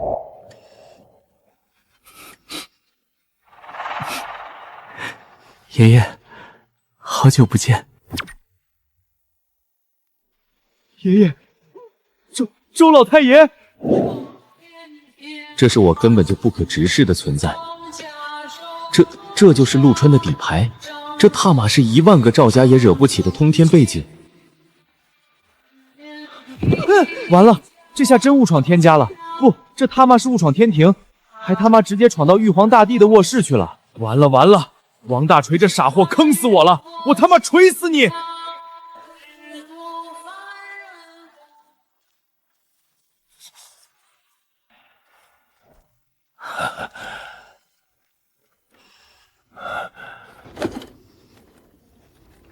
好久不见了，这么多年，你小子怎么样了？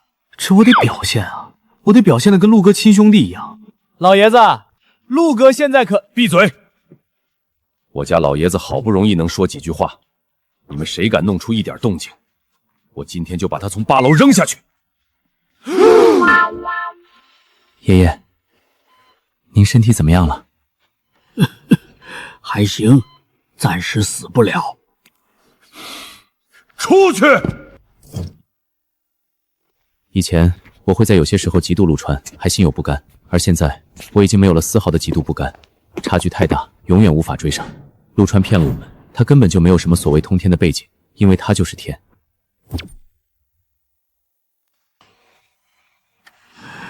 长大了，也结实了。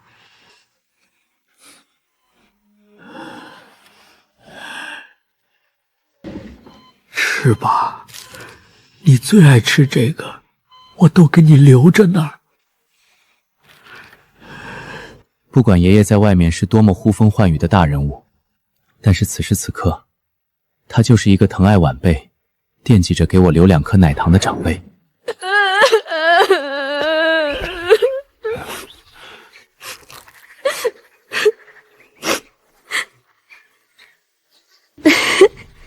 糖不知道过期多少年了，爷爷一直留到现在。周爷爷，你那几年去哪儿了？去哪儿了？去了很远的地方啊，那边的风沙好大，风一吹眼睛都睁不开。你奶奶说该收麦子了，可是院子里的海棠花还没开呢。爷爷不对劲。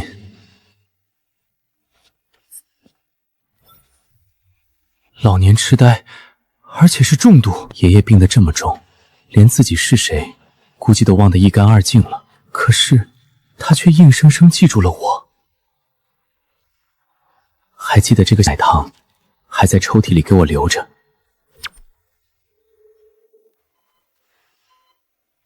小川，是我。老爷子当年搬走，是因为公事。连通信都切断了，什么人都不能见，什么人都不能说。后来老爷子的脑子开始不记事了，甚至连我都不认识了。他清醒的时候，嘴里天天念叨的都是你的名字，还说奶糖还要给小川留着。你应该也认出我了吧？我就是周卫国。我年轻的时候受过严重的伤，彻底丧失了生育能力。周家在我这儿断后了。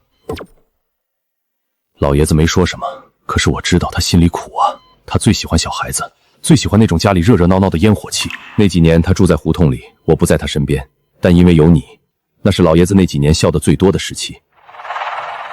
他早就把你当成自己的亲孙子了。卫国，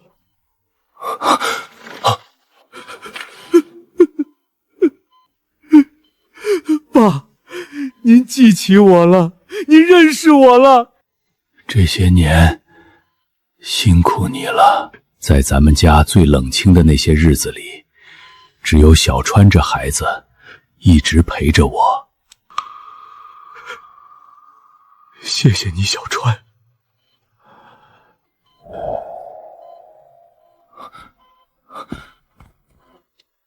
老头子，我能听你叫我一声爷爷吗？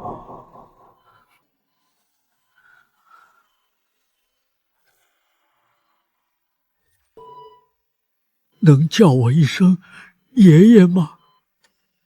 前世今生，我都没有亲人，也没有体会过亲人的感觉。或许，这就是亲情。爷爷。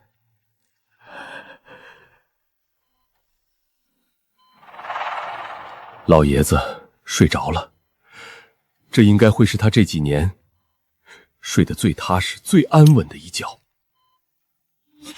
爷爷，你听到了吗？叫的是爷爷。我就说我猜得准吧，半点没差。好家伙，咱俩今儿差点交代在这儿，亏你当时想了个台阶打圆场。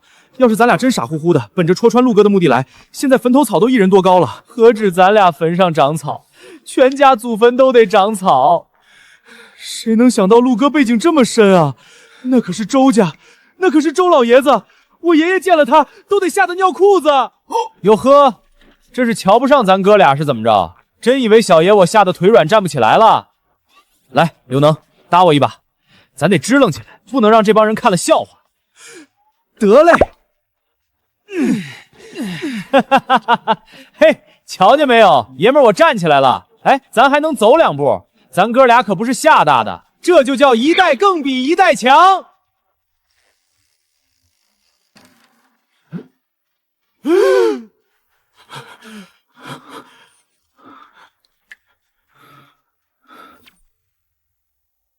川哥，呸！川爷，我错了，我没安好心，我承认了，我是故意把您引到周老这儿的。我脑子抽了，想看您的笑话，我糊涂啊，我傻呀！川爷，我们是猪油蒙了心，您大人有大量，就放了我们吧。平身吧，没事。我早就知道这俩人没安好心，但是阴差阳错，却让我再见到了周爷爷。说起来，还得感谢他们2个。前世，从小时候和周爷爷分别后，就再也没见过他。这一世能有如此奇缘，也算是他俩帮了个忙。说起来，我还应该谢谢你们2个。谢谢我们？我去，这就是顶级大佬的修养和心胸吗？这么一对比，我俩就像是垃圾堆里彻头彻尾的垃圾，而川爷是那炙热散发着万丈光芒的太阳。川爷的家底背景，咱这辈子都拍马赶不上。这辈子要是能跟着这么为主，哪怕给人端茶倒水递烟我都知足。咱俩至于川爷，那不就是颜回对孔圣人？这辈子咱哥俩有了。我准备在这儿陪床一段时间，你们各自回去吧，不耽误。不，您伺候老爷子，咱们伺候您，不耽误。对，您照顾老爷子也得有人照顾您啊。没这个必要吧？有必要，太有必要了。我不伺候您，您就不舒服；您不舒服，我们哥俩怎么进步？对，川爷，我们太想进步了。你俩这是抽什么风？行，随你们吧。我也在这陪着你，学校什么的不重要。好，那你在这陪3天就回去，我多待几天。好，都听你的。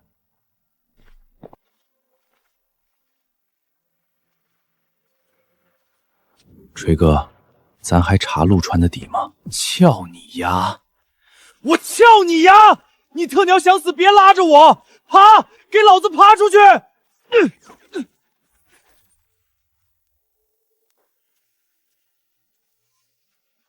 小川，这几天辛苦你了。老爷子这几天是这么多年来最高兴的日子。不过你还得回学校念书，不能总在这医院里耗着。借着一个快走的老爷子来攀交情，我过不了自己心里那一关。不愧是老爷子看中的孩子，即便知道我周家是天大的靠山，也不攀附。拿着吧，今天早上医生跟我调底了，老爷子时日不多了。怎么会？这孩子真的对老爷子有感情，有能力，有魄力。我不介意在他需要帮忙的时候帮把手。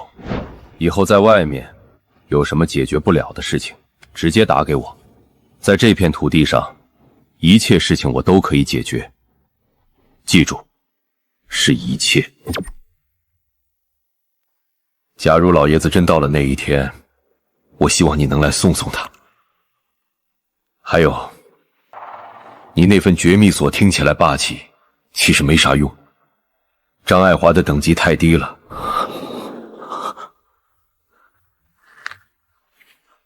为了不让人打扰你生活，我顺手往上提了一个档次。现在谁也查不到你了，谁敢动你，10分钟之内全家拉出去吃5分钟免费套餐。谢谢周叔。臭小子，赶紧回学校念书去吧，有事打电话。川哥，你什么时候下飞机啊？我翘，他们来5栋楼下了。陆哥，你啥时候回来？咱宿舍被人给钻了。这帮孙子盯上咱们了，一帆也不见了。江城大学到底闹出了什么乱子？还敢动一帆？老陆，你可算接电话了。慢慢说，不着急。管理员那群小可爱不知道吃错了什么药，今天中午联手杀到咱们宿舍来了，进门就翻箱倒柜，找了一堆莫名其妙的借口，什么违规使用大功率电器，什么连续夜不归宿，直接让我们强制清退，把我和陈总的行李全给扔到了走廊上，还让保安把宿舍门给贴了封条。找茬清退，这显然不是什么常规的宿舍检查。你们现在在哪儿？在学校大门，我和子昂现在带着行李，跟俩流浪汉似的在这喝西北风呢。我感觉这事儿没那么简单，我们正准备叫辆车到陈总家里去对付2宿。有钱公馆，那地方离学校太远，而且陈富贵、王翠萍在，很多事情放不开手脚处理。去我家吧，离学校近，直接在地库等我。我什么时候受过这种连铺盖卷都被人扔出来的窝囊气呀？气死我了！杀杀杀！老陆，你总算回来了。管家，带2个人，还有行李车下来车库。陆先生，让您久等了。帮陆先生的朋友把行李搬上楼，注意轻拿轻放。舒服了，这下舒服了。老陆来了，我们有救。老陆，这就是你家？我以为陆川的家就算不奢靡，也应该会奢华一点，结果装修的这么简单。不过这房子真有家的感觉，太舒服了，淡雅宁静。我甚至觉得被学校那帮小可爱赶出那个破宿舍，好像不仅不亏，反而还赚了。说说吧，到底怎么回事？还有一帆呢？他怎么没跟你们在一起？一帆今天早上回冀省了，好像是家里面有急事。一帆刚走了几个小时，管理那帮人就来了，带头的是李想。那小可爱理论不过我和陈总，就把保安的人叫来了。我把熊令、卢素学长叫来帮忙，结果还没说几句话，他们就被保安摁住带走了。我到现在都不知道他们在哪儿，打电话发消息都不回。这绝对不是一次普通的查寝。罗斯家也小有背景，他们却不拿罗家当回事，说明背后的人有恃无恐。李想，前世时我对这个李想的印象非常深刻。这个人能力一般，但是处理的事情很圆滑。这位平勋是低调谦和的李想，他的父亲是教育集团总公司的董事长李不想，前世一直隐瞒了4年，怎么如今突然像一条疯狗一样，如此高调的咬人？能让李想这种人不顾一切冲在前面的，只有一个原因，那就是站在李不想背后的那个人下了死命令。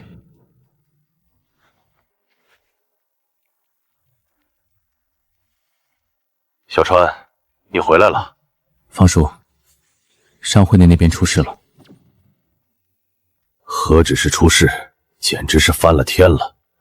今天下午，我们商会被各个防区渠道联合检查，直接空降到商会总部，几十个甲方公司全部反悔违约，反而说是我们的供货、方案、材料、财务全部都有问题，财务电脑全被锁了，账本全被封存。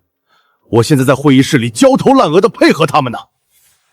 需要帮助吗？不用不用，咱们商会做生意历来讲究质量品质，全都是干净的。就是配合甲方这些公司太浪费时间折腾人了，我能顶得住。现在情况不太妙，你那边也要多留心。老板，出事了！不知道从哪儿冒出来一堆人，把咱们办公区的门都给堵了。很多甲方说我们违约，要我们10倍赔偿，还要调查我们的账目。该配合配合，把所有一切光明正大的摆给他们看。不要慌，我会解决的，多留心。好的，老板。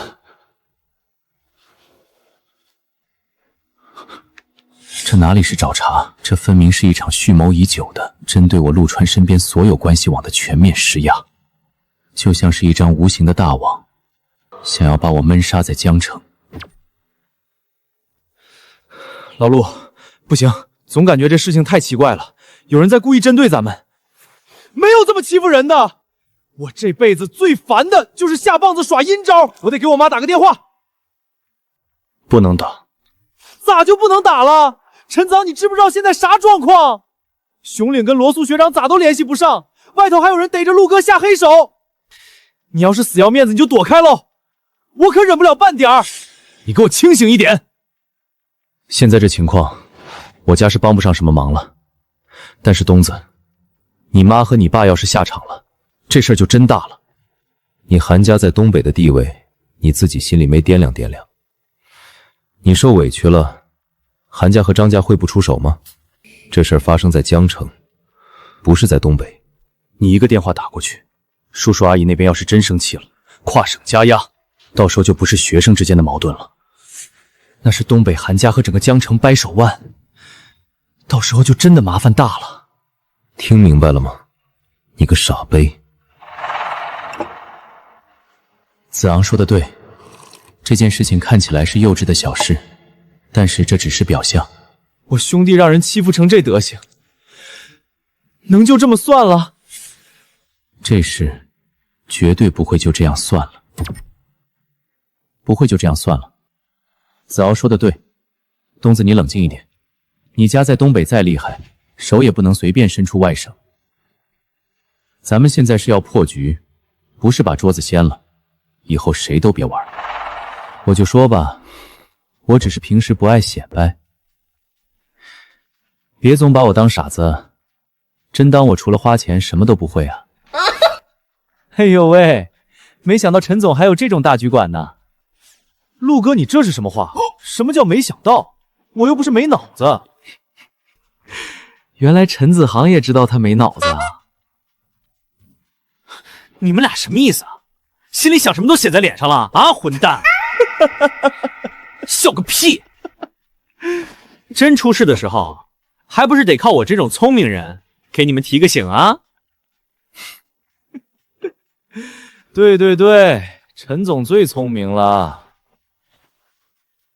韩东，韩少，我都说了，别叫我韩少。好的，韩少，明白了，韩少，我以后不叫了，韩少。烦死了！杀！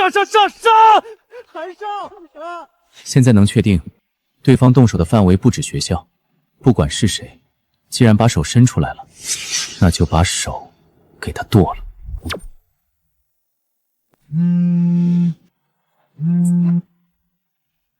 喂，陆总，方便吗？说。电话里不太方便讲，我想今晚跟您见一面。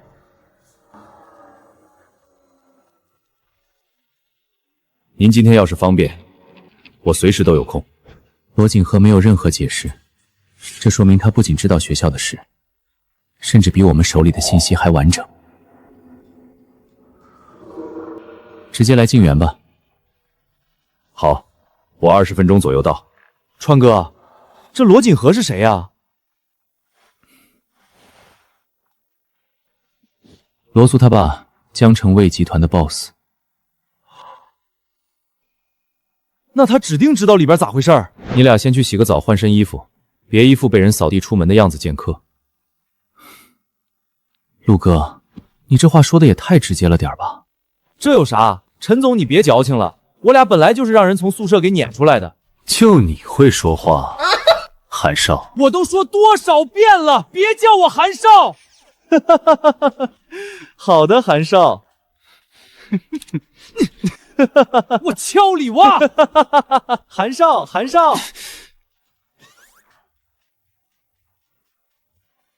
这也太快了。罗苏他老爸是闪电侠呀。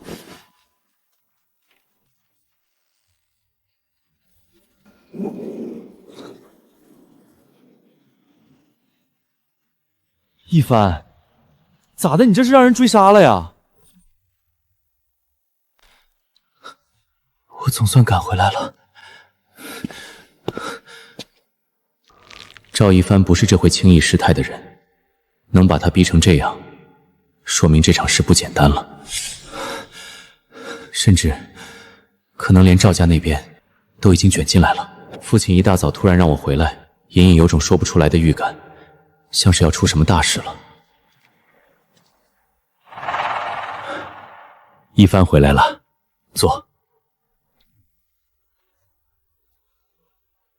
是江城那边出事了。一帆，先听你爸说。昨天下午，赵家名下有几个项目先后被暂停了，几个已经谈妥的合作方也重新开始观望。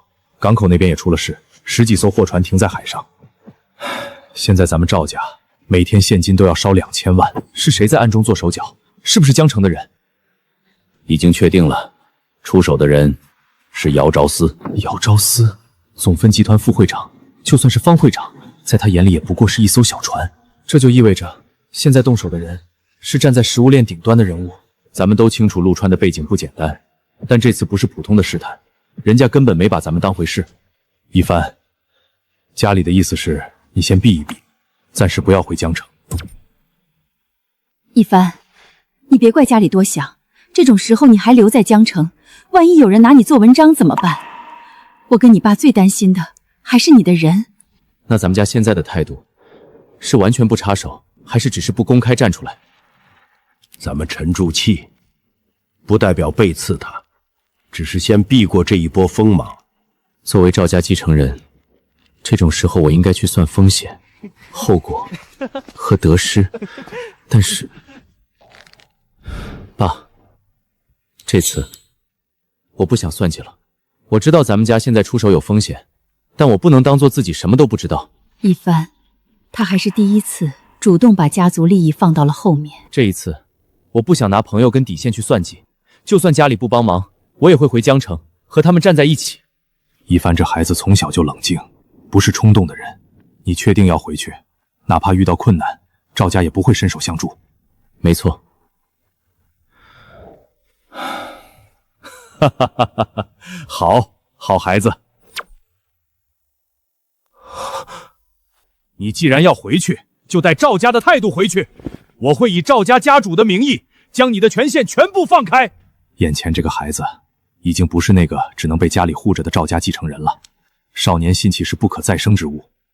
我作为父亲，当然要鼎力相助。可是，家里这边，赵家这边的产业压力，我来顶住。外面谁想借这点风声吓住赵家，做他的春秋大梦？没错，咱们赵家经营几十年，哪怕亏到一个子不剩，也不过是从头再来。是啊，再坏也坏不过祖爷爷那一辈拿着2个破碗在大槐树下乞讨的局面。一帆，既然你决定了，赵家也不会让你一个人回去。对啊，儿子，咱们是一家人。我去让人安排车和最近一班航班。好，爸妈爷爷，你们保重。建明，你想好了吗？这次弄不好就是万劫不复啊！父亲，我这么做也有自己的考量。一个姚昭思，怎么跟陆川背后的秦家相提并论？父亲，您从小就教我历史，那凌烟阁重臣为何能受千年香火？还不是因为他们在玄武门那天站在了天策上将的一方。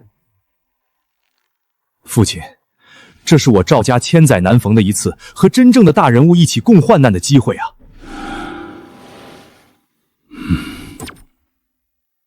你说的对，建明，是我老糊涂了，就该按你说的办。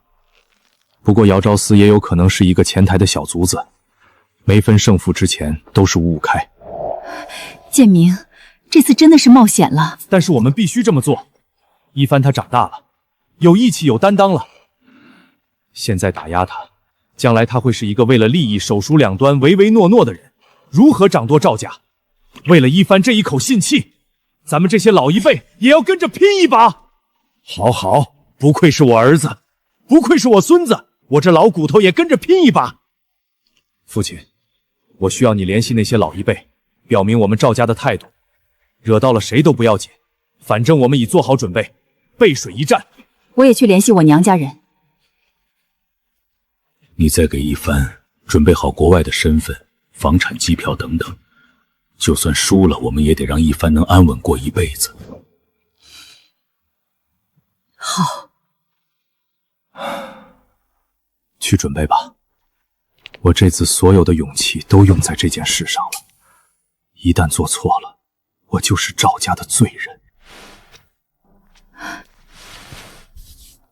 老婆，我是不是太没用了？不，老公，你刚刚很帅。爸妈，爷爷，我会赢的。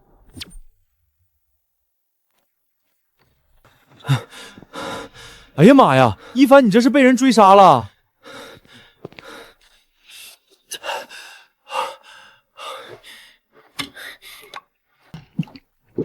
老陆，这次可能真的有点麻烦了。你查到了？我家里已经查清楚了，背后动手的人是首芬集团副会长姚昭思。前世我就听过对方的名头，对方是这种级别的大佬，那就绝对不可能只在学校搞点小动作，他一定会把我身边的人全都敲打一遍。告诉你也没什么意义，老陆，你别想太多，赵家有赵家的应对办法。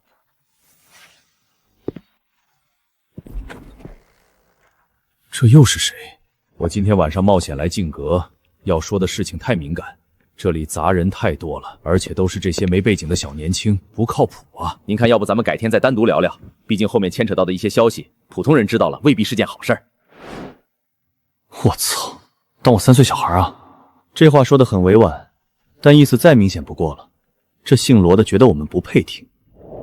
你想多了，客厅里坐着的这几位，都已经在这个棋盘上了。都是自己人，没什么不能听的。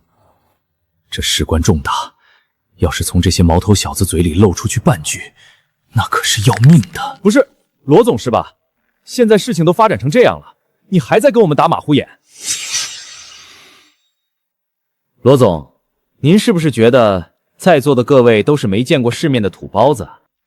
我给您介绍一下这位冀省赵家的继承人赵一帆。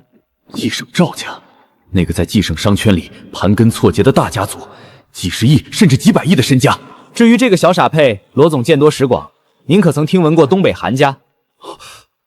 东北韩家，实打实的商界北境之主。这就是陆总的朋友圈吗？这屋子里除了我，没有一个是真正意义上的普通人。赵总，失敬，韩少，刚才是我眼拙了，别他妈叫我韩少！好的，韩少。既然旁边那2位都是通天的人物，那这个看着最花哨的又是什么样惊天的背景？不知道您是？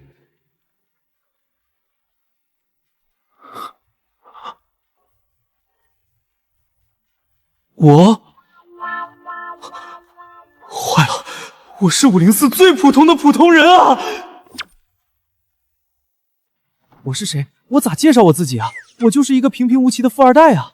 看什么看？这是我兄弟陈少，亲兄弟懂吗？连东北韩家的少爷都当面认下是亲兄弟，这位嘴巴毒辣的陈子昂绝对是同一个核心圈子里的自己人。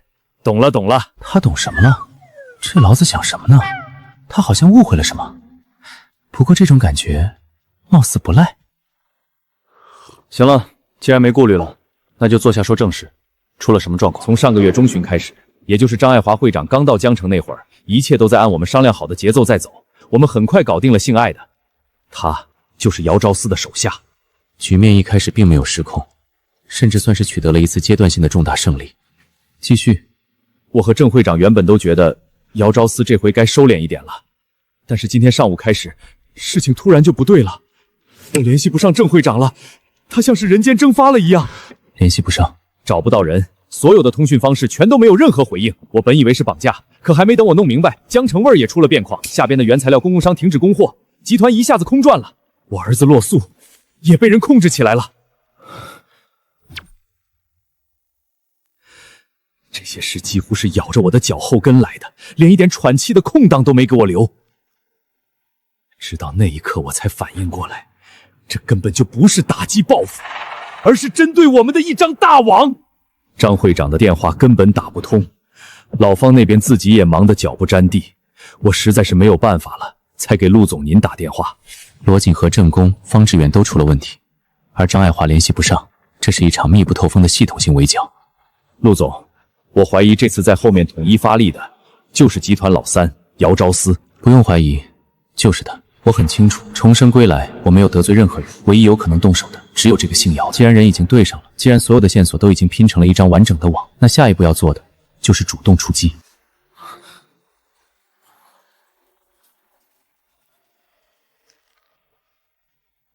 有戏，只要张会长能接电话，我们就还有翻盘的机会。张会长您好，现在方便说话吗？小川啊，你有什么事吗？不对劲，江城闹出这么大动静，张爱华这种老狐狸不可能不知道。您在江城吗？我回京城了。撤了。江城这盘棋水太深，张爱华都下不下去了。我知道你想说什么，我只能说，你现在的事不是我能插手的了。事情比你想的还要复杂，这次张叔真的帮不了你了。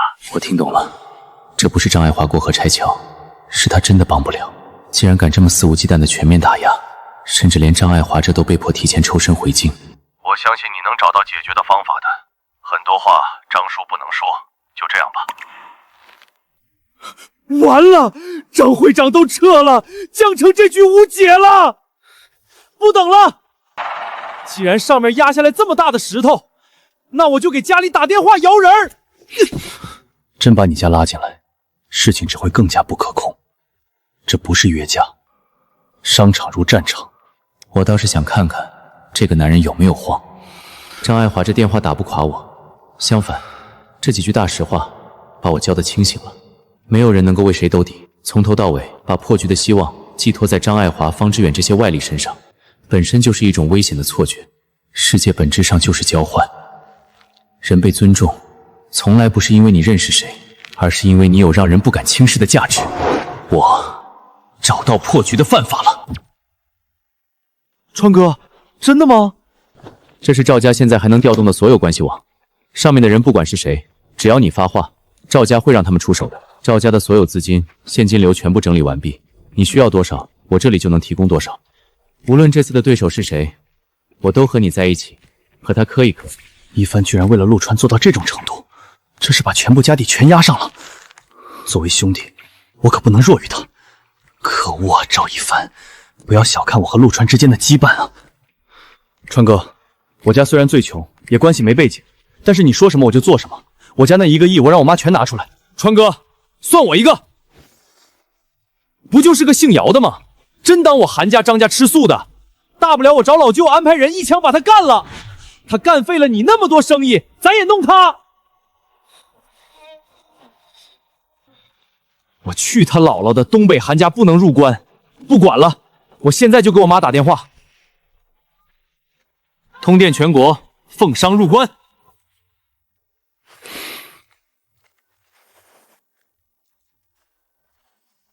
还不至于。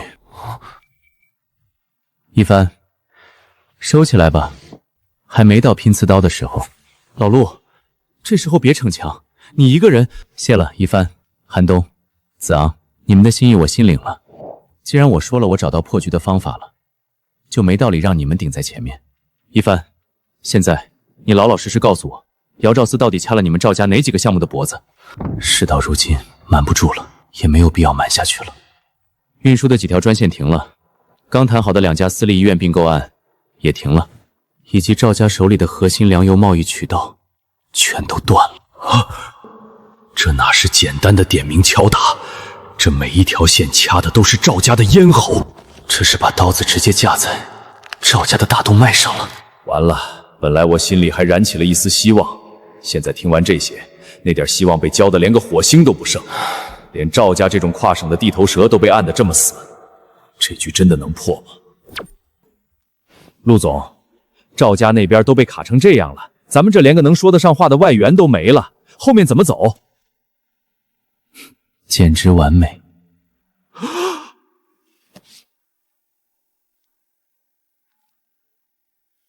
老许，此时此刻，咱们账户上还有多少资金？我正在核对，有4000万在期货股票市场暂时拿不出来，有几千万砸到了铺开陆续的工作中，还有几千万因为这次的影响被冻结了。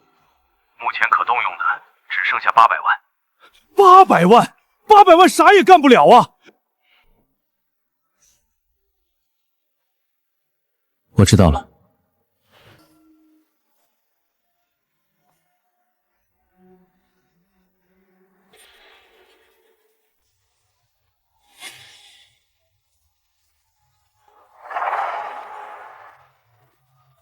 都特的给老子闭嘴，把音乐关了！川爷来电话了，谁他妈再弄出动静，老子顺着窗户把他扔出去！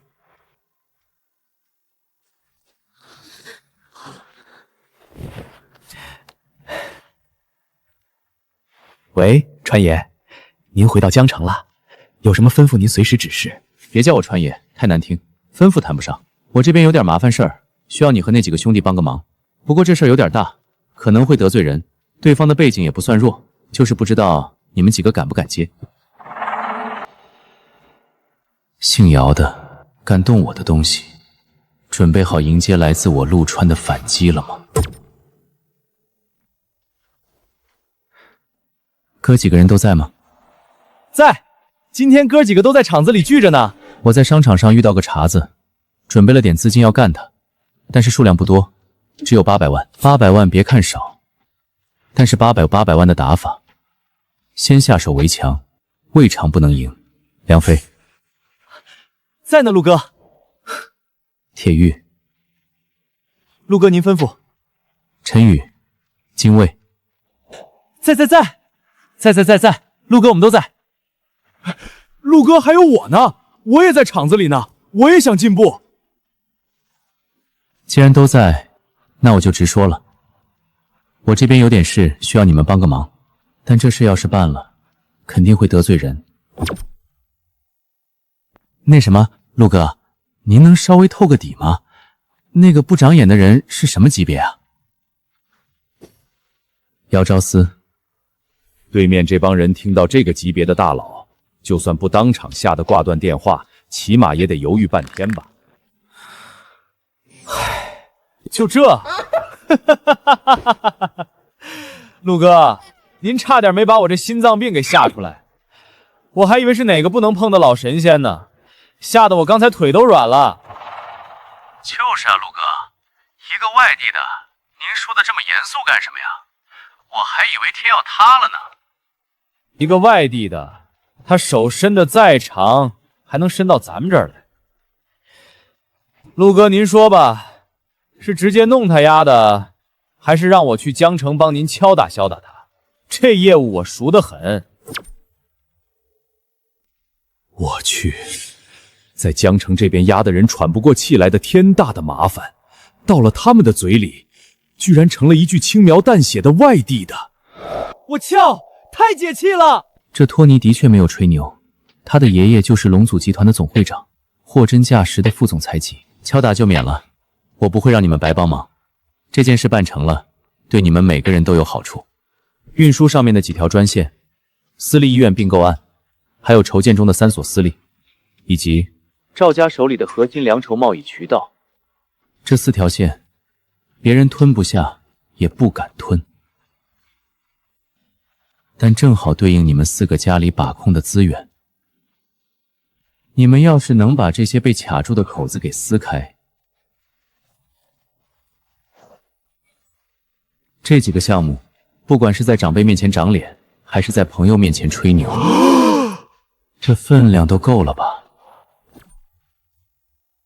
我现在才终于明白陆川那句简直完美到底是什么意思，借力打力，反向起盘，这种手腕简直让人头皮发麻。陆川把路铺到了这一步，如果我还要在旁边看着，那我就不配当这个赵家的继承人。各位，不止这样，如果这事能成，不仅是项目上的对接，赵家这边还会给你们分股份。我笑，赵哥大气，这是天大的好事啊！陆哥，您放心，这事儿包在兄弟们身上。谁敢卡赵家的项目，老子去把他办公桌掀了。等会儿，别的都好说，那我呢？陆哥，这盘子这么大，可别到头来没我能做的地方啊！我也想进步啊。我家做煤矿的，用得着煤不？你们家跟银行很熟吧？熟啊，太熟了。我家现金流一向充足，好几个行的行长我都叫叔。一省那边的认识吗？地方上的分行我不熟，但总行那边我打个招呼绝对管用。那就没有问题了。赵家这4个项目肯定会涉及到银行的配合，正好需要你从总行那边补一脚，把资金这根线稳住。这蛋糕也分刘能一份，锤哥那边我也会留一份。齐还了，资源、人脉、资金、利益，被陆川这一通电话硬生生的捏合成了一个坚不可摧的利益共同体。陆总，您真的太牛了，这几个大佬的资源一下就用上了，我佩服的五体投地。佩服啥？他还得谢谢咱呢。谢谢？是陆总找他们帮忙，他们还谢什么？陆哥，谢谢啊！您明明给周叔打个电话就能解决的事，陆哥还想着把这种积分分给兄弟们，这恩情我王大漠记一辈子。周叔？啥周叔？谁是周叔？就是啊，陆哥仁义，陆哥以后就是我们的亲哥。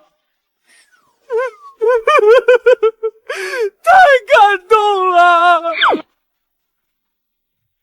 的确，陆川明明给周叔叔打个电话就可以解决，但是他没有。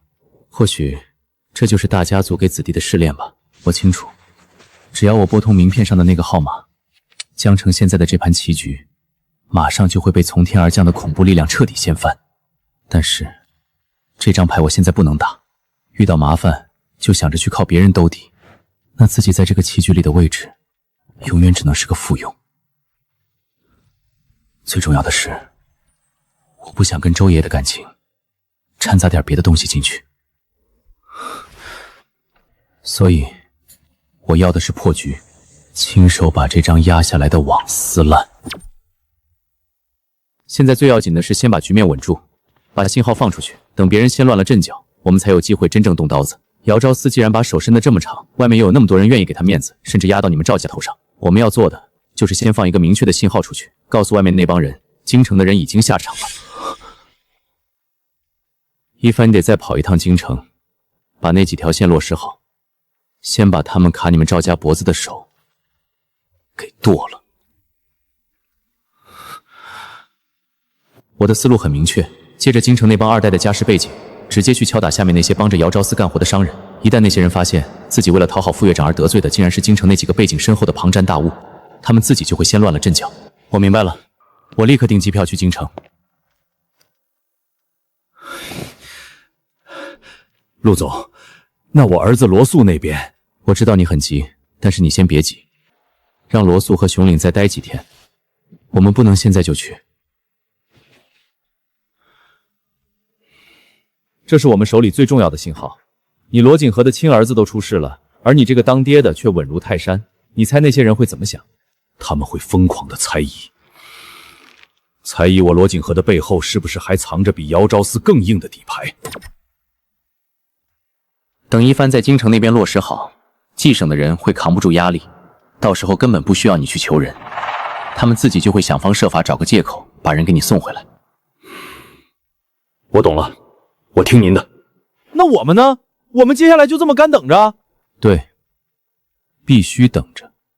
不过不是等死，是等姚昭思自己把火越烧越大。没错，这个时候正是江城这片山海最敏感的时候。他目标这么大，还敢在这个风口浪尖上搞这么大的动作，本身就是在作死。总集团早就对他不满了，他动作越大，盯着他的人就越多。只要我们把信号打出去，这把火迟早会烧回他自己身上。好了，就这么决定了。好，听川哥的，就这么干。正好，咱哥俩在家里等着，这段时间也好学习一下。对，好好学点知识，将来再有这种事情，咱们也能帮上川哥。还好我箱子里把课本都带来了。课本里那能学到啥呀？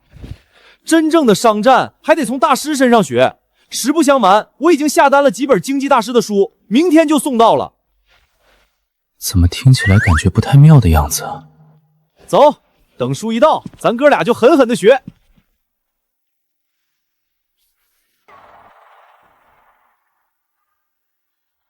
姚昭思已经按照您的吩咐动手了，江城那边早上就已经开始行动，冀省赵家名下的几个项目昨天也停了，一切都在掌控之内。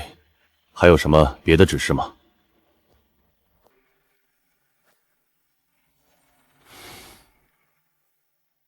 张爱华，你下午在电话里跟陆川说的话太多了。